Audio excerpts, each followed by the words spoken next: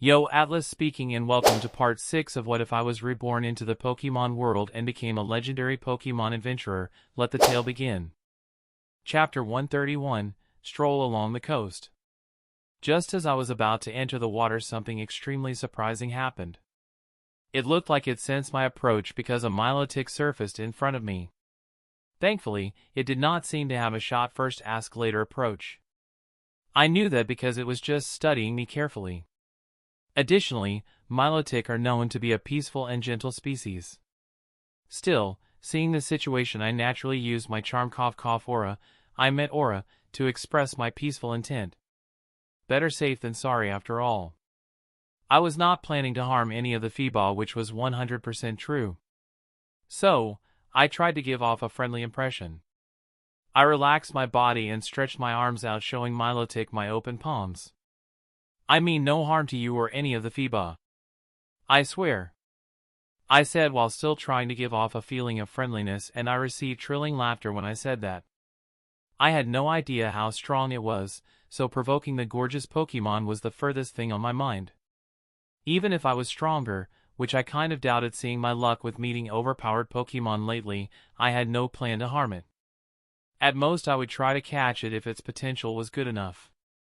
You know the globally respected rule of challenging it to a battle for the right to have it as an underling / catch it and all that. Milotic, was returned, which meant something along the line of I'm the one who's going to decide that. She sounded feminine, but I was not too sure if my guess was right or not. So, I decided to wait before deciding on anything. My poke speech had not progressed enough for me to understand every species, and since I could not just initiate a telepathic link with Milotic, I had to try it old school. I mean, I could send out a message, but if I tried to read its mind, that would most likely be seen negatively. Thankfully, my rough mastery over poke speech combined with my emotion sense allowed me to get a pretty accurate understanding of what Milotic said. It looked me over a bit more before telling me to come closer. I began to assess the situation I found myself in. All the knowledge I had on the species, its behavior until now, and what I could feel from Milotic with my aura as well as psychic abilities told me that it did not intend to harm me. It did not seem like it wanted to hurt me in any way and decided to trust my observation as well as abilities. So, I moved forward, stepping into the water. Thankfully, I had changed out of my regular attire inside my space since I was planning to go into the water anyway. I was wearing swimming trunks, my respirator ready, and I was wearing my waterproof bag. Once I was close enough, Milotic moved one of its antennae towards me, and I definitely didn't flinch at the sudden move from Milotic.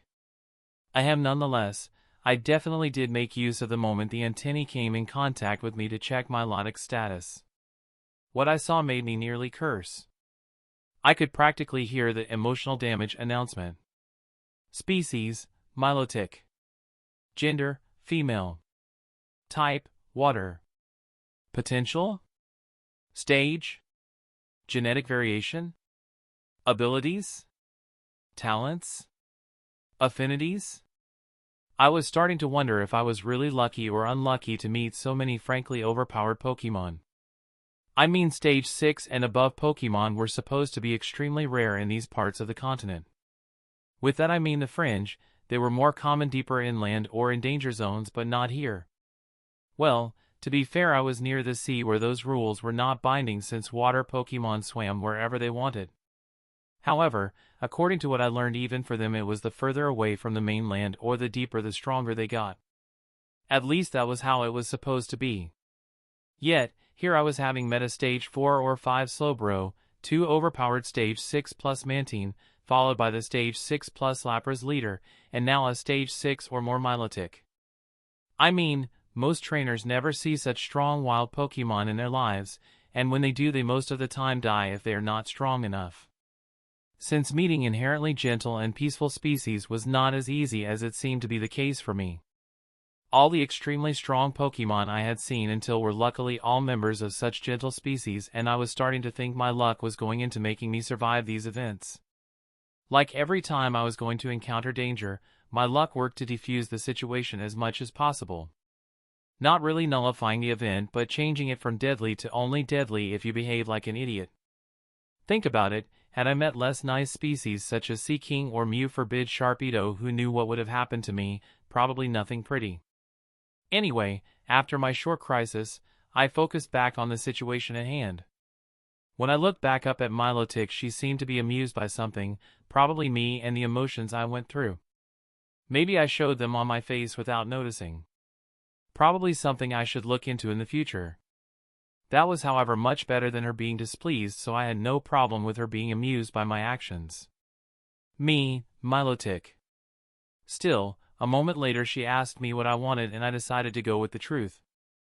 I doubted that she would attack me because of it since I was not planning to hurt anyone.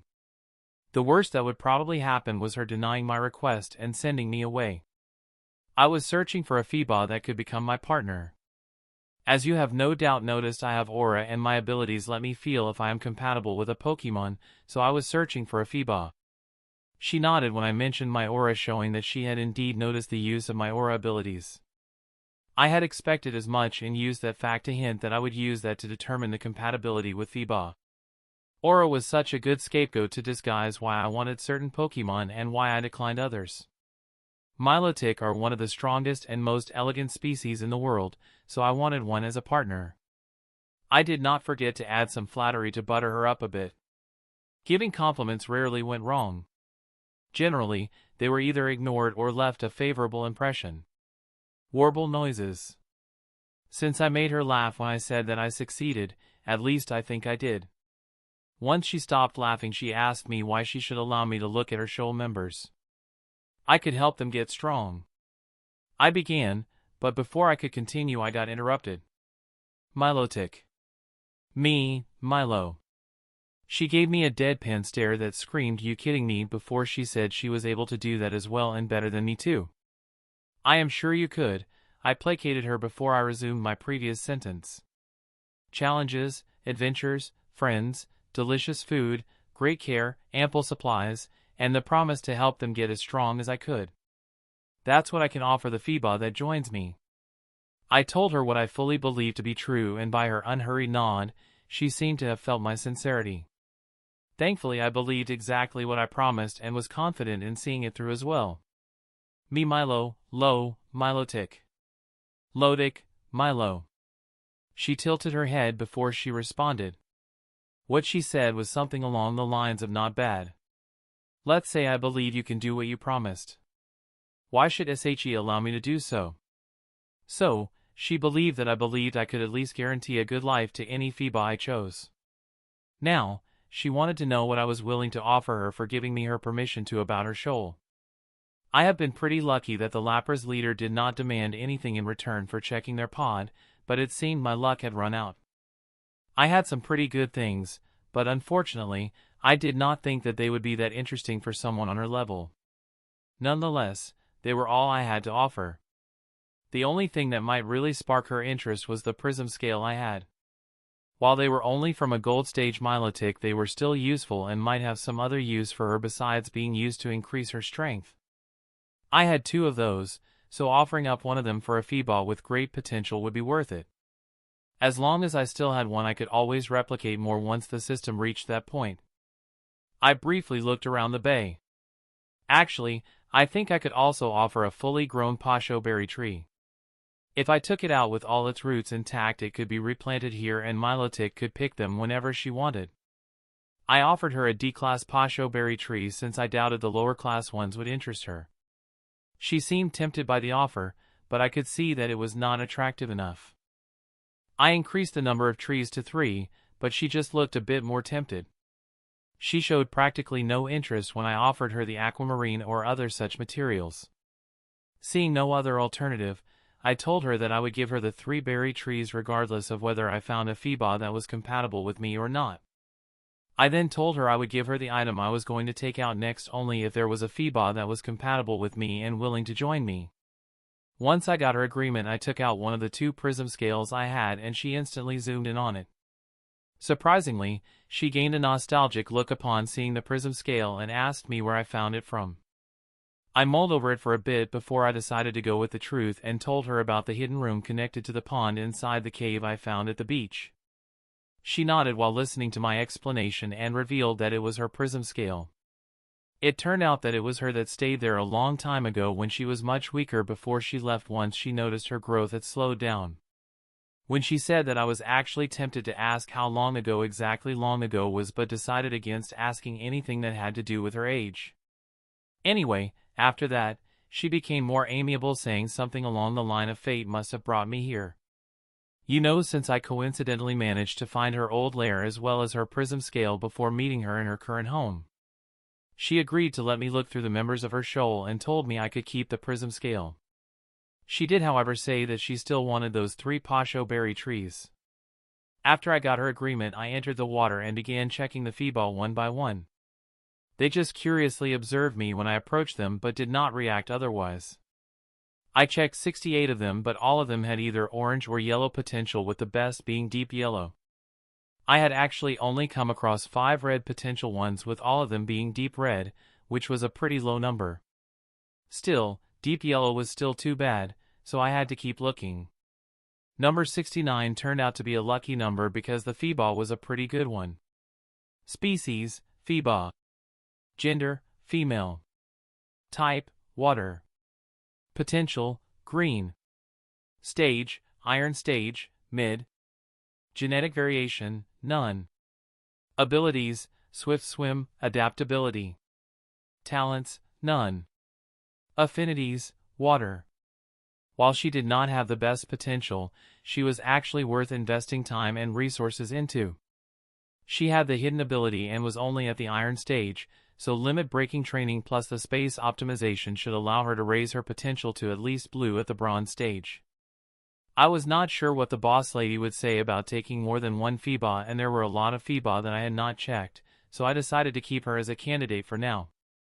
To make sure I could find her among all the Feebas, I took out a piece of light purple water-resistant cloth that I coincidentally had inside my space and tied a ribbon with it at Feebas upper fin. She did not seem to mind, so that was good. After that, I kept checking out more Feebas, and I noticed the marked one occasionally checking up on me, which was cool. It appeared that I got her curious. Unfortunately, my search for another talented Feebas was not going as nice. I checked roughly another 100 Feebas, but the best one among them turned out to be a male at the low, bronze stage with light green potential. Which was a lot worse than my first candidate, even if he was better somewhat than the others. I was starting to believe I was going to leave with candidate number 1, but after checking my watch I saw that I still had a bit less than an hour until I had to leave, so I kept looking. It was about 40 minutes later, I think. I was checking the 36th Feebas since I looked at my watch, and what I saw was shocking, truly incredible. Species, Feebas. Gender, male. Type, water. Potential, light blue. Stage, bronze stage, low. Genetic variation, none. Abilities, swift swim, oblivious. Talents, none. Affinities, water. A light blue Feebas. That meant after the space optimization he would have blue potential at the absolute minimum. Probably more, or even if not he would still be close to deep blue. That he was at the bronze stage was a bit unfortunate, but still okay. While I lost out on the limit-breaking bonus, I saved the time it took to do that, which could be used on the limit breaking at the bronze stage instead.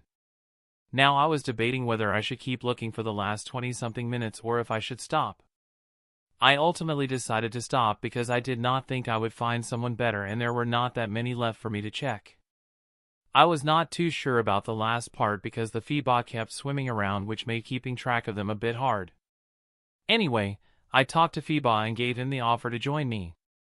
I explained my offer as well as I could to a non-sapient Pokemon like him. However, he was intelligent enough to understand that I was offering him to get stronger and a lot of tasty food, especially the tasty food part 1 stress, since that seemed to interest him. He agreed, and I got him without even having to fight. I took a look around for Milotic, and once I saw her I swam in her direction with Feebas in tow. I presented him to Milotic and told her we were the most compatible among the Feebas. She observed us a bit before she gave her approval. I happily nodded and pulled out a water ball to catch Feebas when the Feebas I tied a ribbon to came in front of us. She conveyed that she wanted to leave with me too, which came as a surprise to me. A very welcome one at that, but I still looked over to Milotic to see what she was going to say. Milotic began talking with the female Feebas for a bit before she nodded in my direction. I bowed my head in thanks and promptly took out another one of my water balls, then I proceeded to ball them both. They got caught without any problems and I quickly collected the balls after they had settled down. I swam towards the surface and moved towards the beach. Milotic followed behind me since I still had to do my part of the deal. I carefully removed 3 pasho berry trees from the soil inside my space and then acted as if I was taking them out of my bag. I helped Milotic plant them in a position that she agreed with that they could actually grow in. After that, I said goodbye to her and called out Zata so that he could take me home. Chapter 132, What Happened / Application and Acceptance. My 8th birthday was in 2 weeks and exactly 21 days later, on January 20th, 2178, the new school year for all Aura Academies in Kanto would begin. Now, one would think why that was important for me. Well, after some extensive thinking, mainly after being told I could not skip secondary school as I had done with primary school, I decided to attend an Aura Academy instead of a regular school. It would be a lie if I said my talks with Aaron did not influence my decision, because they did. Some of the things I heard during our talks were pretty interesting after all. It had become pretty obvious to both of us that the other knew about the aura of the other, so we simply established that fact verbally about 3 years ago, and often talked about aura as well as many other interesting things during our conversations. Sometime, a bit more than 2 years ago, my real age came up / out, but he wasn't fazed and told me that aura geniuses of that caliber were not unheard of. Here, he was talking about reaching high enough in Tier 1 in aura early enough to trigger an early maturity. Aaron still did not know the full extent of my capabilities. A man needs to be a bit mysterious after all. Chuckle anyway, I went to my parents with my decision and they fully supported me. We sent out applications to nearly all academies in Kanto and surprisingly their number was not as small as I had expected, even if some were smaller than others. There were 15 of them and we wrote applications to 10 of them. Since I wanted to start directly from secondary school, I had to prove that my regular education was up to the standard through a written test. Thankfully, I only had to do one test and the result of that test could be used for all academies. The same was true for my aura. They needed verification of my prowess since they were aura institutions and all that. We went to one of the Aura Guardian offices to get a certificate that confirmed my competence. I did not want my full capabilities to be known, at least not by everyone. I knew that the upper echelon of the Aura Guardians / Academy staff would probably notice the extent of my current capabilities, and I was okay with that. Those guys did not gain their position by making it hard for those weaker, and with them being Aura Guardians their characters were practically guaranteed, at least at their level. They should be like those helpful old, wise masters in novels that kept popping up. The kind that only cared about the success of the next generation and the fate of humanity. That was what I believed, and that was the impression I had gotten during my research into the Aura Guardians. So, as long as no Palpatine, Dooku situation cropped up, my information should be totally safe with them even if I got noticed. I actually found out that there were Dark / Rouge Aura users that sometimes cropped up from the people who were declined or were thrown out for various reasons. Still, that was pretty rare and the Guardians took care of them. So, they shouldn't be a problem.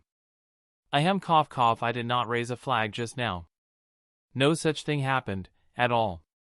Anyway, our family went to one of the smaller Aura Guardian offices near Hope Town to get a certificate that proved I was a Tier 1 Aura user, which was more than enough to qualify for the middle school section.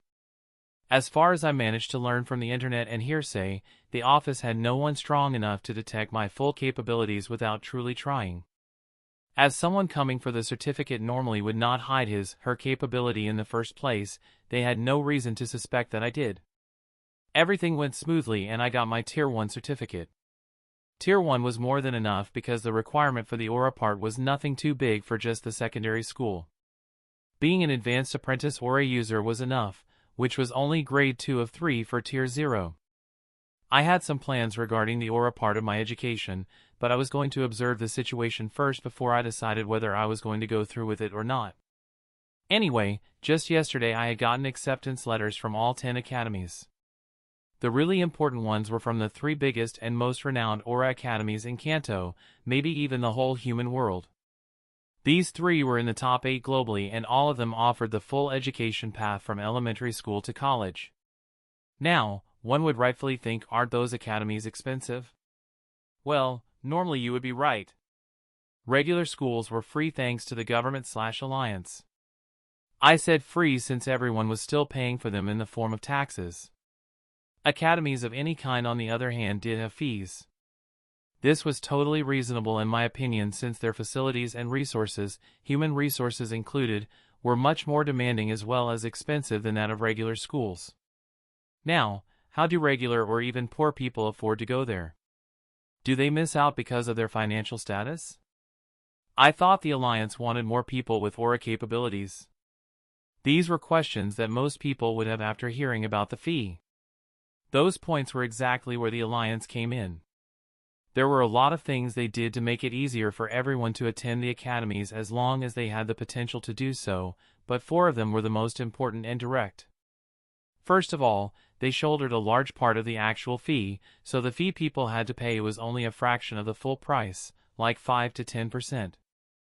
The percentage depended on the academy but never went over 10%. The second one was giving out loans to the parents/students that were interest-free. You only had to pay back what you borrowed. On top of that, the borrowing process was streamlined and made easier for loans that were taken in such situations. Obviously, the Alliance made sure the money was being actually used for education purposes, so no exploiting the system. As for whether the debtor was planning to pay the money back or not, they had the means to see that right at the beginning. Number 3 was scholarships. Talented students and extremely hard-working students that managed to keep up with those talented students had the opportunity/option to apply for a scholarship from the Alliance. There were 3 grades of scholarships, with grade 3 being the lowest and grade 1 being the highest, that each gave out an increasing amount of money for living expenses and training/school supplies. Not only that, but everyone that managed to get an Alliance scholarship had the right to ask for a check by the Alliance in case their academy denies their scholarship application. The Alliance then controls if the denial was justified or not. Most academy scholarships were just the removal of the fee and some supplies, but that was still better than nothing. Upon my request, we had applied for a scholarship from the Alliance after we got my aura and education certificate. That was 100% free money since the Alliance did not require any of it back. With my results, I managed to get a grade 2 scholarship, which was okay considering I held back in the aura section. They would check my results at the end of the school year to see if I would get to keep my scholarship or not. The 4th option/help was mostly for orphans and students that had to pay themselves, but those with less than fortunate families naturally could make use of it as well. The Alliance helped them find simple jobs where they could work part-time outside of lessons. While not the best paying, they were enough to scrape by, especially if combined with the scholarships. The last one was mostly for the even less fortunate ones. Back to the acceptance letters, more specifically from the 3 biggest ones, since those were the 3 I was going to choose from. The 3 were Ash, Aura, Academy in Ash Gray City, Vermilion, Aura, Academy in Vermilion City, and Aaron, Aura, Academy in Rhoda City of the Rhoda subregion. Rhoda City was the capital city of the Rhoda region, which was currently a subsidiary region of Kanto. All 3 of them were good choices. Ash Gray City had the Kanto headquarters of the Aura Guardians, so there had access to some good human resources. Vermilion, Aura, Academy was the richest of the 3, which showed with their material resources as well as their scholarships. Additionally, both were obviously part of Kanto. Rhoda City had the global headquarters of the Aura Guardians, so the human resources need not be mentioned. Moreover, there were some interesting myths about that place, and here comes the main factor that Aaron used to bribe/lure me with since he was from Rhoda. Aaron told me that I had the chance to get myself a Riolu or Togepi at the Aaron, Aura, Academy. Normally Aura Academies in collaboration with the Alliance gave out one of 5 Pokemon to their successful students if they had not already received one.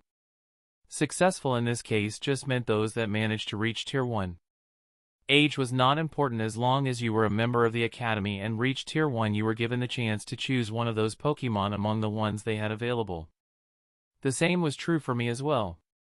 Once I went to an academy, they would let me choose one as well. Those 5 Pokemon were Tyrogue, Ralts, Buneary, Mienfoo, and Clauncher. All of their final evolutions/forms were able to learn Aura Sphere and Aura in general. Ralts obviously became either Gardevoir or Galade, 518 BS, Buneary became Lopunny, 480 BS, Mienfoo became Mienshao, 510 BS, and Clauncher became Clawitzer, 500 BS. Then there was Tyrogue, who could actually evolve into 3 different Pokemon. Hitmonchan, 455 BS, if its endurance was greater prior to evolution.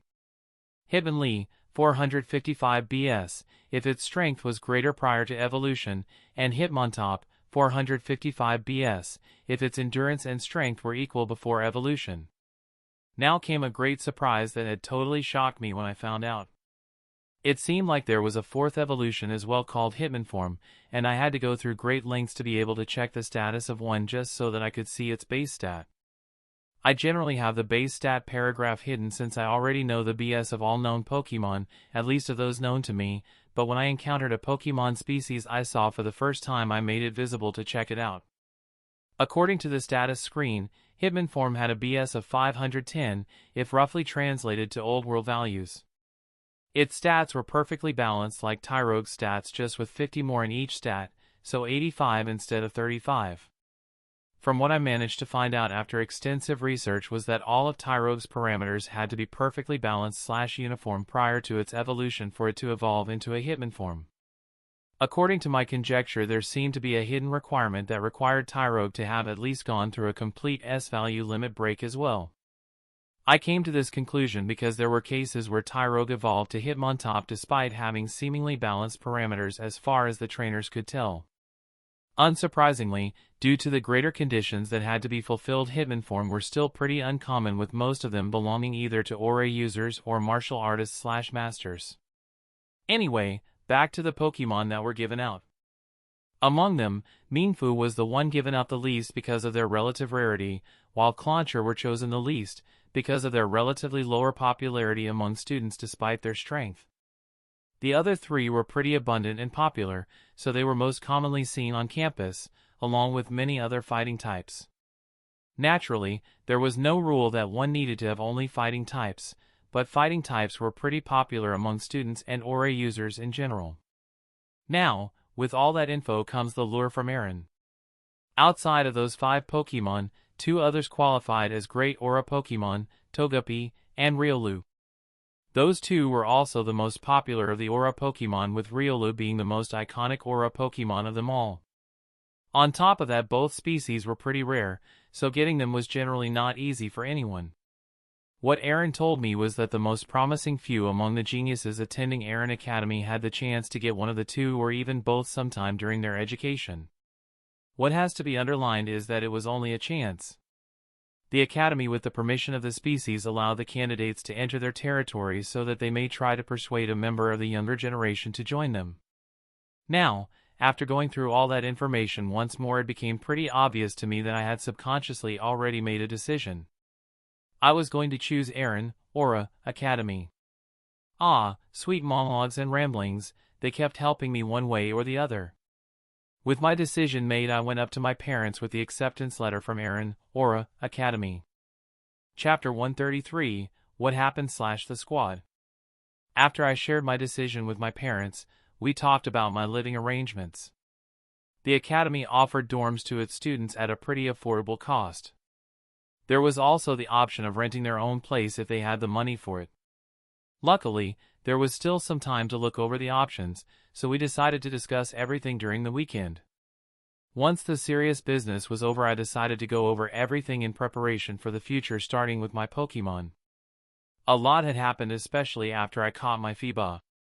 That event transpired nearly 4 years ago, roughly about 4 years ago actually. Still, who kept track of something like that, am I right? Anyway, everyone had made considerable progress since then, and Zata had even finally decided he was ready for a name. I remember being really happy with his decision. It actually happened a month before Rayquaza's descent, the same year I caught the two Feebas.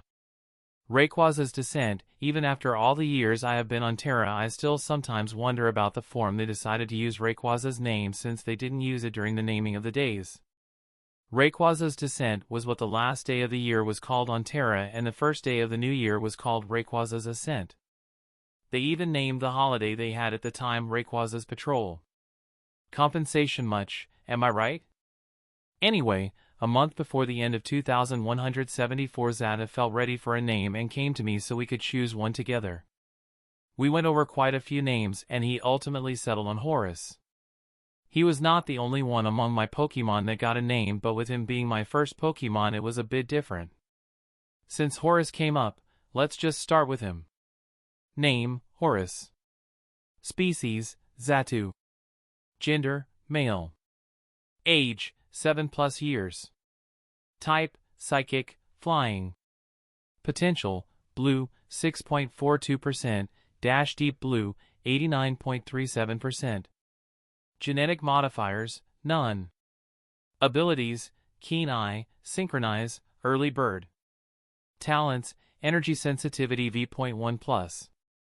Affinities, psychic, flying, ghost, budding. Bond, Mikhail, strong. Quirk, curious. Parameters. Stage, silver stage, high. Vitality, A. Strength, A. Endurance, A. Agility, S. Energy capacity, S. Energy density, A. Resistance. Grass, minor, fighting, major, psychic, minor. Weaknesses. Electric, minor, ice, minor, rock, minor, ghost, minor, dark, minor. Standardized. Electric, in progress. Condition, healthy, happy. Masteries. Psionic E, manipulation, advanced. Flying/air E, manipulation, beginner, dash, proficient. Techniques. Unofficial, initial. Not applicable. Novice. Not applicable. Beginner. Not applicable. Proficient. Reflect, light screen, wish, psycho shift, confuse ray, leer, peck, nightshade, gust, flash, roost, miracle eye, rest, steel wing. Advanced. Shadow ball, air slash, protect, calm mind, cosmic power, psychic. Mastered. Stored power, teleport. There was a lot to unpack and simultaneously not that much. His age had obviously gone up, as had the age of everyone else. Still, at 7 years old he belonged to the senior members of our little group age-wise, since all of us were relatively young, even the oldest among us, which by the way was not me. Anyway, there was his potential, which did improve mostly due to his breakthrough to the silver stage. The increase outside of that breakthrough was less than 23% over nearly 4 years. Yeah, thank Mew for the limit-breaking potential boost. Unfortunately, Horus did not manage to unlock a gene during his breakthrough to the silver stage, but I was hoping he would manage to do so during the one to the gold stage. There was also his affinity with the ghost type. It went from being a trace, so being barely there, to budding. Honestly, we didn't really focus on that. It grew through the training of his ghost type moves and the occasional ghost type supplement. That was probably also why it only reached the first official affinity grade. Still, it was enough for now. Then came something I was really happy about when it happened, the bond. The bond between us had upgraded to strong shortly after Horus broke through to the silver stage. The metaphorical path that connected us widened, with it bringing some boons with it. One of the boons was an increase in my physical/mental capabilities, but those were not so significant for me. Now, don't get me wrong, if I had been a regular trainer the boost would have been great, likely ending with me doubling, tripling, or even quadrupling my capabilities. At least that would be the case once my new limits were reached, but I was not a regular trainer. No, I was a Tier 2 Psychic and Tier 2 Aura user, so the boost I got was relatively small. However, every bit counted, so I was not complaining. Besides, there were two more boons the strong bond brought with it. First was the lifespan increase, which was obviously not that important for me right now. You know, with me being a strapping young lad. The second one was pretty awesome. It gave me a small resistance to Horus's typing, so I gained some slight resistance to psychic and flying/air moves. Nothing extraordinary, but it was a start, and as they say, something was still better than nothing. Anyway, back to Horus. My boy had recently managed to raise all his parameters to A and began his limit breaking afterward. The 2S values were the result of 12 months of hard training supported by a lot of supplements, and I was hoping the others would soon follow. Besides regular parameter training, we also went through resistance training.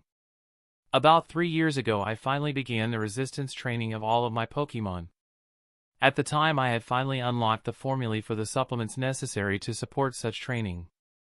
Horus was going through the electric course, which showed up in the new standardized section as in progress. Once the regime was successful, Zata would have turned his relation to the electric type from a minor weakness into a neutral one. Some of my Pokémon had already succeeded to do so with one type. I had my new electric type help him with his resistance training, but more about that and the other newcomers later. Now, back to Horus's progress. Unfortunately, despite getting better with the manipulation of the psionic energy, his mastery had not risen to the mastered rank. This went a long way to show how difficult it was to reach that rank. Still, he managed to improve his mastery over flying/air energy to the proficient rank, so that was good. He also had a pretty good improvement as far as his move pool was concerned. Not only did he manage to learn Miracle Eye, which took nearly 8 months by the way, but he also raised it to the proficient rank. The same was true for the 2 other new moves he learned after Miracle Eye, which were Rest and Steel Wing. It took much less time to learn those two, but he also had help with those two, so that factored in as well. For Rest, he had Ursaring, whom he had been able to talk to whenever he needed help, and for Steel Wing, none other than Mothra had helped him. She had actually managed to learn that one on her own, once more showing the greatness of her talent. Seriously, his girl's talent was like a bug. See what I did there? Cough.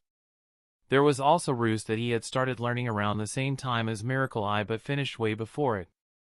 He had Hera's help whenever necessary, so that was no problem.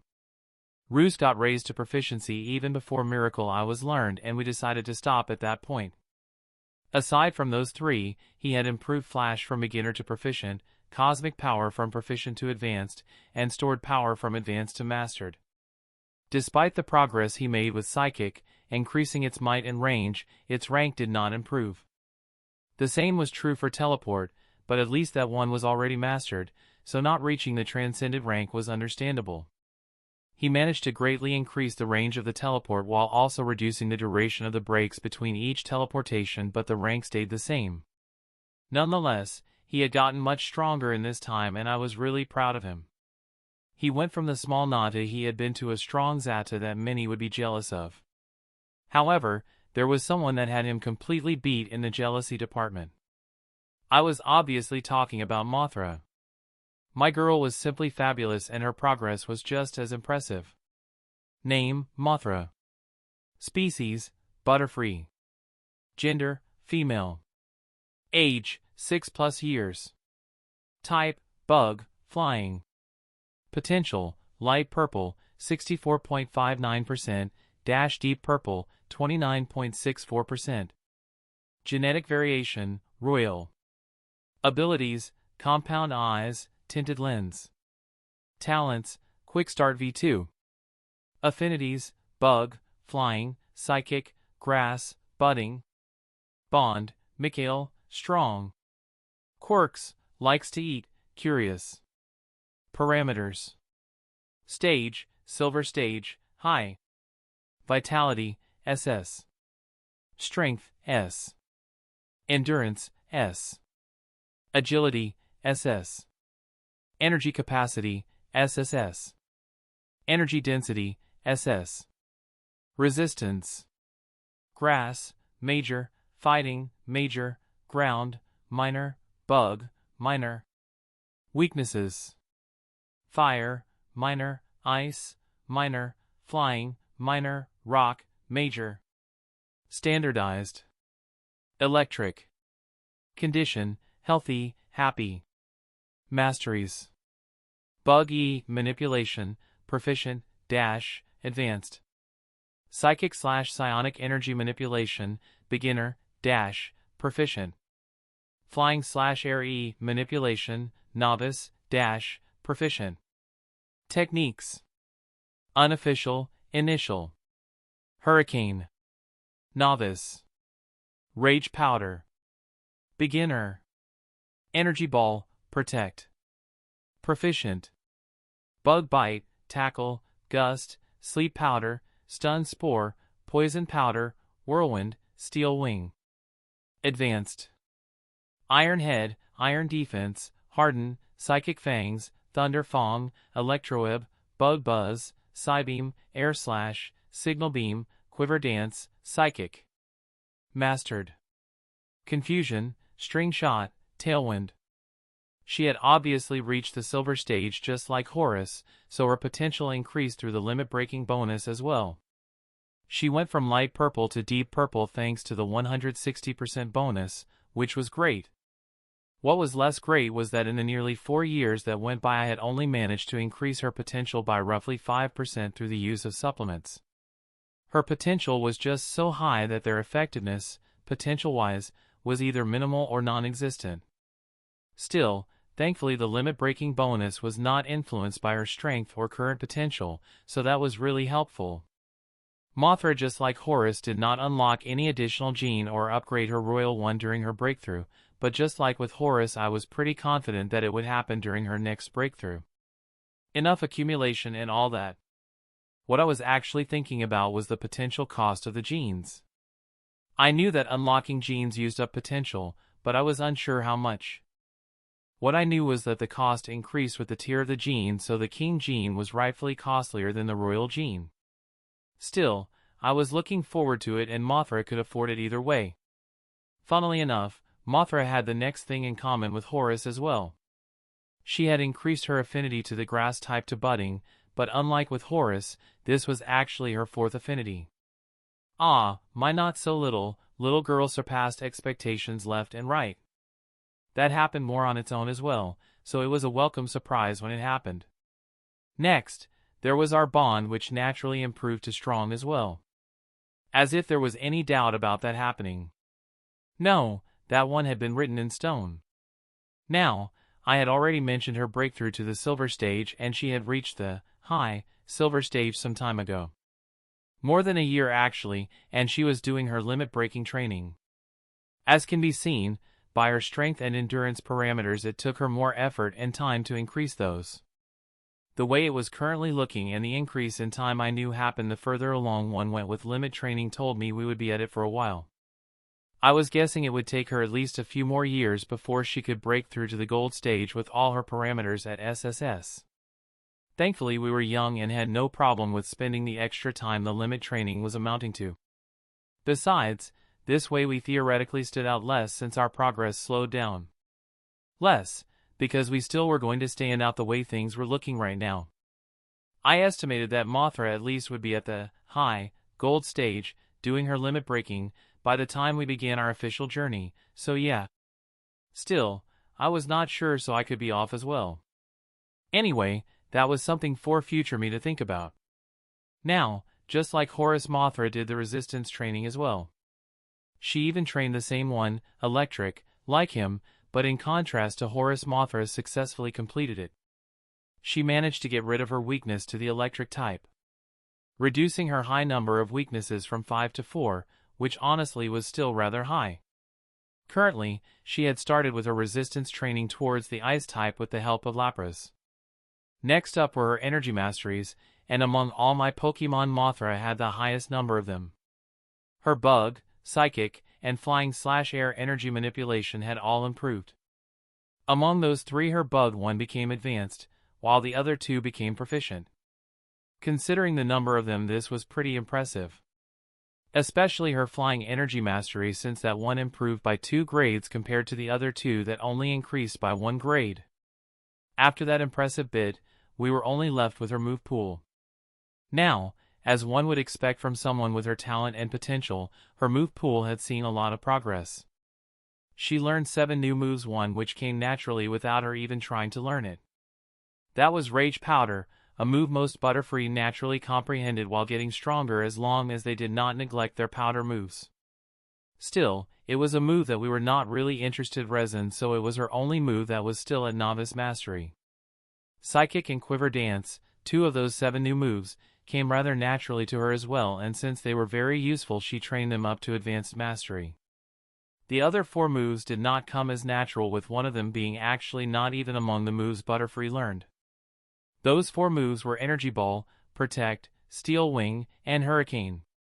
Energy Ball and Protect were learned and raised to the beginner mastery before she shifted her focus to other moves. Steel Wing was a move that the Butterfree species actually did not learn. At least they did not learn it on their own, and it was not easy to do so even for Mothra. She derived it from her Iron Defense and Iron Head moves, just like she had managed to derive Iron Head from Iron Defense. Still, not only did she learn it, she also raised it to proficient mastery. I was pretty sure the only reason she even succeeded with that was her really high potential with her overpowered talent. I was sure that the biggest factor was still her talent, and without it, I did not believe it would have been possible for her to learn those moves. The same was true for Thunder Fong and Psychic Fong. So, I was thankful for her great talent. Anyway, back to her new moves. Hurricane was her latest project, and she was still trying to get it down. She was using Gust, Whirlwind, and Air Slash as the basis of her endeavor. Now, the number of her old moves that improved were too many. Gust, Whirlwind, Sleep Powder, Stun Spore, and Poison Powder were raised to proficient. I was actually considering if I should have her combine her powder moves as well, but it was better if she finished with Hurricane first. Then there were Bug Buzz, Psybeam, Air Slash, and Signal Beam.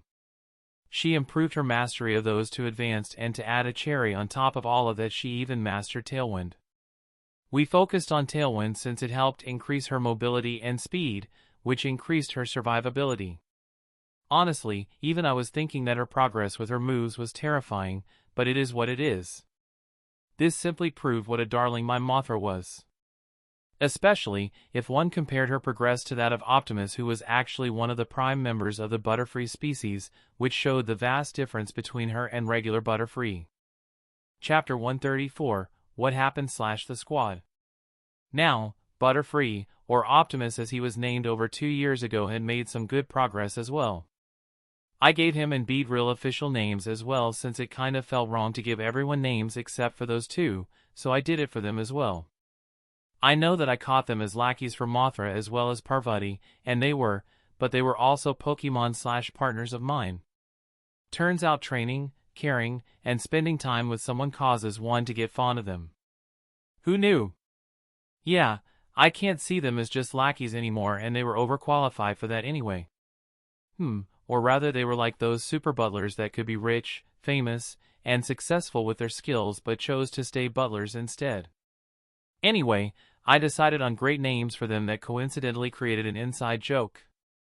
Butterfree got Optimus and Beedrill got Prime, together they were Optimus Prime. Name, Optimus. Species, Butterfree. Gender, male. Age, 6+ years. Type, bug, flying. Potential, light blue, 7.76%, dash blue, 81.73%. Genetic variation, none. Abilities, compound eyes, tinted lens. Talents, none. Affinities, bug, flying. Bond, Mikhail, strong. Quirks, hardworking. Parameters. Stage, silver stage, mid. Vitality, E. Strength, E. Endurance, E. Agility, D. Energy capacity, C. Energy density, D. Resistance. Grass, major, fighting, major, ground, minor, bug, minor. Weaknesses. Electric, minor, fire, minor, ice, minor, flying, minor, rock, major. Standardized. Electric, in progress. Condition, healthy, happy. Masteries. Bug E, manipulation, proficient. Flying/air E, manipulation, beginner, dash, proficient. Techniques. Unofficial, initial. Powder bomb. Novice. Rage powder. Beginner. Tackle, whirlwind, psychic. Proficient. String shot, bug bite, harden, iron defense, gust. Advanced. Sleep powder, stun spore, poison powder, electroweb, bug buzz, psybeam, air slash, tailwind, confusion, signal beam, quiver dance. Mastered. Not applicable. As I had promised Optimus, I did my best to make up for his early evolution and breakthrough. I, obviously, gave him some supplements with that specific function that I managed to unlock, but those were naturally not enough. Limit breaking could not be skipped by him if we wanted him to make up for his hidden/invisible loss. I mean, it was not the end of the world and he would still be able to get stronger, he just wouldn't be able to unlock genes, or rather it would be nearly impossible. Wouldn't want to talk about absolutes that never ended well. There is also the fact that it was a necessity for Mega Evolution/unleashed potential. Even the chances of unlocking talents were affected. So, we did our best to make up for it. Due to my careless decision for his early breakthrough and the consequences of that, it took Optimus more than 3 years to raise all of his parameters to SSS, despite already having raised all his parameters to A and 2 of them to S. Nonetheless, we, mostly he, preserved, and after a lot of blood, sweat, performance enhancers, I meant supplements, he succeeded. After his breakthrough a few months ago, he started at the mid-silver stage, and after training diligently he had raised a few of his parameters by a value. Also, thanks to his perfect limit break, his potential got a big upgrade, and all the stuff I have been feeding him had raised it by an additional 14-ish%. That was pretty good. The guy had blue potential and was not too far off from deep blue. An interesting thing that happened was his quirk changing from careful to hardworking, and I believe it was due to his attitude towards training as well as his earnestness. Personally, I thought it fit into a T. Our bond also improved to strong, and I noticed that the increase in resistance was smaller than the one I got from Mothra, just like the increase in my physical attributes. That one got worse with every new bond increase. I concluded that the increase I could get per stage was limited to a certain amount for all aspects. So, while the number of Pokemon/bonds helped reach that limit after a certain number, it did not increase anymore. I was also certain that if sufficient time passed and the Pokemon kept getting stronger, the trainer would reach the physical limit without having to increase the number of bonds. Still, for the increase in resistance, the number of Pokemon was pretty useful. Anyway, back to Optimus. Besides parameters, moves were important as well, so we did our best while doing his demanding parameter training, and focused on that aspect a bit more after his breakthrough. He only learned 4 new moves, and Whirlwind was among those. He had started learning that one even before I caught Feebas. Besides that one, he also learned Rage Powder, Quiver Dance, and Psychic. Psychic was a rather recent addition, and the only one among the other 3 we really trained was Quiver Dance. That one got raised as long as we could see visible improvements, which was advanced mastery. After that, the improvement rate slowed down to a crawl, so we shifted our focus. Optimus then raised Sleep Powder, Stun Spore, Poison Powder, Bug Buzz, Electroweb, Signal Beam, and Confusion to the advanced mastery as well. Each one took months of dedicated training to go from proficient to advanced. He naturally also trained in his other moves to not get rusty with them, and for a change of pace. This led to his flying/air element manipulation going from beginner to proficient mastery. All in all, not too bad with him being proficient in both his elemental manipulations. I occasionally thought about combos and custom/self-created moves, but I noticed that a move had to be at the advanced stage if one wanted to use it in a combo. This explained why they were not that common. As for custom moves, creating one from zero was ultra hard, and to derive one from another move one had to master the base move first. After he raised his powder moves to advance, I had him occasionally working on combining them into what I called Powder Bomb. It was a work in progress, but it was a nifty combo. Anyway, that was pretty much everything important on Optimus progress during the last years. Pretty good if I was to say my totally unbiased opinion. Let's see, next up were Seb and Gaia. Those two had yet to evolve, but they were not too far off. 1 or 2 years at most, and hopefully, less than that. Now, before I go over the progress of those two, let me preempt with the fact that the bond of both had improved to strong as well. The attribute increase I got was minuscule, but I got some poison resistance out of it. That one worked on poison moves and regular poison. Well, it was not too great, but it worked pretty well against weak poisons, including food and mushrooms that could cause light diarrhea, mild hallucination, and things like that. Probably inebriation as well, but that has nothing to do with me, and I had no plan to test it out ever. Just like I had no plans to test out my resistance to drugs, which should count as poisons as well. Anyway, back to Seb. Name, Seb. Species, Nidorino. Gender, male. Age, 6+ years. Type, poison. Potential, blue, 83.2%, light purple, 52.9%. Genetic variation, none. Abilities, poison point, rivalry. Talents, keen hearing. Affinities, poison. Bond, Mikhail, strong. Quirks, patient. Parameters. Stage, silver stage, mid. Vitality, D. Strength, C. Endurance, D.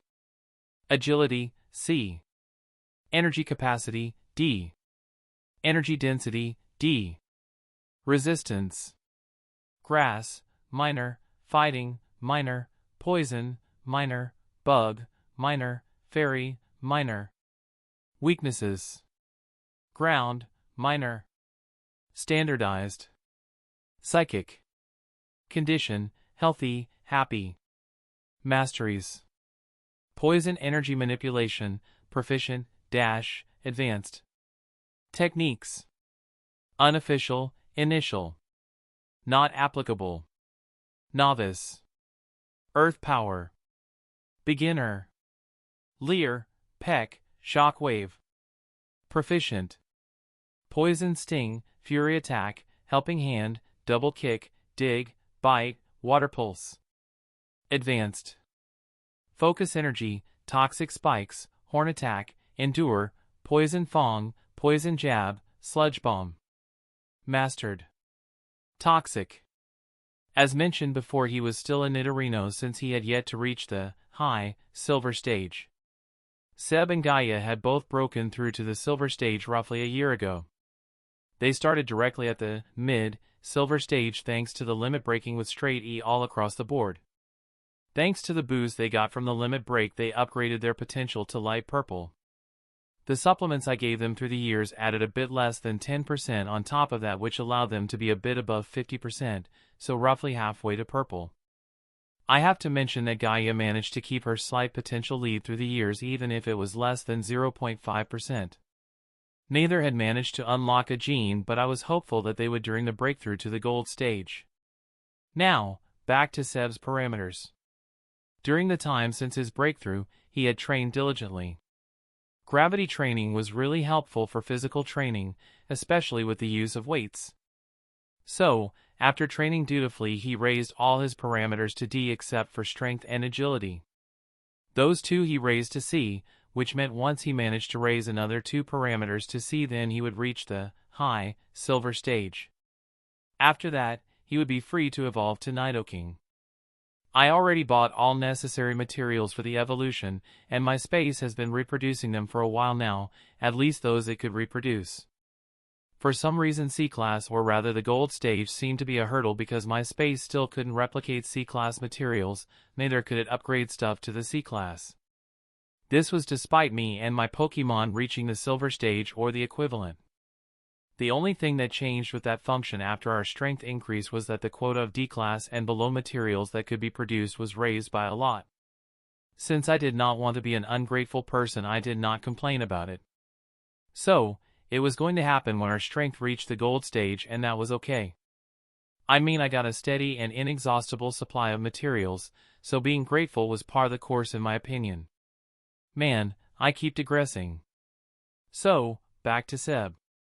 Both Seb, as well as Gaia, did the resistance training as well, with the focus of theirs being the psychic type, and just a bit more than a month ago they managed to complete it. They successfully elevated their relation with the psychic type from minor weakness to a regular one. After our success with the psychic type, we started on the ice type to preempt the weakness they would gain after their evolution. We did not expect to succeed before the evolution happened. The first one took more than 3 years after all, but it would serve as a good foundation for their resistance training as Nidoking and Nidoqueen. That left us with Seb's elemental mastery and his moves. Actually, both Seb and Gaia raised their mastery from proficient to advanced thanks to the training they did with their poison moves. As for his moves, he improved Dig and Bite from beginner to proficient, while raising Focus Energy, Toxic Spikes, Horn Attack, Endure, Poison Fang, and Poison Jab from proficient to advanced. Focus Energy and Endure practically raised passively/subconsciously during his resistance training. Then there was Toxic, which was mastered. I focused on that one for both of them because I believed that raising that one would help increase the general toxicity of their poison, thus strengthening all their poison moves. It seemed to work a bit as well, since their poison/moves did get a little stronger. Besides improving their old moves, Seb and Gaia both learned 4 new moves: Sludge Bomb, Water Pulse, Earth Power, and Shock Wave. Sludge Bomb they learned by themselves and raised to advanced mastery since it was a strong ranged poison move. They learned Earth Power nearly solo as well, but Osiris did help them whenever they needed some help. Being a Marowak, Osiris knew a thing or two about the Earth and Ground type moves after all. Since it was the most recent move they learned, it was still at novice mastery and they were working on it. Water Pulse they learned with the help of my water types. Whoever was free helped them out since all of them knew the move. That one they became proficient in thanks to all the help they got. Shockwave was a bit harder, but they learned it with the help of the newcomer. The little electric type knew the move, and whenever Seb or Gaia needed help they went up to him for some wisdom. Which happened a lot more than it did with the other moves, and they temporarily stopped after reaching the beginner mastery. That was pretty much it for Seb, and I went over a lot of the progress Gaia made while going over Seb's progress, so I only need to see what I didn't mention. Name, Gaia. Species, Nidorina. Gender, female. Age, 6+ years. Type, poison. Potential, blue, 83.5%, light purple, 53.4%. Genetic variation, none. Abilities, Poison Point, Rivalry. Talents, Keen Hearing. Affinities, Poison. Bond, Mikhail, Strong. Quirks, Curious. Parameters. Stage, Silver Stage, Mid. Vitality, C. Strength, D. Endurance, C. Agility, D. Energy Capacity, D. Energy Density, D. Resistance. Grass, Minor, Fighting, Minor, Poison, Minor, Bug, Minor, Fairy, Minor. Weaknesses. Ground, Minor. Standardized. Psychic. Condition, Healthy, Happy. Masteries. Poison Energy Manipulation, Proficient, Advanced. Techniques. Unofficial, Initial. Not applicable. Novice. Earth Power. Beginner.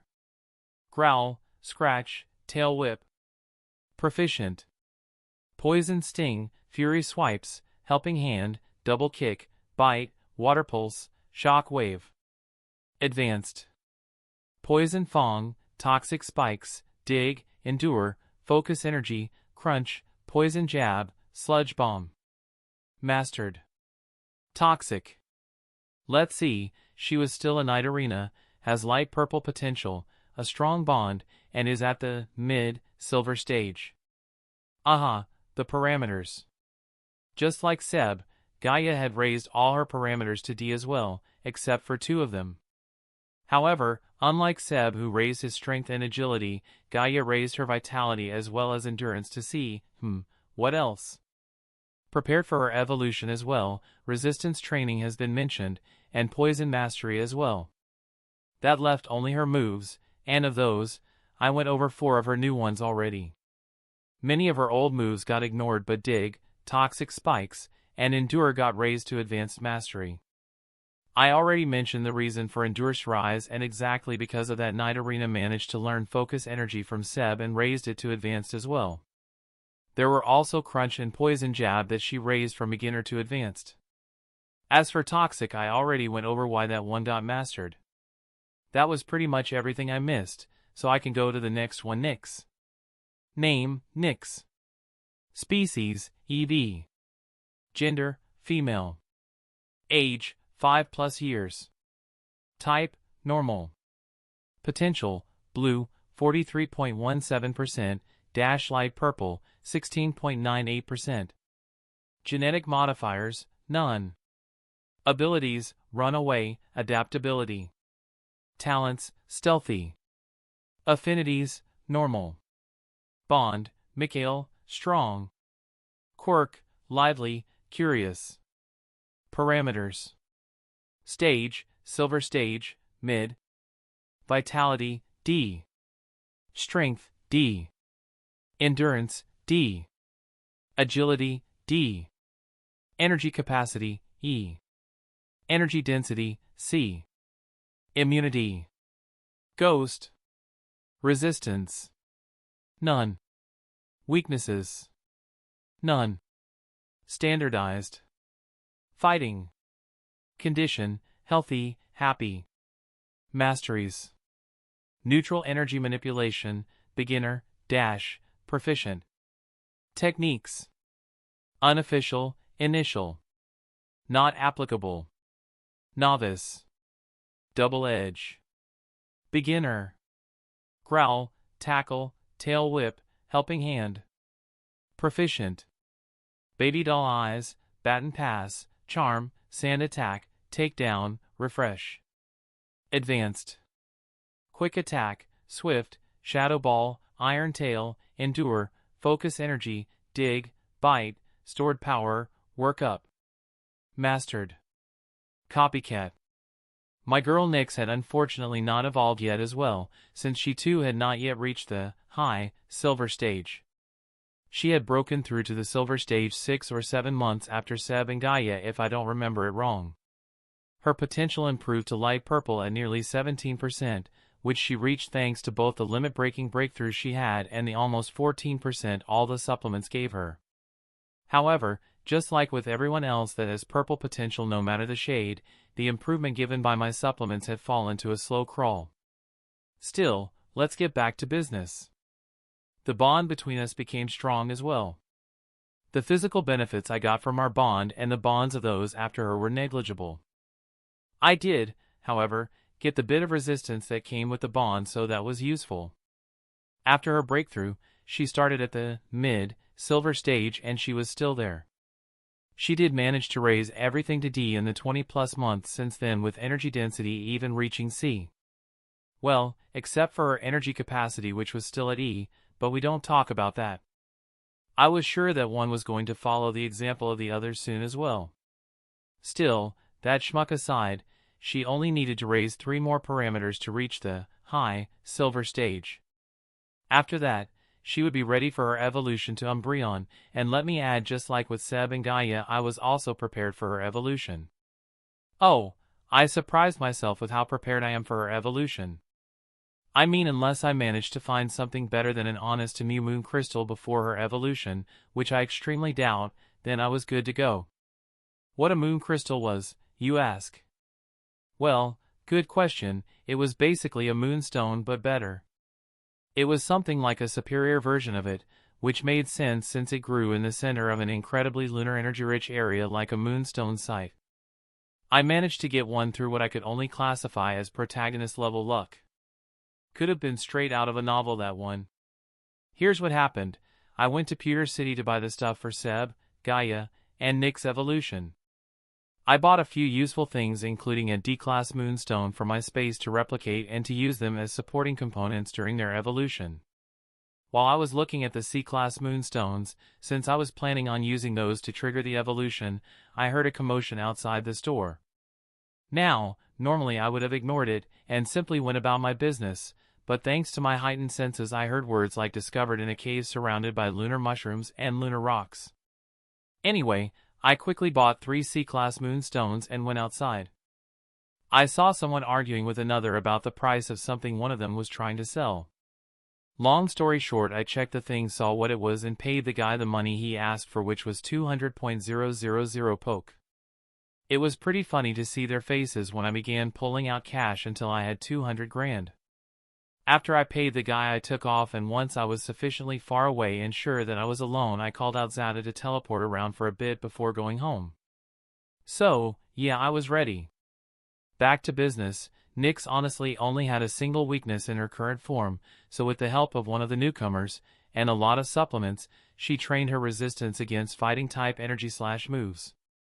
Her efforts actually bore fruit just last week when the fighting-type moved from the weakness section to the standardized section. So, until she evolved, Nyx was weakness-free. I was still contemplating if I should start her resistance training towards bug or fairy-type moves, but for now, she was not doing any resistance training. Besides that, she raised her neutral element manipulation from beginner to proficient, which was not too great, but that was because she focused more on her moves. She successfully learned hot stored power as well as work up just like I had planned, and both were brought up until advanced mastery as well. Naturally, not at once, but they became the focus every once in a while until they reached advanced mastery. Besides those two, she also learned Refresh and Double Edge. Refresh got raised to proficient since being able to cure paralysis, poison, and burns was pretty useful. Double Edge got ignored for the time being since it was too self-damaging. Among her old moves, Sand Attack and Takedown were raised to proficient, while Endure, Focus Energy, Dig, and Bite were brought up to advanced mastery. Endure and Focus Energy profited from the resistance training in this case as well. Now, the only move she had mastered was Copycat. It was also the move she worked on the most. Nearly a year just dedicated to Copycat with a few months/years of on and off training was what it took to reach that point. When Copycat became advanced, the move she copied was at proficient mastery as long as the opponent had at least reached that mastery as well.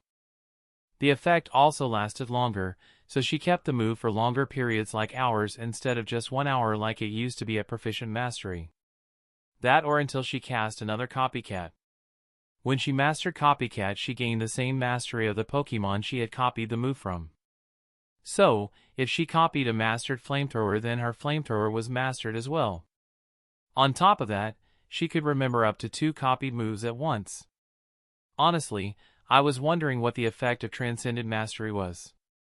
Probably something like the mastery of the copied move being raised to mastered regardless of the owner's mastery. That would be overpowered as hell, and after that part with Copycat, I was pretty sure I went over the important bits that had to do with Nyx. Now, who was next up on my checklist? Since the topic of trigger evolution came up, NG could be next.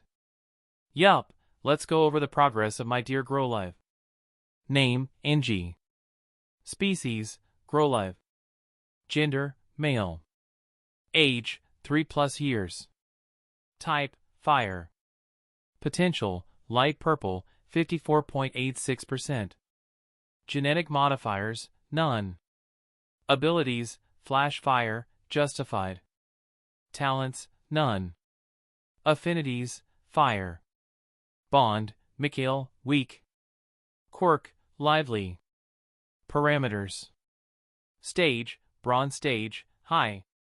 Vitality, SS. Strength, SSS. Endurance, SS. Agility, SS. Energy capacity, SSS. Energy density, SS. Immunity. Fire. Resistance. Grass, minor, ice, minor, bug, minor, steel, minor, fairy, minor. Weaknesses: water, minor, ground, minor, rock, minor. Standardized: water, in progress. Condition: healthy, happy. Masteries: fire energy manipulation, proficient. Techniques: unofficial, initial. Not applicable. Novice: leer, roar, flare blitz. Beginner: helping hand, retaliate, reversal, play rough. Proficient: ember, howl, bite, fire fang, endure, iron tail, crunch, takedown. Advanced: flame wheel, agility, flamethrower. Mastered: not applicable. Growlithe hatched around 3 months before the end of 2174, which was about 14 months after I got his egg from my parents as a birthday gift. My boy was born with light blue potential, and right after he hatched his potential got upgraded to blue. Not only that, but the optimization he went through also swapped his Intimidate ability with Justified, and since both were abilities that Growlithe line naturally had, it did not register as a variation. Also, NG became sapient at the high iron stage, specifically after he raised most of his parameters to SS, which took nearly a year. This was still much earlier than fire types usually achieve sapience, but I was already used to that. Our home and my psychic abilities helped accelerate the process, which resulted in their early sapience. Honestly, that was great and I was not complaining. I had waited with naming him until then, and after going over a few names we settled on NG. That used to be what a fire deity of the Illyrians in my old world was called, so I thought we should set high goals and all that when I suggested it. I obviously did not mention my old world, but substituted that with a really strong fire type being called that in ancient times. I did that with a lot of the name suggestions I gave my Pokemon. Roughly 10 months after that he broke through to the bronze stage and his potential got upgraded to light purple. The next roughly 90 months were spent reaching his current status. He reached the high bronze stage and had raised all his parameters to SS, with 2 of them being at SSS. He obviously did not just focus on his parameters, because that would become monotone and boring, which was something we wanted to avoid at all costs. No, NG started his resistance training as well after he broke through to the bronze stage. With the help of my water types, he began raising his resistance against water type moves. It was a work in progress, but we expected him to be done in a year or 2. He also managed to learn all the moves in his natural move pool, which was the roster of moves all/most Growlithe comprehended while getting stronger. The only moves he learned outside of that pool were Iron Tail and Endure, which he learned with the help of his big sis Nyx. He raised those 2 together with Ember, Howl, Bite, Fire Fang, Crunch, Takedown to proficient mastery. Furthermore, he brought up Flame Wheel, Agility, and Flamethrower to advanced mastery. That was about as much he managed to achieve with his moves, and it was impressive if I had to say it. He had done a great job at getting strong with my help, and I was proud of him. Now, the last thing to mention before going over the next one of my Pokemon was our bond. Unfortunately, it was still weak, but that was simply due to him not being at the silver stage yet. Chapter 135, What Happened/The Squad. I believe Osiris should be next, since he had yet to evolve to his final form as well. The evolution condition for Marowak was too vague, even the strength requirement one. I mean, overcoming the resentment ingrained in the genes was pretty vague, and since that one had to be solved first, I had no idea how high the strength requirement really was. The earliest documented evolution was of a Marowak at the high, dark gold stage, but if that was because that's the strength requirement or if it was because it took Marowak that long to overcome the resentment, I didn't know. Logically, it should be the second one, because no species I knew of needed its members to reach the high, dark gold stage before evolving, not even the Pseudos. So, yeah. Despite breaking through to the silver stage pretty recently, Marowak had not evolved yet. Well, to be honest, I caught him as a cub one, so he has already evolved once. For that one to happen did not take too long. It took him roughly 9 or 8 months to raise all parameters to S, and after that, he evolved. It took another 20-ish months to finish his limit breaking and to break through to the bronze stage. He became fully sapient shortly after reaching the bronze stage, and just as I did with Growlithe, I had waited for that to happen before naming him. We went through the options but ultimately settled on Osiris. Completing the bronze stage took a long time, and he actually broke through to the silver stage just 2 months ago. A few days after that, our bond upgraded to strong as well. I got the little bonus in resistance towards ground energy / moves and wondered about the bonding stages, more specifically about the next one, and if I had missed anything about them in general. So, I went to my trusty Sea of Knowledge, my personal super library, to see what I could find there on that topic, and I indeed found something. Seems like I unlocked more knowledge after the first bond upgraded. I already knew that the weak bond gave the trainer a slight boost in his attributes while increasing the rate at which the Pokemon gained sapience. Obviously, there was a limit to the boosts / things one can get through bonds, and increasing the number of bonds only accelerated the pace one reached the limit. Furthermore, the limit could be reached through a low number of bonds as well, it just took longer. Anyway, after the weak bond came the strong one. I knew about the slightly bigger attribute boost and the resistance gain depending on the type of the bonded Pokemon. What was new was that the amount of resistance gain was higher if bonded with Pokemon that had a single type, which made sense. The Pokemon, on the other hand, gained a slight increase in training speed and comprehension. I had also not known about that one before this. What I had found out on my own is that I could actually piggyback on our bond to check their status anytime without having to touch them physically or with my abilities. Apparently, it worked as long as the bond was genuine, no matter the stage of the bond. I have no idea why it took me about 4 years to notice that. All I can say is that I'm only human. That piece was not among the stuff inside the library, but I got some info on deep bonds. On top of that, I discovered that there seemed to be another bond stage after that called Solid, which I had not known as well. I had no info on that one, but I got a peek into the deep bonds info.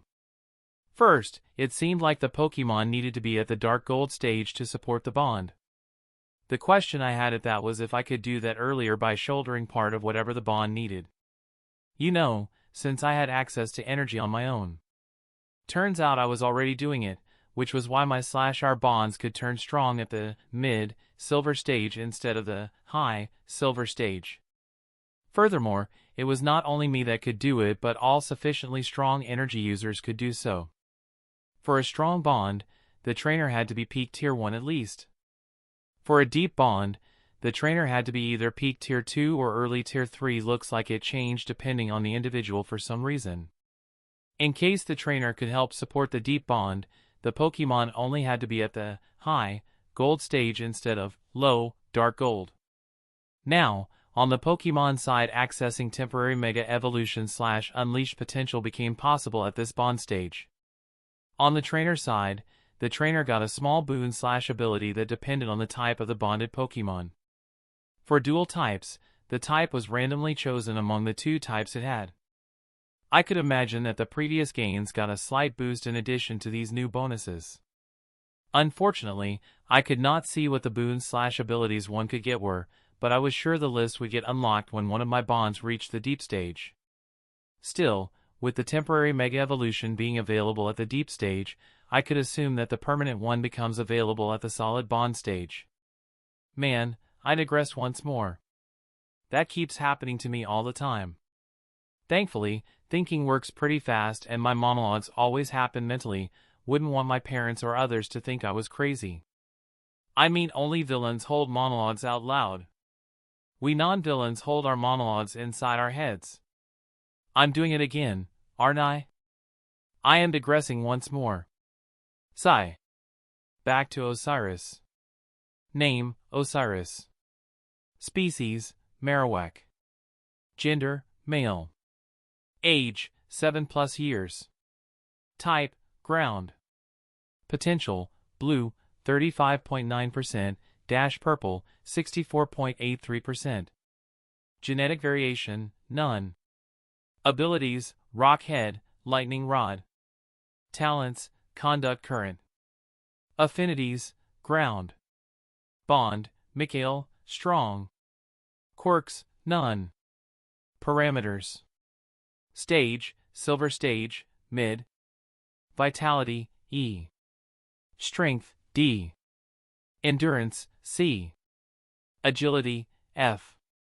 Energy capacity, F. Energy density, D. Immune, Electric. Resistance, Poison, Minor, Rock, Minor. Weaknesses, Water, Minor, Grass, Minor, Ice, Minor. Standardized. Water, in progress. Condition, Healthy, Happy. Masteries. Ground energy manipulation, Beginner, Dash, Proficient. Techniques. Unofficial, Initial. Thunderstrike, in progress. Novice. Endeavor, Thrash. Beginner. Growl, Tail Whip, False Swipe, Leer, Protect, Flamethrower. Proficient. Mudslap, Headbutt, Retaliate, Fling, Endure, Focus Energy, Iron Defense, Iron Tail, Brick Break. Advanced. Bone Club, Boomerang, Stomping Tantrum, Bone Rush, Double Edge, Fire Punch, Thunder Punch. Mastered. Not applicable. What do I have yet to go over? After his breakthrough he began at the mid, silver stage. Since that has been a pretty recent event, he still had a long way till the high, silver stage, since his parameters roughly averaged at E. That was okay with me, so everything was alright. The two breakthroughs together with my supplements raised his potential from blue to purple, and that was more than halfway to deep purple at that. Osiris did not unlock any genes during his breakthroughs or evolution, but I had a feeling that just like many others he might do it during his breakthrough to the gold stage, at least I hoped so.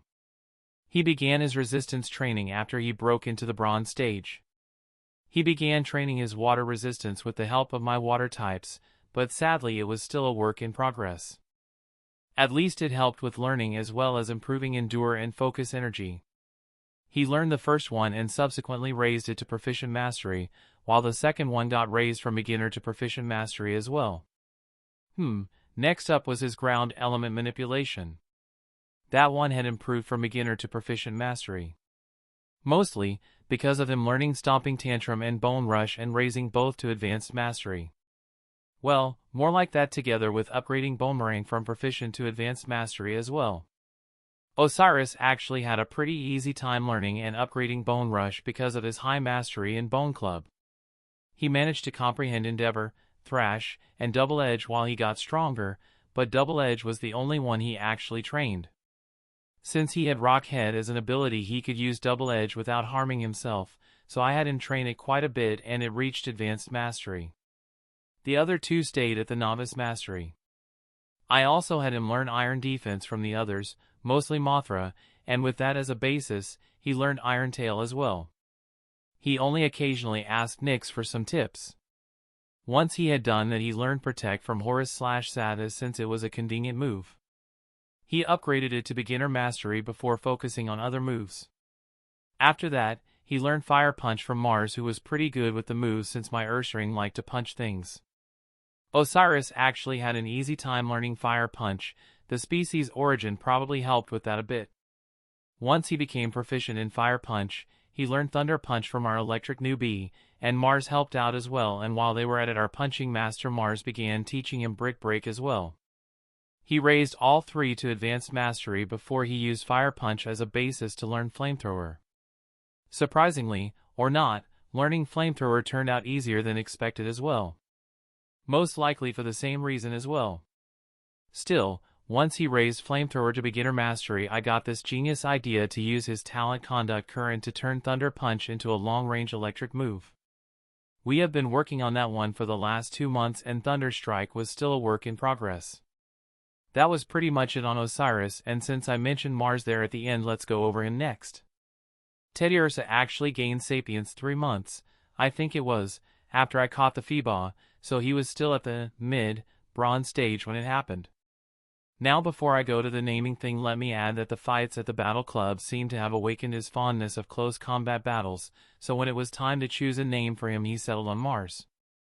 Mars was the Roman god of war and initially also a protector for agriculture-related things. I naturally only mentioned the battle aspect and him being a protector, so Teddiursa took a liking to the name. It took a few more months, but roughly 4 months it was, I believe, before Rayquaza's descent that he reached the high bronze stage. Now surprisingly he chose to not immediately evolve, which he could have, but decided to properly settle at the high bronze stage first.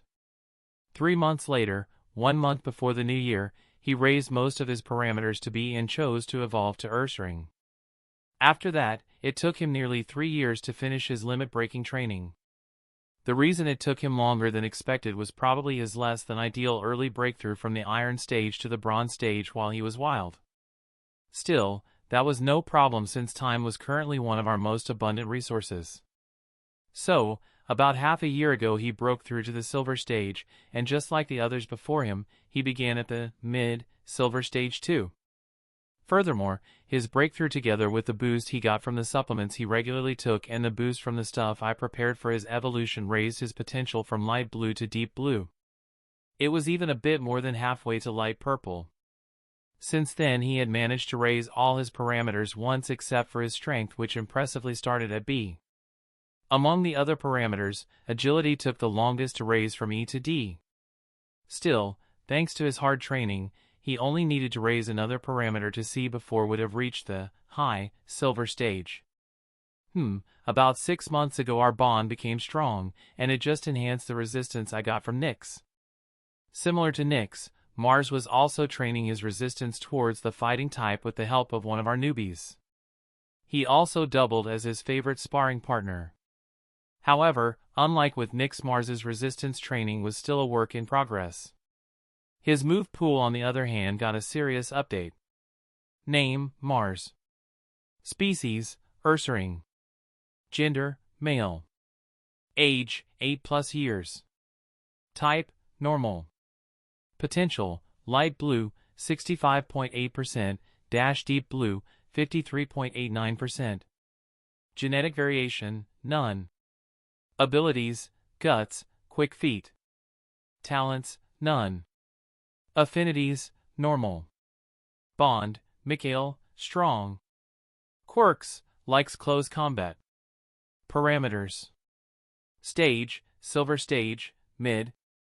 Vitality: C. Strength: B.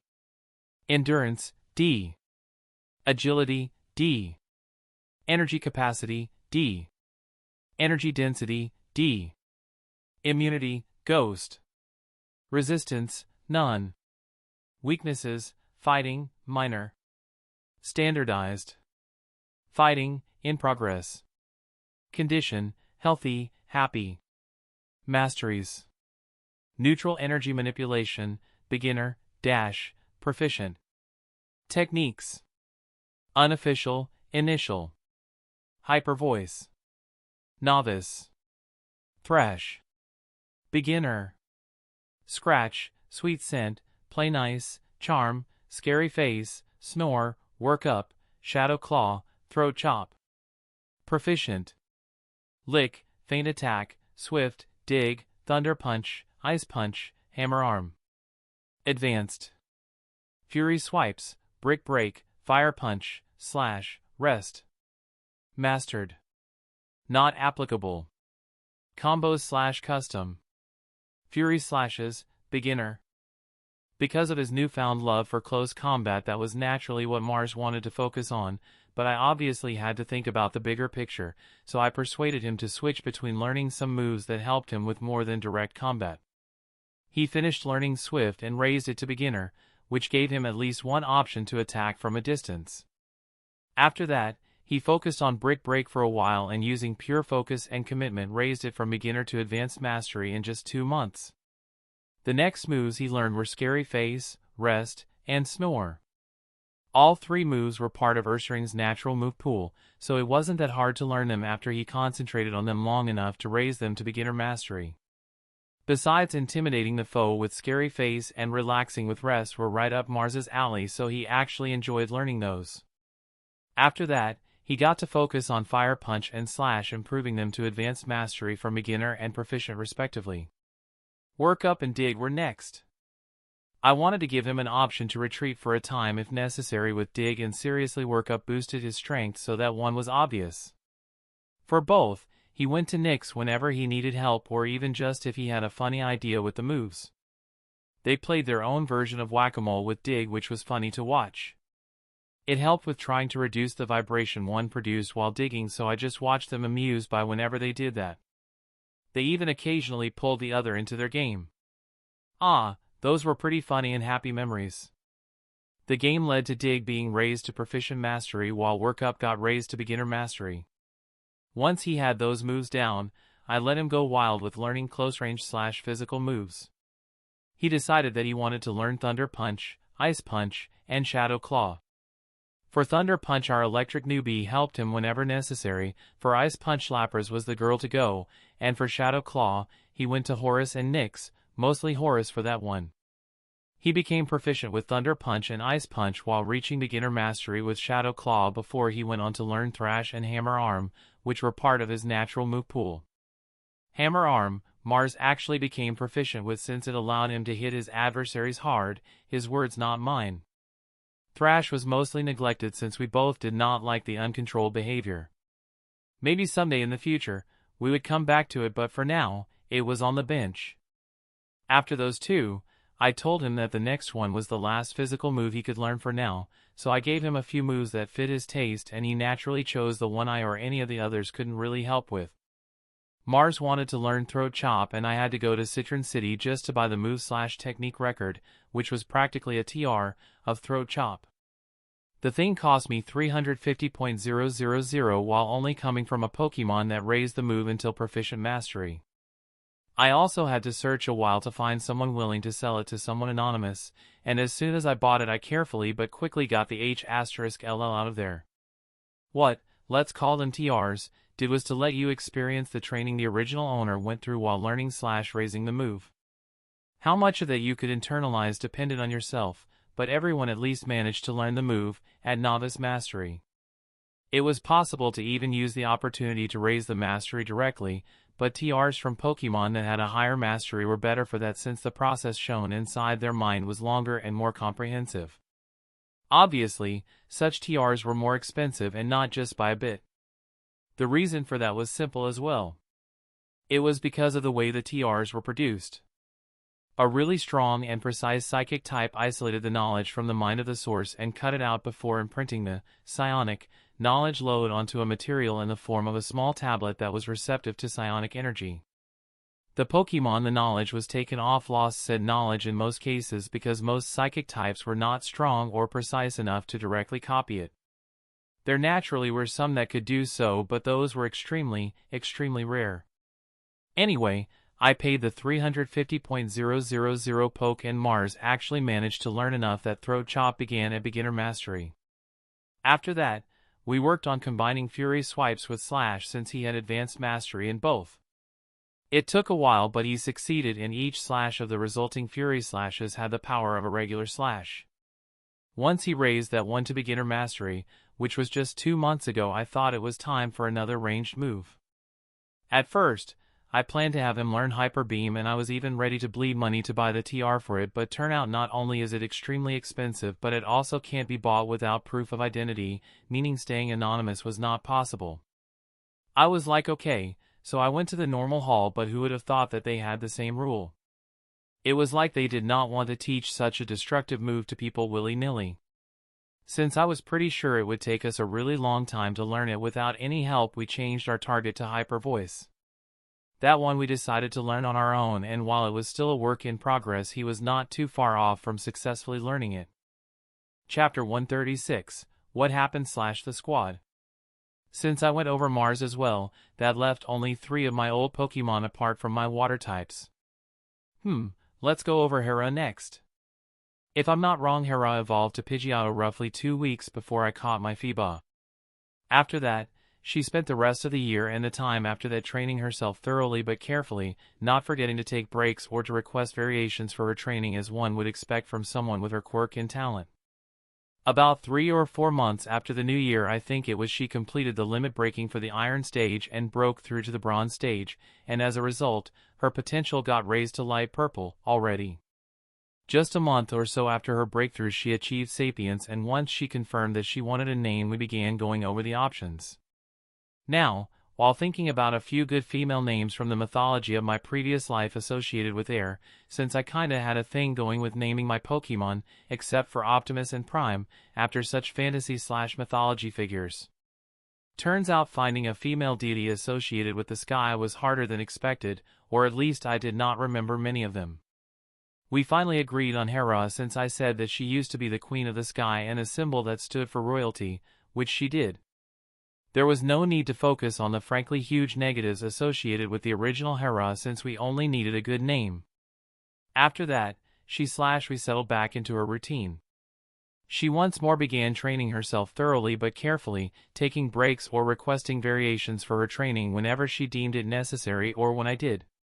Due to her steady schedule, which made sure she did not focus on only one thing or that she did not overdo anything, it took her a bit more than a year to complete the first phase of her limit breaking of the bronze stage, raising all her parameters to S. Once she did, she initiated her evolution, becoming a Pidgeot, and what for a majestic example of her species she became.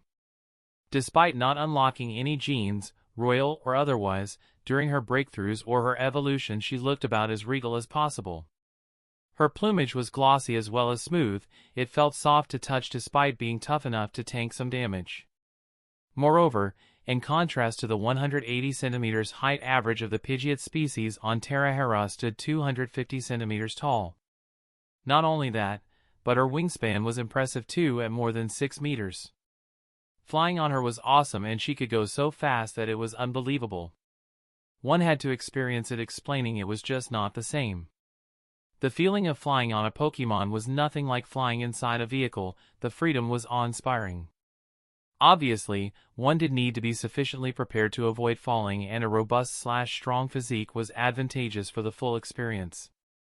The changes in speed someone with a strong body like me could endure were much higher than that of others. I think we went over Mach 1 during some of our flights, which would have not been advisable or safe if I was not as tough. I mean, no cockpit, no breath apparatus, only flying glasses, a saddle with harness, occasionally, and some robust aviator clothes. Sometimes I flew without the saddle and harness, using my aura and or psychic abilities to ensure I stayed on Hera.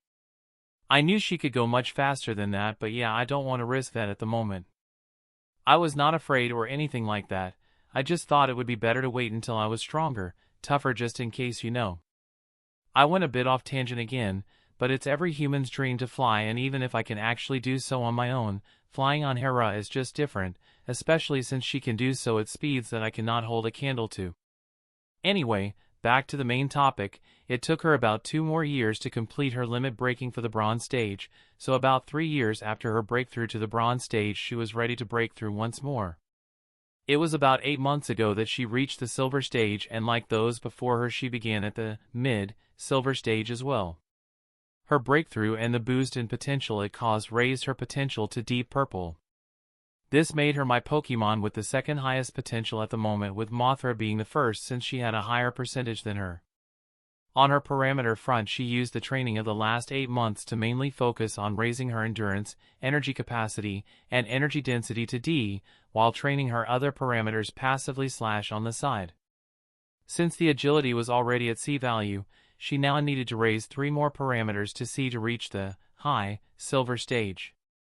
On another note, she also belonged to the group that finished their first round of resistance training. With the help of my electric newbie, she had just 2 months ago succeeded in raising her relation to the electric type from a minor weakness to a regular / standard one. We are currently taking a break for a while from resistance training, but the idea is to train her ice resistance next, and about her masteries and moves. Well, those were one of her main focuses as well, and one of the reasons it took her longer than one would have expected to reach the silver stage. Name: Hera. Species: Pidgeot. Gender: female. Age: 7+ years. Type: flying, normal. Potential: blue, 78.37%, deep purple, 16.59%. Genetic variation: none. Abilities: keen eye, tangled feet, big pecs. Talents: composed. Affinities: Flying, normal. Bond, Mikhail, strong. Quirks, calm. Parameters. Stage, silver stage, mid. Vitality, D. Strength, D. Endurance, D. Agility, C. Energy capacity, D. Energy density, D. Immune, ghost. Resistance. Grass, minor, ground, minor, bug, minor. Weaknesses. Ice, minor, rock, minor. Standardized. Electric. Condition, healthy, happy. Masteries. Air E, manipulation, beginner, dash, advanced. Neutral E, manipulation, novice, dash, beginner. Techniques. Unofficial, initial. Steel slash, in progress. Novice. Not applicable. Beginner. Hurricane. Proficient. Tackle, sand attack, whirlwind, feather dance, wing attack, swift, protect. Advanced. Twister, agility, quick attack, aerial ace, air slash, tailwind, roost, air cutter, steel wing. Mastered.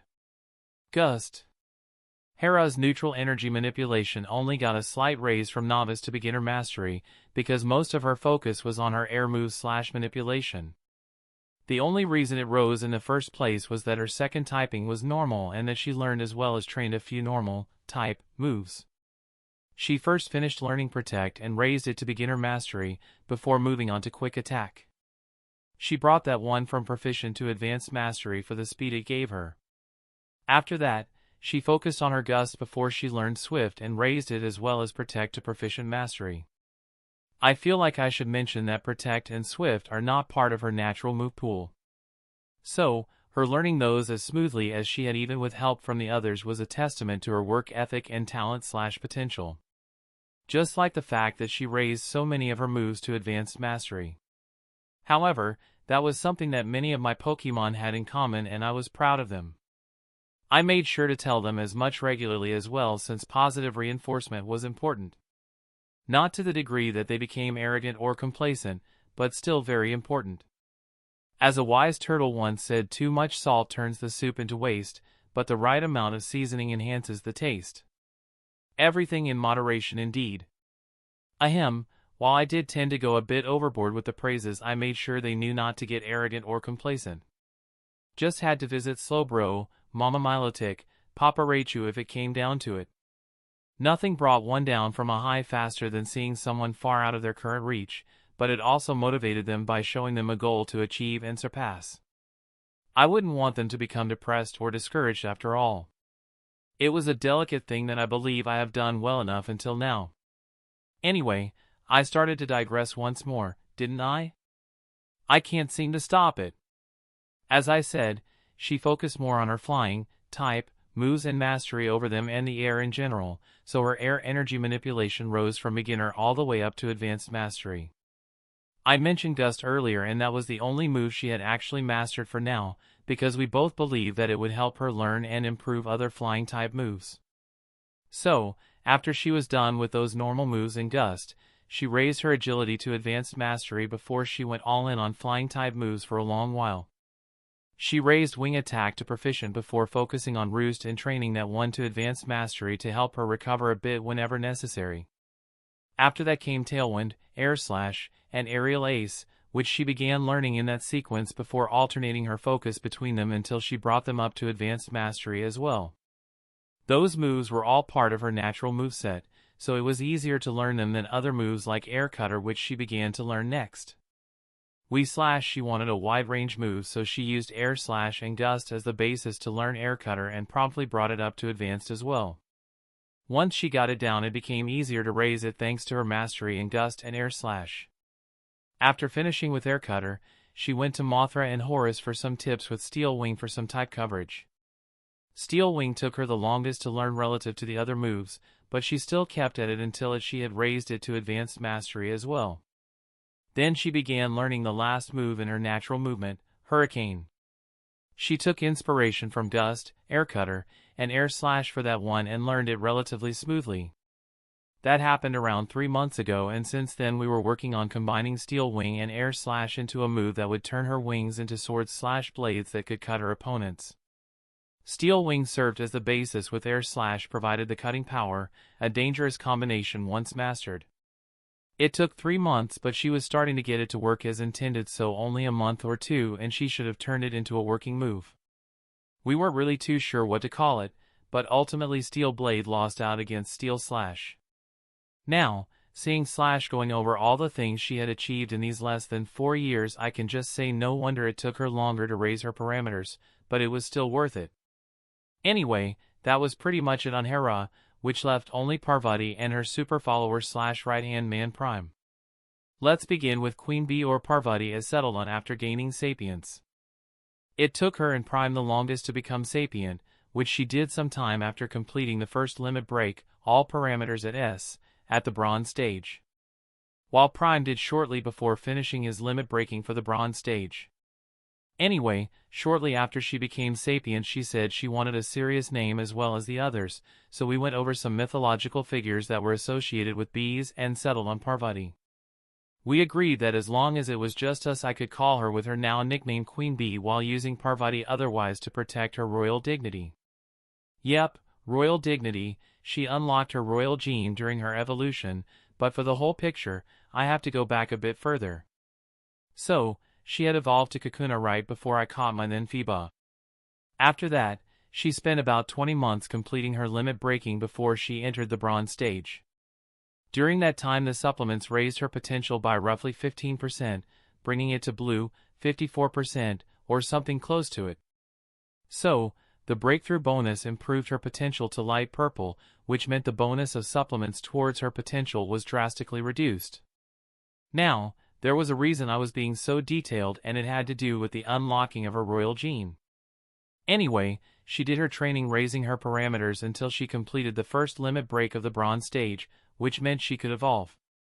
Now, this took more than a year, a bit less than 1.5 years, and her potential only raised by a bit less than 2% during that time. So, back to the story, we entered my space as we did for every evolution. I took out the stuff I prepared, and she began to evolve. Until here everything was like always, but then she began to suck in more energy from the surroundings, which either meant variation or gene unlocking. Since we did nothing that would cause the first one, it had to be the gene unlocking. We were naturally all excited, and after the evolution was over we took in her new form for a bit before everyone began congratulating her.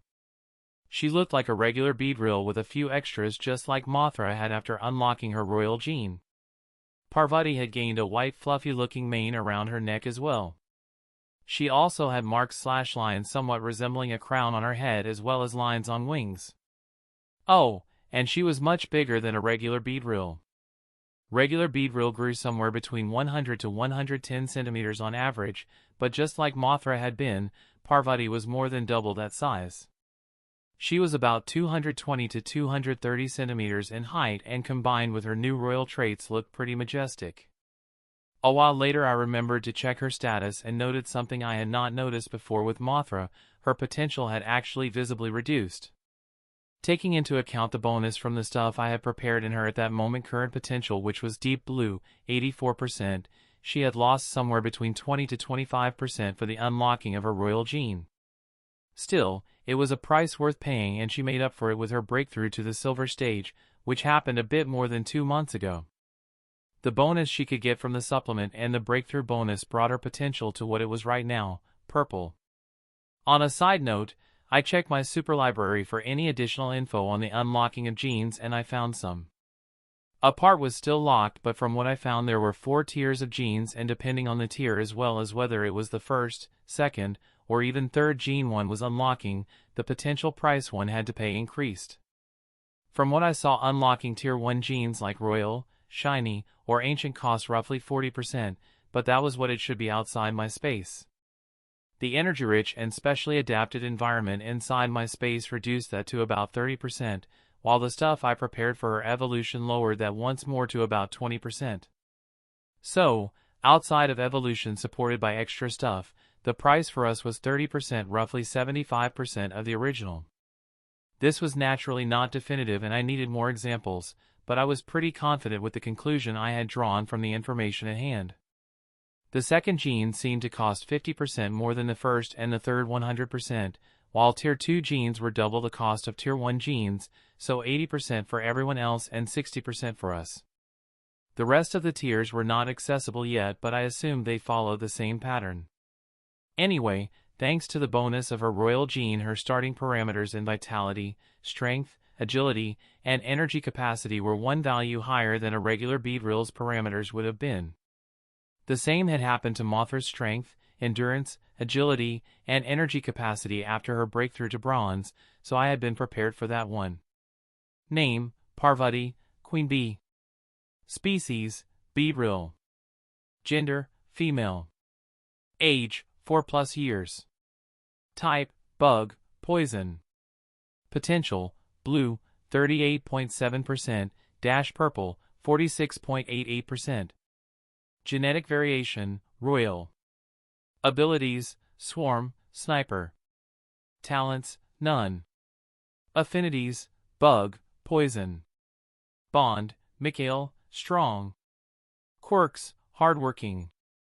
Parameters: stage: silver stage, mid. Vitality: D.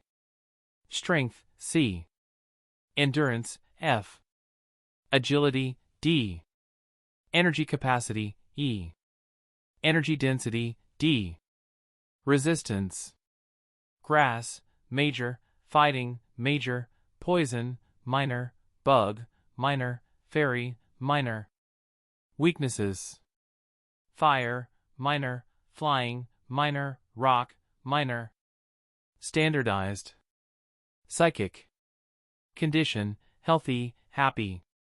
Masteries: bug E, manipulation, beginner, dash, proficient. Poison E, manipulation, beginner, dash, proficient. Techniques: unofficial, initial. Not applicable. Novice. Not applicable. Beginner. Toxic spikes, focus energy, endeavor. Proficient: fury attack, fury cutter, poison fang, harden, iron defense, bug bite, laser focus, assurance, pin missiles, agility, fell stinger. Advanced: string shot, poison sting, toxic thread, electroweb, venoshock, poison jab. Mastered. Not applicable. Now about her resistance training. After she broke through to the bronze stage, Horus and I helped her train her resistance to the psychic type, more Horus than me, but I did help as well. She actually succeeded in her resistance training just 2 weeks ago, and about the same time our bond improved to strong.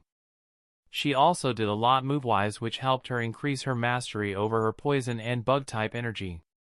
Those raised from beginner to proficient mastery by proxy. She had learned iron defense as a Kakuna and raised it together with harden, poison fang, and bug bite to proficient mastery. She also focused on poison thread and electroweb, actually raising those two to advanced mastery. What can I say, those two were pretty useful for it, especially electroweb, and there was not much else to do as Kakuna. Once she evolved, she learned a whole slew of moves to make up for her limited move pool. First learning them before increasing their mastery once the move pool was sufficiently expanded. Toxic spikes, focus energy, and endeavor were learned and later on brought to beginner mastery. Fury attack, fury cutter, laser focus, assurance, pin missiles, agility, and fell stinger were learned and later on brought up to proficient mastery. We actually focused on venoshock and poison jab after she learned those, and she raised them until they reached advanced mastery. That she did all of this in the roughly 2 years since she evolved to Beedrill showed just how right her quirk of hardworking really was, and her high potential may have helped a bit as well. Now, only Prime was left, and his case was a lot less complicated than Parvati's case. I mentioned that he gained sapience shortly before he finished his limit breaking at the bronze stage. Well, that event actually happened just 3 months ago and he still had to finish his limit breaking. His endurance and energy capacity still had to be raised to SSS, but it shouldn't take more than a few more months. I want to mention that it was still a lot earlier than regular Beedrill, who did it mostly at the low, gold stage and rarely the high, silver stage. Holy Mew, I am actually bragging at myself while mentally monologuing. Let's just ignore that really quick and go on. Anyway, I got him to accept Prime by saying that it used to be the name of the right-hand man of a great ruler, and that got him sold with the name. I mentioned his evolution to Beedrill, so let's mention the one to Kakuna as well. That one happened about 4/5 months after Parvati's evolution, I think. The Beedrill one happened more than a year ago, a bit less than 1.5 years actually. What else?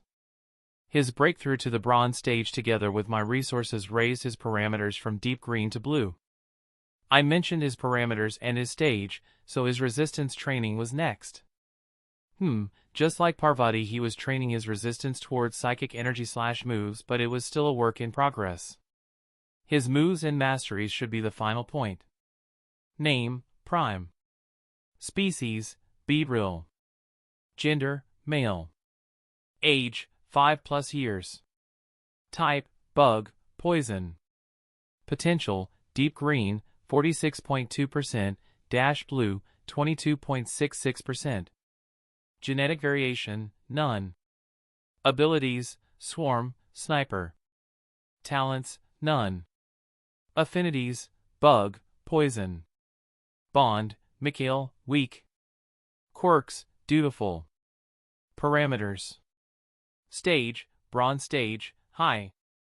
Vitality, SSS. Strength, SSS. Endurance, SS. Agility, SSS. Energy capacity, SS. Energy density, SSS. Resistance. Grass, major, fighting, major, poison, minor, bug, minor, fairy, minor. Weaknesses. Fire, minor, psychic, minor, flying, minor, rock, minor. Standardized. Psychic, in progress. Condition, healthy, happy. Masteries. Bug E, manipulation, beginner, dash, proficient. Poison E, manipulation, beginner, dash, proficient. Techniques. Unofficial, initial. Not applicable. Novice. Focus energy, toxic spikes, endeavor. Beginner. Assurance, fell stinger. Proficient. Bug bite, harden, iron defense, toxic thread, fury attack, fury cutter, poison fong, laser focus, pin missiles, agility, venoshock, poison jab. Advanced. String shot, poison sting, electroweb. Mastered. Not applicable. With the help of his boss, Parvati, Prime learned a lot of moves. You scratch that he learned everything she did thanks to her tutoring, just worse, mastery-wise I mean. Only Electroweb was raised to advanced, joining String Shot and Poison Sting. Focus Energy, Toxic Spikes, Endeavor were left at Novice Mastery, while Assurance and Fell Stinger were raised to Beginner Mastery. The rest of his moves he was proficient in. This all helped barely raise his Poison and Bug Masteries to Proficient. That concluded the old squad, except for the water types. You know, talking about Beedrill made me remember Rose's reaction when she visited us 10 days ago and saw my Beedrill. Chapter 137, What Happened / Rose Field. Well, let's see, today was Girardiday the 26.18.2178, and Rose's birthday was on 20.17.2178, so it was 37 days ago that we went to visit her and her family for her 10th birthday.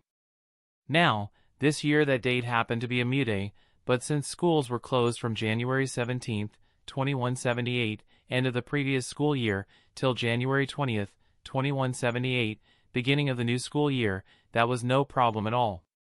It wouldn't have been a problem for me either way, but for every other kid, it would have been one. My father took 2 days off from work for the occasion, and we left our house a bit before 9 a.m. Normally it would be considered rude to arrive more than 15 minutes before the party began, which was at 3 p.m., but we were special like that, so by 11 a.m. we rang their doorbell. Naturally, they had been expecting us, so they invited us inside before they asked if we wanted a late breakfast. We declined, and with the formalities out of the way, I went up to Rose and hugged her before I wished her a happy birthday. My parents congratulated her after I was done, and after that, the parents began doing their thing while Rose began to drag me to her room. Now, here I have to say that the growth and maturity of humans on Terra were pretty confusing. Well, correction, for everyone else it was normal, but for someone like me who had experienced the one from the Earth, it was confusing. I mean, on paper I knew the age, body, and mind table by heart, since I literally had it inside my head. However, reading about it and witnessing it were two slightly different things. At the age of 8, or nearly 8, I should have looked like a 10 to 11-year-old, but due to my aura and early maturity, I was one step ahead of the curve. I actually looked as if I was 17. Now, take Rose, for example. Her actual age as of that day was 10, and her body looked like that of an 11-year-old. However, it had looked like that since around her 8th birthday and would continue to look like that until she was around 13.5 years old. Accepting that was actually not that hard, since there were always early bloomers and late bloomers that went through either of those. At least the ones after the 2nd birthday were like that, and on Terra, it was just the case for everyone, with both happening at certain ages. The part that made the whole thing a lot more confusing, at least to me, was the growth/maturing of the mind. In our Rose example, she turned 10, looked about 11, but had the mental age of a 20 to 21-year-old. At least that's what it was supposed to be like on paper, but here one fact shone through. Not all 20 to 21-year-old people were equally mature even on Earth. From what I had seen until now, nearly all children/teens at this phase belonged to the pretty childish category. Capable of complex thinking if necessary, but mostly behaving pretty childish, young, and a bit naive/innocent. The type of young adult that had not gone through any hardships, did not have any bad experience, and had yet to face any pressure or leave her teen mindset. They behaved like people much younger than they actually were, as that was how most children on Terra were like during this phase. She may have the mental age of a 21-year-old, but her behavior was mostly that of a young teen due to inexperience. She was, however, capable of complex and critical thinking if compelled by certain factors. So, yeah, the whole thing was a bit complicated in my opinion. Well, for them it was normal, and by the time the next maturity happened, they were undoubtedly prepared for their journey. Their education actually helped them mature mentally. The education during tertiary school and the practical year they did afterward fully educate them in such a way that nearly all of them began behaving close to their mental age, 25. It gave them the experience and knowledge they needed to really mature. Now, all of these factors together with my psychic talent were also why my behavior did not look that unusual to my parents. Especially since the older I got, the less unusual it seemed, since the growth of mental age was such a fast and unsteady/flexible thing. The differences that may slightly pop up occasionally were explained through the influence of my psychic and/or aura abilities/talents. I went off tangent again, going from A to Z to F. Anyway, the reason I mentioned all that was to explain that no matter what was said on paper, the behavior of Rose and most of her peers mostly fluctuated between that of a 12-13 to 17-18-year-old depending on the topic, while being as serious as a young adult if absolutely necessary. It also explained why an 11-year-old looking girl that just became 10 was dragging a 17-year-old looking boy that was actually nearly 8 to her room while talking the way a 14-15-year-old would. Tricky, right? Now, the whole reason I began from this far back when I was talking about Rose's visit to our home 2 weeks ago was that the next part caused that visit. Otherwise, they would have waited for my birthday for their visit. So, we entered her room chatting about how we were, stuff like that, and once inside I saw her 3 Pokemon who all greeted her as well as me upon our entrance. Since Rose and her family lived in a Tier 6 major city, she had to strictly adhere to the Pokemon limit for civilians. At least until she began her tertiary education, which only began in 2 years, since the following school year was her last year at secondary school. Rose had decided that she definitely wanted to become a trainer. She had, however, not decided what kind of trainer she wanted to become yet. Still, exactly because of that, she knew what kind of advantage it was to start training/bonding/growing as early as we had. That also made her slightly envious of me due to me not having to stick to the 3 Pokemon limit like she had to. Not the bad kind of envious but the harmless kind. Especially, since she was actually thankful to me because I caused her to get involved with Pokemon at a much earlier age than she would have normally done. On top of that, I got her interested in training them even if lightly, which helped them get stronger from a rather young age, resulting in a big advantage for her. They were not that strong compared to mine, but since she got help from her parents and had them for 4 to 6 years, they were strong enough to give her a head start. Especially since there were still 5 years till her journey, which meant they could get even stronger until then. That would make the beginning of her journey much easier. I naturally checked the status of her Pokemon and they had been like this. Name, Princess. Species, Vulpix. Gender, female. Type, fire. Potential, green. Stage, Iron Stage, high. Name, Ivy. Species, EV. Gender, female. Type, normal. Potential, light green-green. Stage, Iron Stage, high. Name, Boom. Species, Whismore. Gender, male. Type, normal. Potential, light green. Stage, Iron Stage, high. About as strong as the Pokemon of a lucky and talented trainer a few months into her journey. So, they did a relatively good job. Whismore could actually evolve, but he didn't because she decided to take a page out of my book. Her parents supported it, and it had absolutely nothing to do with the fact that she thought Whismore looked cute and his evolution not as much. Anyway, we talked a lot until it was time for the party to begin about many things.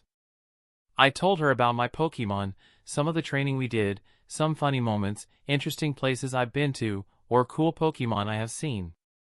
I may have also told her about how awesome Parvati was and how great she looked when I saw Rose cringed her face when I mentioned my Beedrill. She had the I believe you look that showed that she didn't want to believe me but was also curious about it. Anyway, she told me a bit about the training they did, and I threw my 2 cents in whenever appropriate. She also talked a bit about what was happening in her school and about her future as a trainer. She mentioned being unsure if she should be a classic trainer or a coordinator, or if she should become a performer. I honestly told her that she did not immediately have to settle on a choice. She did not even have to choose after she began her journey. She could first spend a year or 2 just traveling, trying out all options, taking part in some battles, participating in some contests, and some performances.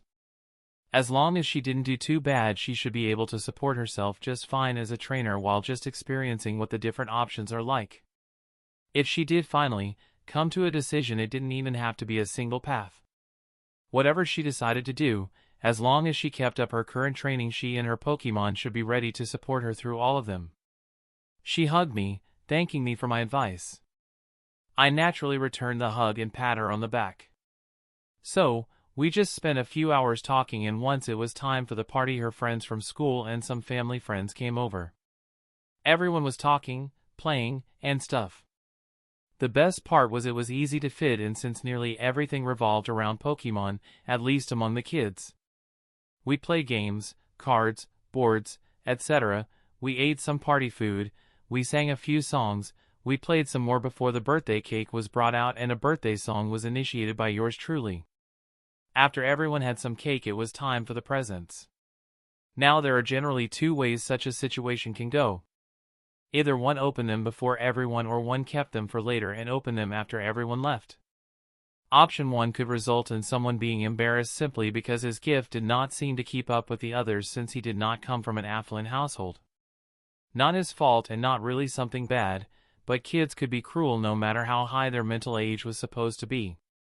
Option 2 was the safer option since no one got potentially embarrassed and Rose still got to see them either way.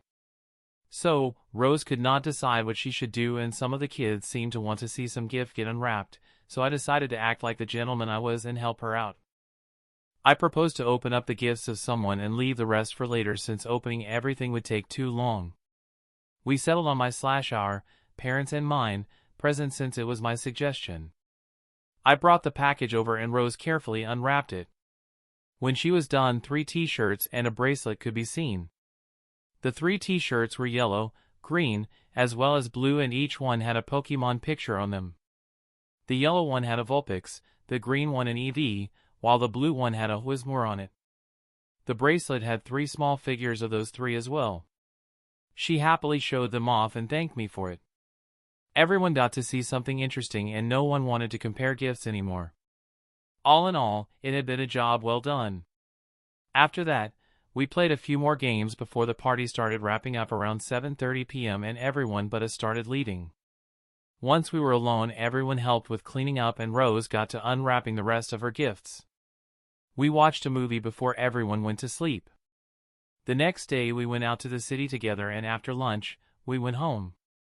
Now a few days passed before we got a call on October 18, 2178 from Lily. She asked my mother if we were available during the weekend and after receiving a yes, she told Mom that they would like to visit on Gru Day. My mother agreed and just a few days later on 16.18.2178, the Field family showed up at our door. They came at around 9:30 a.m. and after the hugs as well as greetings, the women/moms prepared breakfast which we all promptly devoured. Once we were satiated, Rose excitedly began to drag me to the garden. She called out her trio before focusing on me, urging me to let out mine as well. So, I did just that. One by one I acted as if I was pulling out the balls from my waist pack to let out the Pokemon everyone knew I had except for Stan, since there wasn't really enough place for my big boy Gyarados. Well, actually, I could call him out outside the water as well, but he wouldn't like it and I felt calling him out would be overkill, better to let him stay together with his kin inside Utopia. That's what I had recently begun calling the main space, since it actually produced the ideal living environment for everyone and kept growing in size. I thought the name fit pretty well. Anyway, the first who appeared was Horus, who nodded at Rose when he saw her. She happily returned a verbal greeting. After him came Mothra, who gave and received a pretty enthusiastic greeting. Rose ended up hugging her. Then one by one Optimus, Seb, Gaia, Nyx, Engi, Osiris, Mars, Hera, Manami, Prime, and Parvati appeared. A gathering of future deities and their attendants indeed. I had actually not told anyone about the 7 newbies until even today, so they stayed in Utopia. Jokes aside, Nyx, Engi, Hera, and Manami received an extra enthusiastic greeting, and just like every time she gushed about Manami's graceful and beautiful appearance. Lappas were after all right up there at the top with Milotic as far as beauty and grace standards went. She saw Prime for the first time since she had not seen him, Parvati, Osiris, and Mars until now. She briefly flinched a bit when she saw him but greeted him in a somewhat cheery tone as well. When she saw Parvati she actually got stunned for a bit. She looked at Parvati, then to Prime, then back to Parvati, then to Mothra, and finally back to Parvati. I had to chuckle at her astounded behavior. From the corner of my eyes, I saw our parents watching us and the Fields looked mightily impressed by my Pokemon, as they should. Once her focus had returned to Parvati, she actually excitedly greeted Parvati, telling her that her crown motif and her mane looked really great. Anyway, our Pokemon and us, played for a while before we held a few mock matches between Rose's and my Pokemon. Actually, to call them mock matches would be an exaggeration. We let them demonstrate some moves, showed possible counterattacks that her strategies could invite, and some flaws they exposed. They never really stood a chance since the disparity was too great. Yet, even after we stopped the battles, we talked about things that they could have done better and some things they should focus on. After that, we spent some more time outside before we both recalled our Pokemon and returned inside. The rest of the day until the Field family left, which they did after dinner, was spent watching some performance, coordinator, and battle videos, with the parents occasionally giving their 2 cents on the content. For dinner, we grilled, and all I can say about that was that my dad had pulled out a mean toro steak from somewhere. That with some mashed potatoes and sauce, just remembering it makes me salivate. Ahem, after dinner we said our goodbyes and the Fields left. That was pretty much the whole chain of events that happened. Now, here are some scenes on how the events happened from Rose's perspective. Day of Rose's birthday. I woke up and excitedly freshened up. My 10th birthday, it's going to be so much fun. Mika's going to arrive soon with his parents. I should get ready and change, she thought before she quickly finished and changed. Once she thought she was ready, she left her room and moved towards the living room. She saw her parents sitting on the couch talking with each other. "Good morning, Mommy, Daddy," she enthusiastically called out, causing her parents to turn in her direction. Her mother quickly approached her and hugged her. "Good morning to you as well, honey, and a very happy birthday too. My precious little girl is growing up faster and faster." Her mom returned her greeting before adding a birthday greeting. "Mom, I'm not little anymore. I've turned 10 and next year I'm going to start tertiary school." She fake complained a bit with a teeny tiny pout. She could hear a chuckle behind her she knew came from behind her, and then she felt him softly pat her head. "You'll always be our little girl, sweetheart. Doesn't matter if you turn 10 or 100, that will never change," her dad said before hugging her as well after her mother let her go so that he could hug her. After her mother let her go, she looked at her with a soft smile on her face. "Your daddy's right, dear, you'll forever be our little girl. No matter how much you grow and bloom, you'll stay our little Rose." Her mother supported her father's statement and both of them chuckled a bit. She had to stop herself from giggling a bit as well, since she loved her parents and was happy when her parents showed that they loved her just as much, even if she acted as if she wasn't as happy as she was. "Happy birthday, princess," her dad said happily after he stopped chuckling, and she thanked them both. Her mother joined their hug as well for a bit before she let go once more. "All right, Arya and her family will be here by 11, so we better eat our breakfast and prepare for their arrival," her mother told them, and they began setting the table. A bit before 11 a.m. the doorbell rang and her mother opened the door to their apartment. Mikhail and his family came inside. They put aside things like bags and a medium-sized package that definitely contained her gift. Her mom asked them if they were hungry and they answered negatively. Once that was done, Mikhail came up to her and hugged her. "Happy birthday, Rose," he congratulated her, and she thanked him while reciprocating the hug. They broke up the hug, and after a nod to her parents she dragged Mikhail to her room, and they began talking about some small stuff. Inside her room, Princess Ivy and Boom greeted them both, and she saw how he gave them a few scratches at their favorite places, making her trio pretty happy. After they settled down, they began to talk about nearly everything that she could think of. His training, some of the things he had seen, as well as some of the Pokemon, and many of the things Mika said sounded fantastic, kinda hard to believe, but believe him she did. She could feel his honesty, and even if he left out a lot of stuff, he didn't lie. She naturally also told him about the things she had been doing with her school and her Pokemon and her training. She also told him about settling on the trainer school for her tertiary schooling in 2 years, and he encouraged her. When she told him about her uncertainty regarding her future path as a trainer, he gave her great advice that mostly overlapped with what her parents had told her, even if he added some extras here and there. Despite his age, she knew that Mika could already be considered a pretty good and relatively experienced trainer, so she trusted his opinion a lot. That his suggestions overlapped with her parents' advice in many points only reinforced her belief. She hugged him and thanked him for the great suggestions. After that they talked some more about all kinds of things. Sometimes he mentioned his Beedrill and how great his Parvati was, but most of the time when I heard Beedrill, the thing that came into her mind were the stories her parents told her about how dangerous they could be.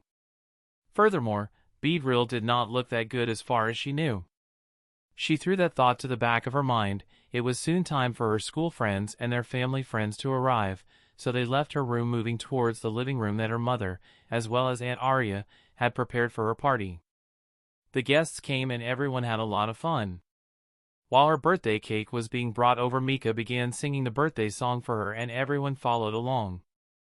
She blew out the candles, cut the cake, and then everyone got to taste the yummy goodness. After she had and everyone else was finished, it was time for presents, and she was unsure if she should open them all right here after she got them or later.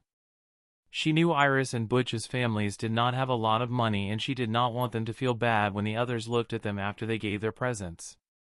Before she made a decision, Mika gave a suggestion and everyone agreed. Then he brought over the package she had previously spotted and she began unwrapping it. She did not rip the wrapping apart but opened it cleanly since she didn't want to destroy the paper. She looked over the things inside and they were awesome. There were 3 t-shirts and a bracelet inside. The t-shirts were yellow, green, and blue with a Pokemon picture on each of them. The t-shirts looked amazing and she was sure that was thanks to Aunt Arya. Mika probably had the idea and Auntie chosen/ordered the t-shirts. She mused to herself. The yellow one had a Vulpix, the green one an EV, while the blue one had a Whismur on it.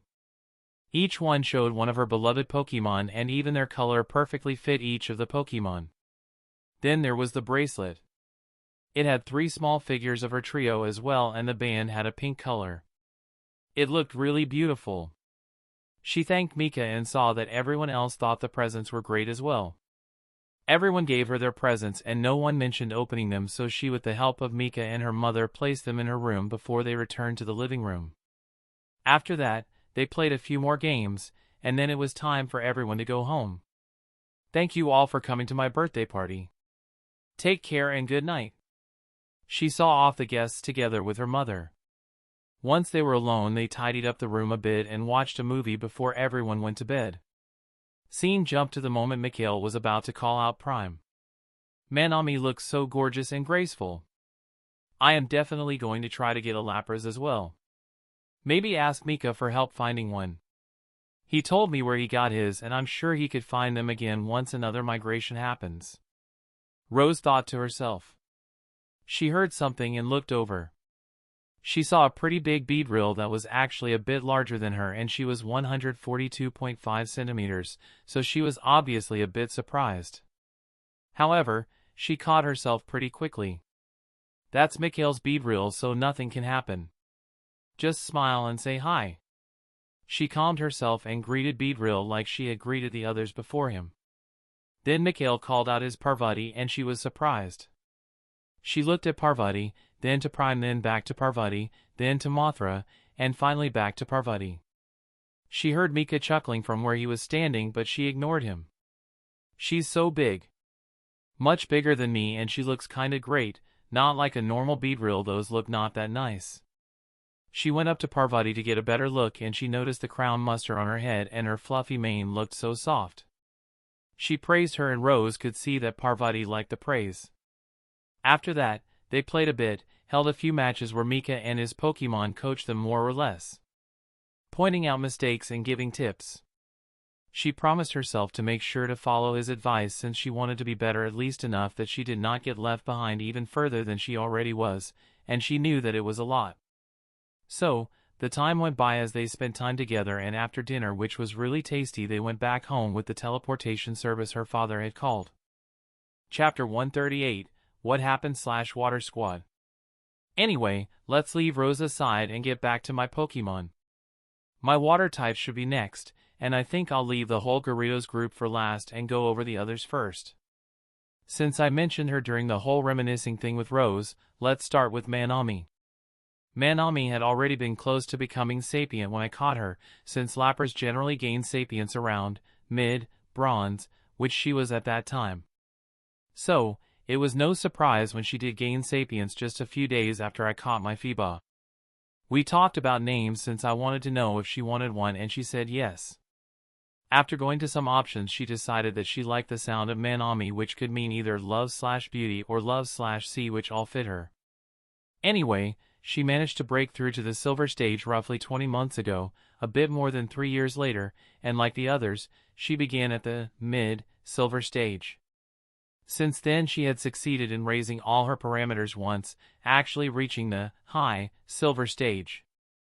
Well, except for vitality, that one already started with a B value thanks to the limit breaking, and we decided to focus on the rest first. Naturally, our bond improved to strong as well. It happened a month or two after she reached the silver stage, which led to the first of many boosts to my water resistance. Oh, and I also got some ice resistance. Also, thanks to the potential bonus of her breakthrough and the roughly 17% increase from my supplements gave her over the years, her potential improved to deep blue with less than 17% missing for an upgrade to light purple. Manami has been doing resistance training as well. All my Pokemon did sometime after they reached the bronze stage. She began after our electric edition joined us roughly 3 years ago. Unfortunately, she was not done yet, but we were seeing some obvious progress, so in a year or so at the latest she should be done, hopefully. Now, let's talk about her masteries and moves. Name, Manami. Species, Lapras. Gender, female. Age, 8+ years. Type, water, ice. Potential, blue, 6.9%, deep blue, 83.69%. Genetic variation, none. Abilities, water absorb, hydration. Talents, rain absorb. Affinities, water, ice. Bond, Mikhail, strong. Quirks, optimistic. Parameters. Stage, silver stage, high. Vitality, B. Strength, C. Endurance, C. Agility, D. Energy capacity, C. Energy density, C. Immune. Water. Resistance. Ice, major. Weaknesses. Electric, minor. Grass, minor. Fighting, minor. Rock, minor. Standardized. Electric, in progress. Condition, healthy, happy. Masteries. Water energy manipulation, beginner, proficient. Ice energy manipulation, beginner, proficient. Techniques. Unofficial, initial. Thunder. Novice. Parish song, hail. Beginner. Confuse ray, body slam, blizzard, sheer cold. Proficient. Sing, mist, life dew, brine, shock wave, psychic, thunderbolt. Advanced. Ice shard, ice beam, rain dance, rest, hydro pump, water pulse. Mastered. Water gun. Her mastery over both her water energy and ice energy had improved to proficient thanks to the moves she trained in during this time. Additionally, I was pretty sure that her water mastery was not too far off from improving once more this time to advanced. Her water mastery had also been the one to reach proficient first, which made sense since she had already mastered water gun by the time I had caught her, and while ice had caught up mastery-wise, she had, after all, focused more on the water than on the ice, so it made sense for it to improve once more. Concerning her moves, we first finished learning Rain Dance since that move was extremely useful in combination with her ability and talent. Hydration healed her from all status conditions, and Rain Absorb healed her consistently a little for as long as she was under the rain. Interestingly, increasing her mastery over Rain Dance didn't only improve the speed at which she could make it rain and prolong the duration of the move, but it also somehow increased the amount Rain Absorb healed by a little for each grade it rose. Anyway, making sure she was proficient with Rain Dance, we trained it a bit more since it was so useful. We looked through all of her old moves and chose to focus only on Ice Beam as well as Water Pulse. We began with Ice Beam and raised it to proficient mastery before changing to Water Pulse and raising it to advanced mastery. After that, we focused on Rain Dance again and improved it to advanced mastery as well, before doing the same to Ice Beam. Once we were satisfied with the old ones, we focused on learning new moves, and rest was on top of that list to exploit her hydration ability. We first trained it up to beginner mastery before focusing on other moves, but returned to it from time to time until it reached advanced mastery. Now, many would think, why would you bother doing that if she woke up nearly instantly anyway due to hydration? Well, 2 reasons. The first one is that increasing the mastery of rest improved the amount of damage healed, and this is pretty neat. It also restored stamina. Yes, I know what I just said there. Using rest did not heal the user completely. That would have been completely broken in the real world, like being about to die due to injuries but completely recovering just by using heal. Anyway, it increased the amount of recovery. Also, it wasn't a percentage as far as I could determine. None of the healing moves seemed to heal a certain percentage, and it further decreased the amount of time it took the user to wake up. That one was useful and important in case someone dissipated the rain to keep her sleeping.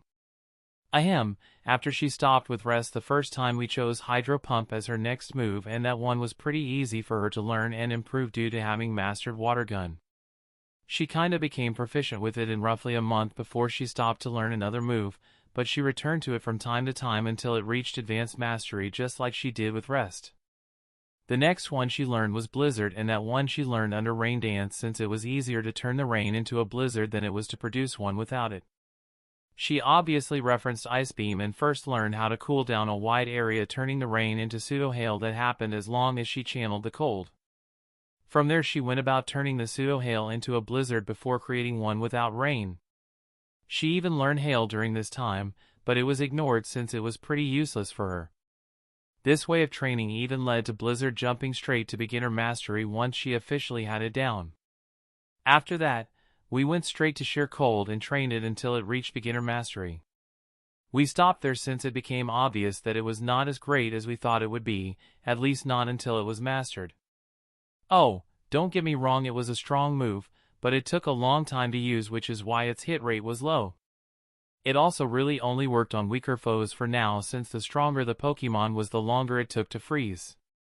For now only, low, Bronze stage Pokemon could be flash frozen, but I was sure that would increase even by just getting stronger. Maybe we'll come back to it sometime.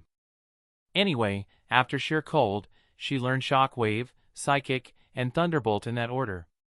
She first learned Shockwave with the help of her resistance training buddy so that she could shock others in a wide range. Rain Dance was pretty useful in that regard since it gave it a little strength and range boost since both were products of her own energy. We actually kept at it until she was proficient with it before she started on Psychic. For that one, she got help from yours truly and Horus. She briefly stopped after raising it to beginner mastery before she learned Thunderbolt, referencing Shockwave and asking her buddy whenever necessary. Once that one reached beginner mastery as well, she swapped between Psychic and Thunderbolt until she was proficient with both. That happened not too long ago, and she was currently working on learning Thunder. Not only was it pretty strong, but it was also pretty accurate under the rain. Furthermore, we had noticed that learning so many electric moves had helped her a bit with her resistance training. That was pretty much it on Minami, so let's go over Kuin next. Now, the situation with Kuin became somewhat of a surprise, because I had not expected to find out about an alternate evolution for Remoraid, and I loved it. It was also overall much better than Octillery. I mean, it looked / was a flying fish, but at least it stuck to being a fish. That it was stronger than Octillery was just a bonus. Yep, it had higher agility. I looked it up inside my space after finding out of its existence, and it had a BS, or racial value, of 520 compared to Octillery due to plus 40 on its speed/agility stat. With it being a flying fish look-alike, it kinda made sense for it to be fast. The rest of its parameter values were identical to Octillery. So, after we learned out about the existence of his alternate evolution, we decided to not evolve until he could evolve into that one instead. That was why he was still a Remoraid despite being about to reach the Silver stage, but more on that in a moment. He broke through to the Bronze stage roughly 2.5 years ago and began at the mid-Bronze stage like many before him. Shortly after his breakthrough, we came across a really small group of Pokemon during one of my periodic exploration trips to the sea. There were only 4 of them, and we had never seen members of the species before. They kinda resembled a Remoraid but looked better. I mean, they had wings, resembled flying fish really. I wanted to check them, but since they were a bit outside my range we had to move towards them. However, our lineup seemed to have startled them, because they took off without looking back and they were fast. I didn't want to run after them on my own, and that would have been the only way to keep up with them. The reason for that was that I had decided to not approach an unknown group of Pokemon without at least some support. At least while I was at the coast or the sea. So, I always had at least my Lapras and or Gyarados accompany me. My experience had taught me that much. While they would be unable to help much in case we met some like Boss Milotic or Lapras, they could at least help me resist for a few precious moments I would need to put all of us inside Utopia. I had trained that part intensely until I managed to make sure taking a group of my Pokemon was just as fast as entering on my own. Mind you, that was only possible due to the bond. I couldn't do the same with others. Anyway, since I was suspicious about its relation to Remoraid, I looked into my super library. There was a lot of knowledge on Remoraid, but nothing on its evolution, at least at first look. Not even on Octillery. Well, I dug a bit deeper and found mentions on Octillery. Just its existence and that Remoraid simply needed to get stronger to evolve into it. I had to look through nearly everything at least title-wise to find something. Mind you, that took hours, which was why I was not really aware of a lot of stuff that was inside the library because it was so vast that it would take centuries just going over the titles of everything. Anyway, I found a mention of a pretty rare alternate evolution, and after that, I found the folder/section on that one. All I could access without having one was its name, that Remoraid needed at least a weak flying affinity to evolve into it, and that a huge amount of flying energy was needed to trigger its evolution. Oh, and that it was stronger than Octillery. Before that, I had occasionally given him some things that helped increase his flying affinity, but after that, I really focused on doing so. We succeeded about 2 months ago with that, and his affinity went from budding to weak. Anyway, I told Quinn as much, and he decided that he wanted to become one. I later researched if it was known in general, but apparently, it was really rare because of the flying affinity requirement. So, it was mostly unknown outside certain circles. Sometime after that, he became sapient and we settled with Kuinpeng for his name. I most of the time called him Kuin since that was shorter. Anyway, mentioned him being a bit short of breaking to the silver stage, and it was true. Now, one might wonder why Osiris had reached the silver stage despite starting roughly equal in strength. Well, Remoraid had a lower racial value than Marowak, which together with his lower potential meant that he was a bit slower than Osiris. Still, once he raised his vitality, endurance, and energy density from SS to SSS, he could break through. It should take him roughly only 8 more months. Obviously, our bond was still weak since he had yet to reach the silver stage. However, the bonus from his limit breaking and my supplements had raised his potential from light blue to blue, with only 14% missing to deep blue. His resistance training was not complete as well, and he naturally was training his electric resistance. Now, once more only the mastery and moves were left. Name, Kuinpeng, Kuin. Species, Remoraid. Gender, male. Age, 6+ years. Type, water. Potential, light blue, 0.2%, dash blue, 86%. Genetic variation, none. Abilities, hustle, sniper. Talents, none. Affinities, water, flying, budding, dash, weak. Bond, Mikhail, weak. Quirks, none. Parameters. Stage, bronze stage, high. Vitality, SS. Strength, SSS. Endurance, SS. Agility, SSS. Energy capacity, SSS.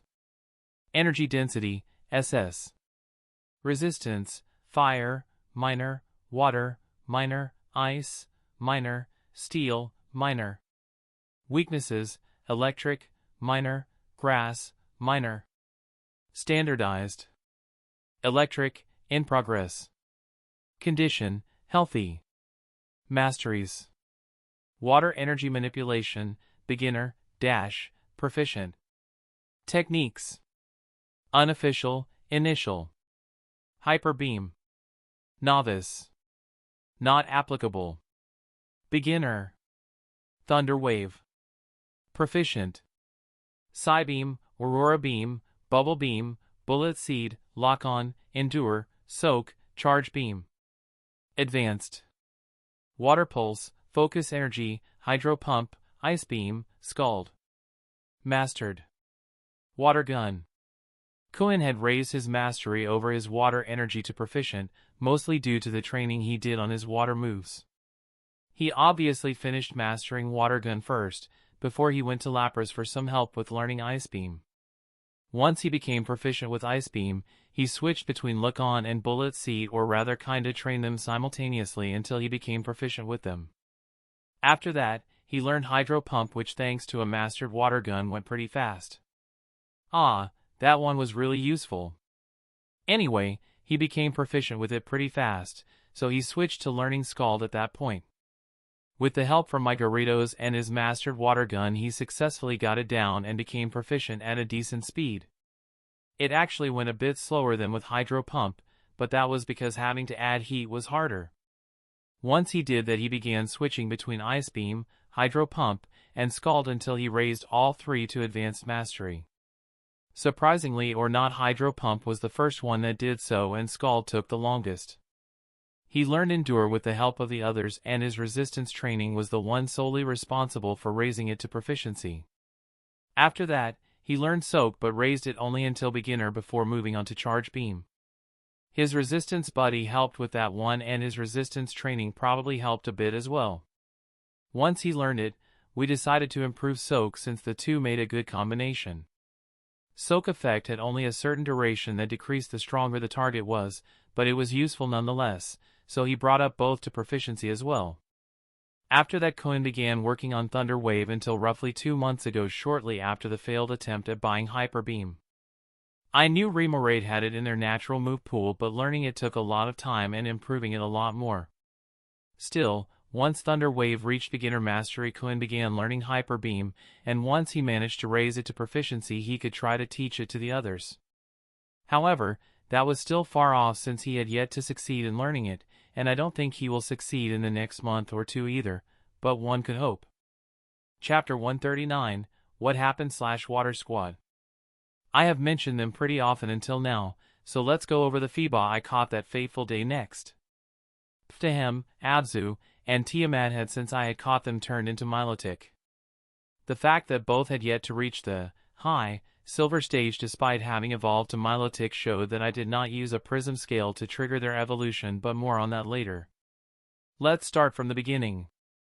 Abzu, that's the male Feebas at the low bronze stage with light blue potential that I caught, and Tiamat, that's the female at the mid iron stage with green potential I gave the light purple ribbon to, which seemed like a fated move now, could be said to be pretty lucky.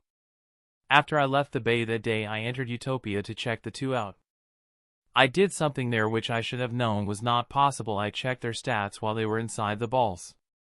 Since the space inside the balls was actually considered independent space, no matter how small, that should not have been possible, at least not the way I did it.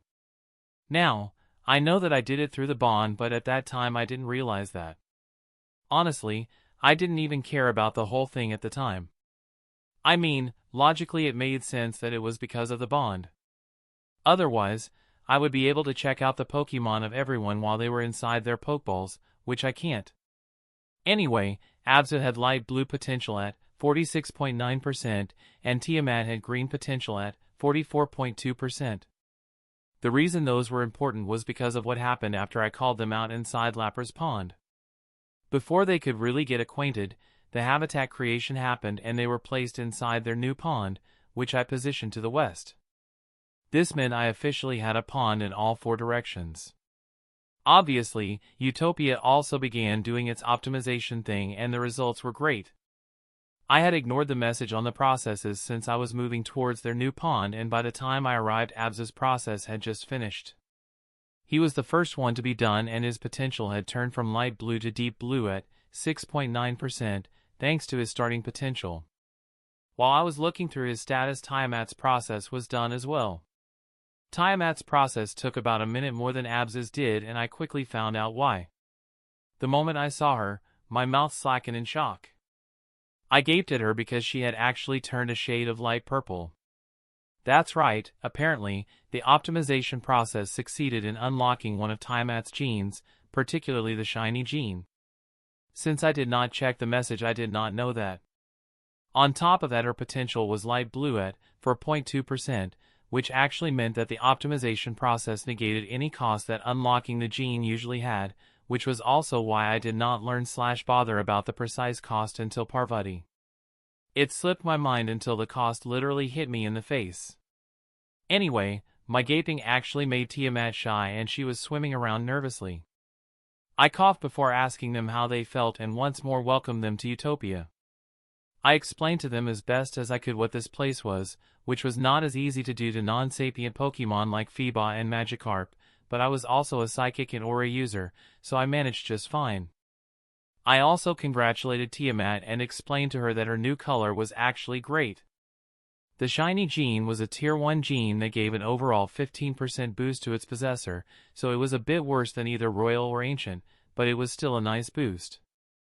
It definitely helped shorten the gap between Abzu and Tiamat. Anyway, after the explanations were done, I pulled up a blob of water with the two inside and moved towards Lapra's place. I recalled her and moved towards Remoraid's pond where the Magikarp were as well. I placed the two Feebas inside, called out Lapras, and introduced them all to each other. Once the first round of introductions was over, I called over the others and a second round followed.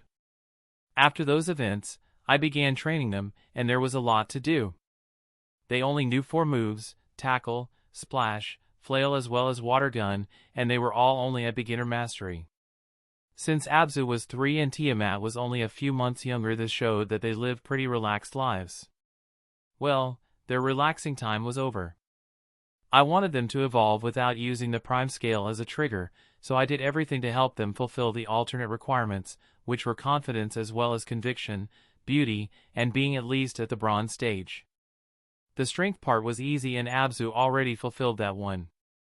Still, high, bronze was my requirement, so he still had to get stronger.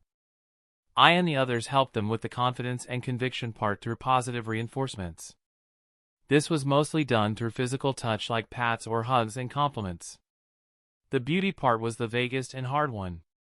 Still, I had a few ideas that involved a few of the materials I had collected until now that had effects such as moisturizing the skin or making it glossy and soft. Things that could increase the beauty/appeal of someone, and let's not forget the prism scale itself. That I couldn't use it directly did not mean I could use it as an ingredient for lotions and other supplements. So, I looked into the Feebas section of my super library and the Groomer, Breeder, and Pioneer section. I found recipes, massages, and a few other useful tips and tricks in the sections I could access and a list of ingredients I would need. I had a majority of them but was still missing some, so I went to Coast City to buy them. I also bought an E-Class prism scale for the space to replicate and improve since it couldn't do so with the ones in my hands. The thing was pretty expensive since people mostly women seemed to buy it simply for its beauty, which raised the price because supply and demand were still a thing for everyone else. At least I had a steady supply on my own after that to grind and add to everything. Anyway, I kept applying as well as feeding them stuff with beautifying effects and gave them regular massages that also helped in that regard. I had to give everyone else regular massages as well since they wanted it after seeing me doing it for those two. So, I assigned everyone to a day, and with the amount of Pokemon part of my main group, I spent about an hour daily just massaging someone. That went up to about 90 minutes daily after the newbies joined. Still, while I did that, they kept up their training and it seemed to motivate everyone, so it was fine. Besides, 2 months of doing that elevated our bonds from artificial to genuine ones, so that was a win. It took Abzu a bit less than 1 year of dedicated effort on my part to feel the signs of evolution, signifying that he had satisfied the first and second requirements as well, since the third one, the strength factor, had been fulfilled since the beginning. Around the same time, he became sapient as well, and we went about choosing a name for him. He chose Abzu, who was the primordial god of freshwater in Mesopotamian mythology. About a month later, just 2 months short of a full year, he managed to reach the high, bronze stage, meaning he was ready to evolve to Milotic. Tiamat at that time was still doing her limit-breaking training for the iron stage. Everyone gathered in front of him. I pulled out the stuff I had prepared for him, including a C-Class prism scale I had bought just for him. I wanted to use one of the 2 I had for Tiamat and keep one for Utopia to reproduce. Anyway, I did what I could and he started to evolve, and once the light show settled down a minute or so later, what stood in Abzu's place was a gorgeous Milotic. Wait, can a dude be called gorgeous? I think it works, so let's just go with it. Abzu seemed to follow the trend of my Pokemon about being larger than the average size of their species. However, probably because he didn't go through the limit-breaking training at the iron stage, he was only 9 meters long compared to the 7 to 8 meters Milotic were normally at. He had a girth of around 100 centimeters, which meant the diameter of his body was around 30 centimeters. We all congratulated him and Tiamat was circling him with fascination. Thankfully Abza did not suddenly turn into a young master that thought he was better than everyone else, so he did not start looking down on her. Otherwise, I and everyone else would have had to beat that shit out of him. It didn't happen, so everything was fine. A bit less than a year after his evolution, Tiamat managed to complete her limit breaking for the Iron stage and broke through to the Bronze stage. Her potential rose to blue thanks to the breakthrough, and she was more than halfway to deep blue as well. She began at the mid-bronze stage as well, even if it was only because her agility managed to raise the parameter average enough to barely qualify for it.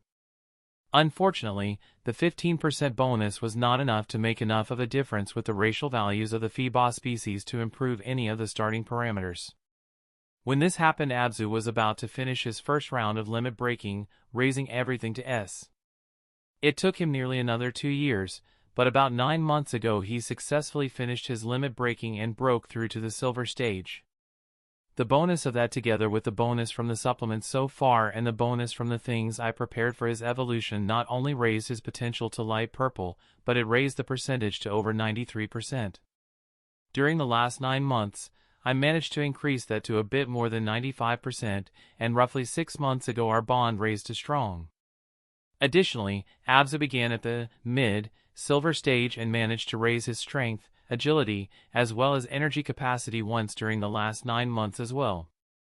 This was, however, not enough to reach the high silver stage. For that one he still needed to increase one of his parameters by 1. Once, I caught Thor Abza began his resistance training towards the electric type, but he had yet to succeed. I was guessing it would still take him a year or more to actually finish with that one. Well, that only left the usual duo, his masteries, and moves. Name, Abzu. Species, Milotic. Gender, male. Age, 7+ years. Type, water. Potential, deep blue, 6.9%, dash light purple, 95.42%. Genetic variation, none. Abilities, Marvel scale, competitive. Talents, none. Affinities, water. Bond, Mikhail, strong. Quirks, none. Parameters. Stage, silver stage, mid. Vitality, D. Strength, D, E. Endurance, D. Agility, C, D. Energy capacity, C, D. Energy density, C. Resistance, fire, minor, water, minor, ice, minor, steel, minor. Weaknesses, electric, minor, grass, minor. Standardized. Electric, in progress. Condition, healthy, happy. Masteries. Water energy manipulation, big. Dash, proficient. Techniques. Unofficial, initial. Not applicable. Novice. Not applicable. Beginner. Flail, life dew, aqua ring, safeguard, dragon tail, twister. Proficient. Splash, tackle, rain dance, protect, iron tail, aqua tail. Advanced. Water pulse, ice beam, scald, endure, coil. Mastered. Water gun. Abza's mastery over his water energy improved to proficient more than 2 years ago thanks to the training he did with his water moves, and I thought that he was not too far off from raising it to advanced. Now, on to said moves. Like was the sacred duty of all my water types, the first thing Abzu and Tiamat focused on was training water gun until it was mastered. That took a few months to raise it from beginner mastery to mastered. I then handed them over to Medusa, Ignis, as well as Abai, and the 3 proceeded to take turns helping them with splash and tackle while they were at it until the 2 became at least proficient with the moves. Honestly, it took less than a month, so pretty fast all things considered. So, the next moves on the list I had prepared for both Feebas, at the time, were Water Pulse, Ice Beam, and Scald. Water Pulse and Scald were left to their 3 previous tutors, while Manami helped out with Ice Beam. Learning those 3 and bringing them up to proficiency took roughly 18 months. Both learned Endure during that time as well, but only Abzu was really improving it at the time thanks to the resistance training that he had started. Anyway, Rain Dance, Protect, and Iron Tail were moves they could learn as Feebas, and I had them on my list, so both had to learn them. Rain Dance was the easiest for them to learn and they could go to Manami for any questions, so it took less than a month to learn it and less than 3 to become proficient in it. Protect was harder and it took them more than a month to learn it with Horus's help and slightly more than 4 months to become proficient. Finally, Iron Tail took the longest, and if not for Mothra I was pretty sure it would have taken even longer. My girl had a way with moves, not gonna lie. Anyway, it took nearly 2 months to learn Iron Tail and about 5 to become proficient with it. Shortly before he became proficient with Iron Tail, Abzu evolved to Milotic and got access to new moves, especially ones that were part of Milotic's natural move pool, so easier to learn than moves outside of it. Life Dew, Aqua Ring, Safeguard, Aqua Tail, and Dragon Tail were the moves I chose for him and Tiamat once she evolved as well. He spent 8 months learning all of them and another 12 to raise them to beginner mastery. Roughly 4 months were spent on improving Aqua Tail to proficient and then he returned to Water Pulse, Ice Beam, as well as Scald. He kept training them for more than 30 months to raise them to advanced mastery. The time after that until last month was spent learning and improving Twister until it reached beginner mastery, and learning and improving Coil until he reached advanced mastery with it. That was pretty much it on Abzu, so let's see what I did not mention about Tiamat. Name, Tiamat. Species, Milotic. Gender, female. Age, 7+ years. Type, water. Potential, light blue, 4.2%, dash light purple, 69.42%. Genetic variation, shiny. Abilities, Marvel Scale, Cute Charm. Talents, universal, after evolution. Affinities, water. Bond, Mikhail, strong. Quirks, none. Parameters. Stage, silver stage, mid. Vitality, C. Strength, E. Endurance, D. Agility, D. Energy capacity, C. Energy density, B. Resistance, fire, minor, water, minor, ice, minor, steel, minor. Weaknesses, electric, minor, grass, minor. Standardized. Electric, in progress. Condition, healthy, happy. Masteries. Water energy manipulation, beg. Dash, proficient. Techniques. Unofficial, initial, not applicable. Novice. Not applicable. Beginner. Flail, Life Dew, Aqua Ring, Safeguard, Dragon Tail, Twister. Proficient. Splash, Tackle, Rain Dance, Protect, Iron Tail, Aqua Tail, Coil. Advanced. Water Pulse, Ice Beam, Scald, Endure. Mastered. Water Gun. Let's see mentioned her turning shiny, mentioned her breakthrough to bronze and the effects. 2 months later she became sapient and she took the name Tiamat, the primordial goddess of saltwater and wife of Abzu in Mesopotamian mythology. It took her about half a year to reach the high bronze stage, which was nearly half the time it took Abzu, despite having a worse potential at the time. The reason for that was threefold. Firstly, she completed the limit break at the iron stage. Secondly, she had the bonus from her unlocked gene, and finally, the potential difference was not that large. He had deep blue potential at the time while she had blue potential.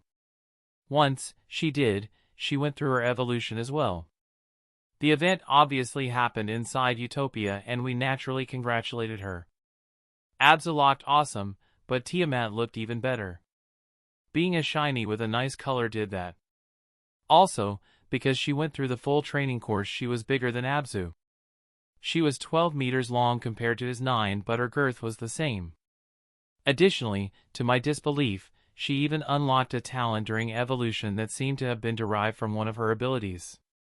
Abzu had Marvel Scale and competitive as his abilities, while Tiamat had Marvel Scale and Cute Charm.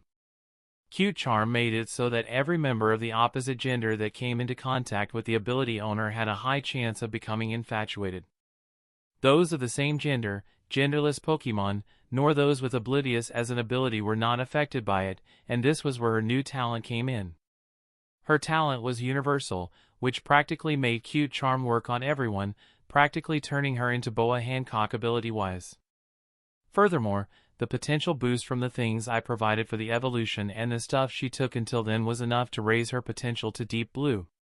After that happened, she resumed training and broke through to the Silver stage just last month, which was about 1.5 years after her evolution. It happened a few days after Rose's birthday actually. Now, one would think Milotic are such gorgeous Pokemon, why didn't you show them to her? Well, I mentioned that my only known water types, not talking about Jinbe, are Lapras and Stan. Also, and no one knew about my Milotic because I didn't use them against trainers at all.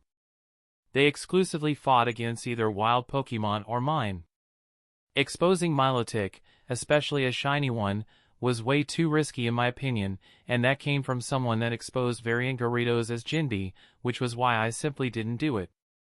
Anyway, she received the potential boost for her limit break and it raised her potential to light purple, 69.42%. She had caught with Abza potential-wise and was not that far away percentage-wise.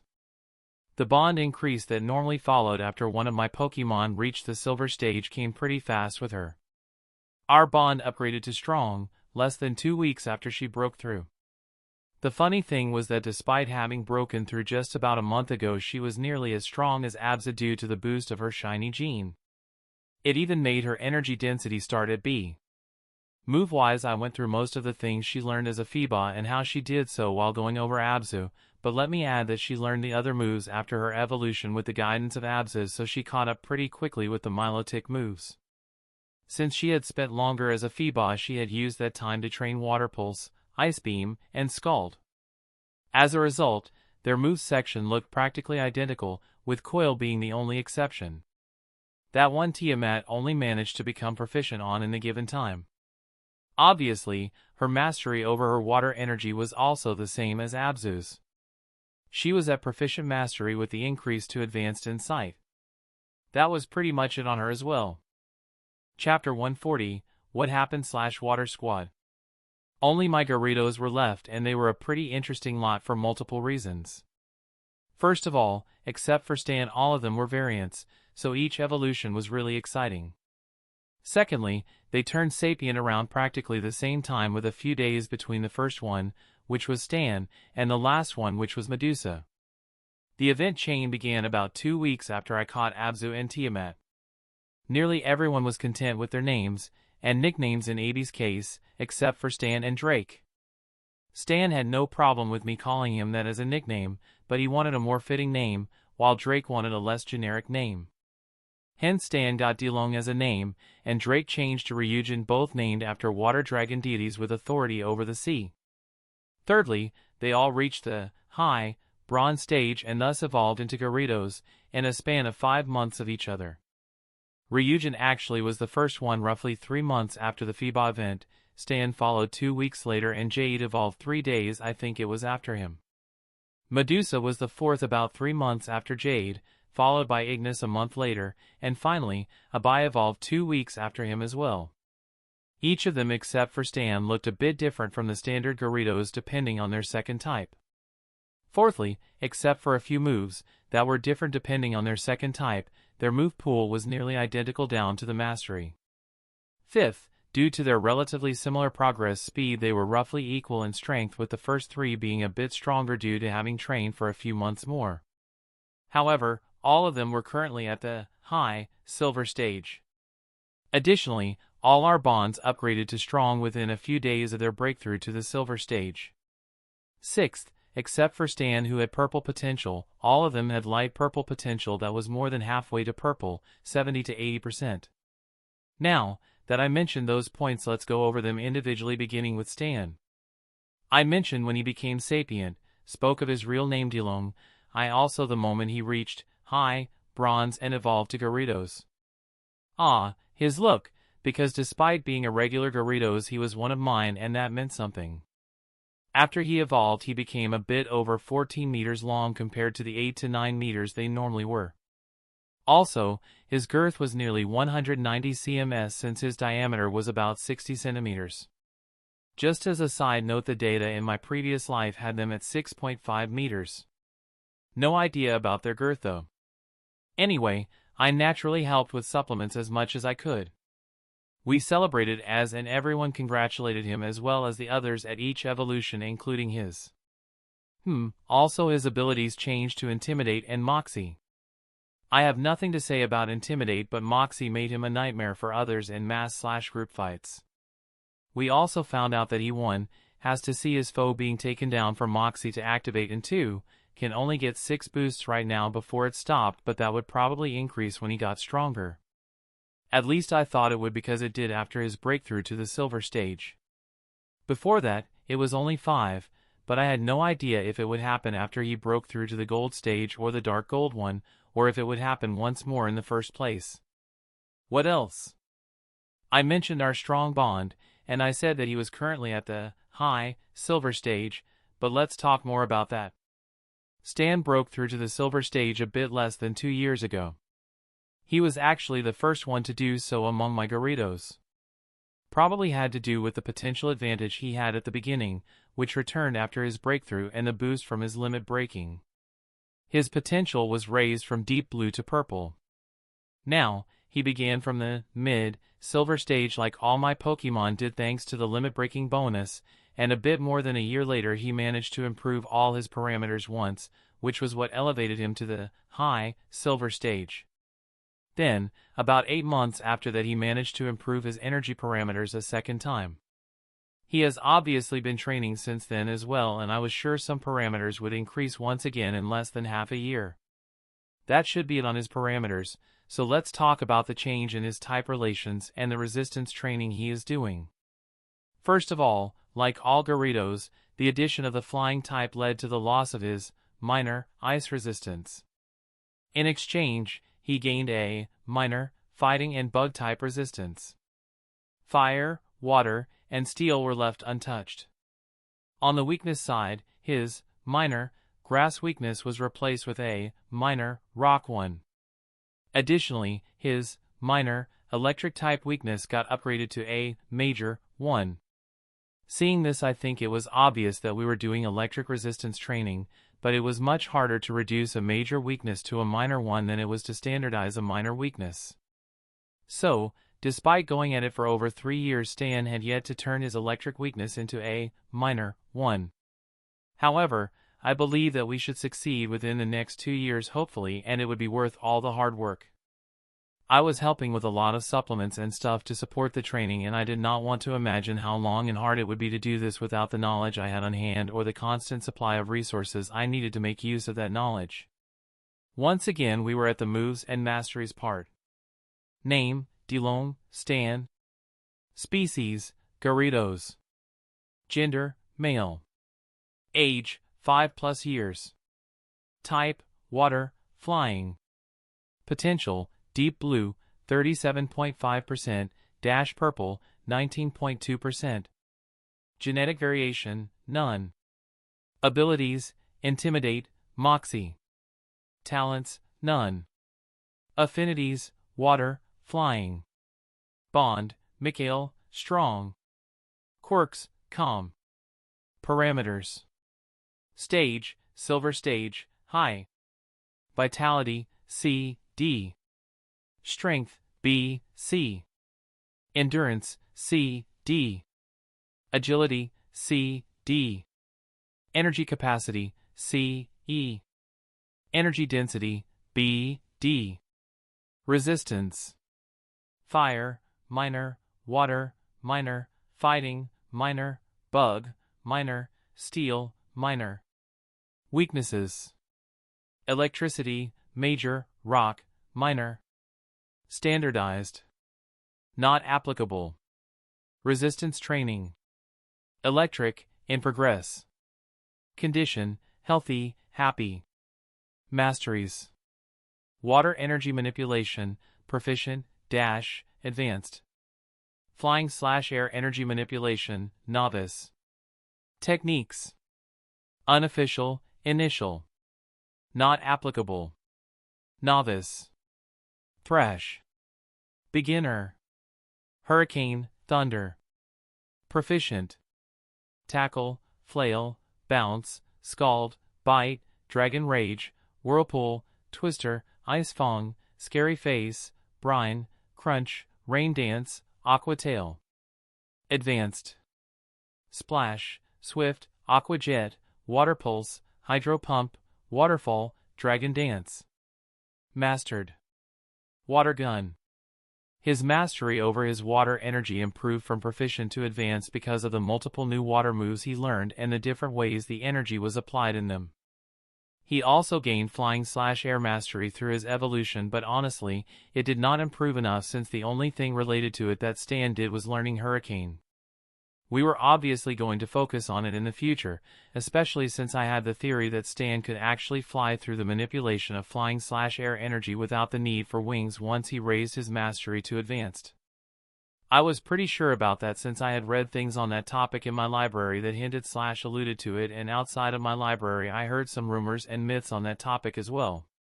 Once he got that down, he would be an all-terrain Pokemon capable of moving in/on water, land, and in the air. I felt it was time to go over his moves. Among his old moves, Water Pulse, as well as Hydro Pump, were raised to advanced mastery, and the same was true for the others as well. Those that did not do it for Aqua Jet did that as well. They also learned Scald from Ignis and trained it until they were proficient. Bite as well as Dragon Rage were moves each of his Gyarados learned during their evolution, and all of them trained those two until they were proficient in them. Whirlpool and Twister were learned by all of them while alternating between the two moves since they worked on the same principle just with different energies. It was about constantly rotating the energy at a certain speed while keeping the energy under control. A pretty useful exercise, and everyone trained those two to proficiency as well. Ice Fong was next, and that one was just adding ice energy to Bite. They went to Lapras for help with that one, since it was on ice energy, and honestly the only reason that one was brought to proficiency was that it was in fact pretty easy for them to do so. The next move everyone except for Jade learned. I was talking about Scary Face. It was just not something that clicked with Jade because of the combo of her quirk and type, but she got a grass type move instead that had practically the same effect, so she didn't lose out. Everyone else got it down in record time, and they overtook Mars pretty quickly, who had learned it before them. Scary Face was raised to proficiency as well since it was useful to slow down your opponent. What the move did was to radiate energy towards the enemy that hampered their parameters/bodily functions. I was not saying Scary Face was not scary because it was, at least if used by a Gyarados, but it was actually the energy that caused most of the reaction that slowed the foe down. Still, my Gyarados got the part of being scary down as well.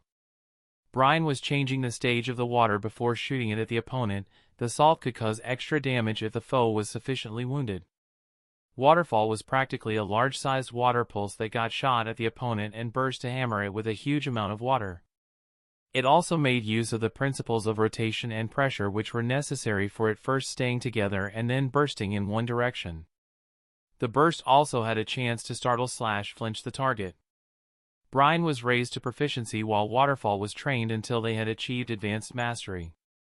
Crunch was simply a stronger bite, and except for a bite everyone only trained it until proficiency.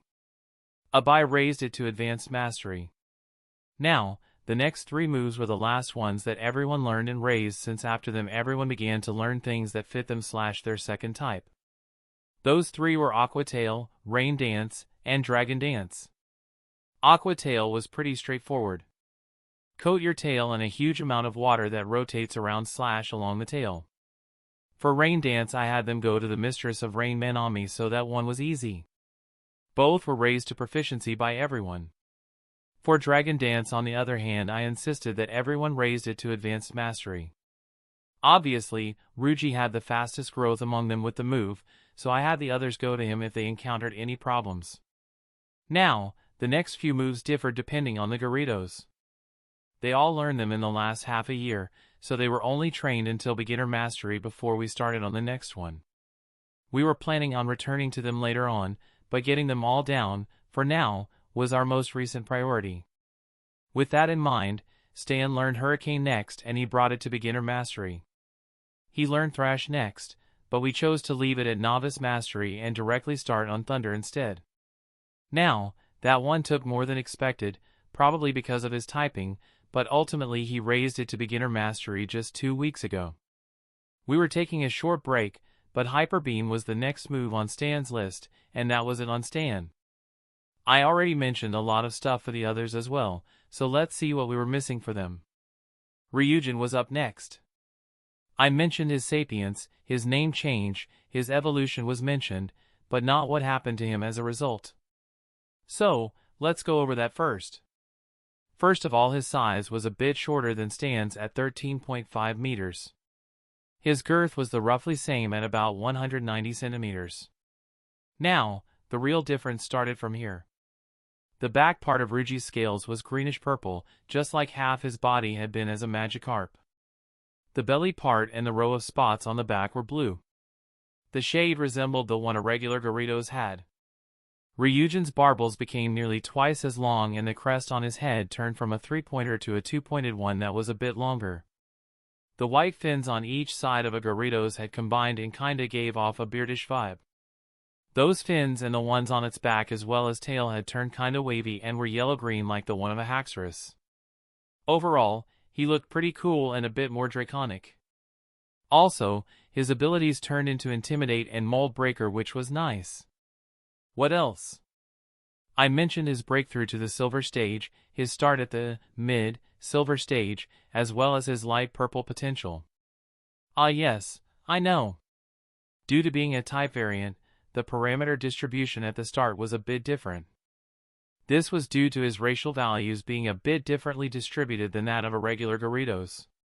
It seemed like a bit of the strength value got assigned to the energy capacity to raise it a bit. This led to the fact that Ryujin started with a D value in energy capacity, unlike Stan who began with an E. However, overall the difference between the racial value distribution was so minor that they currently had the same values across the board. That should be all on his parameters and stage. Let's talk about his type relations and the resistance training he is doing. While there was no change in his relations, I was still going to cover them. The addition of the dragon type led to the loss of his minor ice resistance, but it also increased his resistance towards the fire and water type to major. Furthermore, his weaknesses got completely swapped. Electric and grass were replaced with a minor dragon and fairy weakness. As for his resistance training, he was undergoing a dragon type 1 with the help of the others. Progress was slower than expected, so I honestly had no idea when it would conclude, but we were going to keep at it either way. This left his masteries and the moves he learned that I haven't mentioned yet. Name, Ryujin. Species, Gyarados. Gender, male. Age, 5+ years.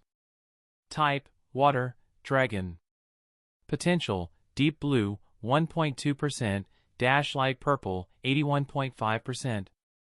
Genetic variation, dragon variant. Abilities, Intimidate, Mold Breaker. Talents, none. Affinities, Water, Dragon. Bond, Mikhail, Strong. Quirks, Slightly combative.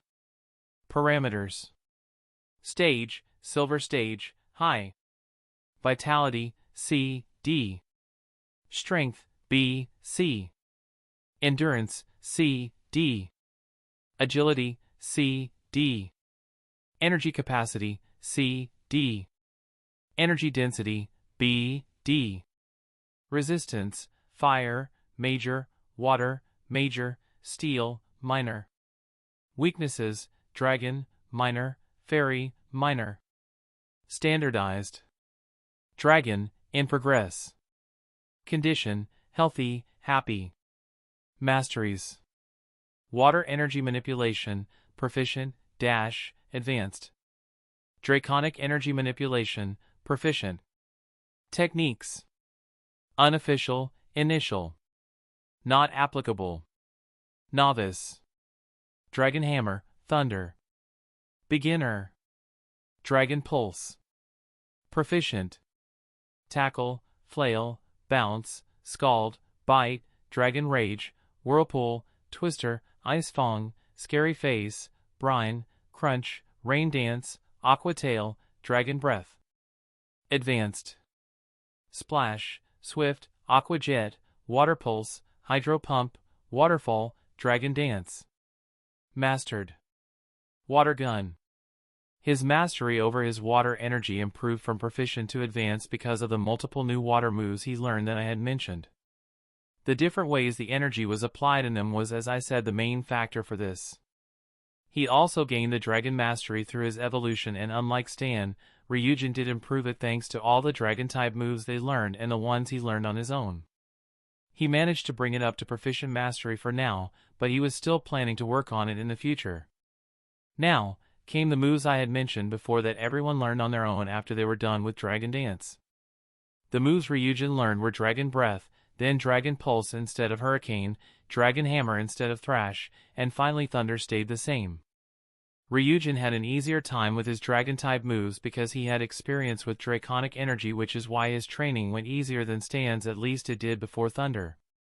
For Dragon Breath he focused and compressed Dragon Rage, he raised it to proficiency.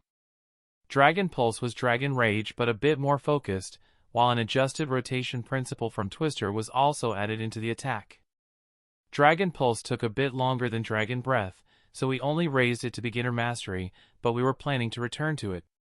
Dragon Hammer was just applying Draconic Energy to the body while crashing into the opponent. I didn't like the backlash, so we stopped at Novice with that one. He did learn it pretty fast, so despite having learned one more move, they began learning Thunder around the same time. Ryujin did begin a bit earlier and was done 2 days earlier as well, but that was just a small difference. Oh, and the next move on Ryujin's list was Hyper Beam as well. I guess it was Jade's turn now. I mentioned her sapience, and her name stayed the same. So, the changes caused by her evolution should be mentioned. First of all, was her size. She was even a bit shorter than Ryujin at 12 meters, not to mention Stan's 14 meters. Her girth and diameter, on the other hand, were just slightly smaller, about 160 centimeters and 50 centimeters respectively. The real difference started from here for her as well. The back part of her scales was green, the shade was close to that of a superior's back. Her belly part and the row of spots on the back were blue. The shade resembled the one a Marshtomp had. Jade's barbels only became a bit longer, but the crest on her head turned from a 3-pointer to a 2-pointed one as well. In addition, it was quite a bit longer and resembled the antlers of a springform swasbuck without the flowers. The white fins on each side of a Gyarados and the ones on its back as well as tail had turned kinda wavy as well and were yellow like on Superior. Overall, she looked great as well. Her abilities changed as well, or more like Sap Sipper stayed, and instead of Intimidate, she got Chlorophyll. My guess was that her quirk and type were the cause for that switch, but I was not sure. I couldn't find much about this specific change in my library. What I found, however, did support my theory, so I was happy about that. I decided to officially look into that topic since it interested me a bit, just on the side as a hobby. What else? Her breakthrough to the silver stage has been mentioned, but her start at the mid-silver stage was slightly different as well due to her type variation. The parameter distribution in her case had a big difference.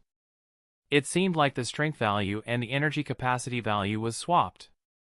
Furthermore, a bit of her new energy capacity value got shifted to vitality. This relatively small redistribution led to a larger change grade-wise. What happened was that her strength started with an E value, while her energy capacity and vitality began with a C. This change also meant that while they had the same number of C's and B's, their positions were different.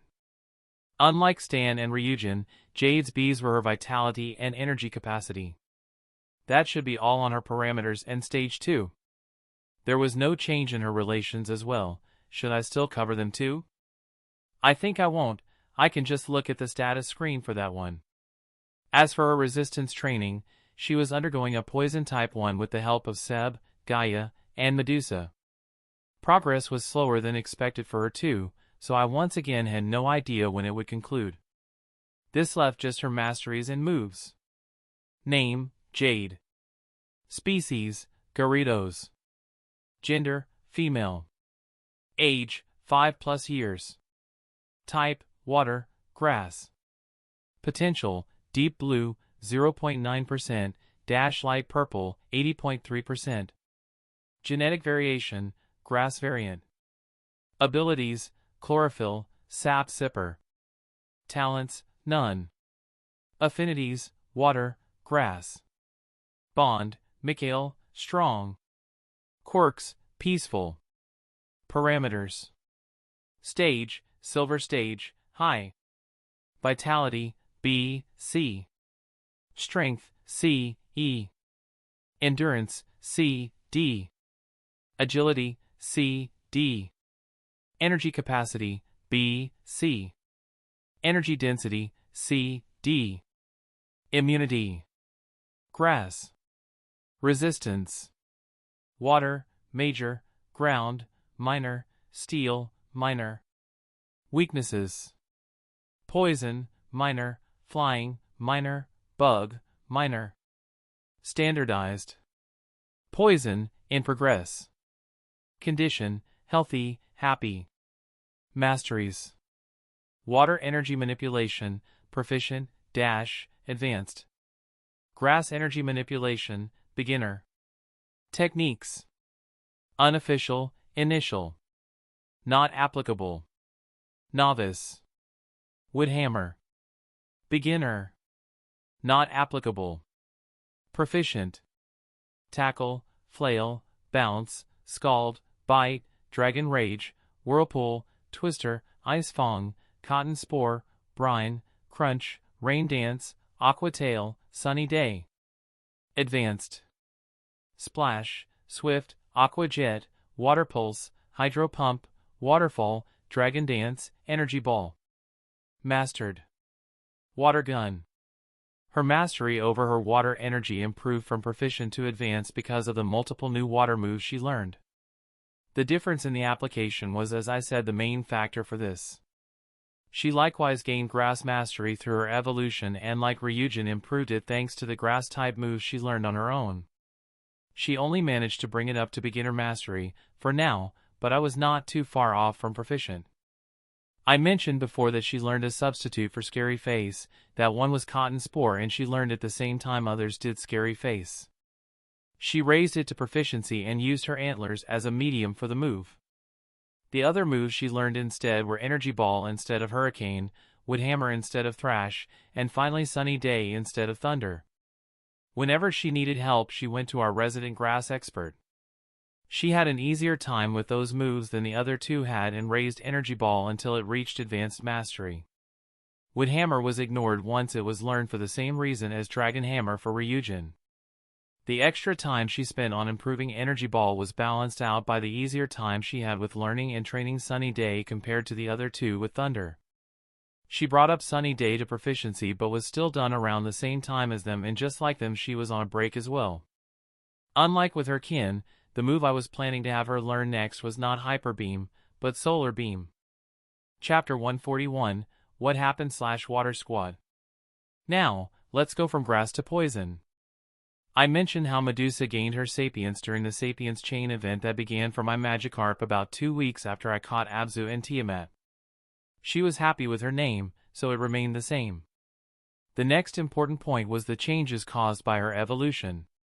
Medusa, like Jade, was also a bit shorter than Ryujin at 12.5 meters, but she was a little longer than Jade's 12 meters.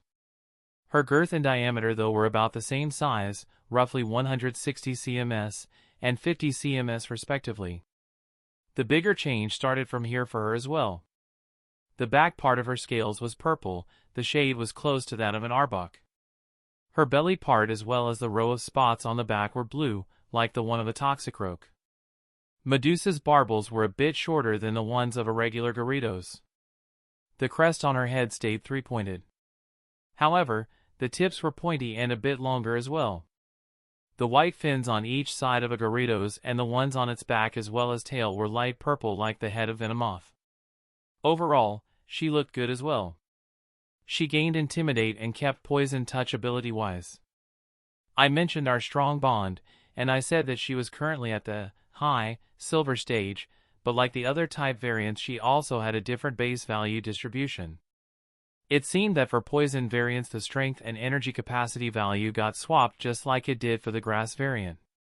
After that, a bit of it got handed to vitality, just enough to elevate it by a grade.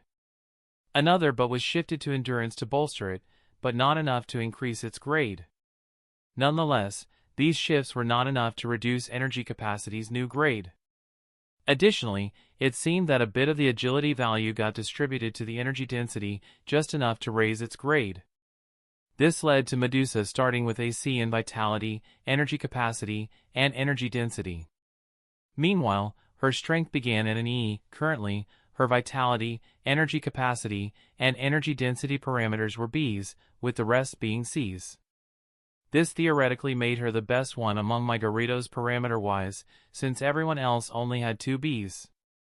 Yet, she wasn't the strongest, and I was the only one that knew their actual parameter values anyway. Now, let's not forget her potential.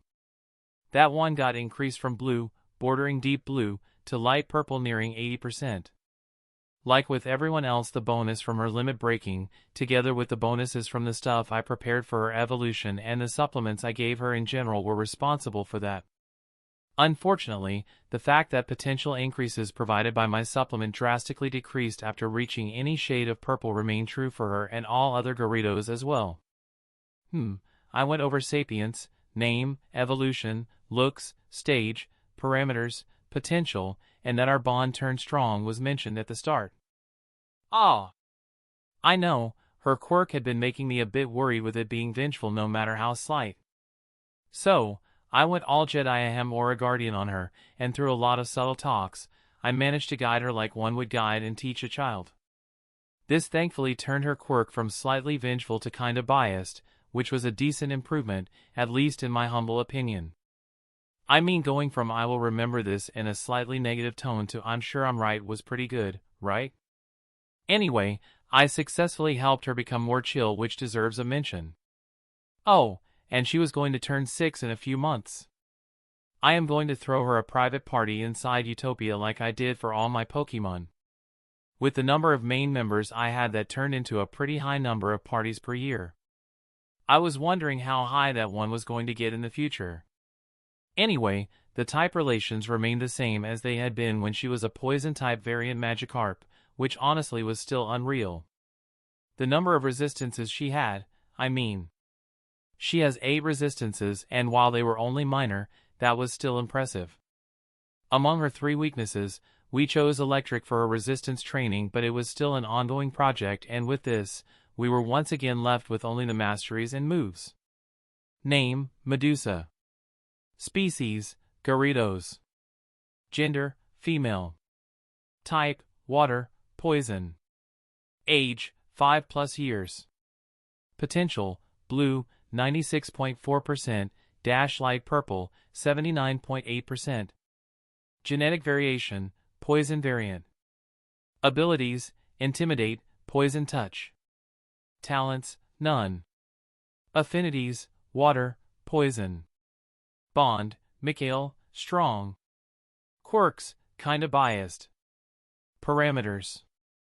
Stage, silver stage, high. Vitality, B, C. Strength, C, E.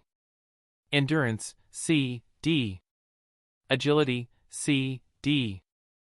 Energy capacity, B, C. Energy density, B, C. Resistance. Fire, minor, water, minor, ice, minor, fighting, minor, poison, minor, bug, minor, steel, minor, fairy, minor. Weaknesses. Electric, minor, ground, minor, psychic, minor. Standardized. Electric, in progress. Condition, healthy, happy. Masteries. Water energy manipulation, proficient, dash, advanced. Poison energy manipulation, beginner. Techniques. Unofficial, initial. Not applicable. Novice. Thrash. Beginner. Dark pulse. Proficient. Tackle, Flail, Bounce, Scald, Bite, Dragon Rage, Whirlpool, Twister, Ice Fang, Scary Face, Brine, Crunch, Rain Dance, Aqua Tail, Acid, Sludge Wave. Advanced. Splash, Swift, Aqua Jet, Water Pulse, Hydro Pump, Waterfall, Dragon Dance. Mastered. Water Gun. Medusa, like the others, also gained a corresponding mastery for her second typing, but she only managed to raise it to beginner mastery since then. That was mostly because she only knew 2 poison-type moves for now, since we had other priorities as well. However, she was naturally going to learn some more in the future. Her master over her water energy had improved to advanced, just like it had for the rest of her kin, and obviously for the same reasons as well. The moves she learned were Acid, then Sludge Wave instead of Hurricane, Thrash remained the same, and finally Dark Pulse instead of Thunder, so that she had something long range against psychic types. Acid, being a liquid, and her high water mastery helped her get down the move pretty fast. She just had to add poison energy into the water and adjust its effect and strength until she got it down. Acid was trained until she became proficient with it, and after that, she began learning Sludge Wave. Acid, and the principle she used to learn it, was useful for learning this one as well, since it was basically a wave of strong poison. It was a good wide area targeting move, so she brought that one up to proficiency as well. After that came Thrash, and just like with the rest of her group, it was more like an in case it becomes necessary move, so it stayed at novice mastery. The last one she learned with the help of Abai, since Abai had already learned Dark Pulse by the time Medusa started. Medusa raised it to beginner mastery before stopping to take a short break. The next move on her list was also Hyper Beam, since I couldn't think of an alternate poison move that was roughly / nearly as strong as it. That was about it for Medusa, and next up was Ignis. His Sapience gain obviously also happened during the Sapience chain that began for my Magikarp. He was satisfied with his name, so it remained the same. About his look, well, Ignis was a bit longer than even Stan at 14.5 meters. However, his girth was the same at around 190 cms, with his diameter being about 60 centimeters. He, like the other variants, looked different than a regular Gyarados.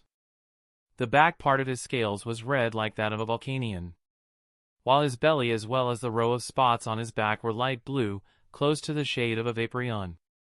Ignis's barbels were near twice the size of regular ones, and just like it happened with Jade, the crest on his head went from a 3-pointed one to a 2-pointed one. Furthermore, they were much longer, and kind of resembled branches a bit, while somehow still not really doing so. Anyway, the white fins on each side of a Gyarados were like those on Ryujin, they turned beardish. They and the ones on its back as well as tail were also a bit wavy, and their color changed to a golden yellow. I think the shade of Hypno's yellow came close to it. Overall, he looked awesome as well. Ability-wise, Swift Swim turned to Intimidate. White Smoke remained the same.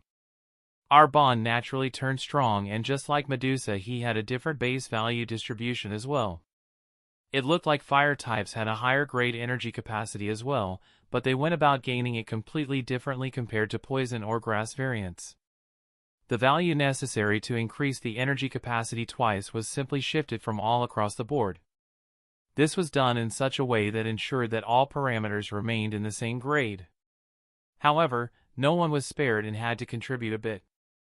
This meant that upon breaking through to the silver stage, Ignis's strength and energy capacity began with C's, while the rest started with D's. Since then he had raised each parameter once and was at the high silver stage. Like with everyone else, the bonus from his limit breaking, together with the bonuses from the stuff I prepared for his evolution and the supplements I gave him in general, raised his potential to light purple. Unfortunately, the drastically decreased effectiveness of supplements towards his potential applied to him too. I went over Sapience, name, evolution, looks, stage, parameters, potential, and bond. Yeah, his quirk had been a slightly problematic one as well. Being impulsive could be dangerous after all. He got some guidance just like Medusa, and this thankfully turned his quirk into a less risky one. Being passionate was not a bad thing after all, as long as one did not go too far. On a side note, he was going to turn 5 a few weeks before Medusa's birthday. Anyway, the type relations remained the same as they had been when he was a fire-type variant Magikarp. Among his 3 weaknesses, Electric was chosen for his resistance training as well. It was an ongoing project in his case too.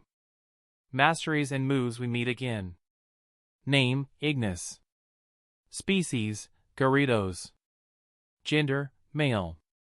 Age, 4+ years. Type, water, fire. Potential, blue, 94.7%, light purple, 73.8%. Genetic variation, fire variant. Abilities, intimidate, white smoke. Talents, none. Affinities, water, fire. Bond, Mikhail, strong. Quirks, slightly passionate. Parameters. Stage, silver stage, high. Vitality, C, D. Strength, B, C. Endurance, C, D. Agility, C, D. Energy capacity, B, C. Energy density, C, D. Resistance. Fire, major, ice, major, steel, major, bug, minor, fairy, minor. Weaknesses. Electric, minor, ground, minor, rock, minor. Standardized. Electric, in progress. Condition, healthy, happy. Masteries. Water energy manipulation, proficient, advanced. Fire energy manipulation, proficient. Techniques. Unofficial, initial. Not applicable. Novice. Flare Blitz. Beginner. Heat Wave. Proficient. Tackle, Flail, Bounce, Bite, Dragon Rage, Whirlpool, Twister, Ice Fang, Scary Face, Brine, Crunch, Rain Dance, Aqua Tail, Flamethrower. Advanced. Splash, Swift, Aqua Jet, Water Pulse, Hydro Pump, Scald, Waterfall, Dragon Dance. Mastered. Water Gun. Ignis also gained a corresponding mastery for his second typing, and he managed to raise it to proficiency since then. That was mostly because all moves I chose for him after Dragon Dance were fire types. Oh, and his mastery over his water energy had improved to advanced just like it had for the others. Now, let me begin the move part by mentioning that Ignis was the only one that had raised Scald to advanced mastery. Anyway, the moves he learned were Flamethrower instead of Hurricane, Flare Blitz instead of Thrash, and finally Heat Wave instead of Thunder. The Flamethrower was trained to proficiency, Flare Blitz just got learned, and Heat Wave was brought to beginner mastery. Instead of Hyper Beam, I was planning on having him learn Fire Blast, and with that tidbit, we were finally at the last of my Gyarados, Abai. She gained her Sapience like everyone else during the Sapience chain. She had no problem with Abai but wanted a slightly more serious one when names came up. I told her her name was Abyss and that Abai was just the short form and she was cool with it. So, the name remained the same, and Abyss only got used during serious occasions, which hasn't happened yet. Just like with everyone else, the changes caused by her evolution were up next. Abai, like the other females, was also a bit shorter than the males, but she was the longest among the females at 13 meters. This meant she was only a bit behind Ryujin's 13.5 meters. Her girth and diameter, however, were about the same size, roughly 160 centimeters and 50 centimeters respectively. This made me wonder if the differences in sizes of both the females and the males were only because of their different types. I mean, I knew that they were all longer than the average Gyarados because of all the training they did, the nourishment and supplements I provided. Nonetheless, I was curious if the reason between size differences was individual or if grass-type Gyarados really were just shorter than the others by default. That would be a good topic to look into in the future when I was bored, so I made a mental note on it. Anyway, like always, the bigger changes started from here for her too. The back part of her scales was Umbreon Black. Yeah, I just turned that one into an official color name. Her belly part as well as the row of spots on the back were dark blue, like really dark. The shade resembled the one on a Mantine's back. AB's sparbles were a bit shorter than the regular ones. The crest on her head stayed three-pointed, but the tips looked jagged and slightly longer as well. The white fins on each side of a Gyarados and the ones on its back as well as tail looked mostly the same, they just seemed a bit more sheer/jagged and were gray like the one on my Tiana. Overall, she looked good as well. Ability-wise, Swift Swim turned to Intimidate for her too. Infiltrate remained the same. Our bond naturally turned strong, and just like with the other variants, she had a different base value distribution as well. The agility and energy capacity value got raised by a grade, by shifting the needed value points from vitality, strength, and energy density, without compromising their grade. This meant that upon breaking through to the silver stage, her strength and agility began with C's, while the rest started with D's. Since then she had raised each parameter once and was at the high, silver stage.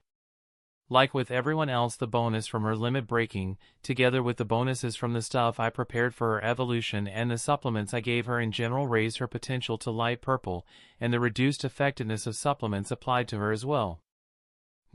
I went over Sapience, name, evolution, looks, stage, parameters, potential, bond, and her quirk thankfully had no problems.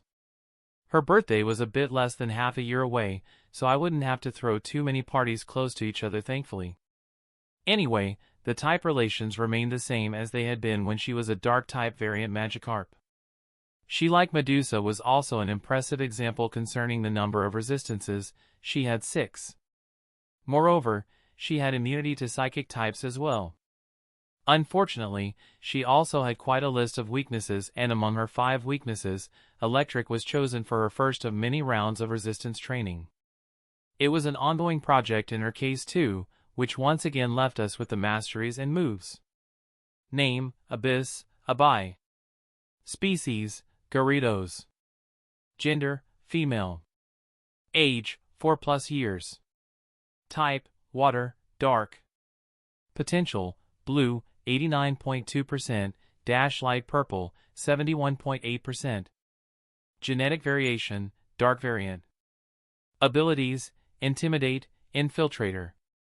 Talents, none. Affinities, water, dark. Bond, Mikhail, strong.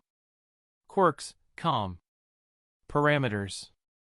Stage, silver stage, high. Vitality, C, D. Strength, B, C. Endurance, C, D. Agility, B, C. Energy capacity, C, D. Energy density, C, D. Immune. Psychic. Resistance. Fire, minor, water, minor, ice, minor, ghost, minor, dark, minor, steel, minor. Weaknesses. Electric, minor, grass, minor, fighting, minor, bug, minor, fairy, minor. Standardized. Electric, in progress. Condition, healthy, happy, pleased. Masteries. Water energy manipulation, proficient, advanced. Dark energy manipulation, beginner. Techniques. Unofficial, initial. Not applicable. Novice. Fake tears, thrash. Beginner. Flamethrower. Proficient. Tackle, flail, bounce, scald, bite, dragon rage, whirlpool, twister, ice fong, scary face, brine, rain dance, aqua tail. Advanced. Splash, swift, aqua jet, water pulse, hydro pump, waterfall, dragon dance, crunch, dark pulse. Mastered. Water gun. Abai also gained a corresponding mastery for her second typing, but she only managed to raise it to beginner mastery since then. That was mostly because she trained 2 dark-type moves. Oh, and her mastery over her water energy had improved to advanced just like it had for the others. Now, let me begin her move part by mentioning that she had 3 dark-type moves before we began learning new ones. Among them, Fake Tears, as well as Bite, got ignored while Crunch was raised to advanced mastery, and she was the only one among them that did it. Anyway, the moves she learned were Dark Pulse instead of Hurricane, Thrash remained the same, and finally Flamethrower instead of Thunder. We really focused on Dark Pulse, and it was trained to advanced mastery since we felt she needed it as a dark type. Thrash just got learned and then ignored, and Flamethrower was brought to beginner mastery. We chose Flamethrower because it was useful against a majority of her weaknesses type-wise. Since learning Flamethrower was still a bit easier to learn than Thunder, she just finished a bit more than a week after the others despite focusing on Dark Pulse. Also, instead of Hyper Beam, I was planning on having her learn Iron Tail to target the ones that Flamethrower didn't, and with that, we were finally done. Now, I was only missing the newbies. Who to start with? Knock knock. He got startled from his musing by Nox. Honey, could you come down again, please? Your dad and I want to talk about your housing in Rhoda, she said after entering a few moments after knocking. Sure. I'll come down, I replied and stood up to walk downstairs with her. Chapter 142, Discussion. At the time Mikhail went to his room to monologue. Sigh. Edward released a sigh of relief while they were watching their son go up to his room to do whatever he did up there. Arya leaned against him and looked over at him. What are you sighing about, dear? Arya asked her husband despite roughly knowing why he did it. However, she could be wrong and it was a good conversation starter anyway. Edward tilted his head, looked her in the eyes, and smiled a bit before he replied to her question. Now that this is about to be settled, I can finally worry less about him.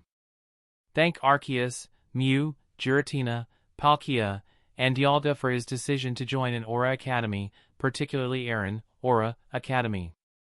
He should be safe at the center of the Guardian Order's influence no matter how much brilliance Mikhail is willing to show off. Arya could see that a weight had been lifted from him now that the situation was practically confirmed. They had decided early on to leave the choice on his future education to Mikhail, at least as long as he did not decide on something ridiculous. Mikhail had matured faster than usual, and shown himself to be more mature than other children his age. Even when compared to those children talented in an element that quickened the process like aura or psionic energy that they heard about, Mikhail was still a bit faster. At least from what they knew, which admittedly was not too much. Still, they attributed it to his talent in both, which in their opinion stacked the acceleration caused by each.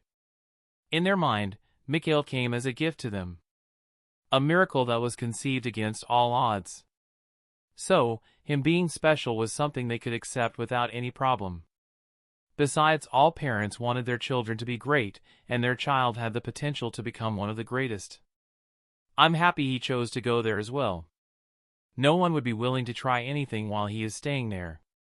The Aura users, in general, are more protective of their pupils compared to the more pragmatic members of the Psychic Council.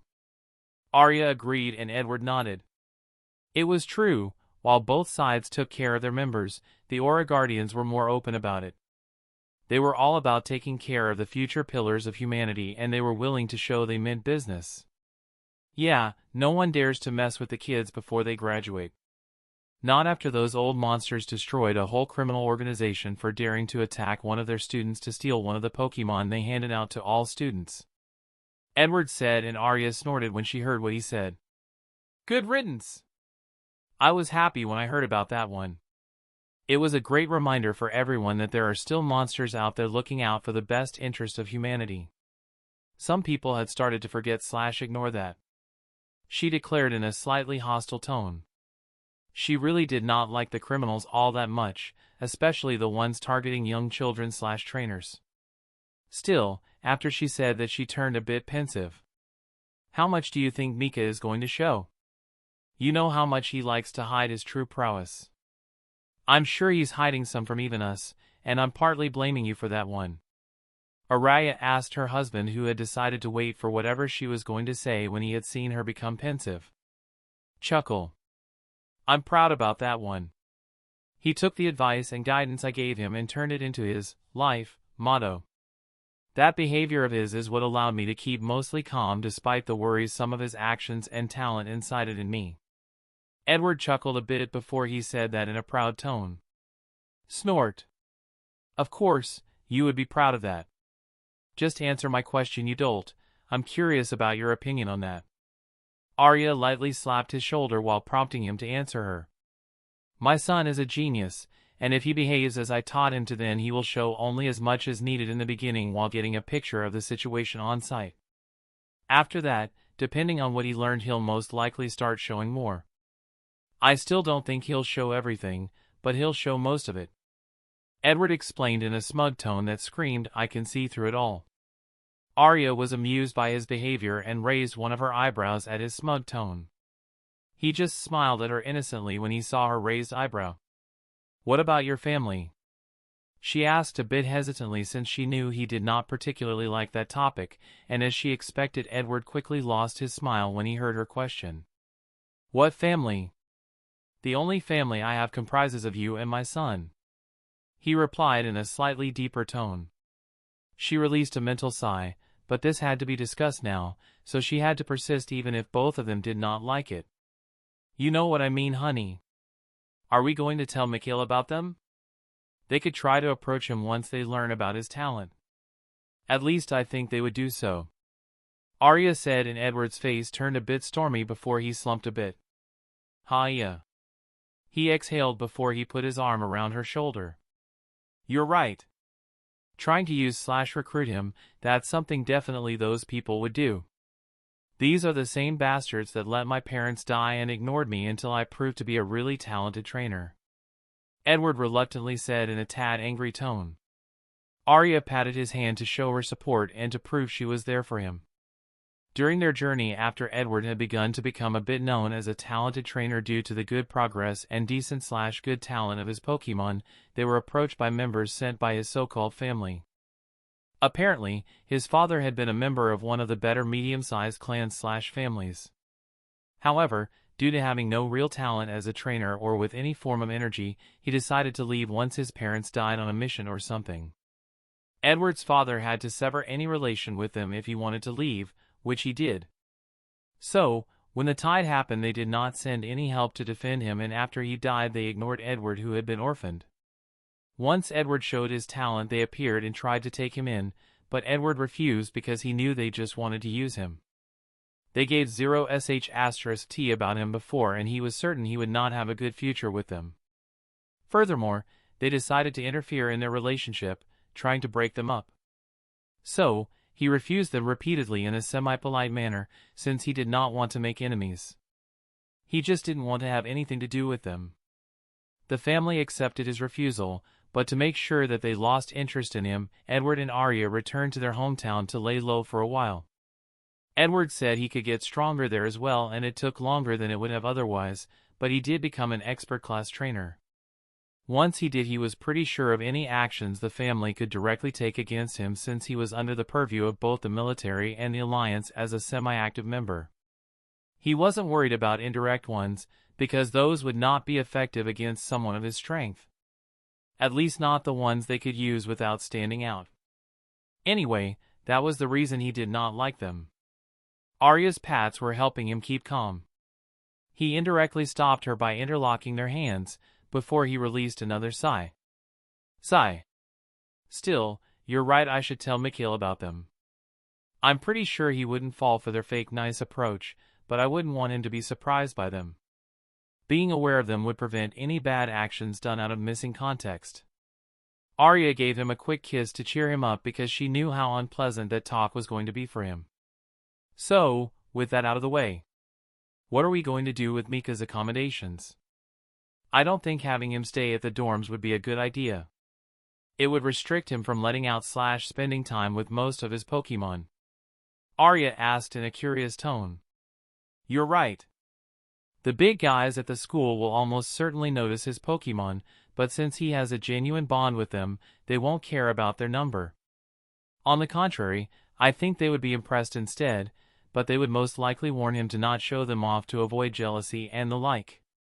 Edward agreed with her, while also addressing the situation of Mikhail's many Pokemon partners. They were certain that Mikhail had more Pokemon than he had shown them, but they knew he did it because he was trying not to shock them too much. The stunts he pulled with turning up with one Pokemon after another were already incredible enough. Moreover, he even brought them some new partners as well. Not to forget his prodigious ability to roughly guess their potential. Yeah, they were pretty sure he had more, but they didn't really mind since they believed he was taking good care of those Pokemon and not harming them, so they chose to ignore it. I know that. I want to know what kind of place we'll be getting him. With the money from the sales we put aside for him and his education, we could rent a wide range of places for him to stay. I personally think we should look for larger places so that he can live with all his Pokemon.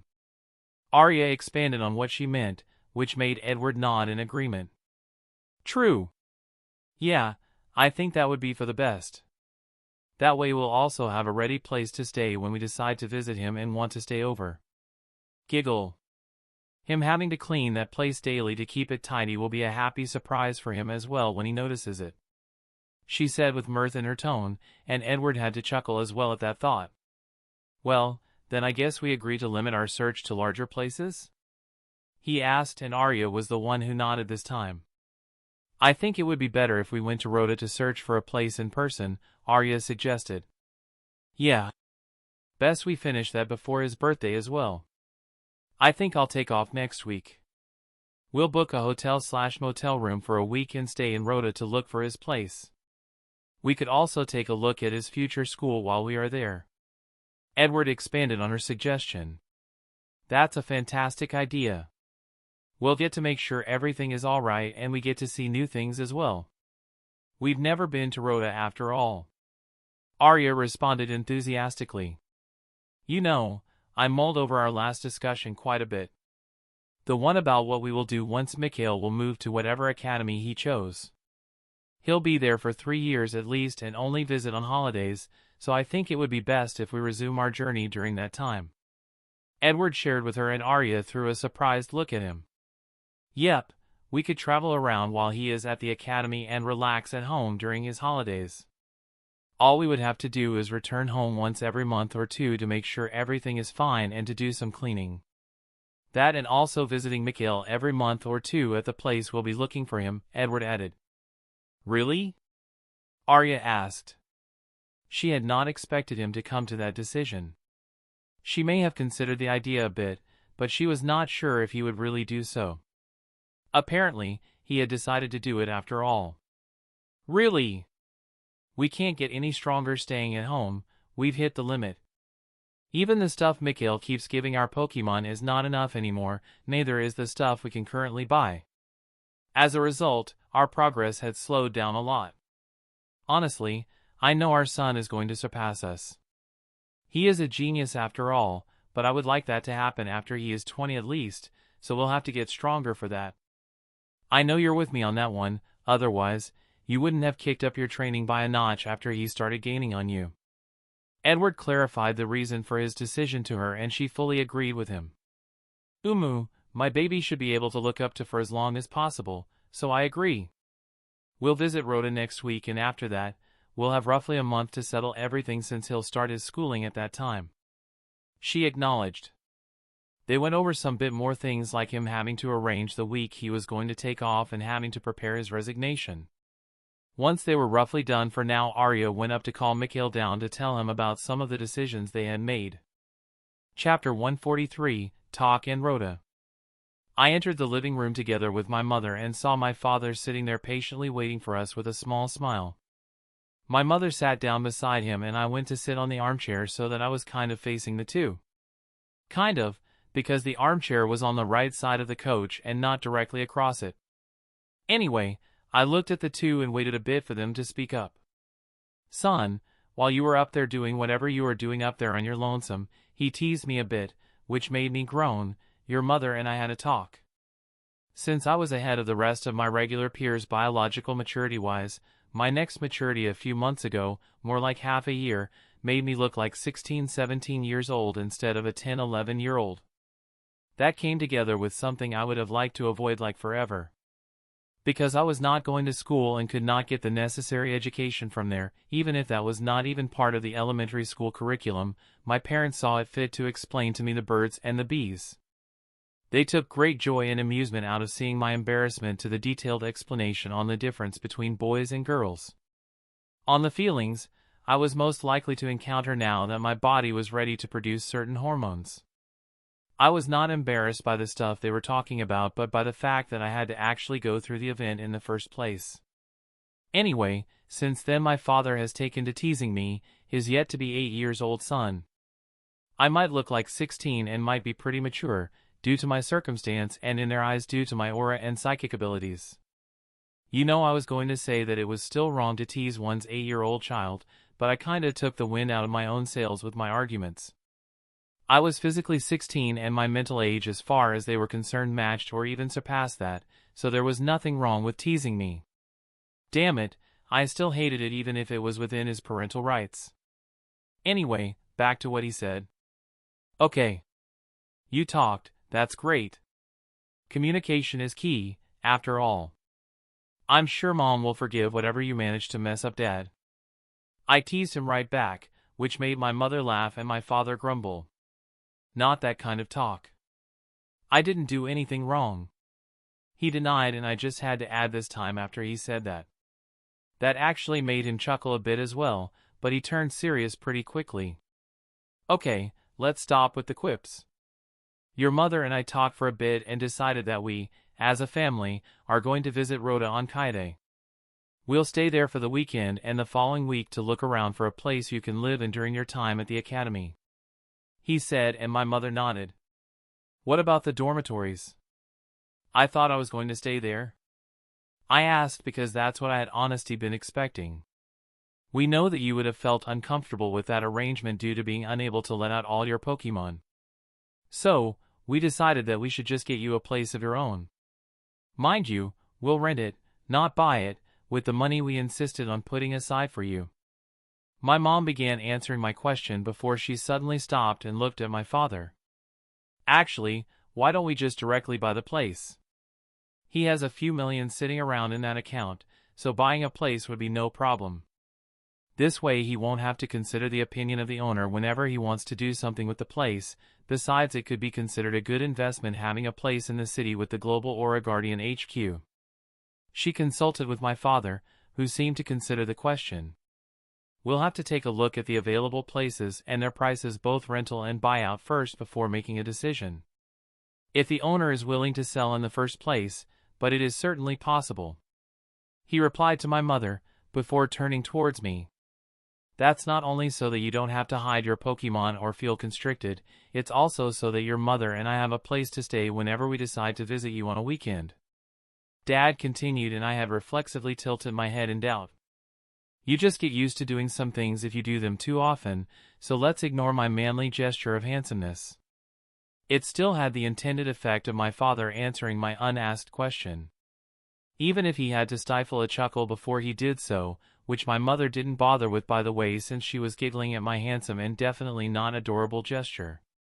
Yeah, did you think that just because you're going to stay in Rhoda during your time at the academy, we would see each other only during the holidays? Please, there's no way that would happen. We would visit you at least once every month or two on the weekends. He said, as if he was stating a fact like water is wet. Yep, we would have visited even if you stayed at the dorms.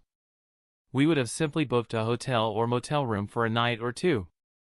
There's no way I would wait for the holidays to see my baby boy. That would mean I would have to wait 4 to 5 months at a time. Nope, that's too long. My mother said, which made me smile a bit at her motherly indignation. Okay, got it. We're going to Rhoda in 3 days to look for a place for me to stay.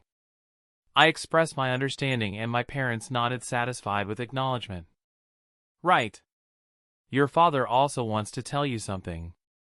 Mom said before she nudged my father, who released a sigh before he started talking/explaining. So, let me get this straight. Grandpa Clayton used to be part of a medium-sized clan/family called George Family that occasionally produced ground/earth elementalists and strong ground-type specialists. However, due to his lack of talent as either a trainer or with ground energy, he decided to leave the clan or whatever after his parents died in a mission or something. Did I get that right? I asked my parents while recapping what my father told me. Grandpa Clayton then changed his surname from George to Geo. Here I paused to shoot my father a "Are you for real?" look, and he nodded, mortified. I just decided to proceed with my recap. He then left Siena City and settled in Hope Town, got married, had you, and then the tide happened.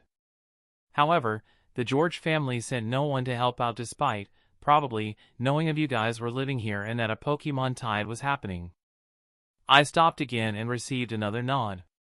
Your parents died, Mom's as well, and you were orphaned. However, no one from the George family came to claim you and you landed in the orphanage. Another pause and another nod. You got older, started your journey together with Mom, and due to your talent and enormous luck, I whispered the last part, you started to become well known as a strong newcomer. Somehow the George family got wind of your promising situation/future and sent someone to you. I looked over and my father just signaled me to keep going. They offered to take you in, but you declined because you didn't like their tone, conditions especially about leaving Mom, and the past with our direct family. After a few denials, they seemed to accept your refusal, but you did not fully trust them, which is why you decided to lay low for a while. So, you two returned to Hope Town until you thought grass grew over the whole thing while still slowly getting stronger through regular training. You're currently strong enough, or rather your trainer class is high enough that messing with us in a violent manner won't really be worth it. That's because the military/alliance would investigate the situation due to expert class trainers counting as strategic resources that can get called up in case of urgent close-by emergencies. I paused once again and my dad gave me a smug nod that seemed to say, do you see how important I am? You just decided to tell me about them in case they got wind of my talents and decided to approach to sucker me into joining the family since you were sure they would just use me. You wanted me to know that we do not acknowledge any connection to them in case they decided to use the familial connection to trick me into something. I finished my recap and he nodded happily. Yeah, that's pretty much sums up everything I told you. He confirmed, as this time I was the one who nodded. Sure, I'll ignore/decline them if they show up. You said they were rather no one would dare to try anything while I was a student, but particularly inside or near Rhoda, so I guess me ignoring/declining them should close the topic. I said while connecting the dots on why I had such a high talent with ground types/energy. I turned to my mom, who had been quietly listening to us talk the whole time. So, Mom, any clans/families I should know of on your part of the family? I inquired in humor, even if I was actually semi-serious about the question. They both had to laugh at that, and my mother shook her head while answering me with a bit of mirth. Nope, not that I know of. My family was just a normal one, she said, and I nodded at that. Alrighty then. Is there anything else you want to tell me? I questioned the two and they deny it.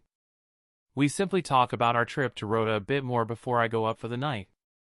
Pocket Day, as well as Dial Day, pass pretty quickly, and before we know it it's Kai Day and time for our trip. Our luggage was safely stored inside our bags of holding of the SilPH.co brand, so we had no extra luggage to carry around. We asked Zada to teleport us to Pewter City, and from there my father had booked a teleportation straight to Rhoda City, specifically to South Rhoda City.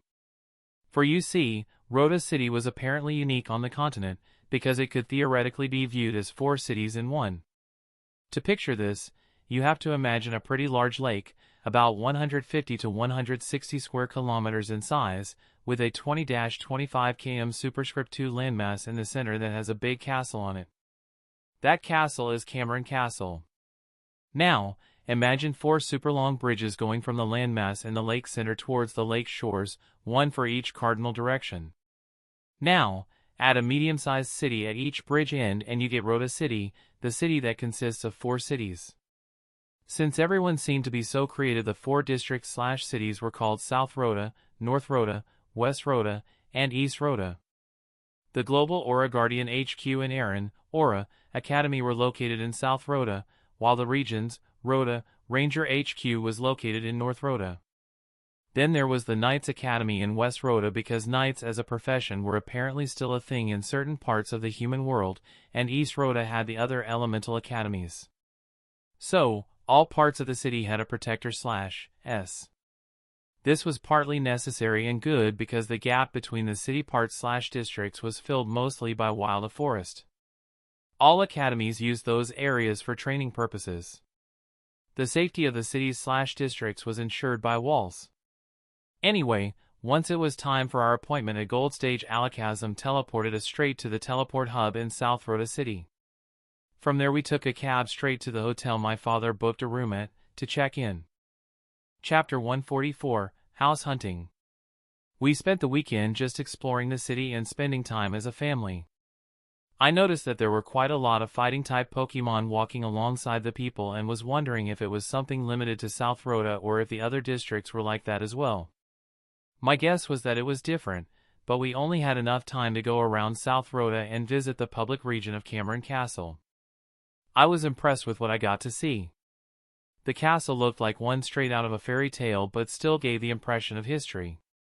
It seemed to scream, "I am awesome and I have witnessed a lot." Anyway, we went around a bit to enjoy the sights a bit before we were too busy with house hunting. Another reason was that my father had arranged an appointment with a real estate agent on Arc Day, which Aaron had recommended to me, hence the decision to enjoy ourselves before that since we would have a busy schedule starting Arc Day. I had called Aaron on dial day with my Pokephone, which is short for pocket phone, not Pokemon phone, by the way, to tell him we were visiting Rhoda. Since I was using my personal phone instead of a phone booth, we only talked about stuff that was publicly known. Moody would be proud of me. Aaron found my worries a bit paranoid, but he respected my wish either way.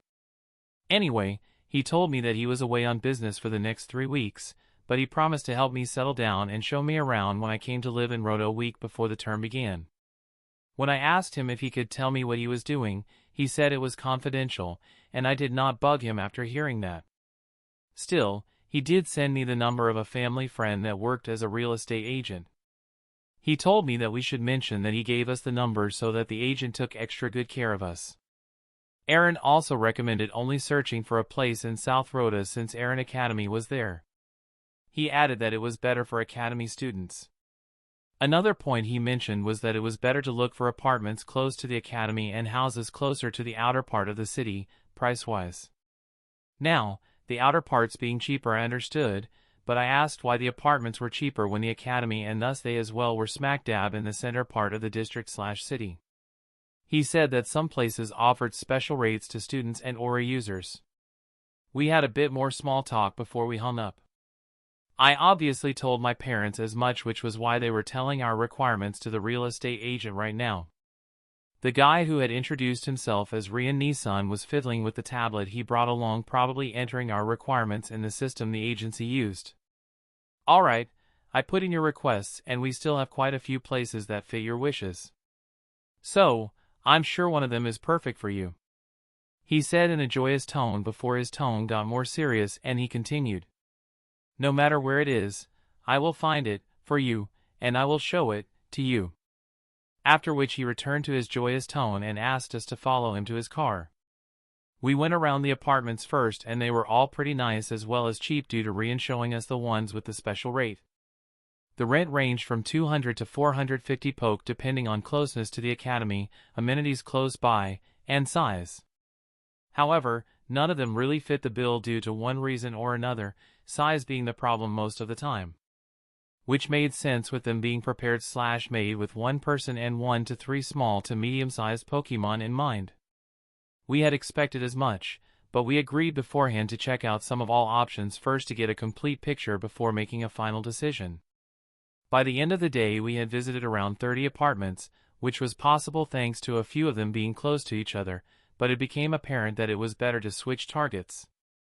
Still, we did keep 2 of them in mind, both being 2-room apartments that cost 400 and 450 poke respectively per month. None of the special rate apartments were for sale, so that option was not available. That's everything for today, I guess. I'll send you to your hotel and we'll continue tomorrow at 9 a.m. if that's okay with you?" Rian said, and I made eye contact with my parents, giving them a signal that I was going to use telepathy. "Mom, Dad, I think we have seen enough apartments that fall under the special rate. How about we look at the regular apartments tomorrow?"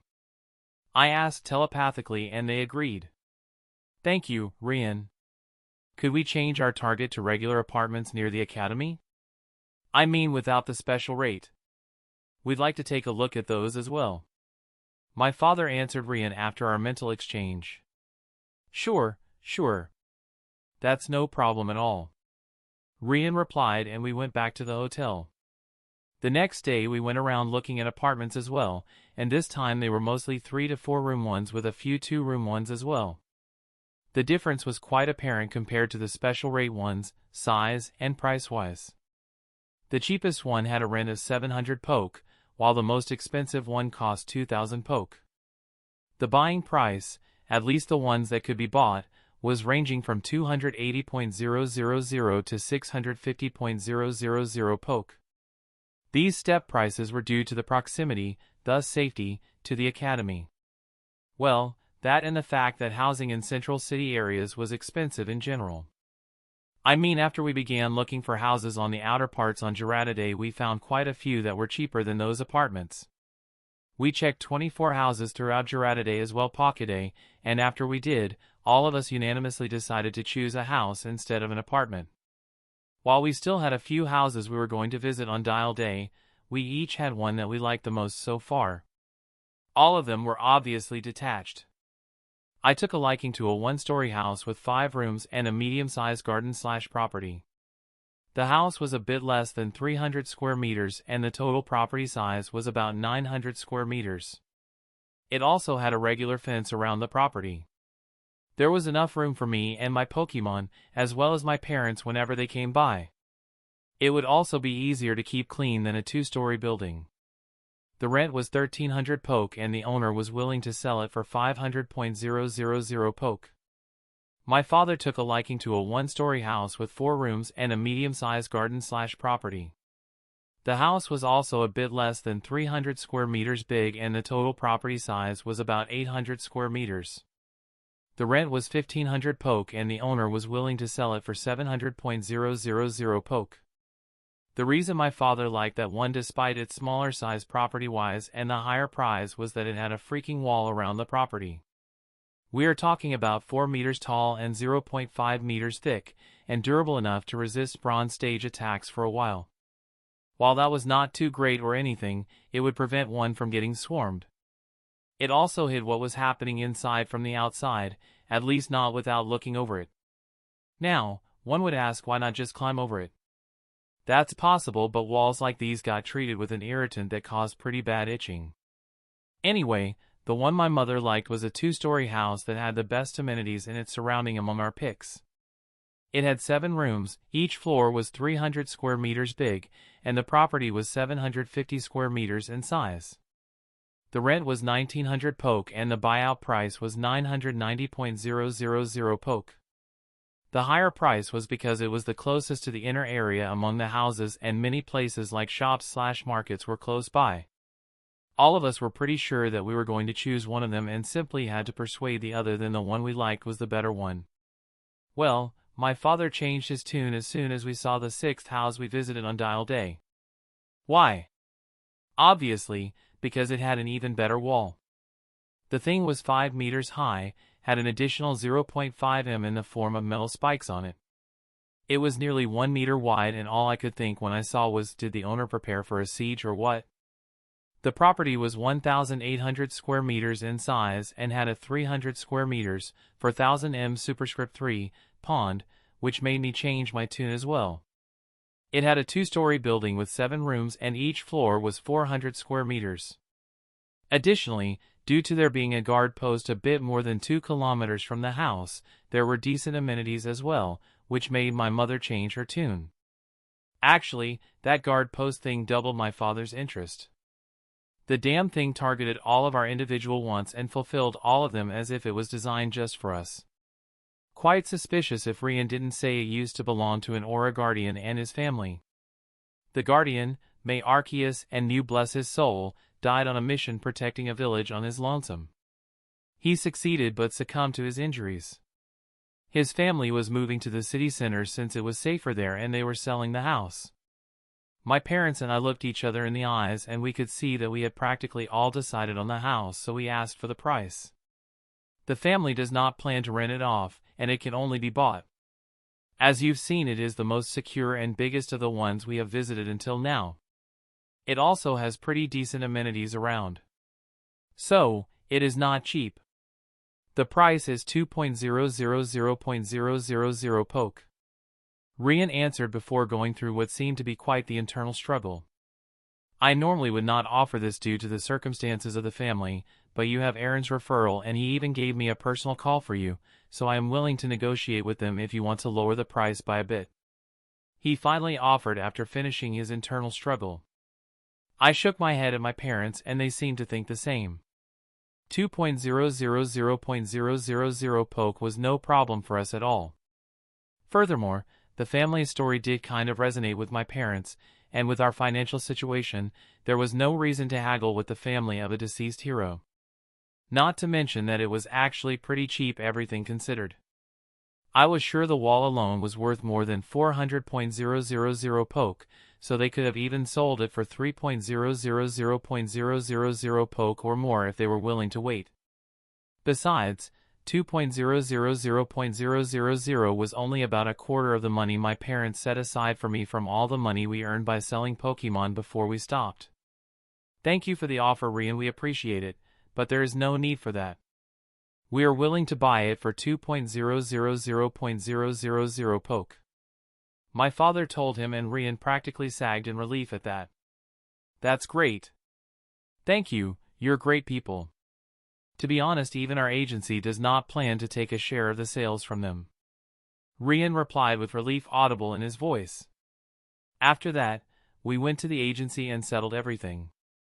My parents also directly paid the full price for the house. Obviously, the house would have been empty when I arrived there, but no, the agency offered a few furniture sets to its customers. We looked through the catalog and paid an extra 50.000 poke for some of the standard furniture sets the agency offered. They would take care of the kitchen, living room, as well as 2 bedrooms for us, and by the time I came to live there, everything would be ready. I'd only have to visit the agency for the keys, which I would do dragging Aaron along with me. With all that done, we still got the whole weekend to enjoy Rhoda.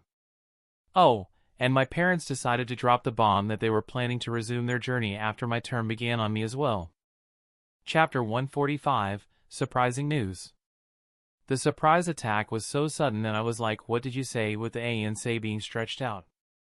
I mean, he just suddenly threw me the info in the face as if he was mentioning something unimportant. It happened like this. After we woke on Kaide, the day after signing the contract, we went to the hotel restaurant for breakfast. We were talking about what we should do during the 2 days we had left Rhoda. The hotel was already paid for, so there was no need to waste that. The topic of the arena, practically a stadium but more classic looking, came up among places we could visit. He went like, we could visit the arena. I heard the Aaron Academy sometimes uses it for academy tournaments, so you would get to have an early glimpse of it. I nodded at that, seeing nothing wrong with it, and then it just escalated. Oh, since we mentioned your time at the academy, let me tell you about the decision your mother and I made, he said with a mischievous tone. I was like, alright, I know that tone, thinking he would come out with something like we decided to stay over at your place every second weekend or something like that. What I got instead was this. Yeah, once your term begins, me and your mom are going to resume our journey, he said in a joyous tone, and I froze. Mikhail.exe just shut down for a moment. Now, most people would say something like, you're exaggerating. They are just going to go on a journey while you are off to the academy. It's not like they haven't been on one before. To that, I can just say I froze, because for that one moment all I felt was fear. Thanks to my wishes working as intended, and to some part thanks to the memories I got from baby/toddler me, I love my parents. Hard not to when you live as well as spend time together with people who genuinely love you and care for you. The reason I felt fear at that moment was exactly due to the love I felt towards them. This was the perfect setting for a tragic backstory development. The child goes to a live-in school while her parents go out exploring, only to die for one reason or another. I mean, Dad even has the old family that he spurned that may or may not try something funny. So, I froze. Because the thought that they may die just because of some kind of destiny, or whatever thought I might need some trauma to get me really going, just popped into my mind. I knew that I explicitly wished for the absence of any childhood drama, but I was rapidly growing due to the aura, and my mind had more or less returned to the level of a proper young adult, because the young body/biology did have a bit of an impact on the mentality of a person, as I had personally noticed. So, I was at that moment not sure if that meant my childhood was over and I was free to experience an immediate post-childhood trauma. However, my sudden fear started to give way to my logic and I quickly found a counterargument. I said I wanted a trauma-free childhood and that meant I was safe until the childhood was over. Now, logically the childhood here was following the standards of Terra since that was where said childhood would take place. That meant there were two ways childhood could be taken as. The first would be from my perspective and the second would be from the perspective of the humans on Terra. Thankfully, those two perspectives were the same in this case. The childhood was over once they were ready to begin their journey, so around 15 and 16. This meant my wish was still active. Once I reached that conclusion, my system began rebooting. All those thought processes took me only a few seconds in reality. I knew this because of what happened when I looked at my parents. I focused back on my father. I saw him looking at me with a bit of concern, while my mother was in the process of getting up, presumably to move towards me. "Son, everything all right?" "You just completely froze there for a few seconds," he asked with concern in his voice. My mother, who came over to me, touched my cheek and asked if I was fine as well. When I nodded in assurance, she turned towards my father and scolded him a bit. "I told you that we shouldn't just surprise him with the news, but you thought it would be funny," she began, and I patted her hands before she could continue. As funny as it always was to see my father getting scolded by my mother, this was not really his fault. He couldn't have known I would have reacted like that, and nothing I had done until now had indicated I would react like that either. On the contrary, my behavior until now would have told him that I would be surprised but just laugh it off, not suddenly freeze. "It's fine, Mom. The news just surprised me." "What brought the whole journey thing about?" I reassured her before posing my question. "I'll tell you about it in our room. Let's finish breakfast first," Dad said, and we did just that. After dinner, we went up to our room and my father called out Cell, who briefly looked through the room before nodding towards my father, who thanked him before recalling him. When he saw my tilted head, he just shrugged. "Safety precautions, since I'm going to mention some sensitive stuff." Cell just checked if there was anything in the room that shouldn't be here. He gave me the all clear, so we are fine. "Actually, that result is kind of the norm, but it doesn't hurt to check," was what he said. After that, they began to tell me about the reason for their decision and about their talk on the topic that led to the final decision. I nodded along, and once they were done told them that they had a green light from me. It did make sense after all, and I had noticed that the progress of some of their Pokemon had slowed down a lot. Moreover, Mom actually fulfilled the strength requirement for the expert class, but because she did not have the necessary badge or the contribution points to compensate for that, she couldn't rank up. The same would be true for my father as well. Once his Pokemon would reach the strength requirement for the ACE class, which was to have at least 3 low, dark gold stage Pokemon. He wasn't that far off, and I believe that in at most 5 to 8 years he would succeed. That was actually pretty impressive. Dad was currently 30, and in 5 to 8 years he would be 35 to 38 years old. The reason I gave such a large estimate was that the difficulty of improvement seemed to increase by quite a bit with each stage. Dad was honestly considered really fast with the way he was progressing. 35 to 38 was young for an ace trainer, since most talented people reached that point around 50. A majority of those that successfully reached the class took even longer than that. That Dad's progress got slowed down due to the whole family business that cropped up made it even more impressive. Their second journey would probably shorten that time. Actually, both my parents had an impressive roster, even if Dad's roster was the more impressive one. At the moment he had 10 Pokemon, but I knew that he was considering adding 3 more when the opportunity showed himself. His current rosters had made pretty great progress before it started to slow down a lot. Titan, his Nidoking, had reached the high gold stage while his potential stayed blue. Duke, his Crobat, had reached the high gold stage as well, while his potential had improved from light blue to blue. That one actually took a long while, considering he already had light blue potential when I saw him the first time, which was over 6 years ago. Then came his last high gold stage Pokemon, Sky. As for her potential, it remained light blue. He also had 5 mid, gold stage Pokemon. Agni, his Arcanine, with light blue potential. Azure, his Kingdra, with deep green potential. Cell, his Magnezone, with deep green potential. Vibra, his Rhydon, with deep green potential, and KO, his Lapras, also with deep green potential. Finally, there were his weaker two Pokemon, even if one of them was weak because he simply did not have it for that long. There was Cyan, his Butterfree, at the high, silver stage with deep yellow potential. In my opinion, Cyan would be able to break through to the low, gold stage in a year or two as well. However, due to his current potential, high, gold was his limit, and after he reached the gold stage his progress would slow down even more. The final one was the Lotad I had given him. Lono, his Lombra, was at the low, silver stage and had deep green potential as well. It was really unbelievable, except for Cyan, the worst potential among his Pokemon was deep green. Two actually had blue potential, and another two had light blue potential. Together with their strength, my father was actually better than many of the top geniuses from the top clans/families or groups. Mom's group had made pretty good progress as well. She had 9 Pokemon in total. 3 of them were at the mid, gold stage. Those 3 were Titania, her Nidoqueen, with blue potential. Rivers, her Poliwrath, with light blue potential, and finally Aomi, her Lapras, with deep green potential. There was Emerald, her Butterfree, was at the low, gold stage and had green potential.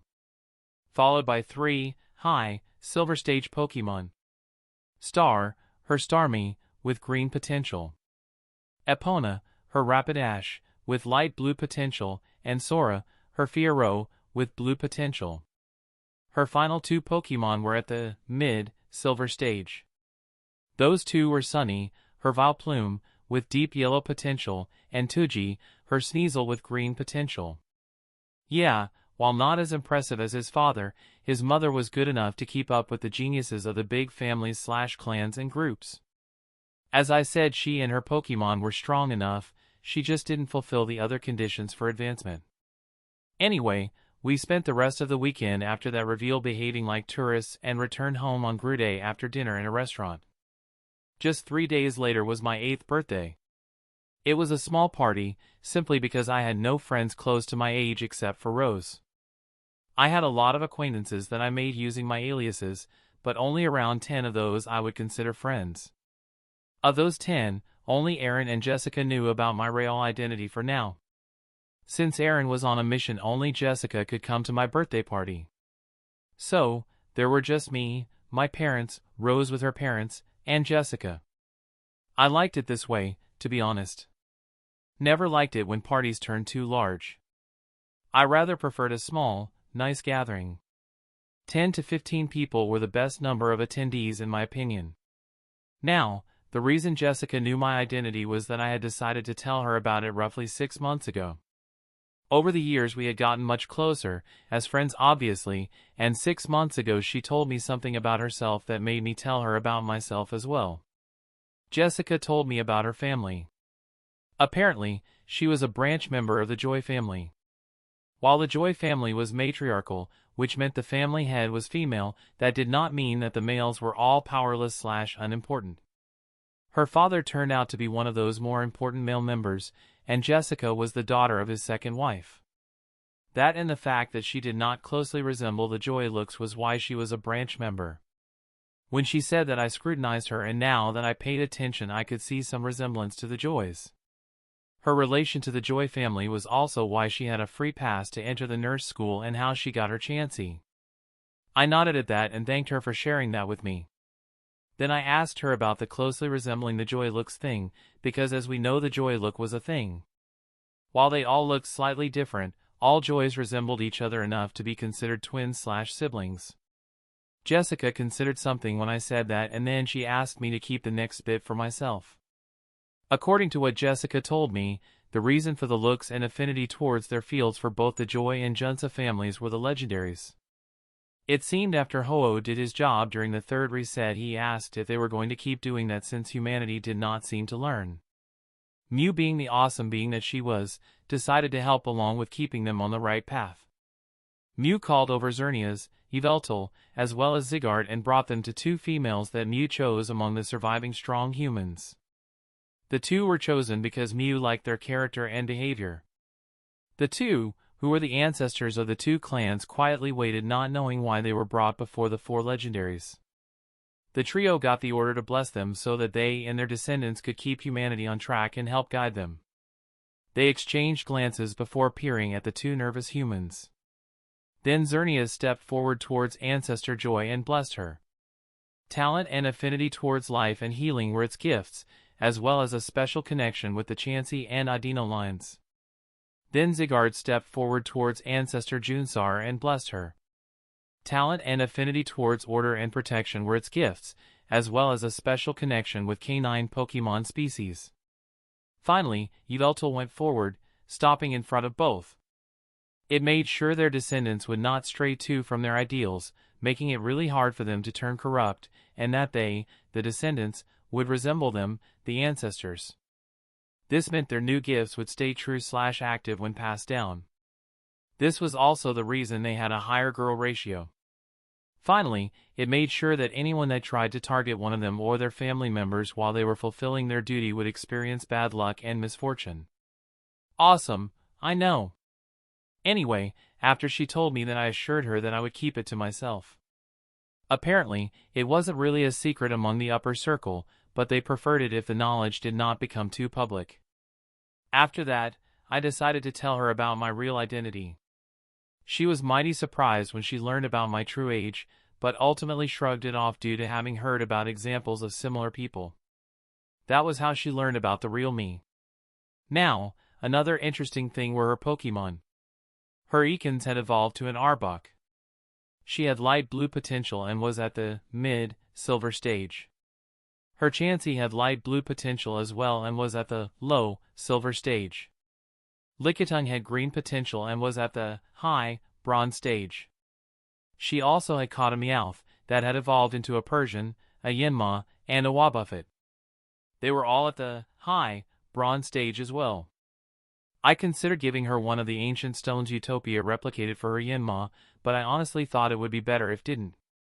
Her Yanma already knew ancient power and only had to accumulate enough ancient energy inside its body through the usage of the move for its evolution to trigger.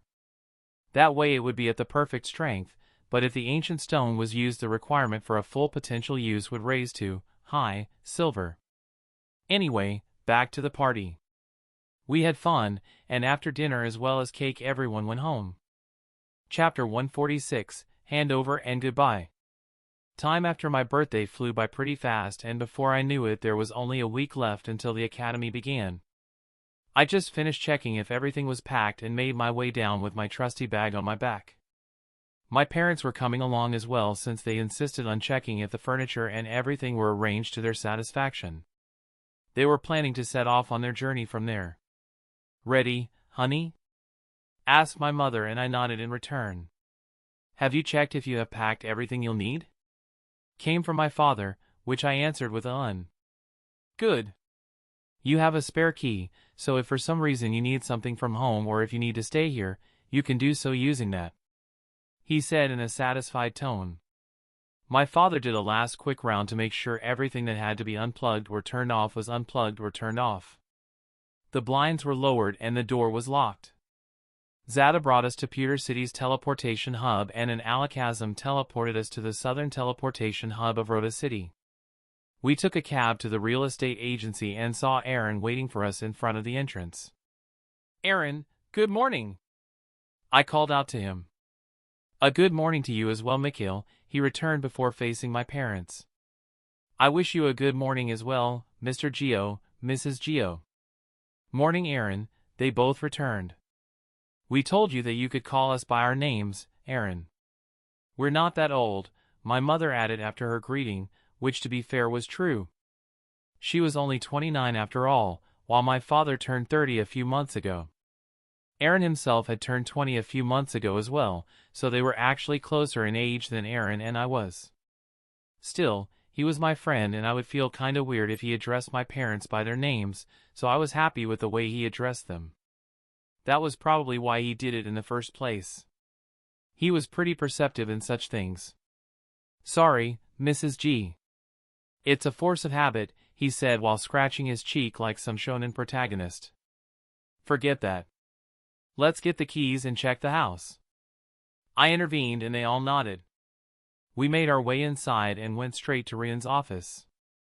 The secretary didn't stop us when she saw Aaron with us, but it seemed she informed Rian of our arrival because he greeted us at the door of his office and asked us to enter. The reason for that, besides Rian and Aaron being friends, was that the Varan family owned the real estate company, so they were actually working for Aaron's family. That was also why Aaron gave me Rian's number, because he knew that the agency would do its best to help me since I came with his referral. Anyway, we stepped inside, and the two hugged. Aaron, my friend, how are you? Rian asked jovially after they separated. I'm good, Rian. How are you doing? Everything is alright, I hope? Aaron returned with a friendly tone. Same old, same old. Can't complain really. Rian responded before turning to us. A welcome to you as well. I wish all of you a good morning. Take a seat, please. Would like something to drink? Some tea? Some coffee? Or a soft drink? He greeted us in a much politer tone than when he was speaking to Aaron. Thank you, but that won't be necessary. We'd like to go over to the house as soon as possible. My father replied for all of us. Sure, we can do that, he declared. Just give me a moment to get the keys, followed swiftly, and he went over to a cabinet by his desk to take a keychain with 4 keys. If you follow me, please. He addressed us and we went over to his car. My father motioned for Aaron to sit in the front seat and we drove off. It took us about 25 minutes to arrive at our new house, which was a bit funny to me since I could have run that distance in a bit more than 10 minutes. Still, he had to follow the traffic rules, I suppose, so there was not much that he could have done. Once we arrived, Rian handed the keychain to my father. The 2 bigger keys are for the front entrance. He motioned to the only opening in the wall where a big door made of metal stood. The 2 smaller ones are for the front door of the house, he finished. My father accepted the keys and we entered our new property and shortly after our new home. That was when my parents began checking the house and the furniture, as well as appliances, from top to bottom. They found nothing wrong, which I had expected with the agency belonging to Aaron's family and all that. Satisfied, they signed the paper confirming the handover. It was time to say goodbye temporarily. Rian tactfully decided to wait outside, and Aaron attempted to leave as well, but my father waved him off. Son, take care of yourself, all right? If you need anything, don't be afraid to ask for help. Whether that is from us, your friends, or the academy staff, there is nothing wrong with needing help, so don't hesitate to ask for some. My father said seriously, and I in return, but before he could continue, my mother interrupted him. She went up to me and hugged me while listing a lot of do's and don'ts. Don't forget to brush your teeth every day, and make sure to eat 3 times a day. Don't eat only fast food, eat some healthy stuff too. Make sure you keep the house as clean as you can, and make sure you do your best at the academy. Most important of all, make sure you stay safe, alright? Also, make sure to call me at least once a week, okay? She said, and towards the end, her tone began to turn watery. My father put a hand on her shoulder and she let me go. My father smiled at me and gave me a short hug as well. What your mother wants to say is take good care of yourself and don't get in too much danger. He told me before he turned to Aaron, who probably felt a bit awkward right now. Aaron, please help us with making sure he stays out of trouble and takes care of himself whenever you can. He politely asked of Aaron, who nodded in assent. I'll do my best. How much that will help I don't know. Aaron said the first part seriously before saying the second part in a humorous tone, which made my parents crack a smile. I'll make sure to stay safe, but you have to do the same. You guys are the ones going on a journey, while I am only attending the academy, so please make sure to stay safe. You'd have to always be careful, alright? I said seriously before walking up to the 2 and hugging them for a moment.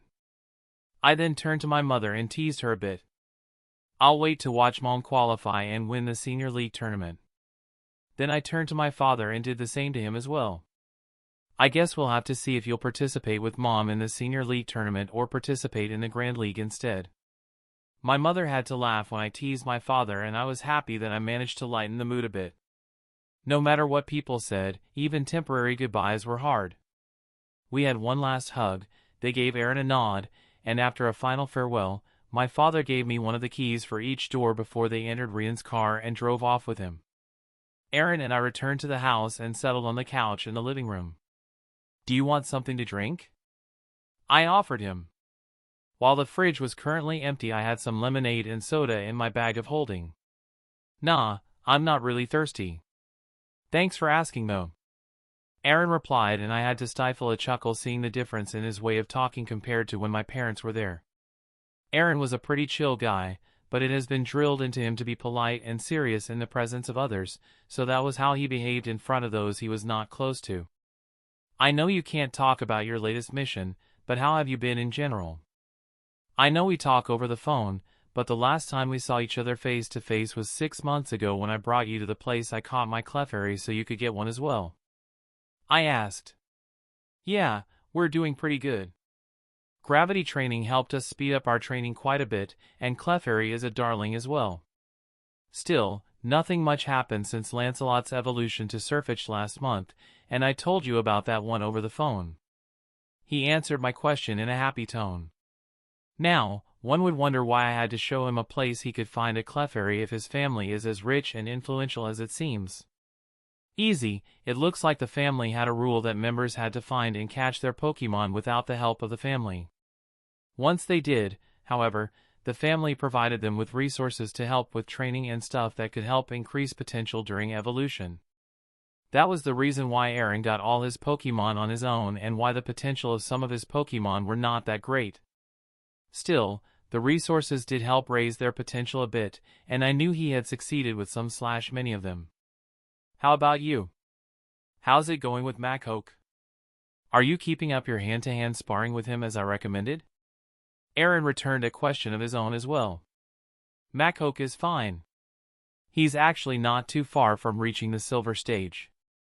As for sparring, we do spar occasionally. We switch between no-move/ability spars and no-hold-barred spars, and it helped me get some good combat experience. I answered him. How about you? You told me your Machop evolved last month as well. Congratulations again for that, by the way. Has he gotten completely used to his new form already? I know the height difference takes some time to get used to. I returned some questions of my own. We had gotten our Machop together around 3 years ago. He had called me and told me he found an enclave of the matchup line.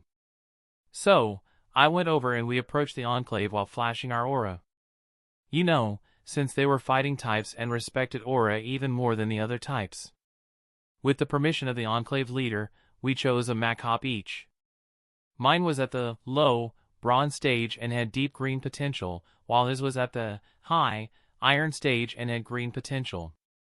I waited for him to finish his first round of limit breaking, all S, before I let him evolve, which was 2 years ago. Since then Machoke nearly finished his limit breaking, so he was not far from breaking through to the silver stage. As for Aaron, he chose to evolve his Machop after it reached the high, bronze stage, which happened a month ago. Machoke's fine. Sparring has helped him acclimate to his new height just fine. The others went out of their way to help him. Aaron replied with humor. Aaron's Pokémon had all made great progress. Well, not as great as mine, but still considerable.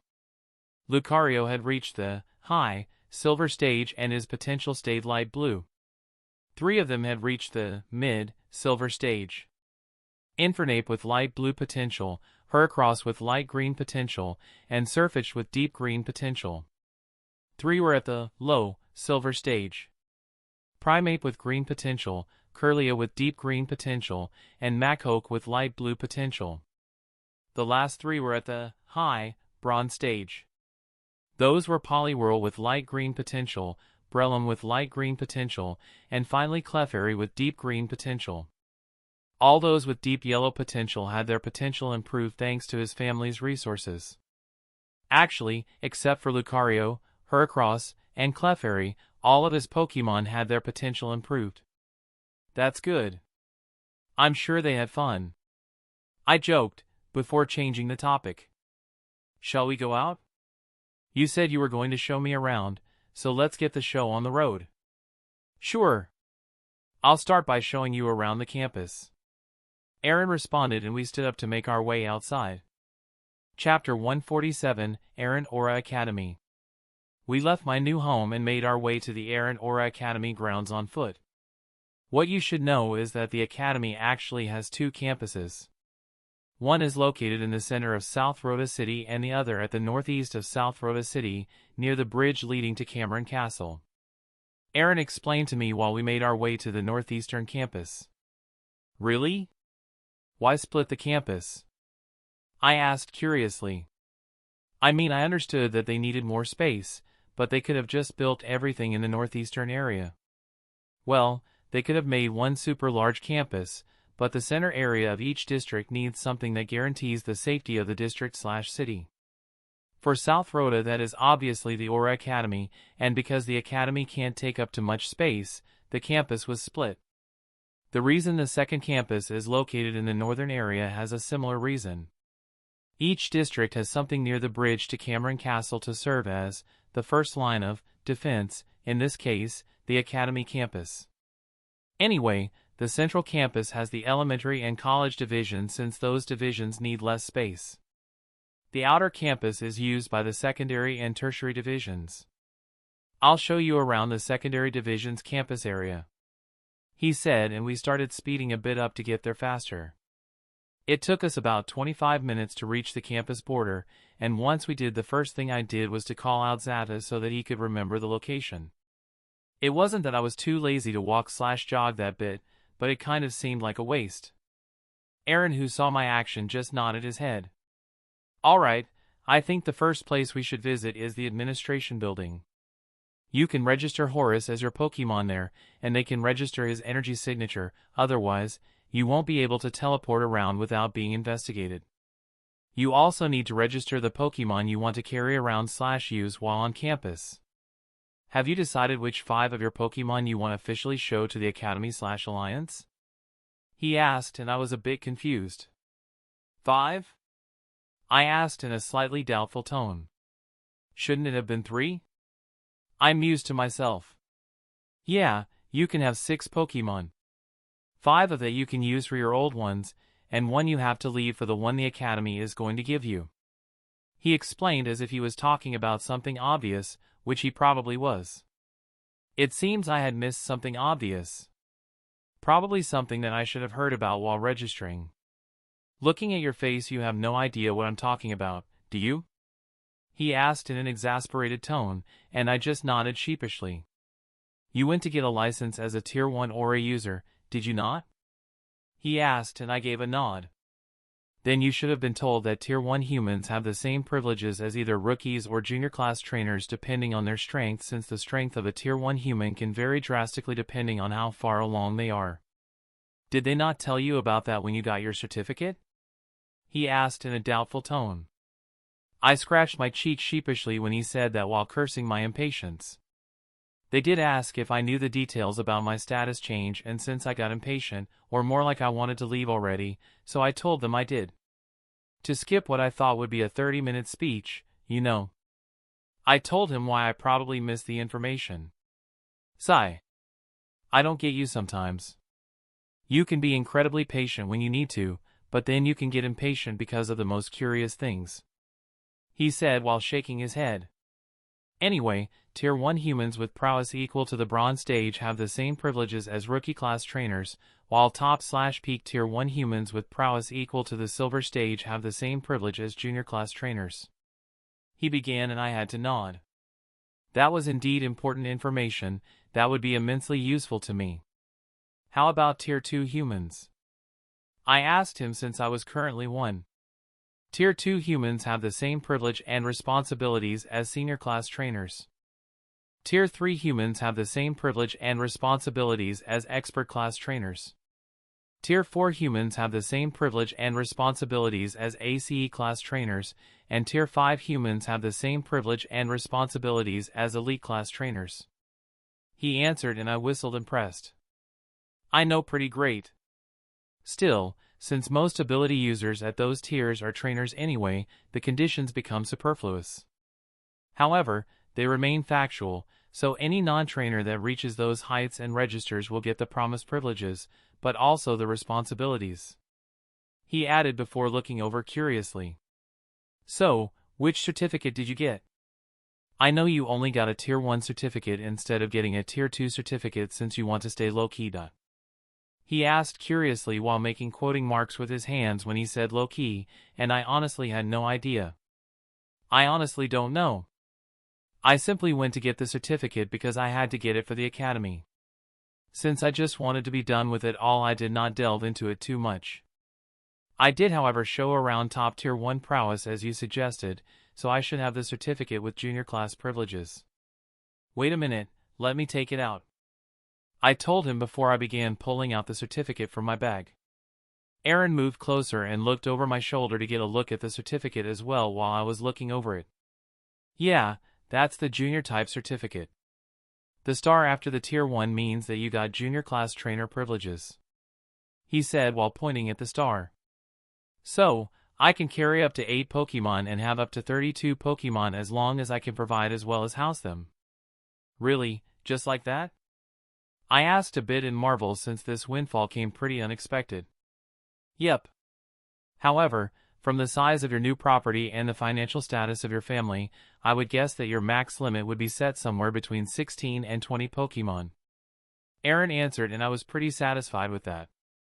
Considering that I was thinking I was only allowed to have 3 Pokemon before this, having the limit stretched to 16 was a massive improvement. While I was thinking about how many of my Pokemon I should reveal, Aaron decided to throw in his 2 cents. I would recommend only registering a maximum of 10 of your current Pokemon. You're going to get 1 more from the Academy for reaching Tier 1. I also do not doubt that you will be given the chance to find a real partner and a Togepi sometime during the next 1 or 2 years. That would already make 13, and the other 3 should be left in case you have to register one of your old Pokemon or you catch a new one that has to be registered for one reason or another, he said, and I had to agree with him since what he said made sense. You're right, my friend. I'll listen to your advice. It made a surprising amount of sense coming from you. I teased him a bit and he lightly / jokingly punched my shoulder while chuckling. I don't want to hear that from Mr. Tier 1, so what? You lost your acting-wise privileges with that one for at least 6 months. He teased me back and I had no way to refute him. Acting impatient and ignoring the offer from the clerk was not a smart move. I should have at least looked that up. Just because I did not find anything on that inside my library does not mean there are no rules on it in the real world. That's more a political move than anything after all. Still, better now than later. I can't think I know everything just because I have a lot, and I mean a lot, of information / knowledge inside my head. I mean, I was normally checking for most of the info I wanted in the real world as well, like with the cub one or the cave, but it somehow slipped my mind to do the same for Aura or Psionics as well. Alright, I shall generously give you this win. I accepted defeat for the moment. Let's just go to the administration office. I changed the topic back to the first one. Aaron just smiled and led us to the office. There I showed my certificate and registered Horus, Mothra, Nyx, Engie, Mars, Manami, Dilong, Luna, Tyson, Thor, as well as Hashirama as my Pokemon. The women at the registration desk just gaped at me when I listed the Pokemon I wanted to register for myself. Just to be sure. You want to register a Xatu, Butterfree, Eevee, Growlithe, Ursaring, Lapras, Gyarados, Clefairy, Machoke, Pikachu, and an Ivysaur under your name. Did I get that right? She asked in disbelief once she got out of her shock state. That's right, I confirmed, a bit amused by her reaction, and seeing the smile on Aaron's face, he was just as amused as I was. Okay. You are aware that it is possible that teachers or Alliance personnel might check if those Pokemon are really yours, and if you can take care of / control them. she asked, still not sure if I was joking or not. She had seen my actual age on my file after all, so it was reasonable for her to be shocked. Luckily, it was not necessary to mention their strength as well, or she might have fainted. Yeah, I know. That's not a problem since I have a genuine bond with them. I answered her, which led to another round of incredulous gaping. Seems like she knew that it was not easy to get a genuine bond early on, which kinda made sense considering where she was working. Are we done, or do you need anything else? I asked, and she just shook her head before snapping out of it. No, that would be everything. You may leave. She answered, so we left. Your homeroom teacher is probably going to be the one to check your Pokemon. I don't think the academy would let anyone not affiliated with it perform the check. Aaron informed me once we were outside, and I thanked him for telling me his opinion on the matter. After that, he showed me around the whole campus of the 2nd Division, at least the parts that we could see/enter, and boy was it big. There were 5 parkour/obstacle courses, with each having a different difficulty, going from easy to really hard. The academy had 2 battlefields for Pokemon that students with Pokemon could use, 1 battlefield for human battles, and 1 for mixed battles. There were also 2 maintained multi-purpose grass fields, 2 gyms, for indoor sport, 2 sports fields, 2 pools, 2 school buildings, 1 for regular studies, and 1 for aura studies, 2 student dormitories, 1 teacher dormitory, 1 library building, 1 security building, 1 janitorial building/dormitory, and 1 training center. The fact that this was only the campus of the secondary school division was mind-blowing. We spent nearly 4 hours walking around the whole place. Aaron showed me where everything was, which he knew because he was a student here during his secondary education. After we were done, Aaron brought us to a restaurant he liked to eat since all that walking made us hungry. The restaurant was called Irina's Heavenly Cuisine, and the shop name was not just baseless bragging. The buffalo steak was awesome, and the sauce went perfectly with the meat, enhancing the steak's taste even further. Aaron just ate some Fiero breast with white sauce and a salad, but he looked really happy doing so, so I was pretty sure they tasted great as well. After that great food, which Aaron paid for, by the way, we returned to my house to chill for a bit. Chapter 148, First Day. Before I knew, the week was over and the first day of my first academic year had arrived. Thanks to an instruction I had received per mail and post, I knew where my class was and how to reach it as well. Surprisingly, I was told to bring along sportswear on the second day.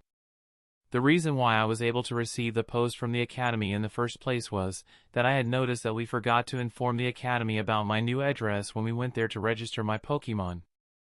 So, I revisited the administration office the next day and rectified that. Anyway, the building I was currently in was the one for regular studies. I followed the instructions to what I assumed was my new classroom. Once there, I entered and took a look around the room. Only a bit more than half the seats were filled, and the teacher was not there yet, but since there were still 15 minutes, that was pretty normal. There were 5 rows, and each row had 4 one-person desks, so I assumed that my class had 20 students. At the front were the teacher's desk and a whiteboard, the kind for removable marker pens. I chose a free desk in the second row and sat down. During the next 15 minutes, the rest of the students began trickling in. As for the teacher, he came 5 minutes before the start of class. As soon as he entered, he did a count of the students already there and seemed to add one whenever a new one arrived. He stopped and nodded after another student arrived 1 minute before 8 a.m., probably because that was the last one. Exactly at 8 a.m., the bell rang and the teacher stood up. "Hello, everyone. I am your homeroom teacher, and you can call me Mr. Burns," he said before turning around and writing his name on the whiteboard. "Our class is labeled as S1A and has 20 students. Now, I can tell you in advance that there won't be any lessons for today and tomorrow. We'll only do 3 things during these 2 days. The first is an introduction round. After that, I will guide you to each of your classrooms once. You are responsible for being punctual to your lessons afterward, and the excuse 'I couldn't find the classroom' is not acceptable. After that, we will return to our homeroom and I will be going over the academy rules with you once. Likewise, Afterward, the excuse, "I didn't know that we were not allowed to do that," is not acceptable as well. Finally, we'll visit the administration building. There everyone will receive the first half of your course books so that you can carry them home. Please, check your post in your mail since your lesson plan should arrive sometime today. Tomorrow, we will be at the training center and check your physical fitness. Afterward, we will be visiting the administration building once more for the second half of your books.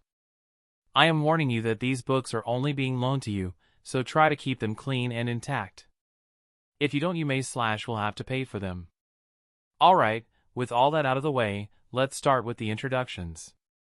I'd like to hear your name, surname, age, hometown, and something you like to do in your free time, like a hobby or something. Let's start from the last row.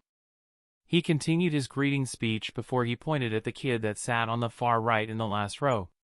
Everyone turned in that direction and the boy in question stood up under everyone's stares. Hi, everyone. He stuttered a bit out of nervousness at the start. My name is Henry Morn, and I'm 8 years old. I'm from Serene Town here in Rhoda and I like, observing the Pidgey around our house. Henry finished his introduction before sitting down with a plop. Mr. Burns nodded after Henry sat down. That was a good one. The last bit could have been a bit longer, but good nonetheless. Alright, next one, he said, pointing to the girl sitting beside Henry. The girl in question stood up and gave a cheery wave before she began talking. Hi. My name is Marlene Bright, and I'm 9 years old. I'm from Bright Village in Kanto. It's called like that because my great-grandpa founded the village. I like playing with Goofy, my Lillipup, the other Lillipup, and Mareep around our house, she said before she sat down, and after her, the others stood up one by one to introduce themselves as well until it was my turn. The ratio of males to females in my class was pretty even with 12 boys and 8 girls. Of the 14 kids that had introduced them before me, 6 were 9 years old. That was because they started elementary at 6 instead of 5.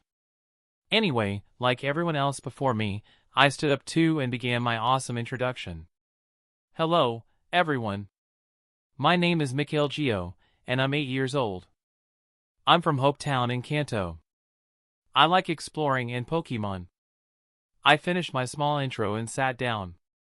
Alright, I can see that many of you have some questions regarding the height of 2 of your classmates.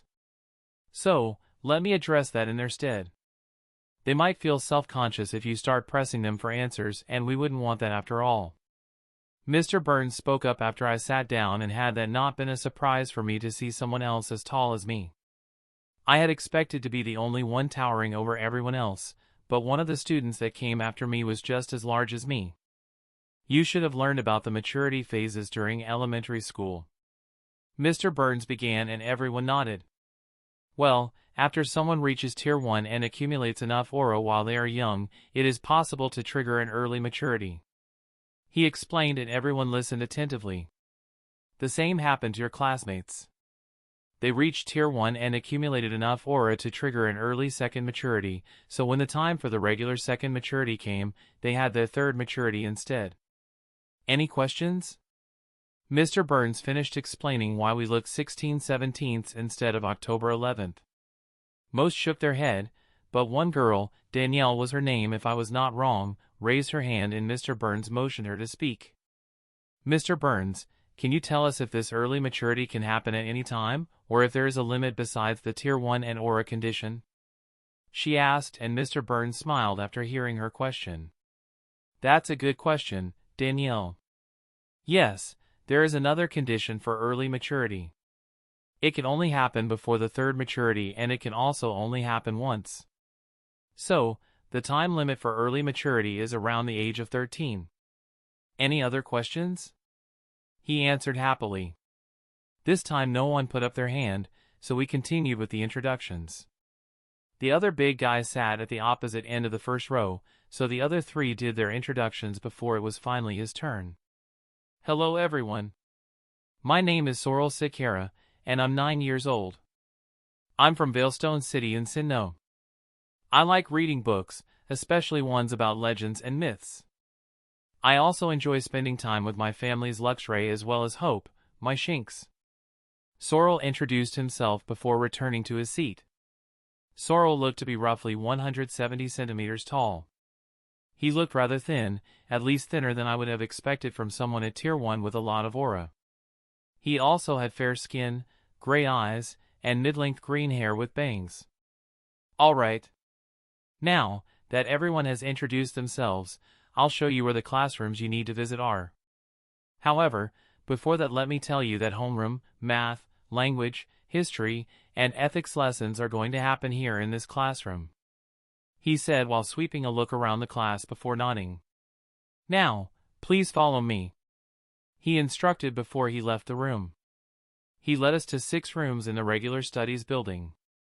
1 each for biology, chemistry, physics, music, and art, while geography and material science seemed to happen in the same classroom. After that, he led us over to the other building and showed us 3 rooms. 1 was for Pokemon knowledge lessons, while the other 2 were for aura lessons. We left the aura studies building as well, and Mr. Burns showed us where the gyms, the pools, as well as the training center, were. Afterward, we returned to our classroom and he began going over the school rules with us, like no unsupervised battles, no theft, no bullying, and so on. Once he was done, he gave everyone a paper with all rules printed on its 2 sides before leading us to the administration building for the first half of our books. I obviously put mine inside my bag of holding, but I noticed that not everyone had one. So, it made sense that they were not handing out all the books at once since their weight would be too much. Alright. Now that you have your books, we are done for the day. Please be punctual tomorrow. We'll be meeting in front of the training center at 8 a.m. Mr. Burns said before sending us home. Once I came home, I first entered Utopia to spend 30 minutes with my water types since I couldn't call them outside. After that, I called out everyone except for the water types. We ate lunch together before I decided to do some sparring with Tyson, so we went to the garden. Tyson had really shown some good progress since I first saw him.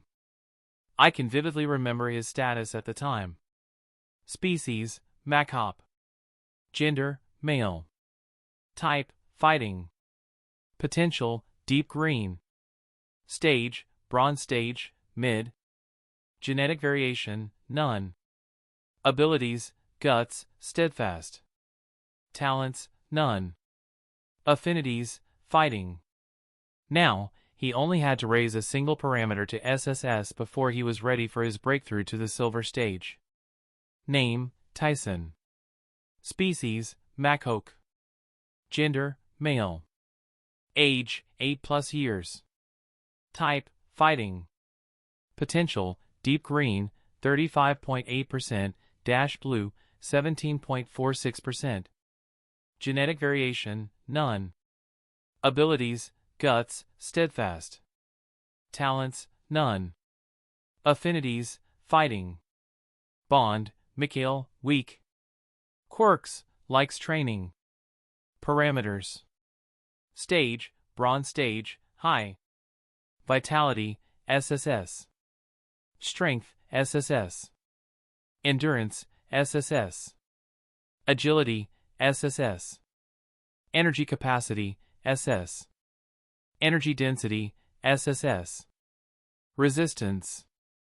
Bug, minor, rock, minor, dark, minor. Weaknesses. Flying, minor, psychic, minor, fairy, minor. Standardized. Psychic, in progress. Condition, healthy, happy. Masteries. Fighting energy manipulation, proficient. Techniques. Unofficial, initial. Not applicable. Novice.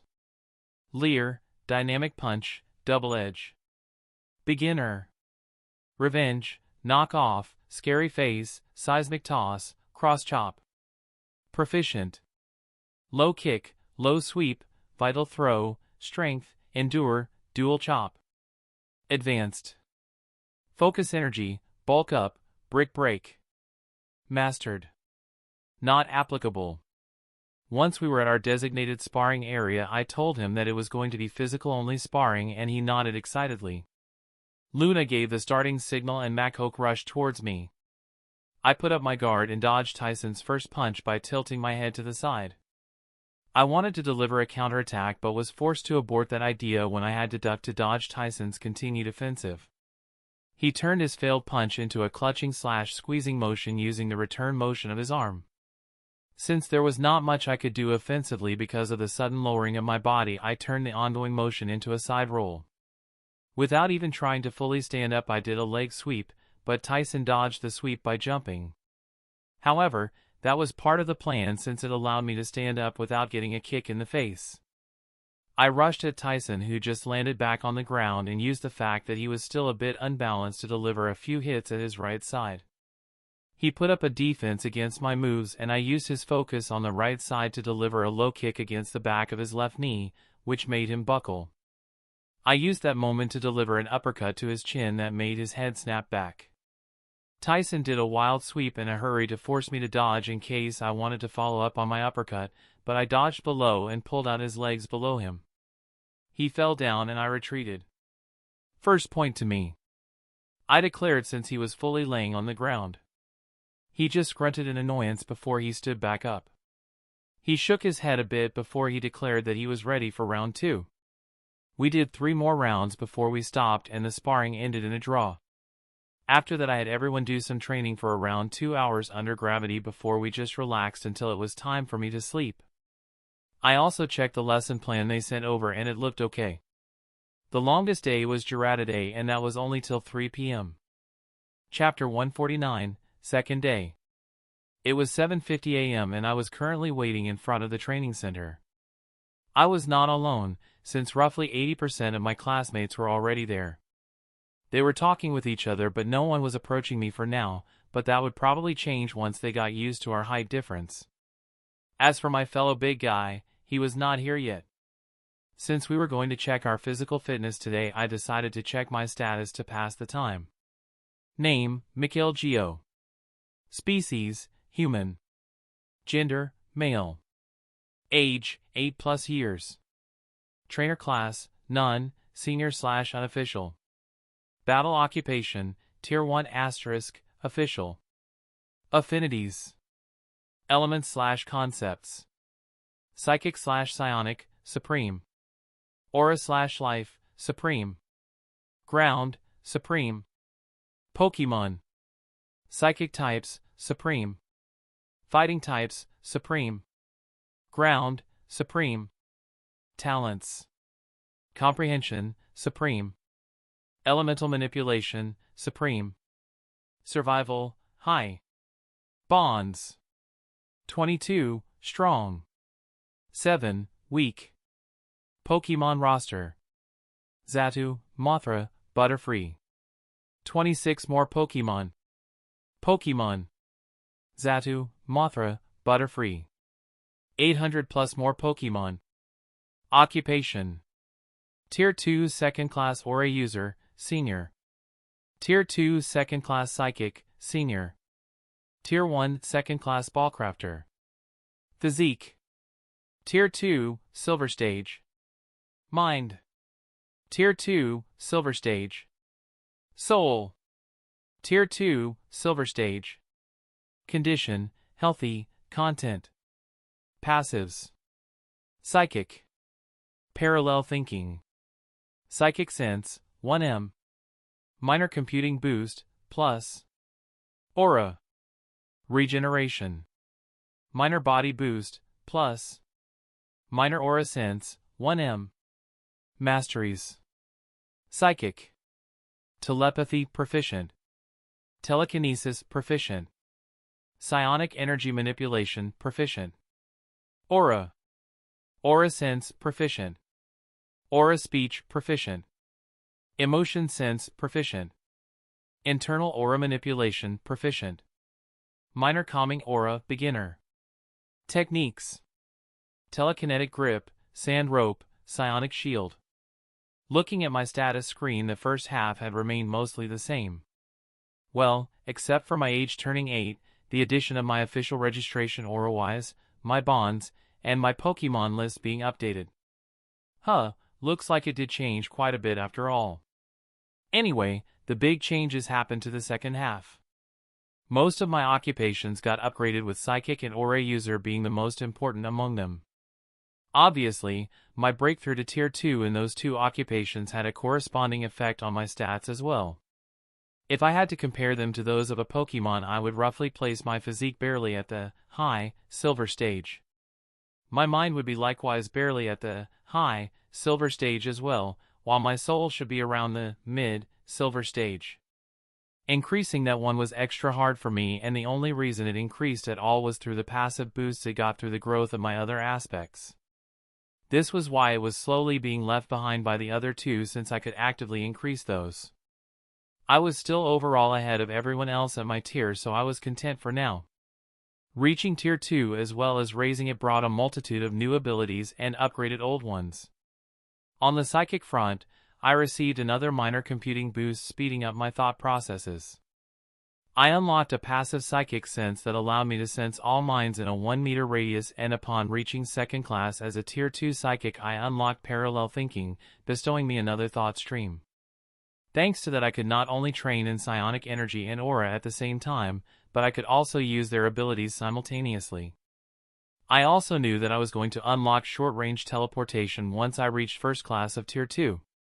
On the aura front, I also received another minor body boost, increasing my physical strength/fitness a bit more. My regeneration got upgraded, so that it does not only heal fatigue but also minor wounds, and I unlocked a minor aura sense that allowed me to sense all life in a 1-meter radius. That one was pretty overwhelming at first until I learned to tune out most unnecessary life. I mean, detecting each blade of grass and each small being was frankly unnecessary, so I set the minimum to regular animal levels of life. Ability-wise, I also unlocked 2 new ones. I got a minor calming aura upon breakthrough and unlocked minor external aura manipulation after reaching second class of Tier 2. The first one was obvious, and the second one currently allowed me to cloak my body parts in aura, boosting my defense and offense. I was about to go over my techniques, but Mr. Burns turned up, so I stopped. Furthermore, he was not alone. 2 others were at his side, a woman and a man. Mr. Burns looked around and nodded. "Good, everyone is here," he said in satisfaction before he pointed at the 2 adults beside him. "These 2 are Ms. Barn and Mr. Clean. They are going to help me with measuring and recording your details. Now, let's get inside. You can find the locker rooms to the right. There are signs on the walls, so follow them. After you've changed, follow the signs to the measuring room. We'll be waiting there for you," he said, and opened the door to the training center. The boys and girls went to their respective changing rooms, and everyone quickly changed before moving towards the measuring room. About 5 minutes later, everyone was there, and Mr. Burns told us to form a line. Then one by one everyone got her height as well as weight checked and documented. My height came in at 174.5 centimeters and my weight was 70 kilograms. While that was still 10 kilograms over the average, that was purely due to my muscles. I even lifted my shirt, presenting my 8-pack, just to show Mr. Burns that I was telling the truth. I didn't want to be listed as overweight after all. I may have overreacted, but I didn't want any misunderstandings due to some technicality. After that, multiple things got tested, like heart, lungs, abdomen, ears, nose, eyes, and throat. They even evaluate our posture, joints, strength, speed, and flexibility. Forget about the academy, it felt more as if I was going through a hospital check. The only part one had expected were the strength, speed, and flexibility test. I obviously passed all tests without any problems, while I used the strength and speed I had 4 years ago at Tier 1, just a bit elevated to adjust for the physique difference. I also noticed that Sorrel and I were the only ones that were told to repeat the second part of the tests using aura. I used the results of 4 years ago as a basis for this one as well. For strength, I showed 600 kilograms unboosted and 1080 kilograms boosted by aura. For speed, they tested the highest speed and the comfortable high speed. I showed a max speed of 100 kilometers per hour unboosted and 180 kilometers per hour boosted. while my comfortable high speed was 50 km per hour and 90 km per hour respectively. Mr. Burns seemed to be satisfied and happy with the results even if they were nowhere near my actual ability. I had found out 2.5 years ago that my status screen had the function to record and show those parameters as well on a second page if I enabled it, which I obviously did. Current stats: 16-17 years old, physique, real age 8+. Height: 174.5 centimeters. Weight: 70 kilograms, 10 kg above average. Muscles: max lift: 1,200 kilograms, boosted, 3,600 kilograms. Relaxing lift: 250 plus kg, boosted, 750 plus kg, able to walk for prolonged times. Max speed: 150 kilometers per hour, boosted, 390 kilometers per hour, 10 minutes 24 seconds. Comfortable speed: 70 plus km/h, boosted, 126 kilometers per hour, 3+ hours. Walking speed: 12 plus km/h, 24+ hours. Power walking: 30 plus km/h, 24+ hours. Leisure speed: 5 km/h. Yeah, my height and weight were obviously the same, but everything else was vastly different, nearly 50 to 100% higher. Still, that difference was smaller compared to my aura-boosted state. Some of the values shown were a bit vague because they were estimates based on actual values. I had no time or need to walk 24 hours or more at once, after all. Due to the progress, I made the boost increase by quite a bit, which made testing those more time-consuming. Still, my progress with my psychic and aura abilities was visible on the third and fourth pages respectively. I had to enable that one too. Psychic, second class, tier 2. Abilities: telepathy. Range 1200 meters. Can read memories. Can read minds. Temporarily connect/link minds. Maximum simultaneous scans/links 25. Telekinesis. Range 1200 meters. Total weight 608 kilograms. Self-levitation, flight. Maximum threads/sand piles 30, complex manipulation of sand 8. Max time at just max weight 260 minutes. Max time at just max threads 185 minutes. Max time for complex manipulation, shape, 102 minutes. Max time for complex manipulation, movement, 143 minutes. Max time while complex shaping and movement, 61 minutes. Minor computing boost, passive, received 2 times. Feel minds as well as mind intrusions, passive. Can follow to source if not too far. Passive psychic sense, 1 meter. Parallel thinking, 2 thought streams. Psionic energy manipulation. Create platforms, consumption depends on the size and number. Create weapons, nearly anything, max number 20. Create second skin, consumption depends on size. Create shield, derived from the combination of second skin and platform, consumption depends on the size and number. It was pretty useful since it kept track of my performance for me. As long as I surpassed one of those values, it got automatically updated, which was helpful in case I achieved it in an uncontrolled environment. Aura user, second class, tier 2. Abilities: regeneration, fatigue, minor wounds. Minor body boost, passive, received 2 times. Minor calming aura, 80 meters. Emotion sense. Range 800 meters. Differentiate between emotional nuances, non-suppressed. Detect most emotions even if suppressed, non-experts. 12 people max for a rough result. Aura sense, active/passive. Passive range 1 meter. Active range 1100 meters. Can sense life force. Can differentiate roughly strength/life intensity, non-suppressed. Can sense health status through life/aura. Aura speech, convey feelings, words. Can convey merely all feelings, and a few words at once. Internal aura manipulation.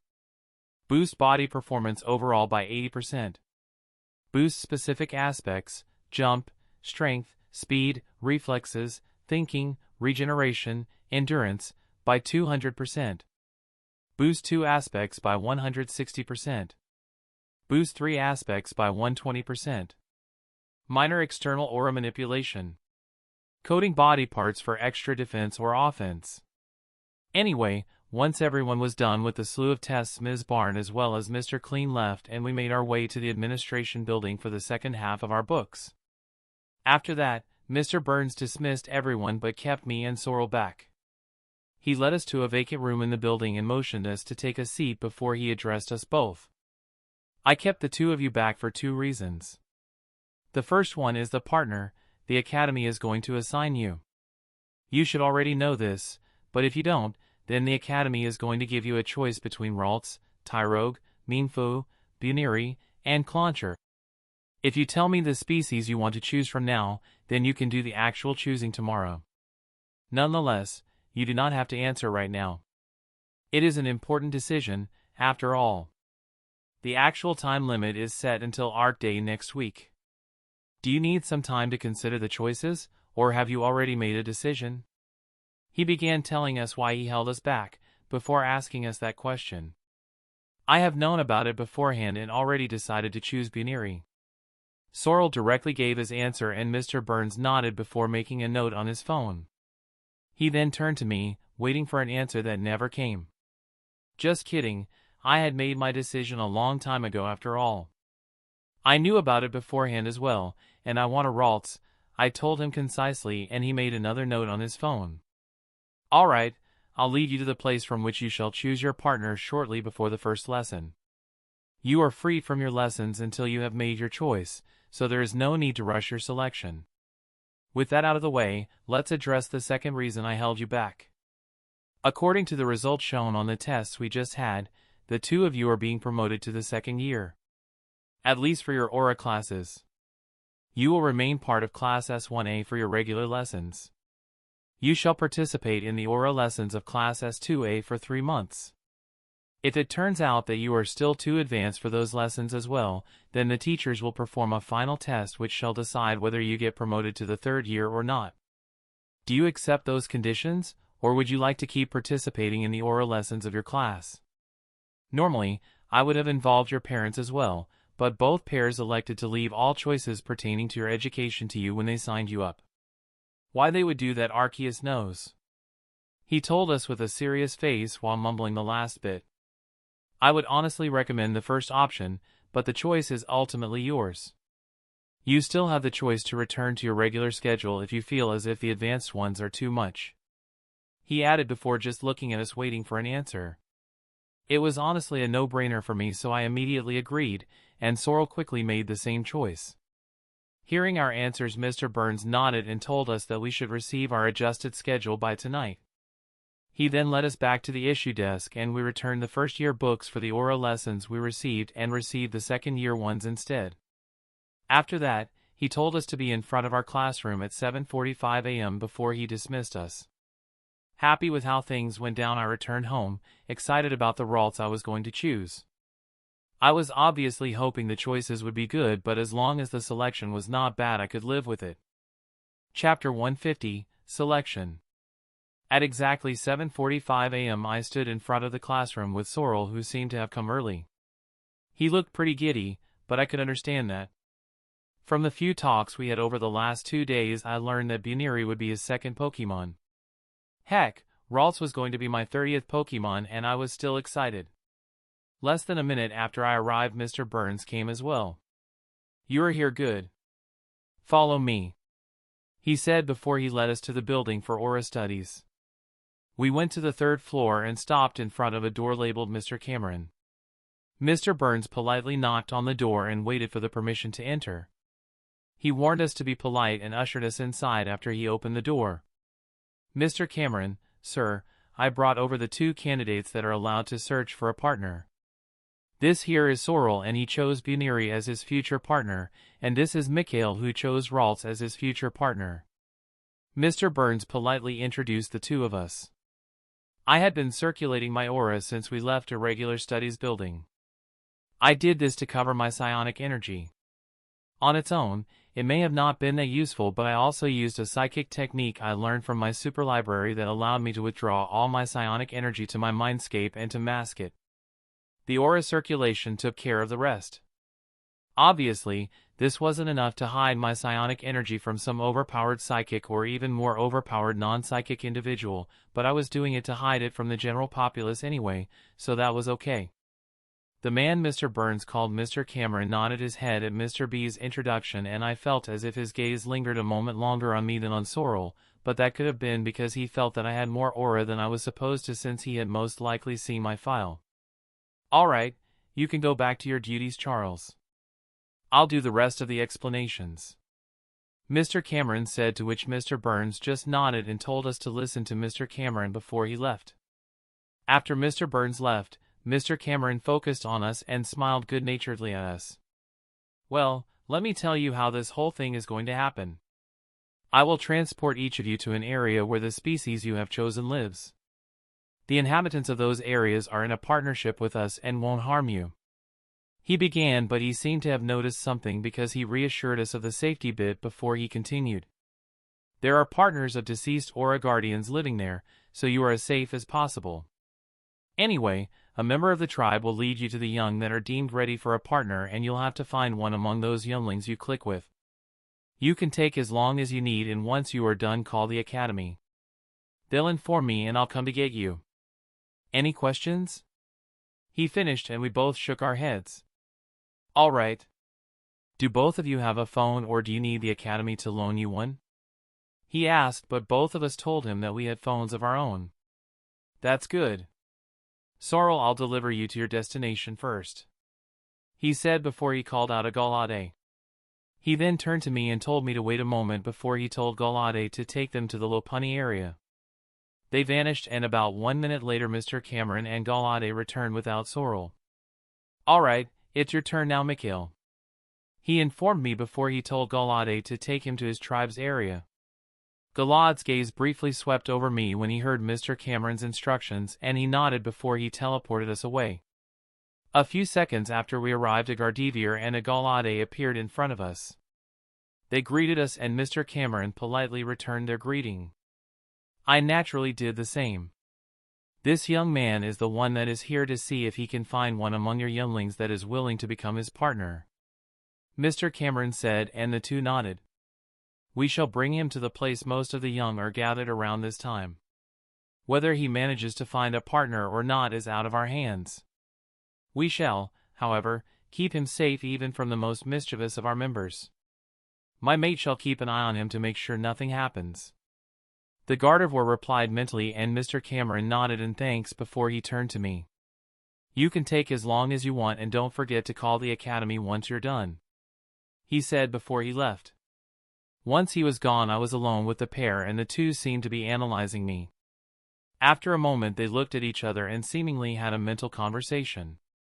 Since they obviously did not need to look at each other for that, they did it for my sake, to show me that they were having a mental conversation. The silence would have been pretty awkward, or rather more awkward, otherwise. Anyway, the two nodded, which was more than likely for me to see once again before Gardevoir addressed me. "Young Mikhail, taking your abilities and talent into account, we decided to give you an offer that we do not offer often. The last time it happened was more than 100 years ago. You now have two options. The first one is the one you had since the beginning. We will bring you to the gathering place, and you'll try to find a partner among those younglings. The second one is that we'll take you to another area where the slightly older ones among our young gather. They are older than the younglings in the other area and stronger, so it will be harder to find one that is willing to follow you, and it would also be harder to bond with them for the same reason. I can assure you that if you choose the second option and fail to find a partner, you still have the option to visit the first area. So, the only thing that could happen is for the search to take longer." She told me, and I honestly saw no reason to decline her offer. If I couldn't find anyone with good enough potential to balance out the higher stage among the older ones, I would simply go to the younger Ralts. With that in mind, I agreed to her offer, and they both smiled a smile that said, "As expected." Gardevoir said goodbye and vanished, while Galade teleported me to my destination. He sent out a message to everyone in the area before he left me alone. Most likely to give me the feeling of privacy while keeping an eye on me from some distance. I still appreciated the gesture even if I was still under observation anyway. Anyway, after the message, I became the focus of nearly every Ralts and Curlia in the area. Yeah, surprisingly there were even a few Curlia among the young I was allowed to choose from. Nevertheless, that was not going to change my approach. Ralts and Curlia were known as the feeling Pokemon and emotion Pokemon respectively. So, showing them that I was sincere when I told them that I was only planning to help them get strong and that I would try to provide them the best life I could, was the best way to go about it in my opinion.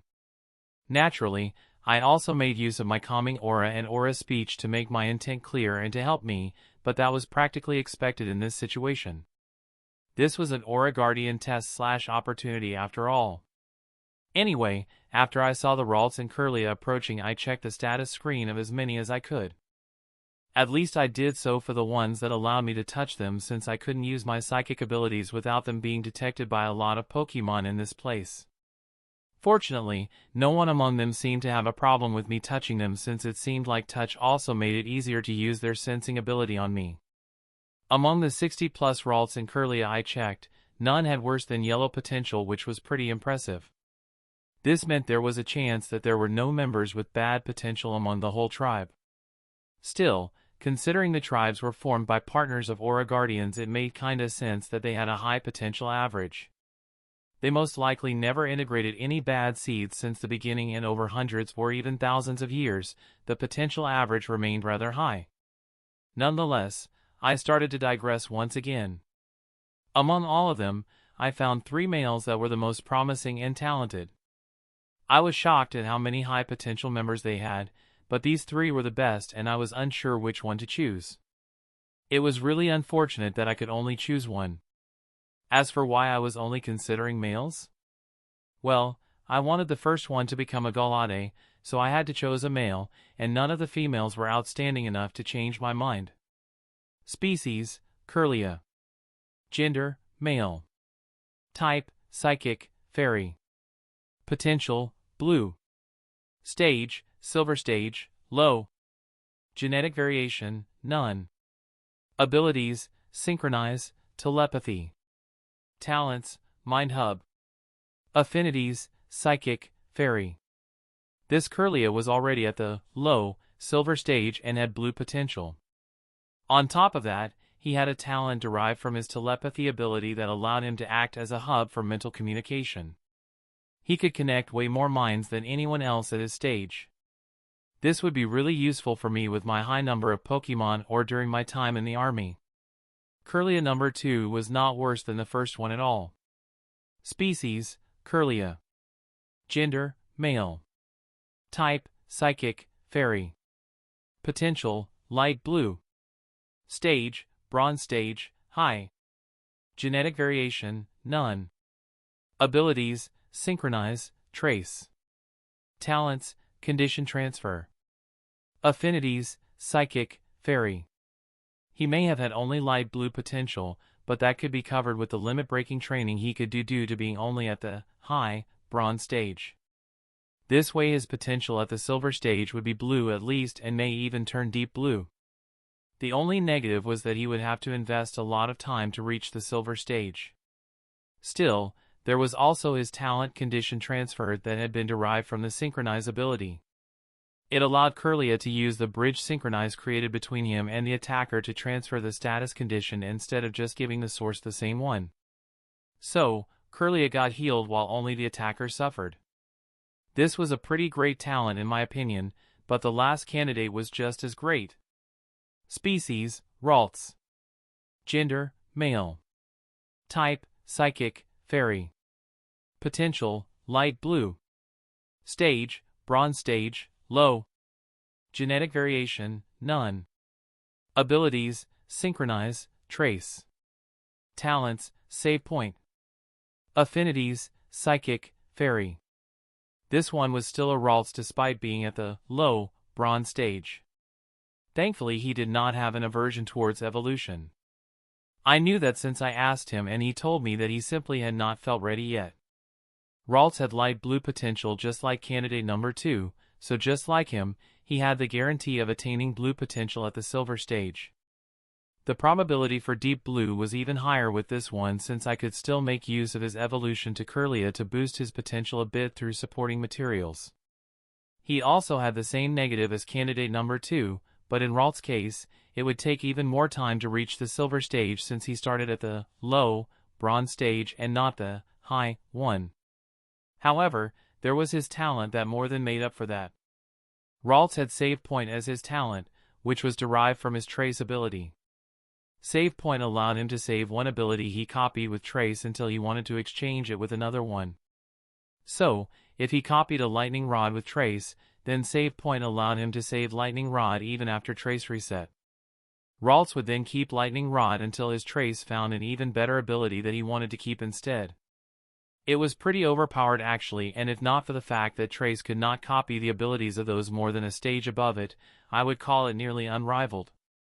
I was pretty sure I just stood there for like 20 minutes just mulling over which one to choose. Ultimately, I chose Ralts because his talent had so many possibilities. So, him having to train an extra 2 to 3 years was negligible, especially since I was still young and my official journey was still far off. I approached Ralts once more and did my best to get him to join me, and after I made some pretty sincere and persuasive points, Ralts agreed. Once I got his agreement, I caught him with a PF ball, one of my newer achievements geared towards psychic and fairy dual types. As soon as I balled Ralts, Golade appeared before me and congratulated me. He requested me to call out Ralts so that he could say his farewells, which I would have done anyway. It took Ralts 30 minutes to return, and after recalling him I acted as if I put his ball inside my silph.co bag while placing him inside Utopia. I obviously let him out of his ball once he was inside so that Utopia could do its magic. While that was happening, I called the academy to tell them I was done, and it took me only 5 hours. Unfortunately, it seemed like I had missed all my classes for today, so I could return home once I was back at the academy. It took about 5 minutes for Mr. Cameron to appear, so I used that time to check out Ralt's full/new status screen. Name, none. Species, Ralts. Gender, male. Age, 6+ years. Type, psychic, fairy. Potential, light blue-blue, 96.84%. Genetic variation, none. Abilities, synchronize, trace. Talents, Save Point. Affinities, psychic, fairy. Bond, Mikhail, artificial, weak. Quirks, slightly stubborn. Parameters. Stage, bronze stage, low. Vitality, G. Strength, H. Endurance, G. Agility, G. Energy capacity, F. Energy density, G. Immunity. Dragon. Resistance. Fighting, major, psychic, minor.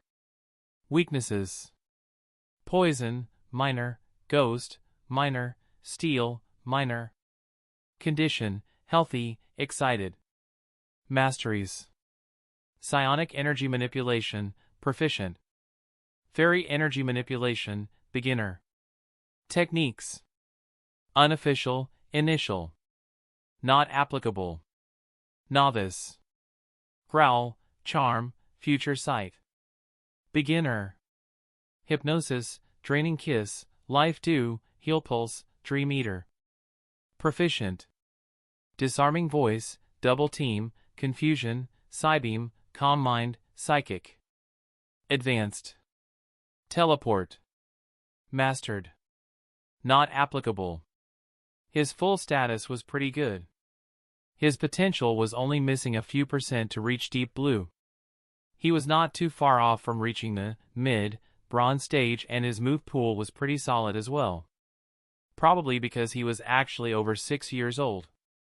His quirk explained a bit why he had not evolved yet despite being ready to evolve. Ralts turned out to be pretty great. Anyway, Mr. Cameron showed up and brought me back to the academy after exchanging a few sentences with Golade. Once we were back, he gave me a few encouraging words, told me Sorrel had already returned 2 hours ago, and sent me on my way. Since I had no more classes today, I went straight home. Chapter 151, Time Flies. Before I knew it, the 3 months I had to spend visiting the second-year Aura classes passed. I noticed pretty fast that the content of the lesson would be not really useless but also not really useful to me. The second year seemed to be geared towards those that are about to reach Tier 1 and those that have yet to reach the first class of Tier 1. There was a subject on meditation for those trying to access their aurascapes. The same lessons also helped Tier 1 Aura users how to increase their absorption speed and volume, but I had tips as well as techniques that yielded better results, so those lessons were mostly useless for me. I still used the time to increase my capacity while meditating, so it wasn't lost time. There was also a subject on emotions and emotional nuances that dealt with the minor emotion sense 1 unlocked. That one was actually a bit useful even for me, so that was good. Another subject dealt with the minor aura sense 1 unlocked and how to read the results 1 got. What the intensity might indicate, how to expand the range, and how to differentiate between clustered signs. Another somewhat useful lesson, but not really. The final aura-centric subject was on minor aura speech. Here they dealt with which emotions to best use in which situation, how to correctly express certain emotions/feelings, and some fine-tuning on the release. They also talked about how to behave depending on the reaction towards one's aura speech. This showed why Aaron knew when he could use the direct approach and when it was not advisable. The lessons were useful in general even if I knew most of the stuff. In this case, I had no problem with refreshing my memory. Anyway, yesterday, which was Dial Day the June 22nd, 2178, I finished my 3 months and the teachers did not even see the need for a full exam before giving me the green light to advance to the 3rd year for my aura subjects. They all did a verbal test. They asked some questions on the subjects but saw no need for a written test. I obviously knew the answers they wanted since I had already memorized the books they handed out. Yay, for psychic powers on top of aura ones. Sorrel had decided to stay away before the topic was brought up because he apparently felt there was still a lot he could learn. Obviously, no one had a problem with that and I actually agreed with him. The lessons were quite good after all, and unlike me, Sorrel did not have a super library inside his head. Besides, he was not the only big guy among the second years since there were 3 others that had gone through an additional maturity in Class S2A alone. That was pretty much it on the aura-centric subjects, but before I go over the regular ones, let's talk about Ollie, or rather Ralts. Ralts had obviously already been sapient when I got him, with him being psychic type and all that. He quickly integrated with my other Pokemon, being fascinated with the high number of different friends he suddenly got, and naturally my buddies were really nice to him. The fact that all of them were pretty strong as well fired him up. Obviously, he was awed by Utopia and really liked his place as well. Anyway, roughly 1.5 months after I got him, he approached me and told me that he wanted a name as well. I had actually planned to wait for a few more months before asking him on that topic, but he came to me before I could do it. He naturally could have chosen one on his own, but everyone else told him that we did so together and how great the story behind their names was, so he came to me as well. We went over a few options and finally settled on Ollie. We already had a Tyson and now we also had an Ollie. As for his strength, 3 months were not enough to show visible progress, but he was making some progress nonetheless. Now, on those regular lessons. Well, honestly most of them were useless for me. There were those I had no real interest in them, like physics and chemistry. For these 2 I only memorized the stuff I needed, and thanks to the computing boost the math portion was not that hard as well. I just could not get motivated for those 2. Music and art were not really useful either. But I used them as recreational activities. There was also the fact that I could use the art lessons to improve my drawing ability in case I needed it, and music made me remember some old songs while occasionally providing some new ones that I liked as well. As I said, they were more recreational than anything. Biology, geography, material science, Pokemon knowledge, ethics, and history lessons were somewhat interesting because I occasionally learned some interesting and/or useful stuff. A big one would be what I learned in a history lesson. Since this was an Aura Academy, the history lessons had more stuff regarding Aura than the history lesson in regular schools. In that particular lesson, we talked about the legend of the first Ore users. According to the teacher, the legend was true, or rather had been confirmed by the higher-ups. The legend said that Ore users had been created by none other than Mew some 4,000 plus years ago. She did not mention the fourth restart, since they did not want to talk about that one, but the timeframe fit that period pretty well. Since according to all legends and myths Mew was kind and a free spirit, Mew went about her whole blessing in a slightly different way compared to the legend I had heard on the Joy and Junsa families. From what the teacher told us, Mew decided to ask human children it took a liking to whether they would like a new power slash ability. In exchange, Mew only asked them to do good and help against bad guys if possible. Mew made sure that they knew that it was in no way a demand, just a request. Mew also straight up told them that it would be harder for them to become bad guys, but that it was still possible even if it would make Mew sad if that happened. What Mew did was make them just harder to corrupt, not impossible, which was why there were Dark Ore users. Mew did not turn them into goody two-shoes, since the positive and neutral aspects were left alone. Only the resistance towards corruption / the negative was reinforced. Anyway, there were actually some children that declined, which shocked a few of my classmates when they heard that. Mew just accepted their refusal and asked others until 200 girls and 200 boys were chosen. Once that part was done, Mew gave the same offer to adults that fit Mew's requirements until there were 40 males and 40 females that agreed. However, unlike with the children, Mew had a condition for the adults. They had to agree to take 5 children each as students, which was why quite a few adults declined Mew's offer before the 80 adults were found.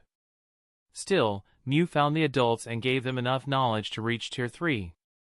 That was what they were supposed to use to get stronger themselves and what they were supposed to teach the children. As for the path after Tier 3, that was left for them to explore on their own. The only additional thing Mew did was to bless all of them so that its gift would never vanish no matter how diluted their bloodline got, which was why Ore users appeared even thousands of years later.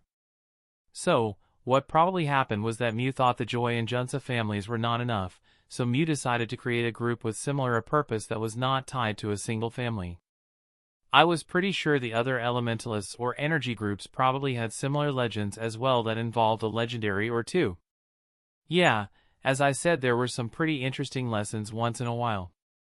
That did not mean that I did not ask about skipping some grades for my regular subjects as well, because I did. However, unlike with aura-centric subjects, regular ones could not be skipped. This was an iron/alliance-clad rule and there were no exceptions. There was pretty much nothing I could do, so I just chose to accept the situation. Anyway, let's talk about my Pokemon. 2 days ago we celebrated Ignis's 5th birthday. The party was just us spending time together and a lot of tasty food, but it was nice either way. 4 days ago Prime raised his energy capacity to SSS, which meant my Beedrill only had to do the same to his endurance to be ready for his breakthrough to the silver stage. 1 day before that, so 5 days ago, Tyson successfully raised his energy capacity to SSS and broke through to the silver stage. As a result, my Mashoki's potential improved to deep blue at over 75%. Oh, and he began at the mid-silver stage, but that had been the norm so far. A week ago, Mars improved his endurance to C, which let him reach the high-silver stage. Since that was the point everyone was ready for their evolution, I began looking around in my super library for any possible evolution I did not know about.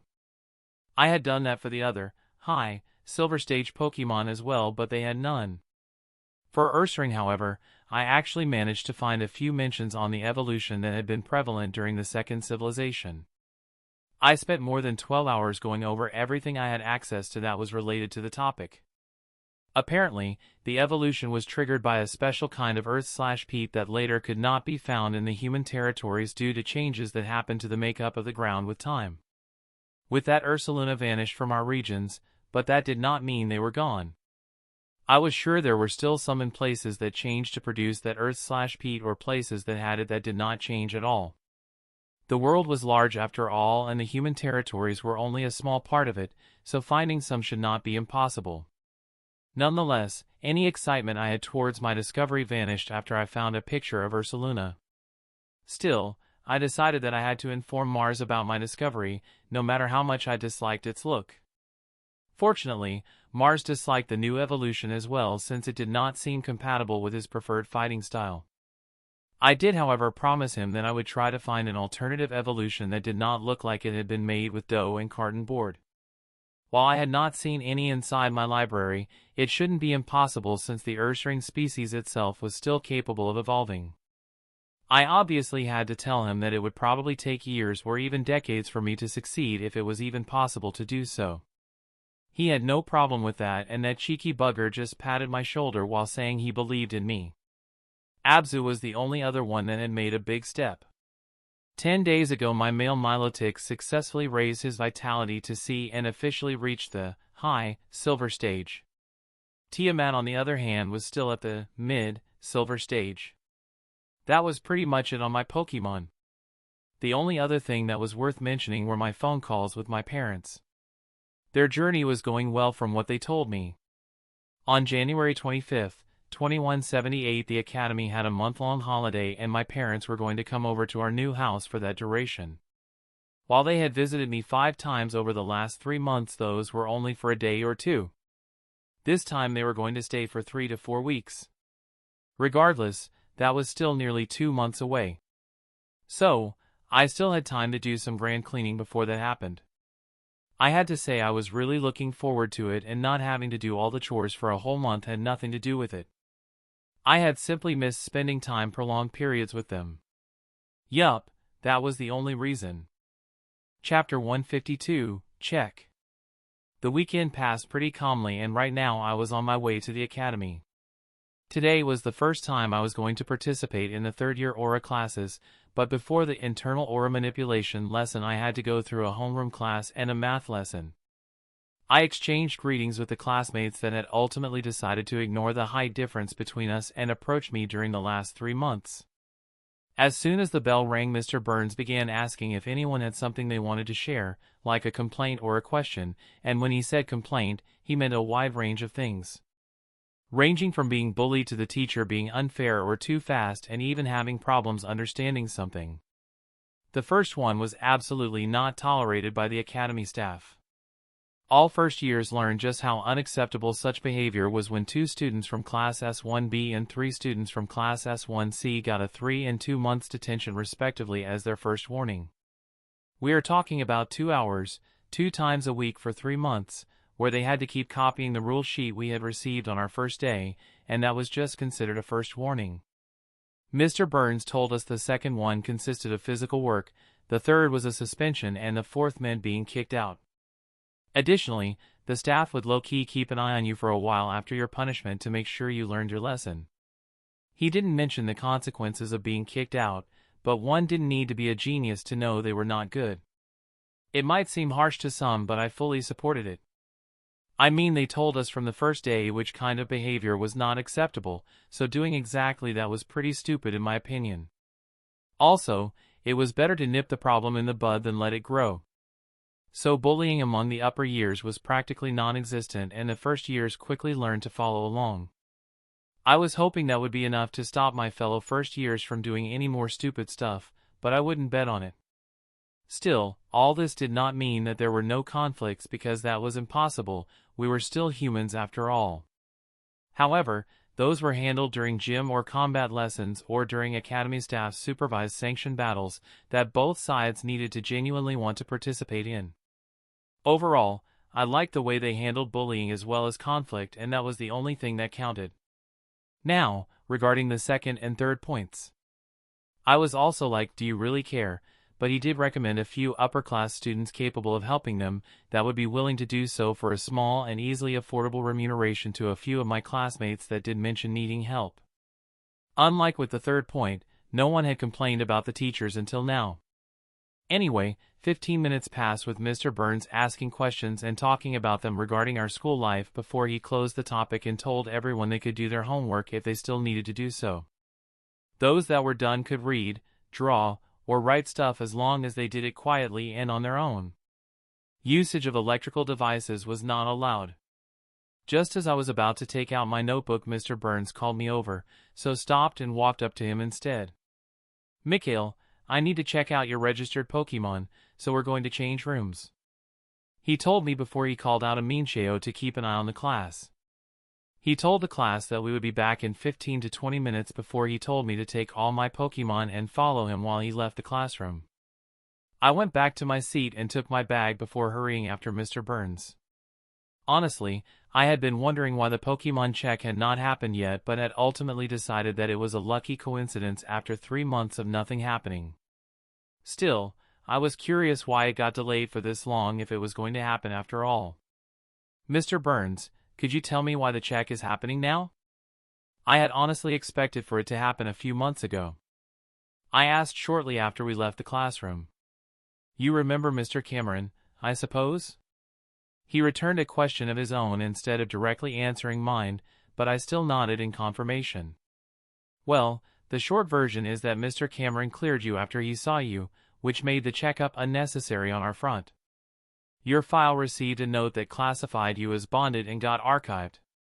However, 2 months ago a few Alliance staff members saw that no real checkup happened, and due to the impressive number of Pokemon registered they forwarded the case upwards. The higher-ups began debating on the topic. Your case was sent here and there. It was finally decided that we, 2 Alliance members and me, would record/check the existence of a bond between yourself and your Pokemon. The test will only check the existence of a bond, not the bond level or the strength of your Pokemon. The Alliance does not want to offend Mr. Cameron any further by checking things not strictly necessary. I honestly think if not for the number of Pokemon you registered, the file would have passed without problems in the first place. Impressive Pokemon, by the way. Anyway, we will use a device to simply prove the existence of the bond and be done with it. He answered me, and I began to wonder how long the full explanation would have been. Thank you for telling me about that, and please thank Mr. Cameron on my behalf as well, I told him, and moments later we stopped before a door. Mr. Burns directly entered the door and introduced me to the 2 people that were waiting inside the huge room that was behind the door. These are Mrs. Gorno and Mr. Double. They are here on behalf of the Alliance to witness the check, he said while motioning towards a young-looking woman and a young-looking man respectively. That their young look did not help me determine their real age at all, thanks to the lifespan increase a trainer received, was something I had gotten used to. Nice to meet you, Mrs. Gorno and Mr. Double. I politely greeted them and they gave me a nod in return. Mr. Burns decided that he wanted to be done as fast as possible, so he began to explain what I had to do. What I need you to do is call out the Pokemon I ask you to, so that we can use this device to check for the existence of a bond between you 2. Then you'll recall that Pokemon and call out the next one until we are done checking all 12 of them. Mr. Burns explained while motioning towards something that looked like a large megaphone with a display mounted at the back. No problem, was my candid reply, and Mr. Burns smiled at my steady response. Good. Let's start with Xatu, Mr. Burns said, and I called out Horus. Horus was one of the 3 Pokemon whose Pokeball I kept on my belt for immediate usage. The others were enjoying their time inside Utopia. I changed the belt trio daily between the 12 Pokemon that were currently registered. Whenever the other 9 were needed, I acted as if I was pulling them out from my bag. So, except for the 3 that were inside the balls, I had informed the other 9 about what was going on. I was nearly 100% sure that their reaction to and during the checkup was being observed as well. Anyway, Xatu appeared beside me and briefly took a look around before calmly looking to me for answers. I told him what was happening and he just nodded. Mr. Byrne took the bond detecting device and did his thing, moving the device from my direction to Xatu's. Less than a minute later he nodded and told me to call out Mothra next.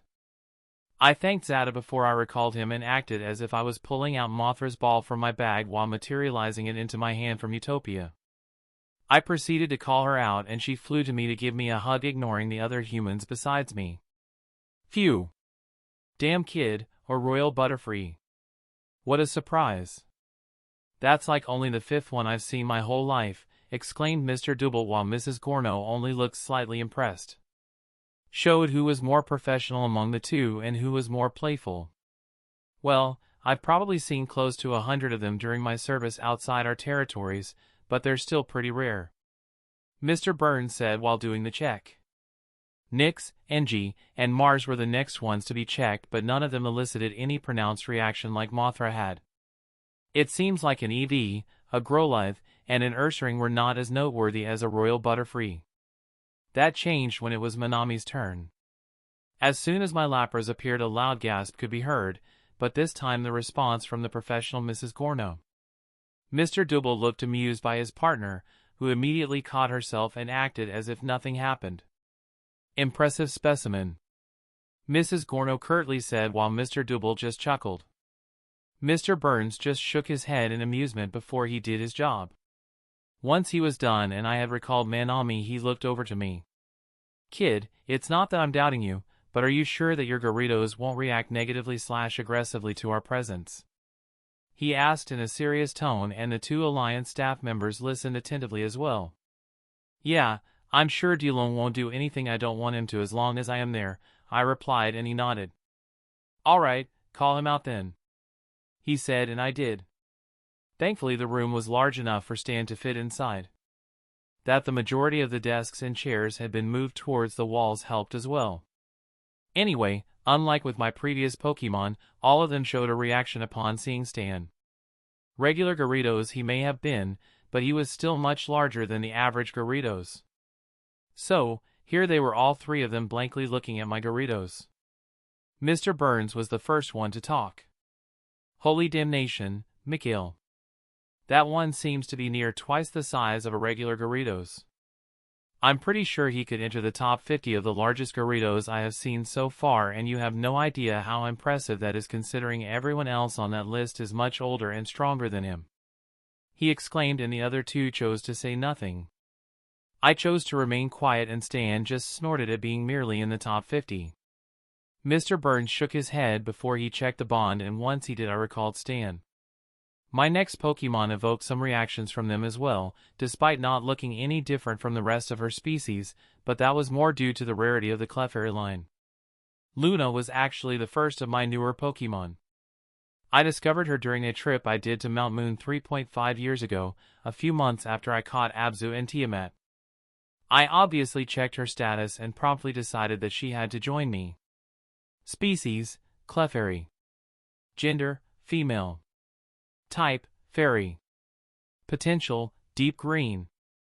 Stage, bronze stage, mid. Genetic variation, none. Abilities, cute charm, magic guard. Talents, none. Affinities, fairy.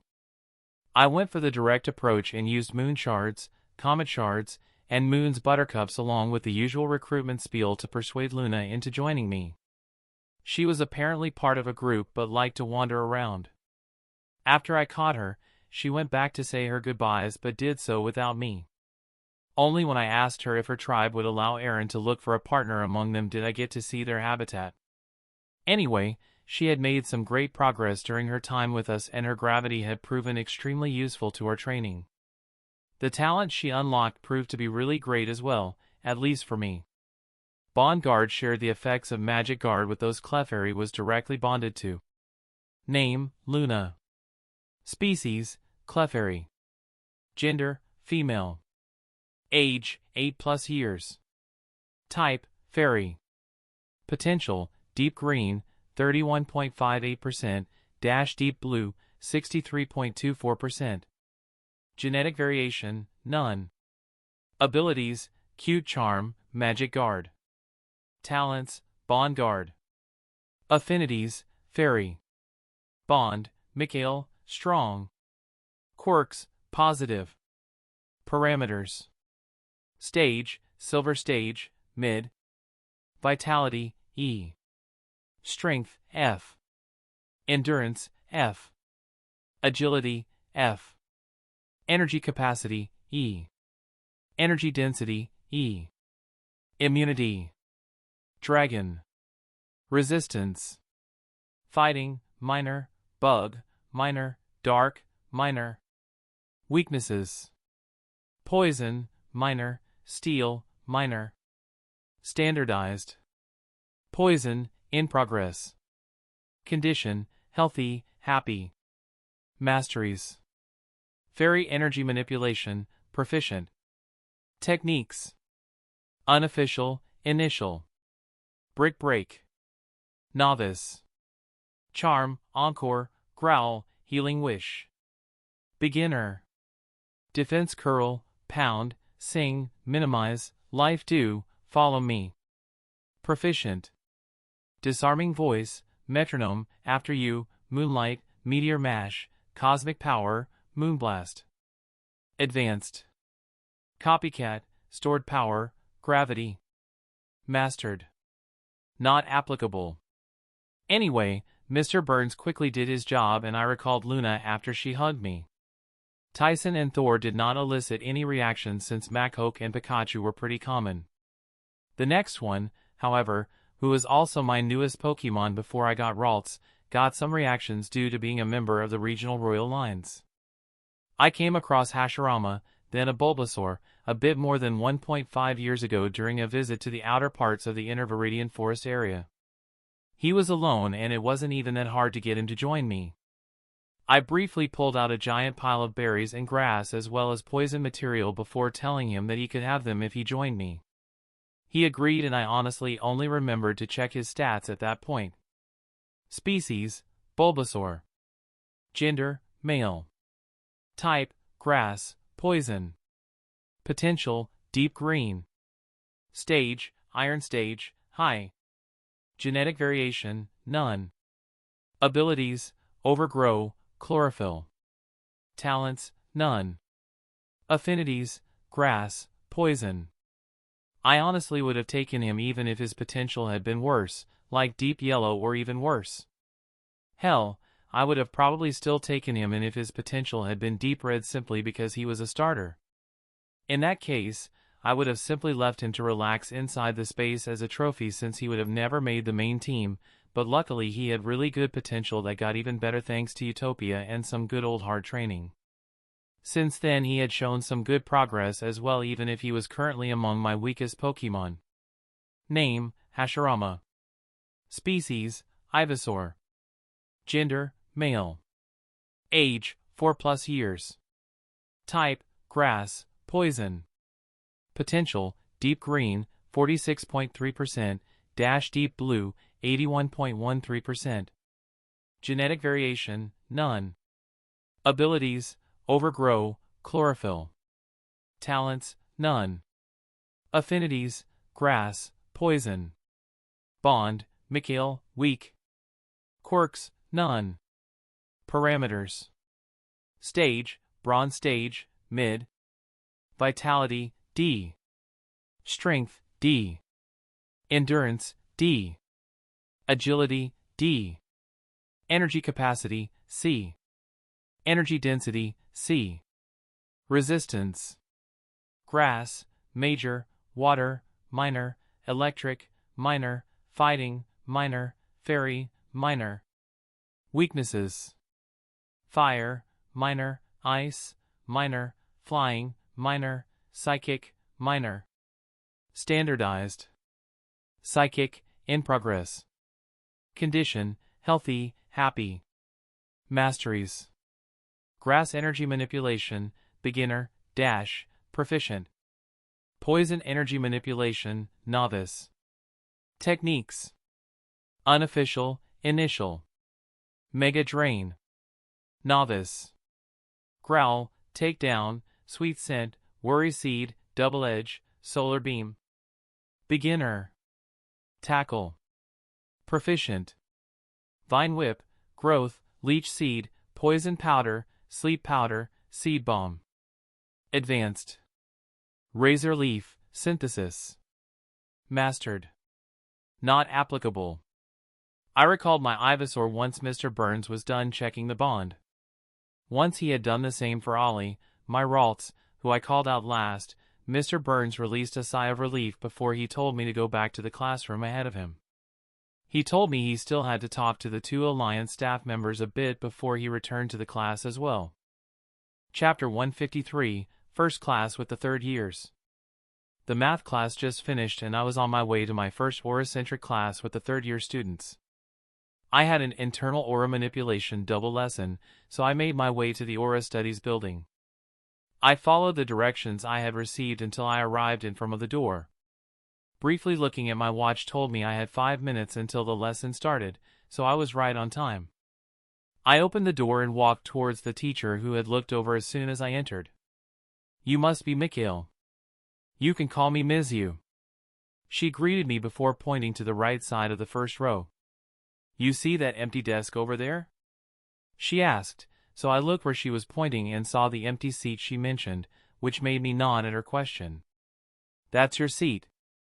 You can settle down there in a moment and I'll introduce you to the class at the beginning of the lesson. However, before that, I have to talk about the 3 months of lessons that you have missed." Those covered the basic instructions on moving one's internal aura, along with guidelines, tips, and warnings. It would be good if you could get the necessary notes from your classmates, but if you are unable to do so, I'll see if I can't put something together for you. 2 classmates whose notes I would recommend would be Weiss and Ace. "Alright, go ahead and sit down. Everyone is present now, so we'll start right away once the bell rings," she said, and I went towards my assigned seat. While walking to my seat, I took a look around all seats to get a look at my new classmates, at least for all third-year subjects. Except for me, there were 21 other students, and of those 10 already went through their early maturity. So, there were 10 that looked 16, 17-year-old and 11 that still looked 11-year-old. Still, I was sure those 11 would have their early maturity as well scattered throughout the year. Anyway, I sat down at my new desk and pulled out my book and exercise book, as well as my pencil case. Right on time as well, because the bell rang as soon as I had everything on my desk. As you have no doubt noticed, we have a newcomer. I'm sure some of you are curious and would like to know more about him, but you'll have to find that out outside of class. All you have to know for now is that his name is Mikhail Geo and that he is going to join you in all aura-centric subjects, she told the class at the beginning of the lesson. Weiss, Ace, it would be nice if one of you could show him your notes so that he can see what he has missed. That would be great, she added before she dove straight to her lesson. Until now we have gone over how to move your aura. Which path was the most efficient, which was the fastest, which was the steadiest. We mentioned some things that could be done through internal aura manipulation, and we went over some ways to improve one's strength as well as speed using aura. Today's lesson is on the ways to use internal aura manipulation on the eyes. Now, before I start, I want to warn you that you absolutely shouldn't try to use any of the things mentioned today unsupervised. Some of you did not take my warning seriously when I gave it before talking about boosting strength or speed, and nearly all of those that tried ruptured some of their muscles or cracked a few of their bones. You learned the hard way that you should have waited with self-experiments until you got the hang of it under my supervision. This time around, the repercussions for disobeying me could turn out way worse. You are only allowed to try boosting your eyes under the supervision of a Tier 4 Aura user, or a really experienced Tier 3 first-class Aura user. Once it is time for us to try it in practice, the Academy is going to send over a Tier 4 Aura user to supervise you. I repeat, do not try it on your own, or it could result in disastrous permanent damage to yourself. Is that clear? Ms. Yu warned us in a no-nonsense tone. A few hands shot in the air once she was done delivering her warning. Yes, Weiss, what's your question? Ms. Yu chose a 16-year-old looking girl with white hair, light blue eyes, and a pale white complexion. So that's Weiss, she looks familiar somehow. Still, it's good to know who I have to ask for their notes later on. I thought to myself. Ms. Yu, could you tell us what those possible negative repercussions are? Weiss asked, and most of the others that had raised their hands nodded when they heard the question, showing that they had most likely wanted to ask the same question. Well, in the best case, only cause a bit of bleeding, temporary blindness, or a slight worsening of your sight. In more serious cases, you might turn nearly blind or completely blind, while the worst case would be the exploding/popping of the eyeballs. Ms. Yu answered in a tone that showed she was 100% serious. When she talked about boosting strength as well as slash or speed and mentioned the things that happened to many of those that tried it without supervision, I was internally scoffing a bit. I had managed to do that and more on my own without experiencing any real problems. Also, some muscle ruptures or cracked bones were not that hard to heal with the stuff that was available to me, so I could have dealt with them even if it had happened while I was learning that stuff on my own. That only happened to me when I began experimenting with different ways to boost my strength as well as speed, and when I tried to boost multiple aspects as one. I had also already learned some of my boosting techniques, like boosting range or zooming to some extent, so when she mentioned the best case repercussions I was like, that's not too bad. That's what my exercises had as warnings as well. When she said blindness I got a bit worried, and when she mentioned exploding eyeballs cold sweat ran down my back. That could have happened to me as well if I had been unlucky. Just because I know how to do stuff, did not mean I could do that stuff right off the bat. I knew that for sure since I still had to practice stuff to get it right, so I could have definitely kid up. The technique I used had the temporary blindness warning as the worst thing that could happen, and even that only happened to me once. If I had decided to try any self-experiments with different techniques and paths for my aura, I could have really exploded my eyes. So I was extremely grateful that I had not done anything like that. This reaffirmed my decision to read instructions carefully and to strictly adhere to them. I was absolutely going to leave any experiments to after I was really proficient in something. Just like I had done with my physical boost. Furthermore, the Academy was nice enough to provide Tier 4 experts to supervise us, so it would be disrespectful of me not to make use of them. I would test some of my ideas while they were present so that they could intervene in case I kid up. Anyway, while I was thanking all deities that I had always been careful while training, Wise thanked Mizu for answering her question, and the others had no further questions. Well, I'll only add that the no doubt serious injuries won't be your only problem if you try it on your own, but you'll get in trouble with the Academy as well. Anyway, open your books on page 58 and write 1641 into the box in the upper right corner using the special pen the school gave you. That should make the content of the chapter visible. Repeat the same for the pages 59 to 68. She told us, and had that not been a surprise when I learned about it the first time. Apparently, the Academy had put runic locks on their books to prevent students from reading the content they deemed too advanced for them. Stuff that could result in them injuring themselves was written with ink that stayed invisible unless provided with a certain energy frequency. They also added a key to each topic that had to be entered to allow the energy to flow. Each page had 4 slim boxes at each corner, and only one was the correct one. They also told us how each number had to be written. Moreover, one had to use the ink of the pens the Academy gave out to write the keys, since only those had the right energy frequency to turn the text visible. Each key entry provided enough energy to keep the text visible for 2 weeks. After that, the key would vanish and one would have to write down the number once more. These guys practically turned their school books into secret books. It seemed just like me, the Academy also followed the constant vigilance creed. I mean, instead of doing something so unnecessarily complicated, they could have just let curious and sometimes reckless young people read through the books however they wanted. Anyway, I wrote the number Mizu gave us into the places she told us to, and the whole chapter became visible.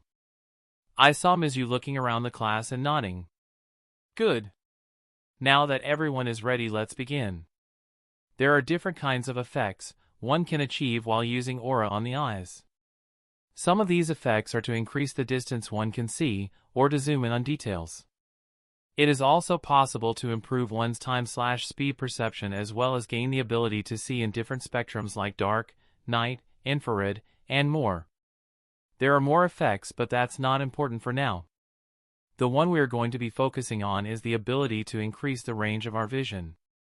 Mizu announced before she began talking about the different margins of increase depending on different aura movement patterns. She talked about the phases of acclimatization and the amounts of aura one should use for each stage before she went into detail on the very first pattern we were supposed to learn, which increased the distance we could see by a factor of 1.5. It was also the one I had learned as my first one, so I had to approve of the Academy's approach. The technique required one to steadily send a small constant stream of aura through both optical nerves to the eyeball, while moving them in a certain way that practically drew dash this pattern into the middle of the pupil, just fully connected. She really went into detail on how to do each part of the pattern, how much aura to use, how long one could do so, and all the little things one would normally find too bothersome to explain. I naturally took notes, not just because that was what was expected of us, but also because I had not bothered about some of the things she mentioned and wanted to see if they would help me improve my range even more than I currently had. As for my current maximum distance, it was 2.8 times, which was pretty good. Anyway, after the double lesson was over, I walked up to Weiss to ask her if I could have a copy of her notes like Ms. Yu had recommended. "Excuse me, Weiss. Could I ask you something?" I addressed her and she smiled at my question. "Well, you just did, but yes, you can. How can I help you?" she replied, and I was surprised at the lame joke she pulled. I thought that was something reserved for older people. Nonetheless, I went on with my query. "As you have no doubt caught on, Mikhail and Ms. Yu advised me that you were my best bet for a good copy of the stuff that got covered in the last 3 months. Could I copy your notes, please?" I asked her, and she smiled a bit proudly when I told her of Ms. Yu's praise. You don't have to copy it by hand. I'll make a copy of my notes at home and give that to you in the next lesson we have together. I'll do that for the other classes as well, since the teachers of those will no doubt tell you the same," was her response, and I genuinely thanked her for her help. I offered to pay for the paper and ink since I was sure that it would take quite a bit of those to print everything, but she declined. So, after thanking her once more and seeing that no one seemed to plan on approaching me for now, I left for my home since this had been the last lesson for today. Chapter 154, End of the First Term. Finally was the biggest of my thoughts after Ms. Yu finished her class. I began packing up my stuff, happy to be done for the day since this was the last class of today for me. That today was Dial Day 30.24.2178, which was also the last day of the first term, was a doubly happy occasion. We now had a month-long holiday and the classes were going to resume on ARC Day, the January 26th, 2178. If anyone had told me that 5 months of lessons was ever going to be the first of 6 terms of my school/academy year, I would have told him or her to get lost, but now that was my reality. The last nearly 2 months since I started my aura-centric lessons with my third-year classmates went by pretty calmly. Meditation 3, Emotion Sensing 2, Aura Sensing 2, Aura Speech 2, Internal Aura Manipulation, and Combat Preparation were all my aura-centric classes. The content for all subjects, except maybe for Combat Preparation, was pretty obvious, and they all turned out somewhat useful for me too. I'll skip going over Meditation 3, Emotion Sensing 2, Aura Sensing 2, and Aura Speech 2 since those lessons were pretty basic and completely within my expectations. As for Internal Aura Manipulation, I had 15 more double lessons since my first class, and 11 of those were still on enhancing the eyes. The last one was used for a written exam, which I obviously aced, and the 4 lessons before that were practical ones, where we tried to enhance our eyes under supervision. Ms. Yu did bring along a Tier 4 assistant for those practical lessons, and they supervised us together. Turns out Ms. Yu was at the top of Tier 3, so she could have done the practical lesson on her own, but she still applied for help so that 2 students could be given attention at once. This allowed me and my classmates to perform the exercise more often than we would have otherwise. At least that was the case for those that had reached Tier 1 first class at the time, which was the case for 15 of my 21 classmates. The other 6 simply observed the rest. Luckily, for them, those were not the only chances to practice enhancing our eyes, since Ms. Yu said that the last term was a practical one, where we practiced all the enhancement methods we learned over the year. So, those who did not get to practice at all, or those who did not receive permission to practice without supervision from Ms. Yu or her assistant by the end of the practical lessons, could still practice during the last term. However, only 5 of us, myself included, did get that permission. I used the first 2 lessons under supervision to reach my actual vision limit, which was 2.8 times the distance, and improved it to 3.2 times during the 3rd day. I used the last day to improve my visual speed perception. I only brought it up from 1.1 to 1.3 times, but I got the go-ahead from Ms. Yu to improve it on my own. I had tried that one on my own before as well, but I hadn't made much progress after I became temporarily blind after one of my tries, which was why it was at 1.1 times. Some subconscious fear was probably the reason why I didn't focus on that anymore afterward, but I managed to overcome the fear after improving under supervision.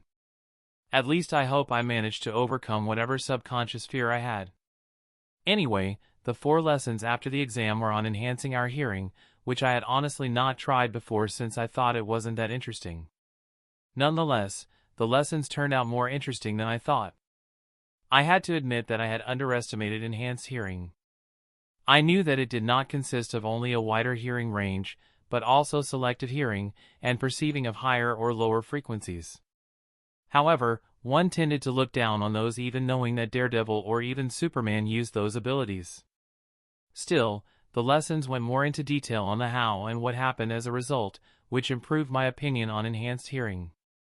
The last one about frequencies was apparently really useful in combination with our next topic once we were done with the current one, enhancing our vocal cords. On a side note, another one of my classmates managed to reach Tier 1 first class, so the number went up to 16 of 21. Speaking of Tier 1 first class aura users, combat preparation was a subject that was related to internal aura manipulation. It focused on close combat and the use of internal aura manipulation to improve one's combat abilities. The lessons were semi-practical with alternating theory and practice lessons. The theory lessons went over the most practical ways that internal aura manipulation could be used during combat, while we practiced applying them during the practical lessons. Funnily enough, no kind of real combat happened until now. According to Mr. Koetsuji, our combat preparation teacher, we would only start sparring during the last 2 terms. Anyway, while I was thinking about the last 2 months, I finished packing up everything. I saw Weiss and Ace move towards me, so I stood up and moved towards them as well. Those 2 were the only ones I bothered to befriend from my class, the others simply became acquaintances, and the reason for that was simple. The fact that I was better than nearly all of them in our classes became apparent pretty quickly, and Weiss, as well as Ace, were the only 2 that genuinely did not care about that. They kept doing their best and just treated me normally. That our performances in class were equal was another factor. In short, they didn't care how good I was and treated me like a normal person, and while I would not list them among my exclusive list of real friends yet, we did become regular friends. I didn't have that many of those either, so that much was pretty good too. Whether we would become real friends would show in the future, but they did qualify in my opinion. Yo, Mikhail/Mikhail.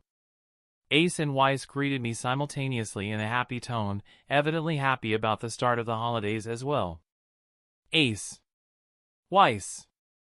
I can practically feel your happiness upon seeing my handsome face, and I am flattered, but Ace, I'm sorry, I don't see you like that. I returned their greetings and teased Ace a bit while I was at it. My response made Weiss laugh, while Ace protested vehemently, which made me laugh as well. Any plans for the holidays? I asked both while we made our way out of the room and received immediate nods. I'm returning home on Brew Day. My pops managed to get a vacation for once, so we're going to spend the holidays together, came from Ace. Well, I had expected him to go home during the break to accompany his mom. That his dad was at home during the holidays too was just the cherry on top. Ace had obviously told me stuff about himself during these 2 months, and some things about his family and where he was from were included in this. The name of his mother was Rouge, and she was an expert class trainer turned housewife. They lived in Beautiful City, one of the 2-man/Pokemon made Tier 6 cities of Kanto that were located on the sea. His father's name was Gold Roger, and he was a vice admiral, which was equal to a major general. This was the 2nd highest military rank in the region, the 3rd highest on the continent, and the 4th highest in the world. According to Ace, his father was one of the pretty recent champion-class trainers, if something that happened nearly 10 years ago can be called pretty recent. Roger was also apparently a water-type specialist, which was not that surprising. I did have to say that when I heard about Ace's mother and father for the first time I gaped. Ace probably thought I gaped because of his father's name, and he was right just for the wrong reasons. I mean, before me stood an Ace, whose mother was named Rouge and whose father was Gold Roger. I couldn't believe the coincidences I kept coming across. In my defense, the reason I didn't make the connection just by his name and looks was that he wasn't that recognizable without his hat, clothes, or rather lack of clothes, and all his tattoos. Brown eyes and black hair were pretty common. Furthermore, his black hair was not as long as in One Piece, since he had a crew cut. He wasn't as tall either, at 175 centimeters, since he wasn't fully grown yet. The only things that could have maybe helped were his freckles, and those weren't something that rare either. I'm returning home on Grue Day as well. What about you? Weiss added shortly after Ace, which roused me from my musings. Weiss having to return home was not a surprise as well. From what she told me, she was a member of the Schnee family from Seafoam Island. The Schnee family was a clan of ice elementalists and ice-type trainers, and since Weiss was talented in both aura and the ice element, she had to return to Seafoam Island during the holidays.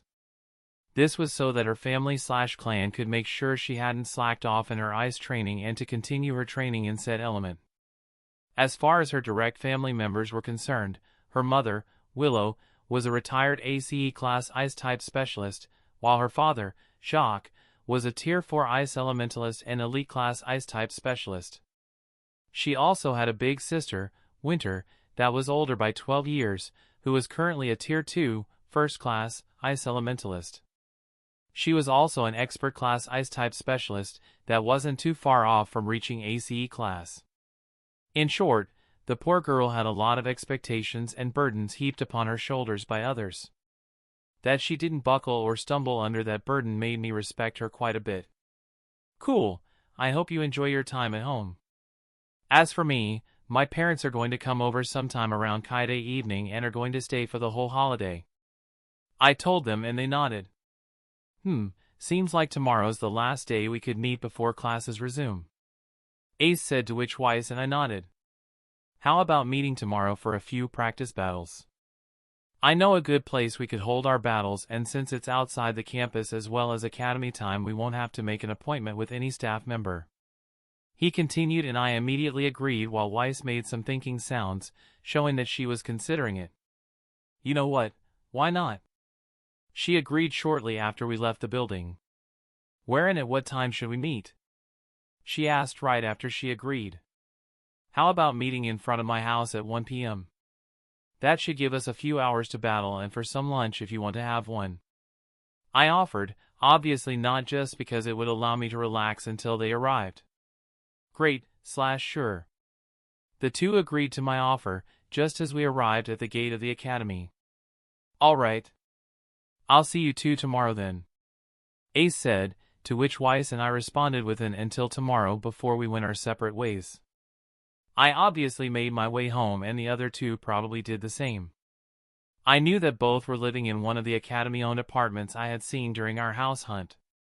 As for our battles tomorrow, those were not going to be too boring. Both Ace and Weiss had some rather strong Pokemon since they received some Pokemon from their families during their childhood.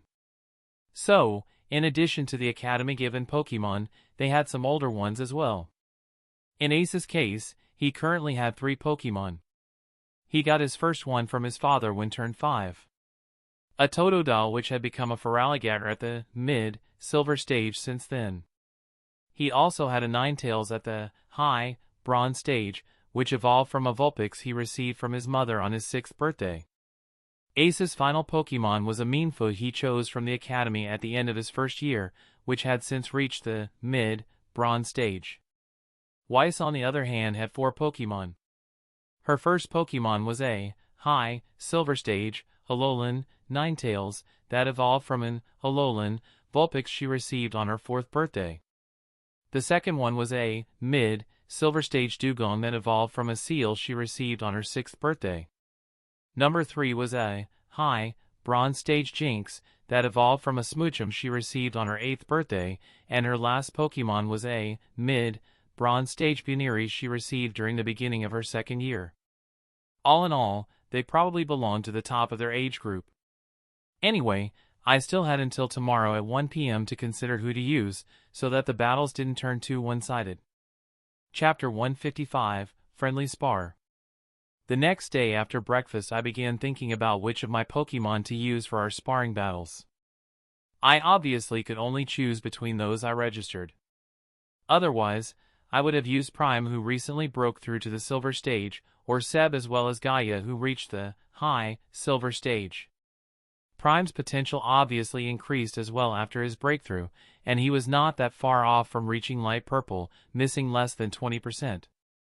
No one who saw just Prime would believe that a Beedrill like him was caught just to be the lackey of another Pokemon, and seeing as I could not bear to treat him and or Optimus like that either showed that reality oftentimes changes plans.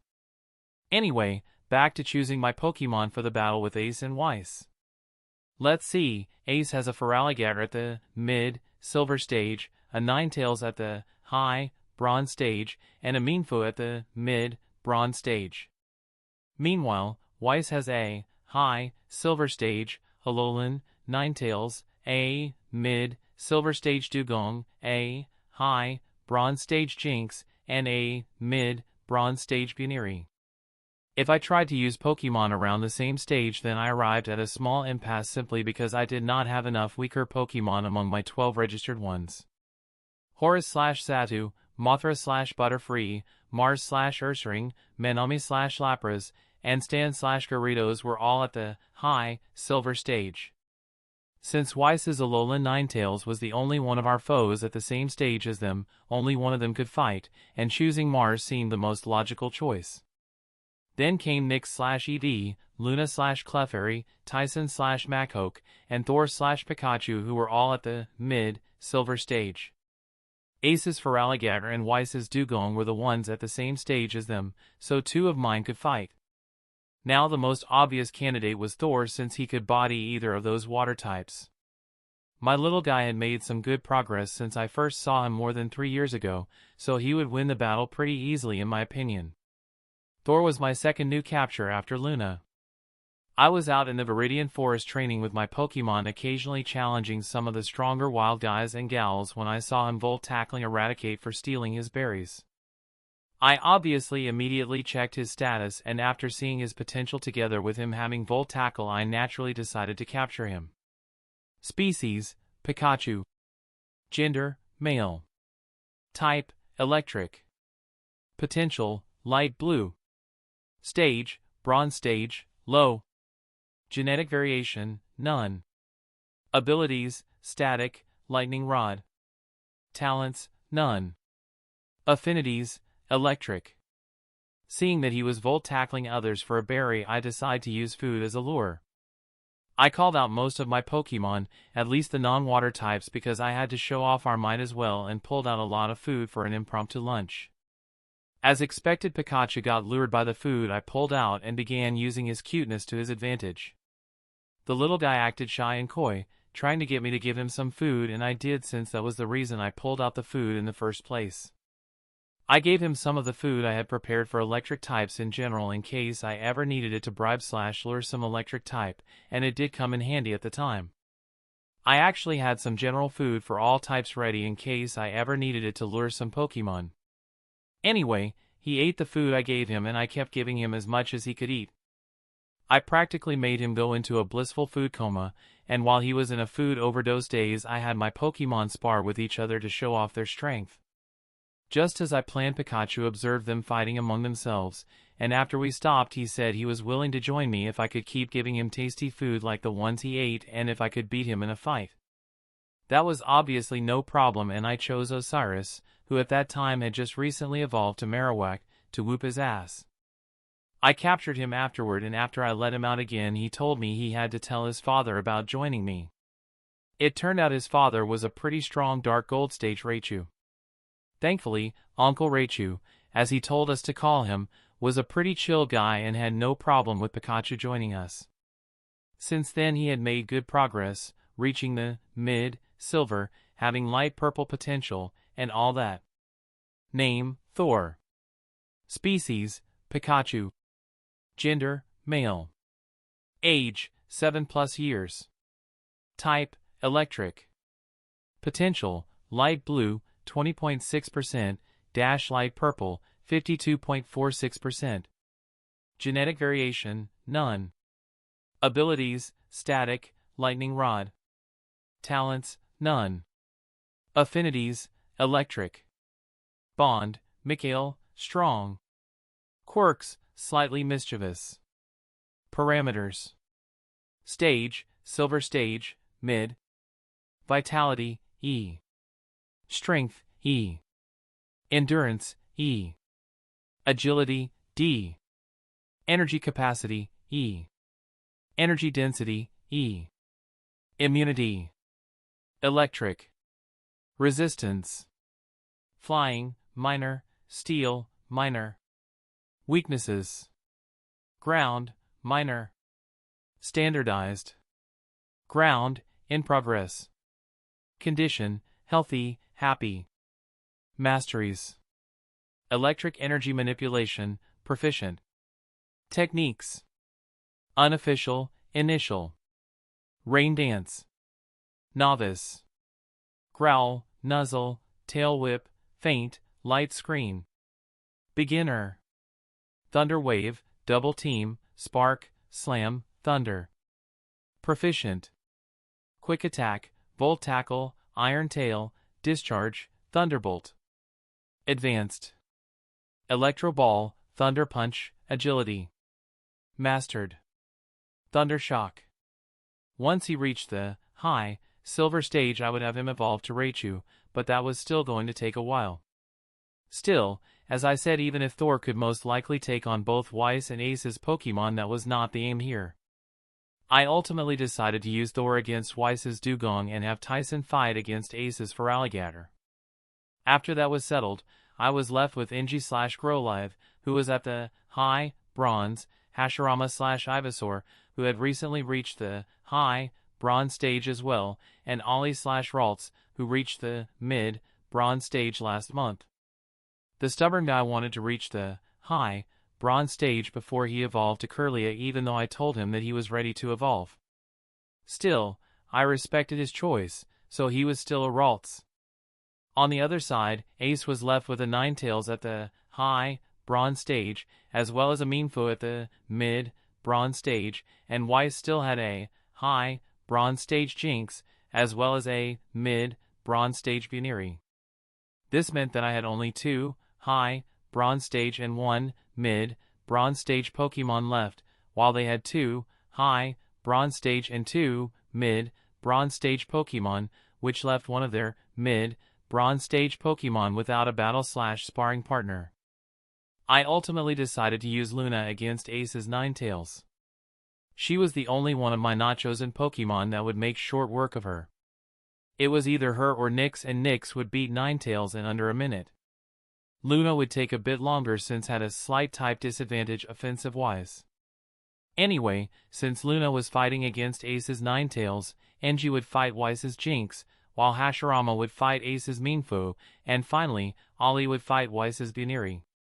To raise the difficulty for my Pokemon by a little bit, I decided that I would let them fight the battles on their own, so there would be no commands coming from me while the battles happened.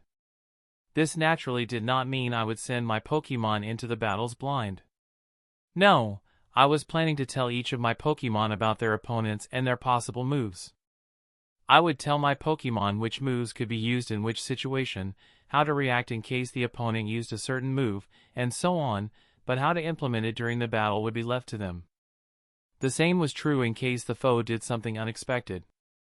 Their reaction would show me if we needed to do some remedial training or not.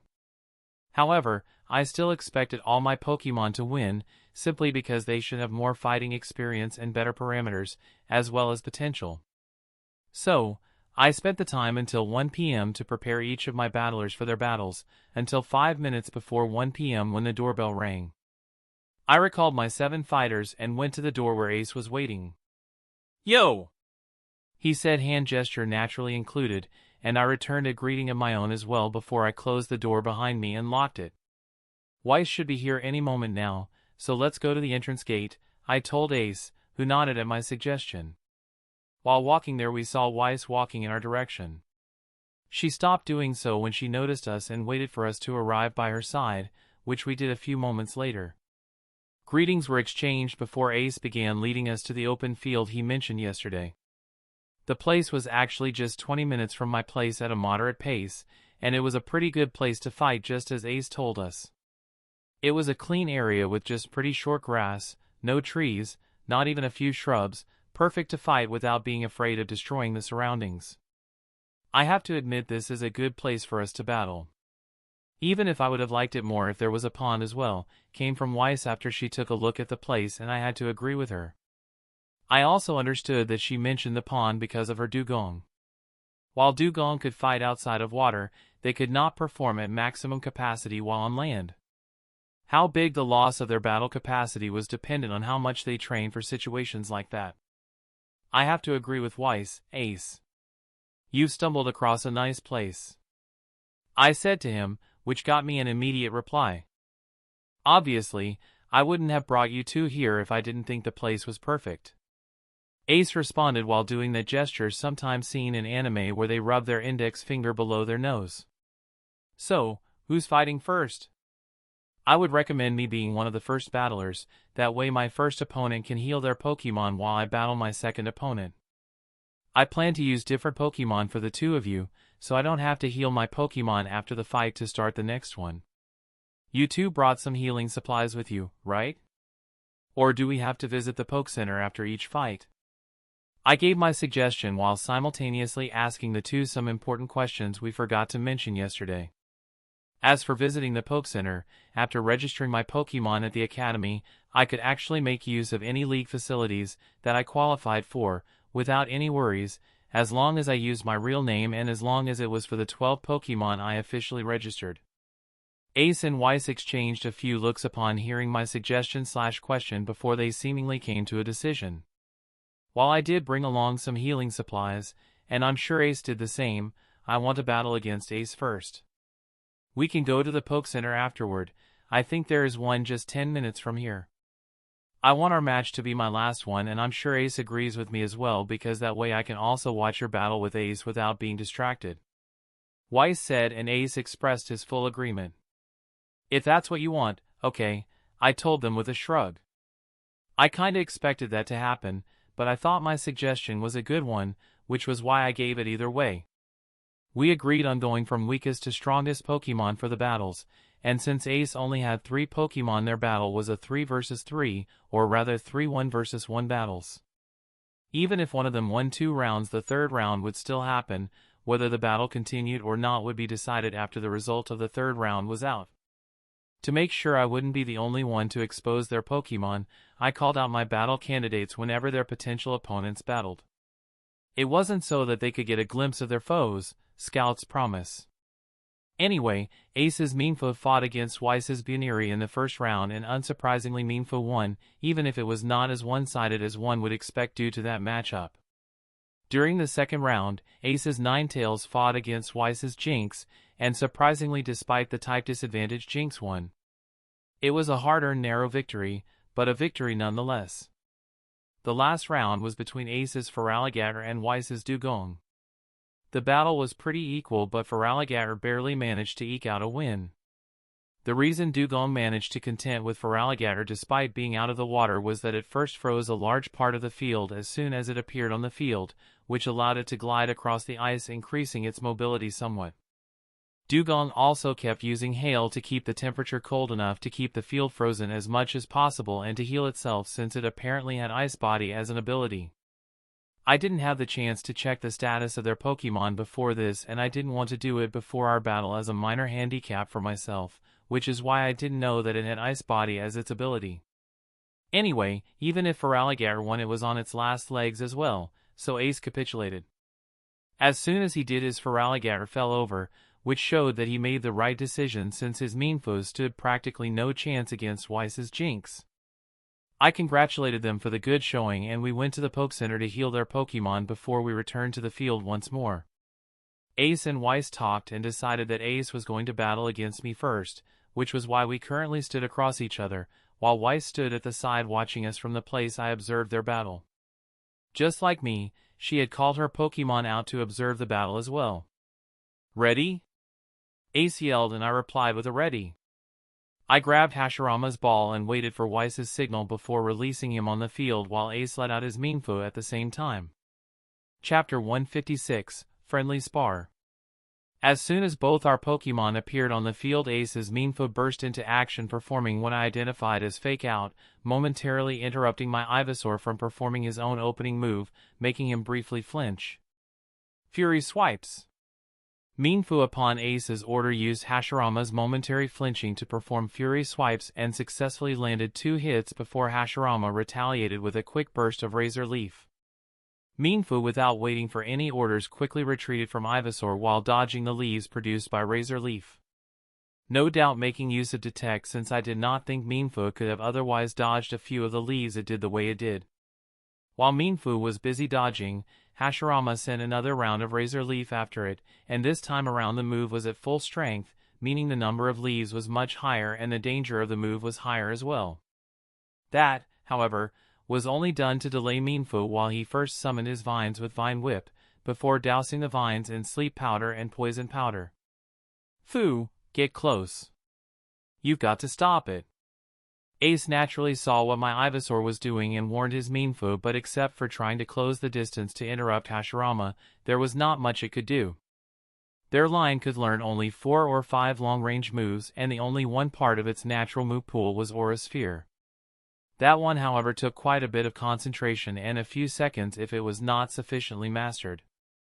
There was a 99% chance that it was the case here, since Ace's Minfu was too weak to have learned the move for a long time if it had learned it in the first place.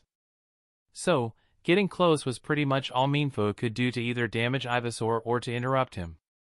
However, by the time it had dodged and weaved through the Razor Leaf to close the distance, Hashirama was done with his Vine special. That meant Minfu was greeted with a vine slap to the face that flung his head to the side after it successfully arrived in front of Ivysaur. Oof, that had to sting. That bitch slap, vine version, was worthy of being added to the books as an example, were my thoughts when I saw Minfu's head being forced to tilt to the right. Being slapped stung much more than being hit. This was true in this world as well. This omniversal fact proved to be true once more when Minfu became visibly more agitated after being slapped. Circle him and attack while dodging, Ace ordered, but due to its agitation, Minfu used Force Palm to hit Ivysaur in retaliation instead, even if it resulted in being hit by Ivysaur's 2 vines once. Ivysaur simply tanked the Force Palm and focused more on hitting Minfu instead, since he had ways to recover any damage suffered. However, the same was true for Minfu as well, depending on how much they had trained Drain Punch. Nonetheless, Ivysaur knew about that as well and was on the lookout for Drain Punch. Fu! Calm down! You have to circle him. Dodge his attacks while attacking whenever you can. Ace yelled out at his partner, who did as told after being pelted by another 2 vine hits. I noticed a thin pink breeze barely visible around Hashirama, which I identified as Sweet Scent. The move helped Pokemon relax a bit, and combined with the Sleep Powder doused Vine Whips it got hit with, Minfu began to turn sluggish. Ivysaur allowed himself to be hit a few times while delivering a few vine hits in return, so that Ace and Minfu did not notice his move, and by the time Ace noticed the bad situation of his Minfu, it was too late. Full retreat! Get away from there, Fu! Ace tried to order, but Minfu's reaction was too slow since it already had a healthy amount of sleep and poison powder on its body.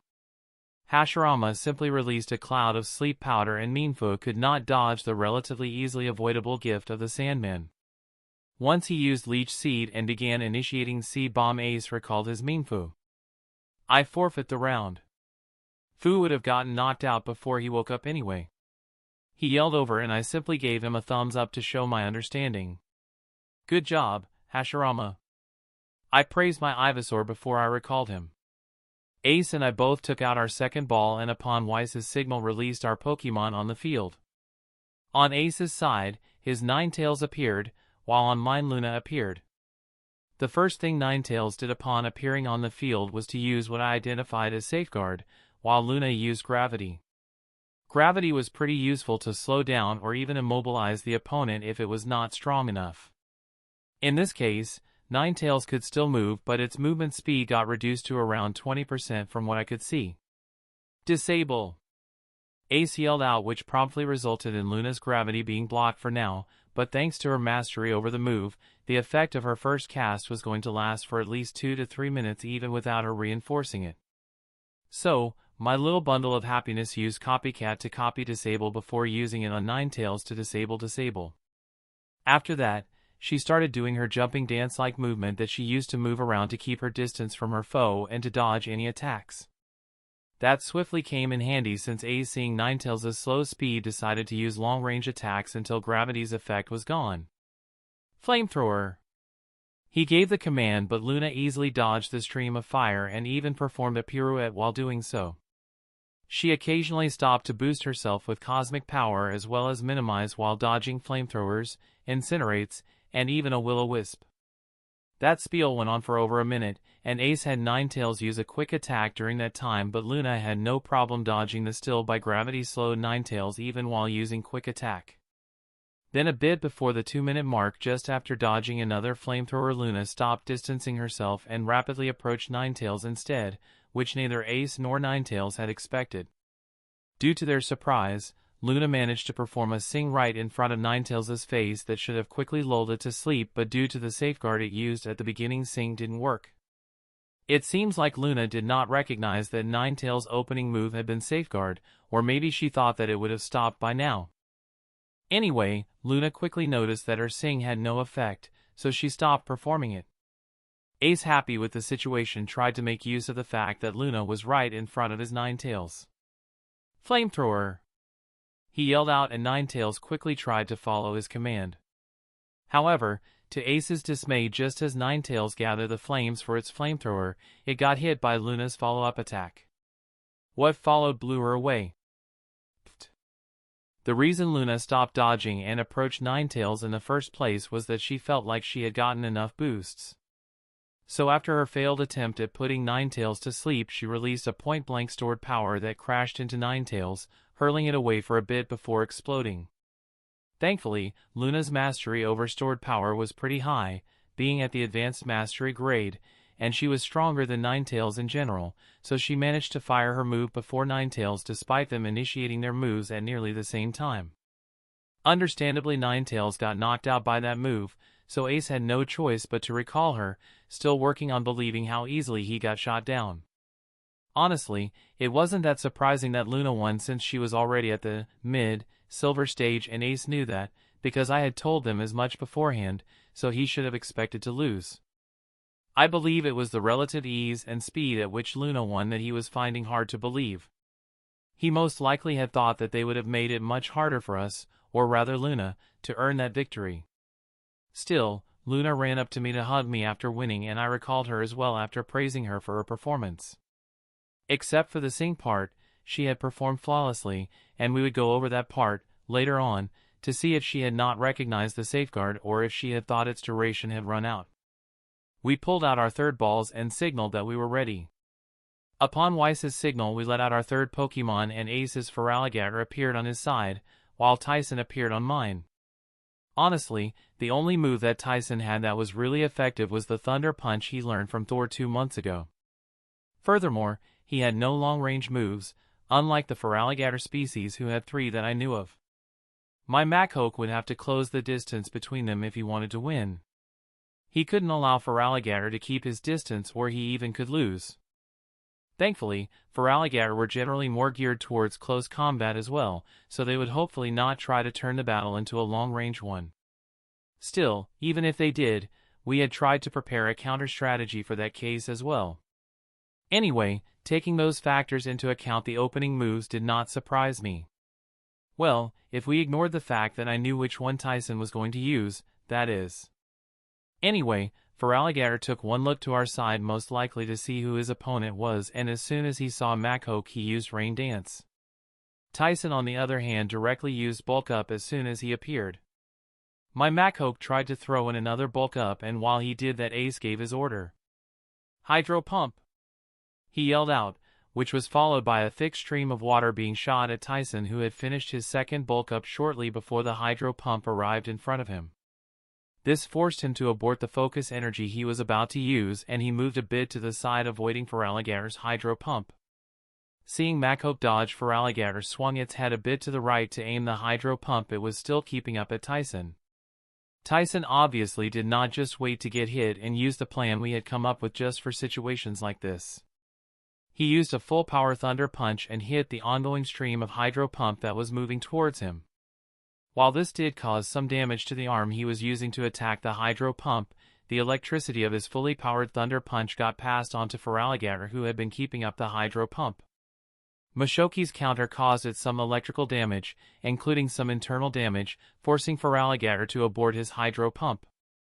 This move of Tyson forced Ace and his Pokemon to shoot their long-range attacks in short bursts instead of continuing streams, which reduced their might and danger since moves like Hydro Pump and Water Gun were basically continuous streams of water shot at the enemy. "Shoot your moves in short bursts, he can't shock you that way," yelled Ace, who had obviously noticed the way to avoid Mashoki's shocking strategy. While they were dealing with his counter, Tyson obviously did not twiddle his thumbs. He used the chance to close the distance between them. He managed to reduce the distance by quite a bit before Feraligatr began shooting bursts of Water Gun and Hydro Pump at him. Tyson had no problem dodging and weaving between the attacks, even if it did slow down his approach a bit. Feraligatr even used Screech once Machoke was close enough, but my guy managed to avoid most of its effects by dodging the sound waves, even if he did scrunch up his face a bit at the noise the move created in general. Still, he managed to avoid most of the effects of the move and successfully arrived in front of his target.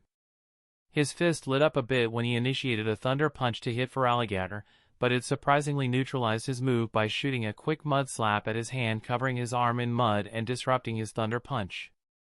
Tyson quickly stopped his punching motion and quickly moved into a low sweep instead, successfully knocking over his foe.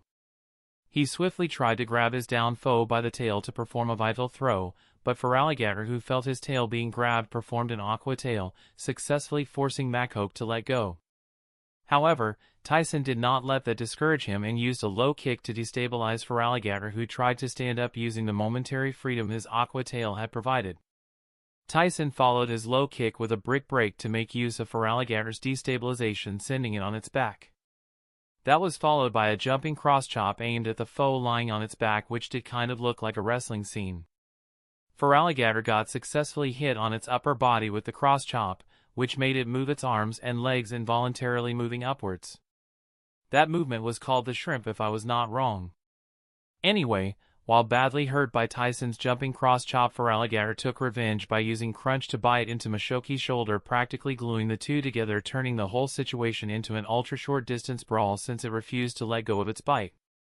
Tyson used Brick Breaks and Thunder Punches to deliver body blows to Feraligatr while they were rolling around the ground, and it was keeping up the crunch while also delivering a few slashes as well as a few low kicks whenever possible. The pretty brutal all-out brawl went on for nearly a minute before a Thunder Punch finally knocked out the Feraligatr, finally loosening its mouth enough to free him. Feraligatr was bleeding in quite a few places and was covered in a lot of bruises, but Tyson did not look much better. He had quite a few slash wounds that were bleeding, not to mention his shoulder, which was bleeding quite a bit now that Feraligatr's mouth and subsequently teeth were removed. We both recalled them after telling them they fought well, which they did even if it turned into a brawl halfway through. Anyway, both definitely needed a visit at the Poke Center. Ace and I walked towards Weiss, and once we arrived, Ace directly blurted out his surprise. "Aya! I had kind of expected to lose after you told us about the strength of your Pokemon, but that was way more one-sided than I had thought it would be." "Well, at least, Pharaoh made a pretty good showing," he clamored, and I had to nod at that. I had to try teaching Tyson some long-range moves, even if they were probably never going to be as strong as I would like due to the Mashoki Lion's specialization. Furthermore, there were few long-range moves he could learn, and none except for Flamethrower that any team members knew. So, they would be harder to learn. Still, it was something to note for the future. "So, you're up next," I told Weiss, and she nodded. We began walking to our positions for the battle, and Ace took her previous spot. Once we were ready, Ace gave the starting signal, and Weiss and I released our first Pokemon. Chapter 157, Friendly Spar. On Weiss's side, her Buneary appeared, and on mine, Ollie appeared.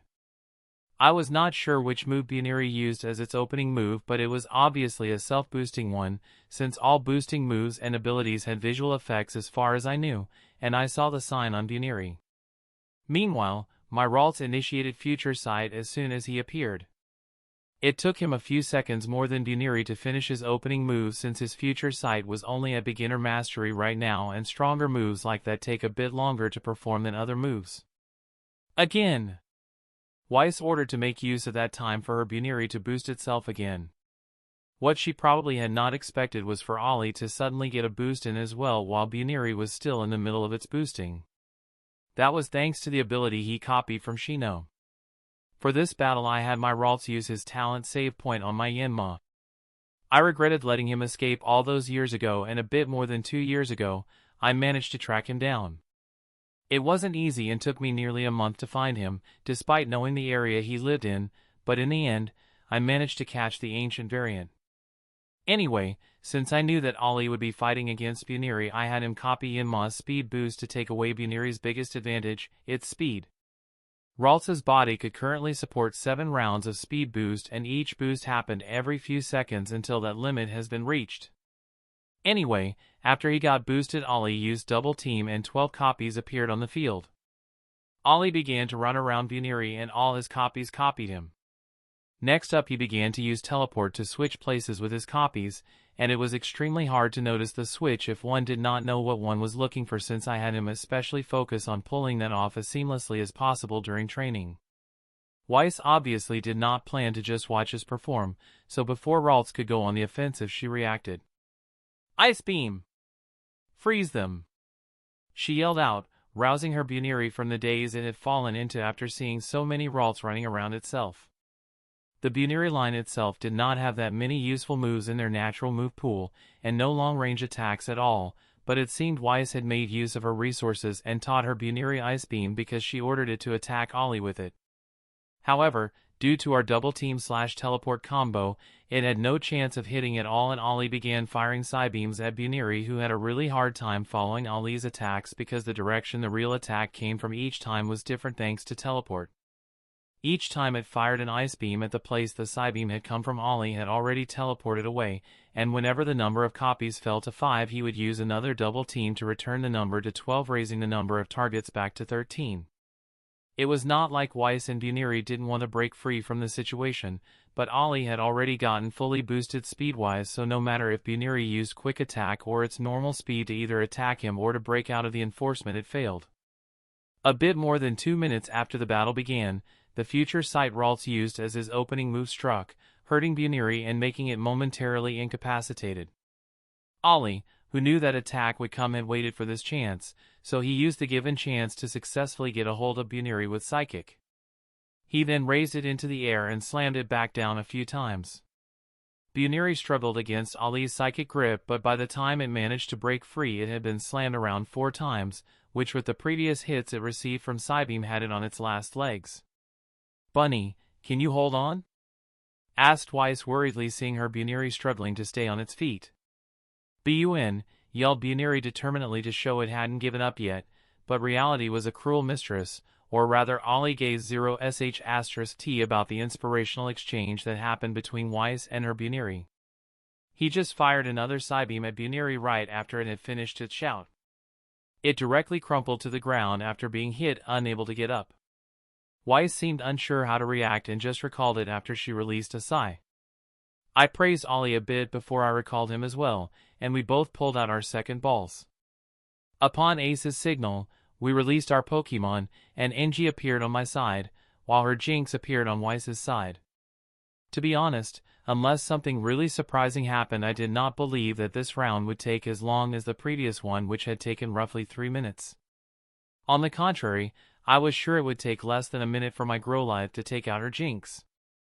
Anyway, as soon as they appeared on the field, they made their opening moves.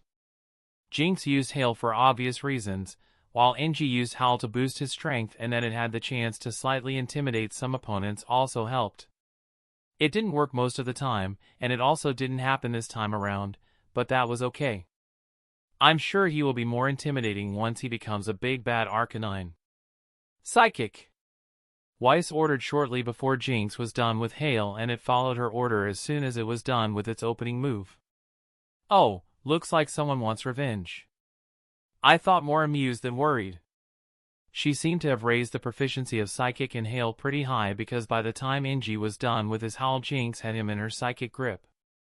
Still, Engie knew what to do in such situations. He directly initiated Crunch, and the dark energy loosened her hold enough for him to quickly use his superior physical strength to completely break her hold. The reason the dark energy did not directly break the Psychic hold instead of just wearing it was that the dark energy was centered around his mouth and not his whole body.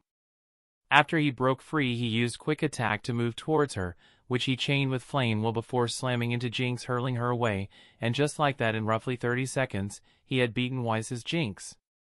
Engie's parameters were much higher than hers, then he got a boost through Howl. Now, apply that to a Quick Attack accelerated Flame Wheel, an attack from a type she was weak against, and you got a one-hit knockout. What the hell? I could hear Ace shouting from the side, while Weiss was just staring incomprehensibly at her knocked-out Jinx. She looked from her Jinx to Engie and then again to her Jinx a few times before coming to grasp with the fact that her Jinx had been beaten so quickly and thoroughly. She showed a bitter smile that I could see thanks to my great eyesight before she recalled her Pokémon. Still, unlike what many others in her place would have, she did not look depressed or beaten. Instead, she had a determined look on her face. Growlithe quickly ran up to me, excitedly waiting for his praise, and I gave him what he wanted, stroking his fur while praising him for his victory before I recalled him as well. "Do you want to keep going?" I asked her, since I was pretty sure that at least the next round was going to end similarly to this one, and I did not want to break her confidence or anything like that. We were friends, at least regular ones, and I didn't want to leave a shadow in her heart or something like that. Still, she showed that she was a strong individual, not only strength-wise but also so mentally through the answers she gave. "Let's continue. I had expected something like this to happen when you told us about your Pokémon, but it seems I subconsciously doubted your words a bit, seeing it kind of as bragging when you told us the strength of your Pokémon. So, it came as a bit of a shock for them to be just as strong, if not stronger than told, even if I had known about their strength. As they say, seeing is believing. I think you might truly be one of the most talented individuals of our generation. I'm sure with a visible goal in front of me to strive for, I will get even stronger than I would have gotten otherwise. So, let's continue." She shook her head when she said the first part, but I could feel the determination and motivation radiating from her when she said the last bit. I just nodded at that and pulled out my next ball. She followed suit and pulled out her next ball as well. Once Ace, who had simultaneously calmed down and gotten fired up after hearing Weiss' determined speech, gave the signal, we released our Pokémon. On her side, her Dugong appeared, took one look at the field before it used Safeguard as its opening move instead of using Hail, which I believe to be its real opening move. On my side, Thor appeared and apparently decided to completely forego any opening move. The opening moves we had settled on for my Pikachu were either Rain Dance, which was currently still a work in progress, or Double Team to confuse the enemy. No, instead of making an opening move, Thor directly used Quick Attack to run at Dugong at an extremely fast speed, and just as Dugong finished using Safeguard, he delivered a Thunder Punch right at its head after jumping right as Quick Attack ended. Pikachu used the pushback of his punch to make a backflip before perfectly landing on the floor, while Dugong rolled/flew back a bit before coming to a stop. Thankfully, the ground had not been frozen over due to the hail or any other ice move, or that whole maneuver could have gone off the rails pretty fast. Still, it didn't, so that was good. Anyway, to my and Thor's surprise, Dugong wasn't knocked out yet. No, while it was definitely badly hurt, not the life-threatening kind but the Pokemon battle kind, it was still struggling to get rid of the disorientation the sudden attack caused. Not only that, but thanks to Hail and its Ice Body ability, it was already starting to slowly recover. Since we could allow that, and because Thor knew that, he fired a full-powered Thunderbolt. While using such a full-powered move took a few precious extra seconds, the attack still arrived before Dugong could get his faculties under control. Thor kept the Thunderbolt going for a few seconds before he stopped, and this time around Dugong was out cold. My Pikachu had one just like that, with the only damage he suffered coming from the hail that was going on. Thankfully, that stopped while I was praising Pikachu for winning. I recalled him afterward, and Weiss did the same with her Dugong. She was much less shocked than she had been with Jinx. The two of us pulled out the last balls for this battle, and once the signal was given, we released our Pokémon. Mars appeared on my side and her Alolan Ninetales appeared on Weiss's side. Furthermore, as soon as it appeared, a hail began to form on its own, showing that it definitely had the Snow Warning ability. Both Pokémon performed boosting moves for their opening move. I couldn't be sure, but I guessed that the Alolan Ninetales used Nasty Plot, while I knew that my Ursaring used Work Up. "Blizzard!" Weiss ordered, pulling out the big guns from the start. The move combined with the ongoing hail drastically reduced the view, but I managed to see Mars slipping below the ground using dig. Ninetales kept up the blizzard for roughly 10 seconds before it stopped, and once the visibility had returned they noticed that Ursaring was nowhere to be seen. Both tensed at that, but before Weiss could say anything Mars struck. Instead of jumping out from below, my Ursaring decided to drag Ninetales into the hole he dug. That obviously meant we couldn't see what was happening down there. However, right after Mars dragged his foe down, we heard a really loud noise that told me that he had used hyper voice.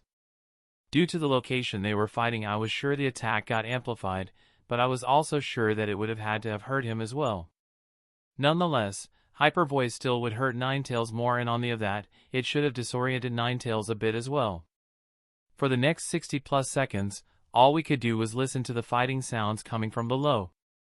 It seemed like Mars was adamant about keeping his foe down there, so they didn't resurface for quite a while. After the initial hyper voice, we kept hearing rumbling and fighting sounds, which meant they were fighting pretty hard down there. A few times we saw pink, light blue, yellow, and red glow coming from the hole, which I assumed were some fairy, psychic, as well as ice moves from Ninetales and fire as well as thunder punches from Mars. Nearly 2 minutes later the fighting sounds stopped and we waited for the winner to come out, since we assumed the sounds had stopped after one of them won. When the figure of Weiss's Alolan Ninetales came flying out of the hole, I thought Mars had lost, but when it landed in a heap instead of on its 4 feet I knew it was knocked out, which meant Ursaring had to have thrown it out. My theory got confirmed when Ursaring came out shortly after as well. He looked worse for wear, or rather he looked like he was running on fumes, but he could still stand on his feet and he was conscious. I praised him for his victory and recalled him while Weiss did the same with her Pokemon before we both walked towards Ace. No idea what happened down there, but the way Mars looked it must have been one hell of a fight, I told Weiss, low-key praising her Alolan Ninetales, once we arrived at Ace's side. "Thank you, I think so too," she said with a small smile. It seemed like she was a bit happy at nearly taking out one of my Pokemon, which she classified as freaks in a good way. After that, we kept going over all battles, talking about things we thought were good, and mentioned what we thought was not so good as well as what could have been done that would have been better. Well, this was more for them than for me, but I had fun, and helping them now might be helpful to me later on. Besides, the better they got, the better the challenge they could give me, so I had no problem with the arrangement. It was more than 1.5 hours later that we stopped. We decided to go to a Pidgey Burger store together where we ate some burgers. Afterward, we said our goodbyes and wished each other happy holidays before they returned to their apartments to pack up for tomorrow, while I went home as well. My parents were going to arrive in roughly 3 hours, so I wanted to make sure the house was presentable. Chapter 158, Parents' Arrival. While Mikhail was making sure the house was tidy for one last time, his parents arrived at Rhoda City per registered teleportation and unhurriedly made their way to their new home on foot. They were talking with each other and the atmosphere was a bit subdued. "Sigh. We're going to see our greatest treasure in a few minutes, and Edward slightly shook his head before he continued, "No, we definitely need the time we're going to spend with him to recover from what happened." He grimaced when he mentioned the tide they were involved in a week ago. He had been called in for an emergency that happened near them while they were traveling to Iris City. As a registered expert class trainer he was obliged to comply, and he couldn't get Arya to wait for him in the Poke Center. He received the summon in. She insisted on following him, citing that the only reason she wasn't an expert class trainer yet was that she was missing 2 more badges, which was true, so she followed him to Brighton Town, the target of the emergency mission. Sob. Arya released a short sob that interrupted his musing. They still hadn't fully recovered from the loss they experienced. "My sweet baby boy, we haven't told him about what happened yet, and it's not like we can hide what happened from him. He's bound to notice their absence," Arya said in a sad tone, her eyes glistening with unshed tears at the reminder of what they lost. "We're going to tell him the truth. He's going to be an official trainer in the future, and he will have to go through similar events when that happens, so it's better to be open about it right now to show him what can happen at any time during our journeys. I know he has gone out exploring, but as far as I know, he has never seen or participated in a tide, so learning about our experience and seeing the consequences firsthand will make sure he doesn't underestimate them. Edward replied with a slightly grim but determined tone. What happened that day was a sad event for them both. Rangers had noticed a C+ grade tide approaching Brighton town, which was why the emergency mission had been issued.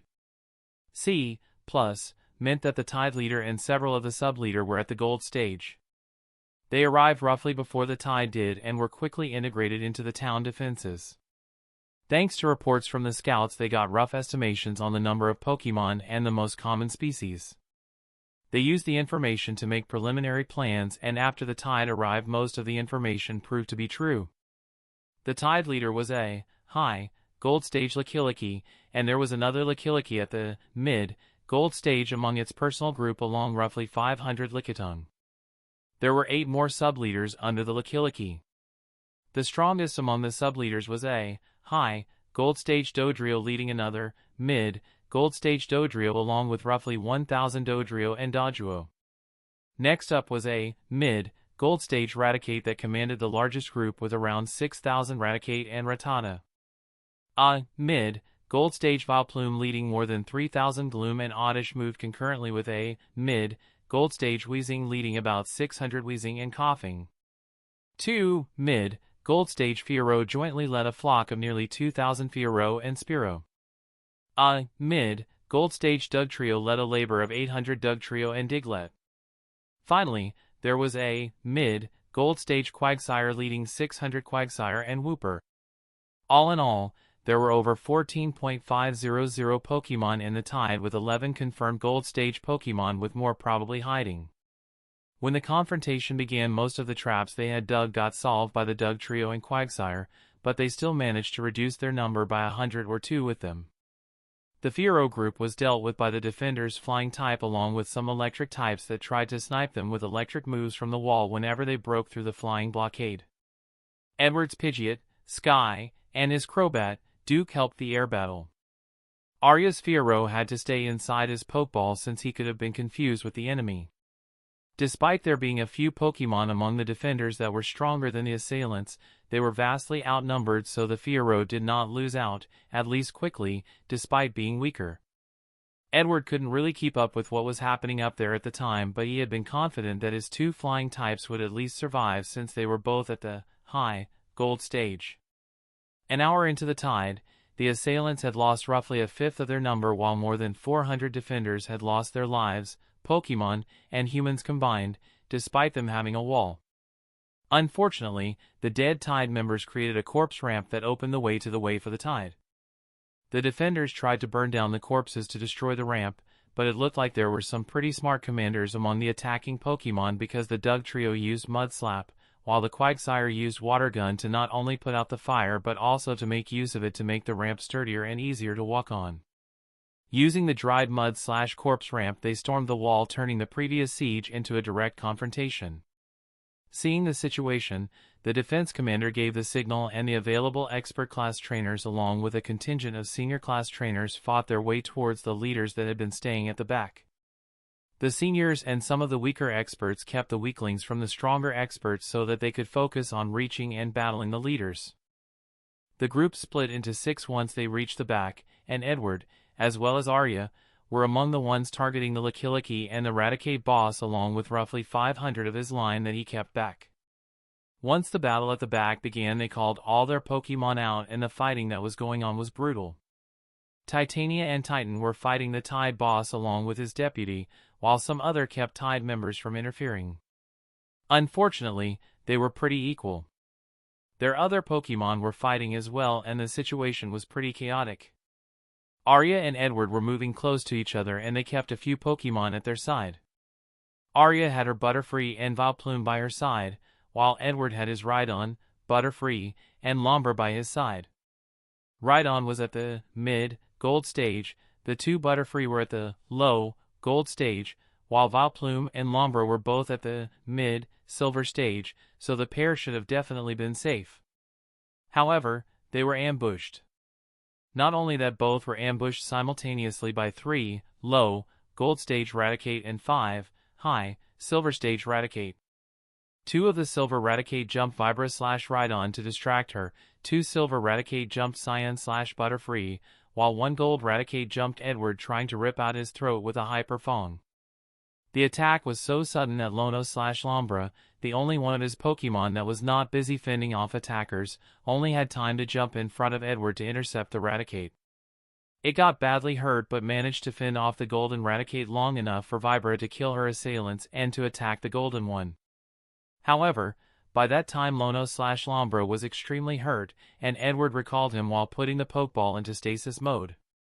Cyan managed to take out his 2 Raticate as well while Vibra in her fury ripped the golden Raticate apart.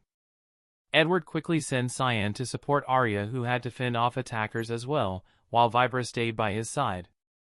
The situation on her side was even worse than on his. So Cyan had to go ahead because he was faster than them, while they followed behind. Arya's side had been ambushed by 2 gold stage Raticate and the final silver one. Specifically, the silver Raticate attacked Sunny/Vileplume, 1 golden Raticate jumped Emerald/Butterfree, and the final golden one jumped Arya, aiming at her throat with a Hyper Fang as well. Seeing the situation, Sunny ignored his attacker and directly moved in front of Arya and suffered not only the Hyper Fang in her stead but also got bit into the side by the silver one he ignored. Both attacks ripped out chunks of his body.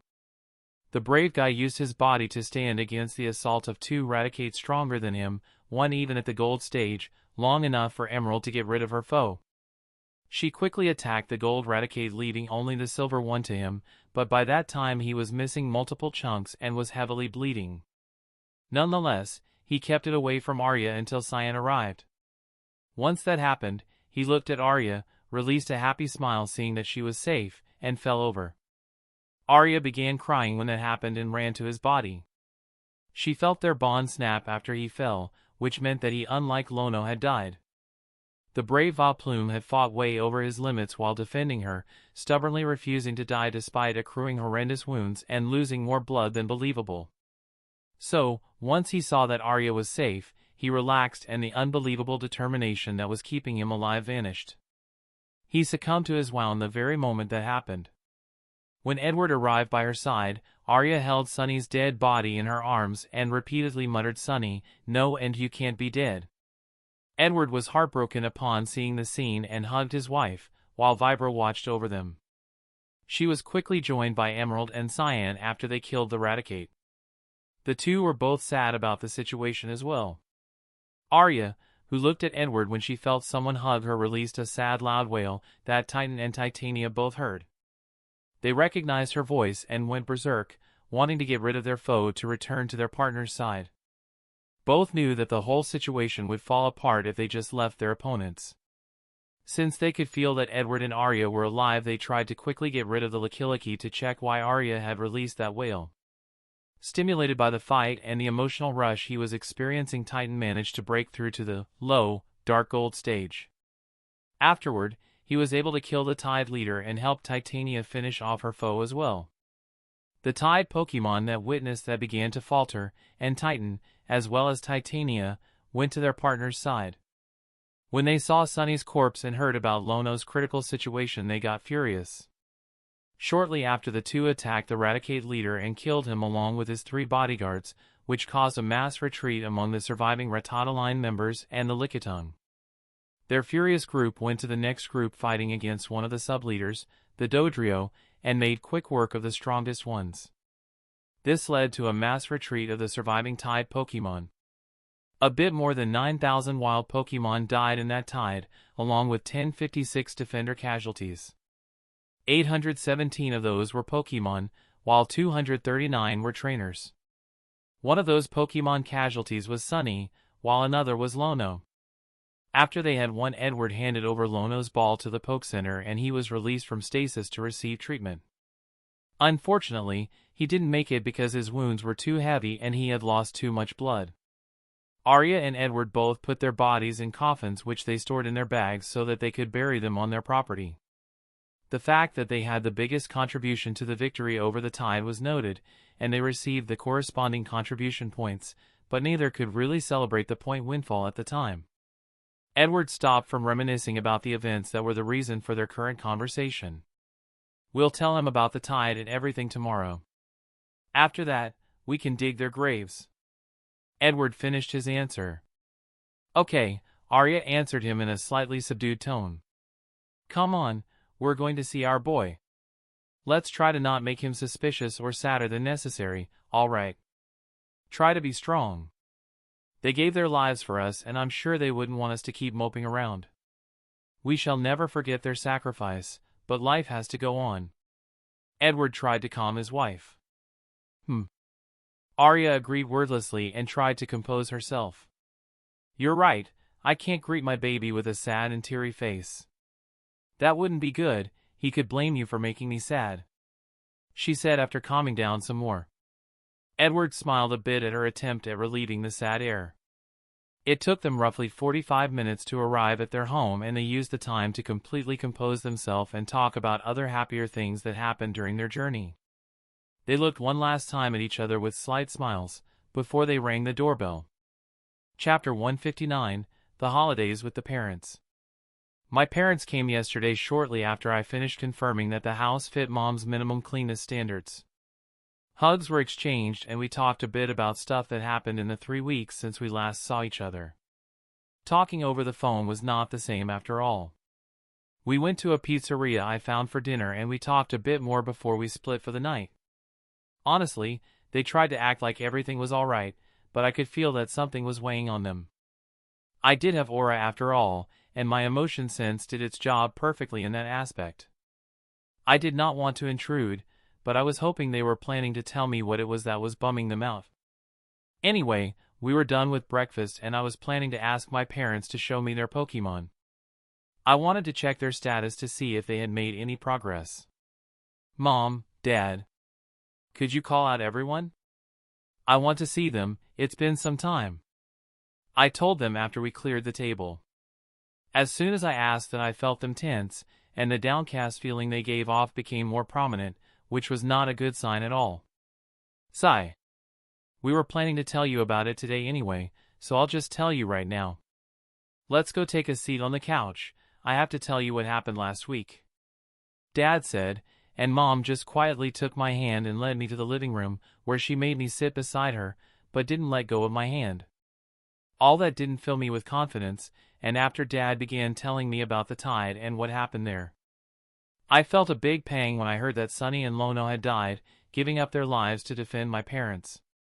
While I was sad that they lost their lives, I was also really grateful to them for saving my parents from harm.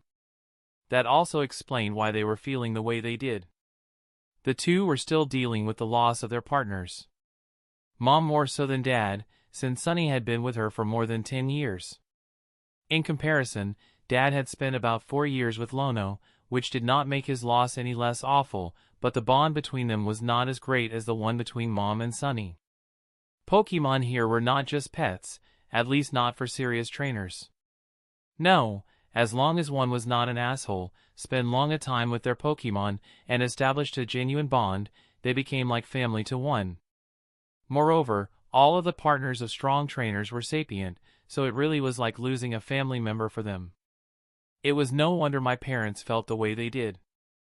I couldn't be any more grateful to the two for their sacrifice, and I prayed for their souls since I knew that they, like all sapient beings, would move to the afterlife to be judged.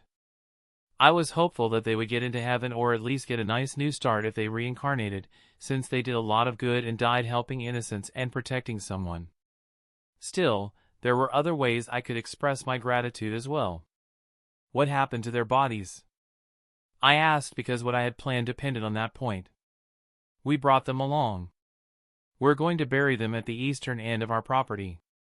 Mom answered my question, and before I could say anything my father spoke up. We'll dig the earth ourselves without any help, and only our Pokemon can manually help with refilling the hole after the body has been lowered. You can't help with those 2 steps, it's part of the customs for trainers," he said, and I could only nod. Still, that did for a bit in my plan. While they were digging the hole, I was going to buy something to honor the two. "Okay," I replied in a glum tone before hugging them both. We stayed like that for a few minutes, before we separated. They stood up and said that they were going to change so that they could go out to dig the graves. I nodded and told them I was going out for the next 40 or so minutes. They consented and we split apart. I run at my highest speed towards the city and it took me less than 5 minutes to arrive. From there I moved towards a high-end fabric store I discovered during one of my occasional strolls through the city. I was planning to see if I could find a fabric that could keep the bodies safe from decay and any harm, while also making sure nothing bad happened like attracting ghost types or anything. I wanted to wrap Sunny and Lona's corpses in them if something like that existed, and I was pretty confident that it did. I was not disappointed. The clerk told me that they had 2 fabrics that fulfilled my request, but the price was really high, especially the second one. The width of both fabrics was 1.5 meters. I needed 16 meters, 8 meters each, to make sure they were completely wrapped, and each meter of the first fabric cost 12,000 poke. According to the clerk, the fabric was made from Lebanese and Frosmith silk that was treated with a special process. The second fabric actually cost 32,000 poke per meter, and after hearing how it was made I couldn't really complain. Not only was Lebanese and Frosmith silk used but also silk from a freaking Volcarona. It went through a special treatment method as well. This was stuff that high-ranking trainers used for some of their clothes, at least the higher-grade roles. I obviously chose to buy the second fabric since it fit my purpose the best and it was really hard to damage as long as no strong Pokemon tried to rip it apart. After paying over 500,000 poke, I took my purchase with me and returned home. I went towards my parents and told them about my plan of wrapping the bodies before they got buried, and they agreed. The staff at the Poke Center had made sure that the bodies were presentable, so I carefully wrapped them in the white fabric and then proceeded to wait for my parents to finish digging the holes. Roughly 10 minutes later they were done and we lowered both caskets into their respective graves. Afterward, each parent with her Pokemon refilled the open graves with earth once more. They then took out 2 gravestones that they placed at the head of the grave with their name, species, age, death date, and their heroic deed carved on it. The rest of the day we were all in a slightly somber mood and we talked about some interesting moments we had with them, be they sad or funny. By the end of the day, everyone felt better, or rather more at ease, and after a late dinner that consisted of spaghetti for us and their favorite poke food for our Pokemon, we went to our rooms while the Pokemon went to their places on the property. I fell into contemplation once I was alone. While I couldn't increase the strength of my parents, I could still increase their potential by putting them inside Utopia. It wouldn't suddenly make them stronger, but the potential increase and optimization, in general, would make it easier for them to improve and to overcome blocks they encountered, including breaking through to the next stage. I hadn't done that until now because I had no plans of mentioning Utopia to anyone, but I had decided that I was going to go through with it tonight without anyone knowing. The plan was easy. I was going to wait until everyone fell asleep, and then I was going to slip to their dens/dwellings one by one, pulling them into Utopia while they were sleeping. I would return them outside once the optimization was done, and no one would find out what happened. To make sure they didn't wake up, I was planning to use an odorless and tasteless medicine incense as well as a potion that would make sure they slept through the event. As for them waking up because of my approach, that wouldn't happen. All of them knew my smell and energy feeling, so they would subconsciously categorize me as a non-threat, thus not waking up like they would if anyone besides my parents or me tried to approach them. I waited for roughly 3 hours before I sneaked my way outside. I quietly and carefully made my way towards my first target, the pond. A lot of my parents' Pokemon were currently staying there.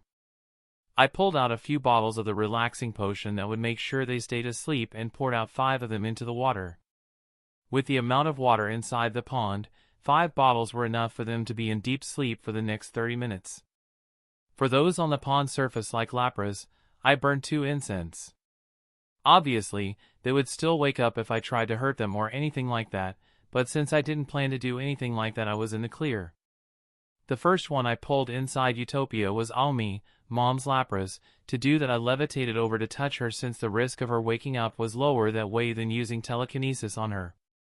I checked her status beforehand for the before-after comparison. I waited for the process to end and pulled her out once more, returning her to the place she had been. As for the habitat Utopia generated for her, that got added to Manami's area, or rather it was used to expand her area. I naturally checked her status once more to see the improvement. Name, Omi. Species, Lapras. Gender, female. Type, water, ice. Potential, deep green - light blue. Stage, gold stage, mid. Aomi's potential had increased by 1 grade, and her stage was still as it had been at the start of their journey. Next up I pulled in my father's Lapras. Just like with Aomi, I added his habitat to Minami's, which doubled the size of her area. Name, KO. Species, Lapras. Gender, male. Type, water, ice. Potential, light blue - deep blue. Stage, gold stage, mid. As for his status, he also had increased in stage since their journey began, but unlike Aomi, his potential increased by 2 grades to deep blue. Next up, I used my telekinesis to pull in Rivers, since I did not want to dive into the pond. Thankfully, he didn't react to my telekinesis brushing him. After his optimization was done, I placed him back. I placed the habitat created for him behind the Butterfree habitat, creating a second row of habitats/areas. Name, Rivers. Species, Polyrath. Gender, male. Type, water, fighting. Potential, light blue - blue. Stage, gold stage, mid. Rivers also got his potential increased by 1 grade reaching blue, and he had no change in his stage as well. I repeated the same process for Star, but this time I was even more careful since it had a psychic typing as well. Thankfully, it went without a hitch. I placed its habitat into the northeast in the second row. Name, Star. Species, Starmie. Gender, genderless. Type, water, psychic. Potential, green - deep green. Stage, silver stage, high.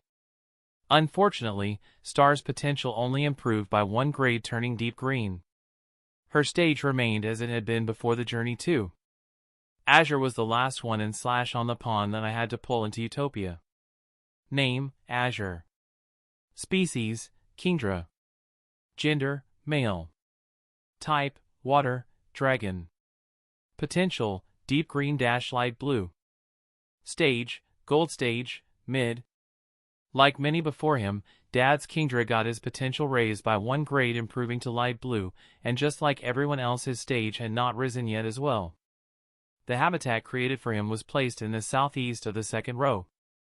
Once I was done with the pond, I quietly walked towards the alcove the Butterfree stayed and burned the sleeping incense.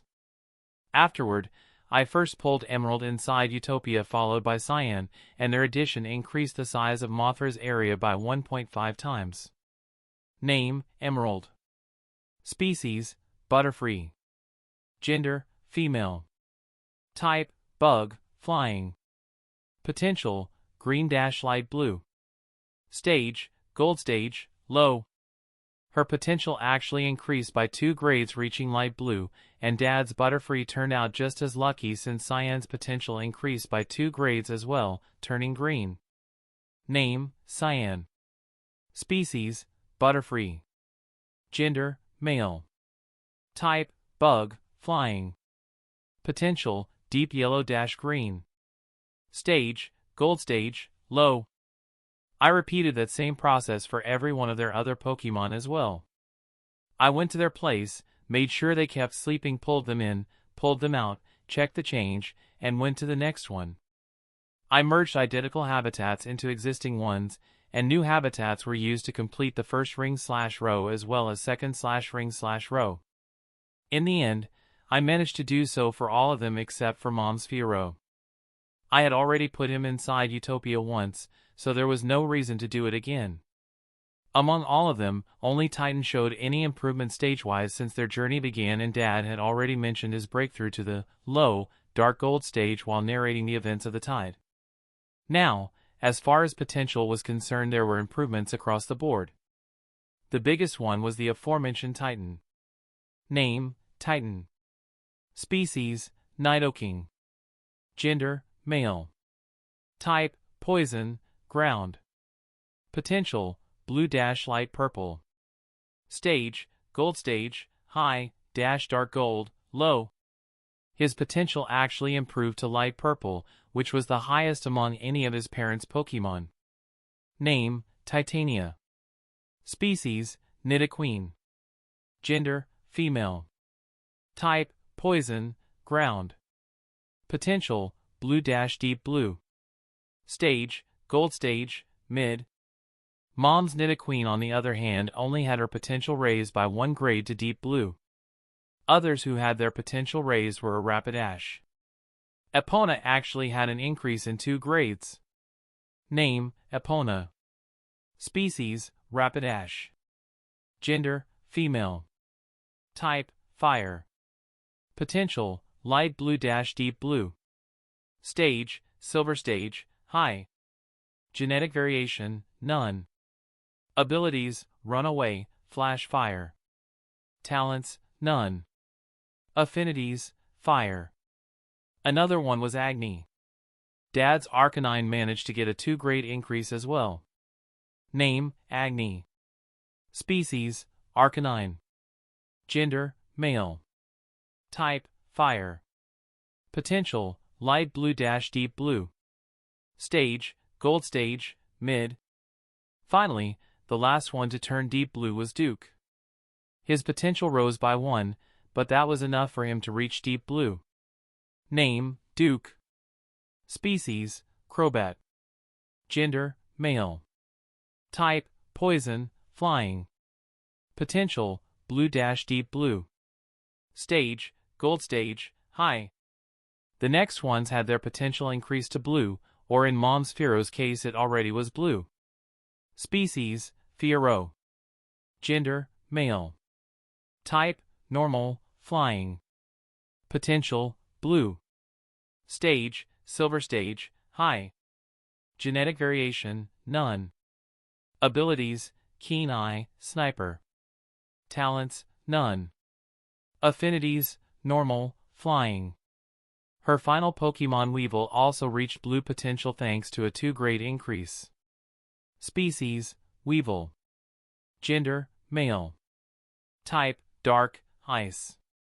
Potential, deep green-blue. Stage, silver stage, high. Genetic variation, none. Abilities, inner focus, keen eye. Talents, none. Affinities, dark, ice. Just like his dad's Rhydon, who had a 2-grade increase as well. Name, Vibra. Species, Rhydon. Gender, female. Type, ground, rock. Potential, deep green-blue. Stage, gold stage, mid. The last blue potential member was Sky, who received a 1-grade improvement. Name, Sky. Species, Pidgeot. Gender, female. Type, normal, flying.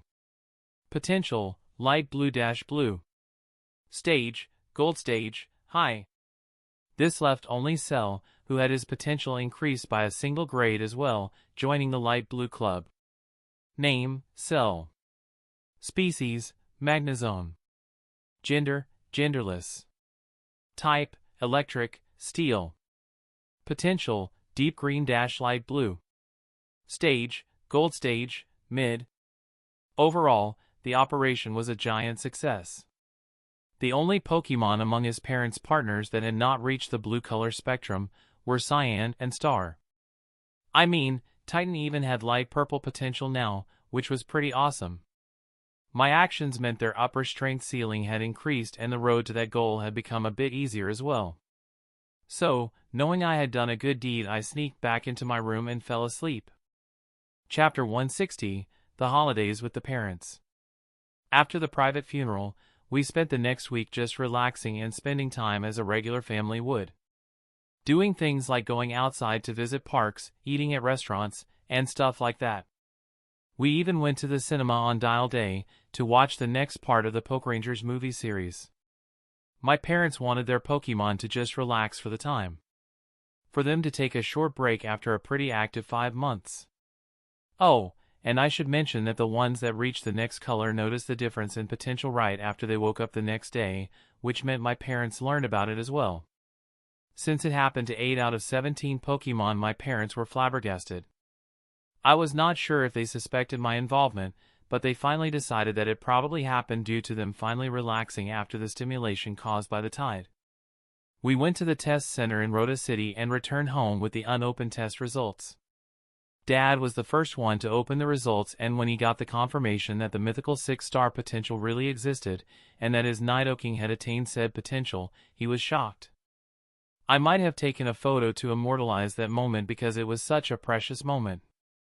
Mom opened her results as well, and when the realization settled in that nearly all of their Pokemon had 5-star potential, I took another photo, this time of them both. My mother looked really good in the photo. I mean, her Magikarp impression was spot on. I would also like to point out that those photos were not taken to counter the ones my mom had of me, definitely not. No matter what she and Dad may say, I only took them so that we could fondly remember the moment. Anyway, during the second week, my parents decided to restart light training, and I observed their training as well.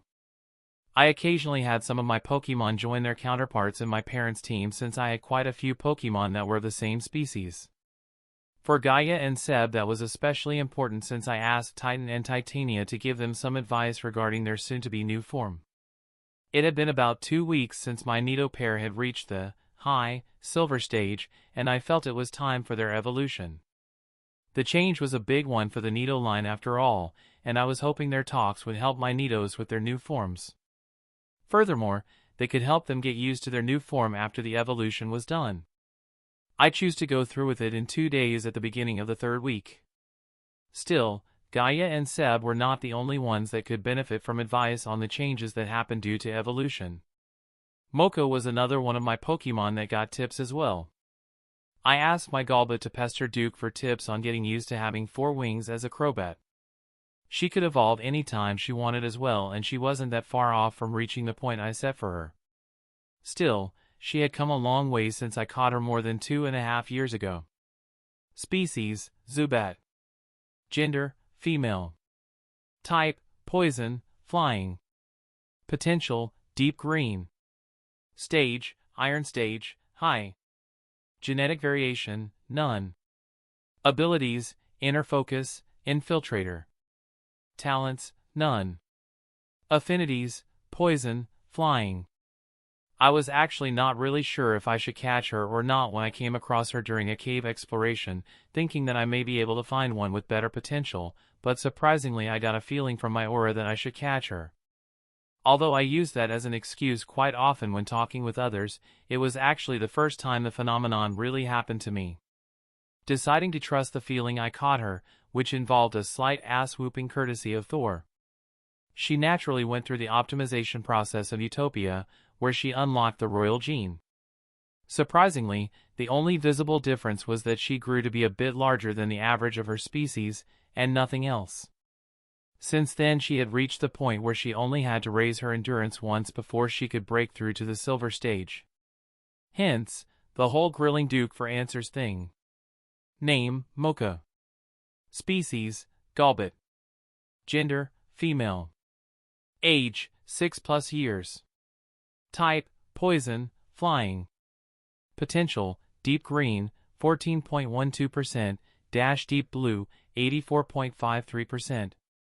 Genetic variation, royal. Abilities, inner focus, infiltrator. Talents, none. Affinities, poison, flying. Bond, Mikhail, weak. Quirks, none. Parameters. Stage, bronze stage, high. Vitality, SSS. Strength, SSS. Endurance, SS. Agility, SSS. Energy capacity, SSS. Energy density, SSS. Resistance. Grass, major, fighting, major, bug, major, poison, minor, fairy, minor. Weaknesses. Electric, minor, ice, minor, psychic, minor, ground, minor/if hit, rock, minor. Standardized. Electric, in progress. Condition, healthy, happy. Masteries. Poison E, Manipulation, Beginner, Dash, Proficient. Flying/Air E, Manipulation, Novice, Dash Beginner. Techniques. Unofficial, Initial. Poisonous Leech. Novice. Astonish, Quick Guard, Protect, Steel Wing. Beginner. Absorb, Mean Look, Supersonic, Confuse Ray. Proficient. Screech, Bite, Haze, Air Slash. Advanced. Poison Fong, Air Cutter, Venoshock, Leech Life. Mastered. Not applicable. Combos/Custom. Poisonous Leech, Initial. If not for the fact that I had some scruples on whether Mocha belonged to the 2 evolution group or the external trigger group, she would have already evolved nearly a year ago. I knew intellectually that she should belong to the first group since she only had a friendship requirement, but my doubt had me delay it until now. Still, I had decided to let her evolve after she broke through instead of waiting until she reached high silver. Kinda like a compromise, even if there was actually no need to have one in the first place. Sometimes, the things I did made no sense, but c'est la vie. We spent the weekend visiting the night-themed amusement park in the outskirts of West Rhoda. I was sure the park had nothing to do with the Night Academy at all. We got to watch some real jousting on Kaede and some night battles with swords as well as shields on Grude, which was really cool. Anyway, today was Arc Day, so just as I had decided, it was time for Gaia and Seb to evolve. Since my parents were home, they wanted to witness their evolution as well, which meant I couldn't let my Nidos evolve inside Utopia. Which was why my parents and I were standing in front of Gaia and Seb's dwelling right now with everyone out watching as well. Obviously not all my Pokemon, since I kept about half inside Utopia, but there were still a lot of them. While everyone stood around the stars of the show, I was taking out all the materials I had prepared for this situation. I placed a few D-class moonstones in a circle 2 meters around Gaia and Seb respectively. Between the stones, I alternatively placed D-class thorns from the spine of a Nidoking/Nidoqueen respectively, and D-class sand/backspikes. I only had to pay for one of those each so that Utopia could replicate them, but I still had to pay roughly 250.000 poke for them. The worth of the ones I used right now was around 3.500.000 poke. After that, I began applying a salve that I made out of quite a few ingredients. C-Class/Gold Stage Nidoking/Nidoqueen blood made up the basis. C-Class Arbok Venom, Mook Sludge, as well as Seviper Venom were added to increase their toxicity and provide additional poison energy. I had to buy the full amount necessary for the salve since Utopia did not replicate the blood, venom, and sludge. I needed around 0.5 liters of heart blood as well as 50 liters of regular blood each, and 10 liters of the venom and sludge each for the salve. I think I paid roughly 4.000.000 for everything except the heart blood. That alone cost nearly 1.000.000 poke. The reason I didn't take the blood from my parents' Nido pair was that taking the whole amount of regular blood would take weeks and they would be weakened by a lot during that time. They would also need to recuperate for another week or two to fully restore their fighting capacity. Taking the heart blood would weaken them for a few months instead. I naturally couldn't allow that to happen, so I bought the blood instead. The C-Class ground sand/spikes, Marowak bones, and Donphan tusks were for the additional ground energy and I needed 6 of those.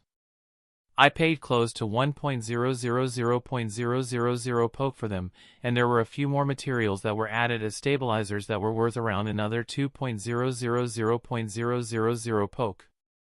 All in all, it cost about 8.000.000 poke to create a salve that should not only increase their potential but also have a positive impact on their 2 energies/types.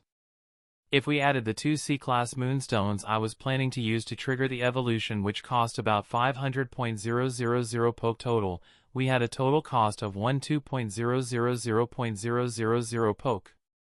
This was a massive amount for non-trainers and lower to mid-rank trainers, which showed just how costly raising and training Pokemon could be. I knew that my parents could roughly guess how much the stuff I was using was worth, but if they were shocked they didn't show it. I think I finally managed to numb them towards the bullshit I kept pulling.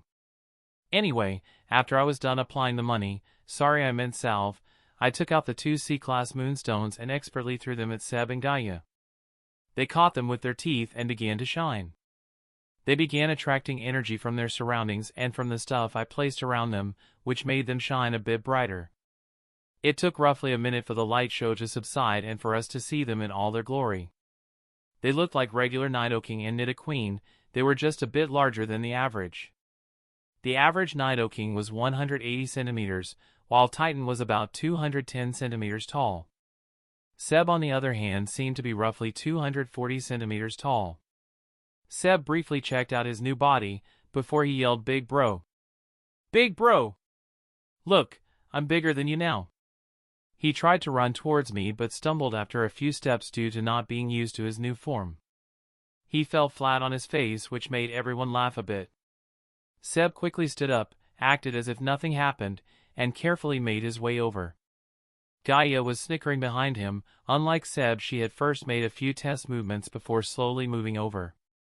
Still, Seb arrived by my side first, and after making sure he could still control his poison, I hugged him. He returned the hug happily, and I gave him a few encouraging pats on the shoulder. The others quickly came over to congratulate him as well. I used that to check his new status. Name, Seb. Species, Nidorino-Nidoking. Gender, male. Age, 6+ years. Type, poison, ground. Potential, light purple, 52.9%, 71.38%. Genetic variation, none. Abilities, poison point, rivalry. Talents, keen hearing. Affinities, poison, ground. Bond, Mikhail, strong. Quirks, patient. Parameters. Stage, silver stage, high. Vitality, C. Strength, C. Endurance, C. Agility, C. Energy capacity, C. Energy density, C. Immune. Electric. Resistance. Poison, major, fighting, minor, bug, minor, rock, minor, fairy, minor. Weaknesses. Water, minor, ice, minor, ground, minor. Standardized. Psychic. Condition, healthy, happy, excited. Masteries. Poison energy manipulation, advanced. Ground energy manipulation, beginner. Besides the species change, his potential increased by nearly 20%, which was a lot considering that he already had light purple potential. His type relation adjusted to his new typing dynamic. Furthermore, his new ground mastery started at beginner mastery instead of novice thanks to this preparation. At that moment Gaia arrived as well, so I moved over to her and hugged her as well. She was a bit shorter than Seb. The average Nidoqueen was 170 centimeters, while Titania was about 190 centimeters tall. Gaia, on the other hand, was about 230 centimeters tall. A few moments later the crowd moved over to her too, and I once more used that moment to check her status. Name, Gaia. Species, Nidorina-Nidoqueen. Gender, female. Age, 6+ years. Type, poison, ground. Potential, light purple, 53.4%, 72.16%. Genetic variation, none. Abilities, poison point, rivalry. Talents, keen hearing. Affinities, poison, ground. Bond, Mikhail, strong. Quirks, curious. Parameters. Stage, silver stage, high. Vitality, C. Strength, C. Endurance, C. Agility, C. Energy capacity, C. Energy density, C. Immune. Electric. Resistance. Poison, major, fighting, minor, bug, minor, rock, minor, fairy, minor. Weaknesses: water, minor; ice, minor; ground, minor. Standardized. Psychic. Condition: healthy, happy, excited. Masteries: poison energy manipulation, advanced. Ground energy manipulation, beginner. Her status changes were roughly the same. Well, except for the species name, obviously.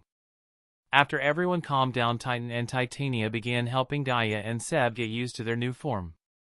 The others dispersed while I stayed to watch them going through the motions. That's the end of this tale for now. Thank you for watching, and I'll see you in part 7.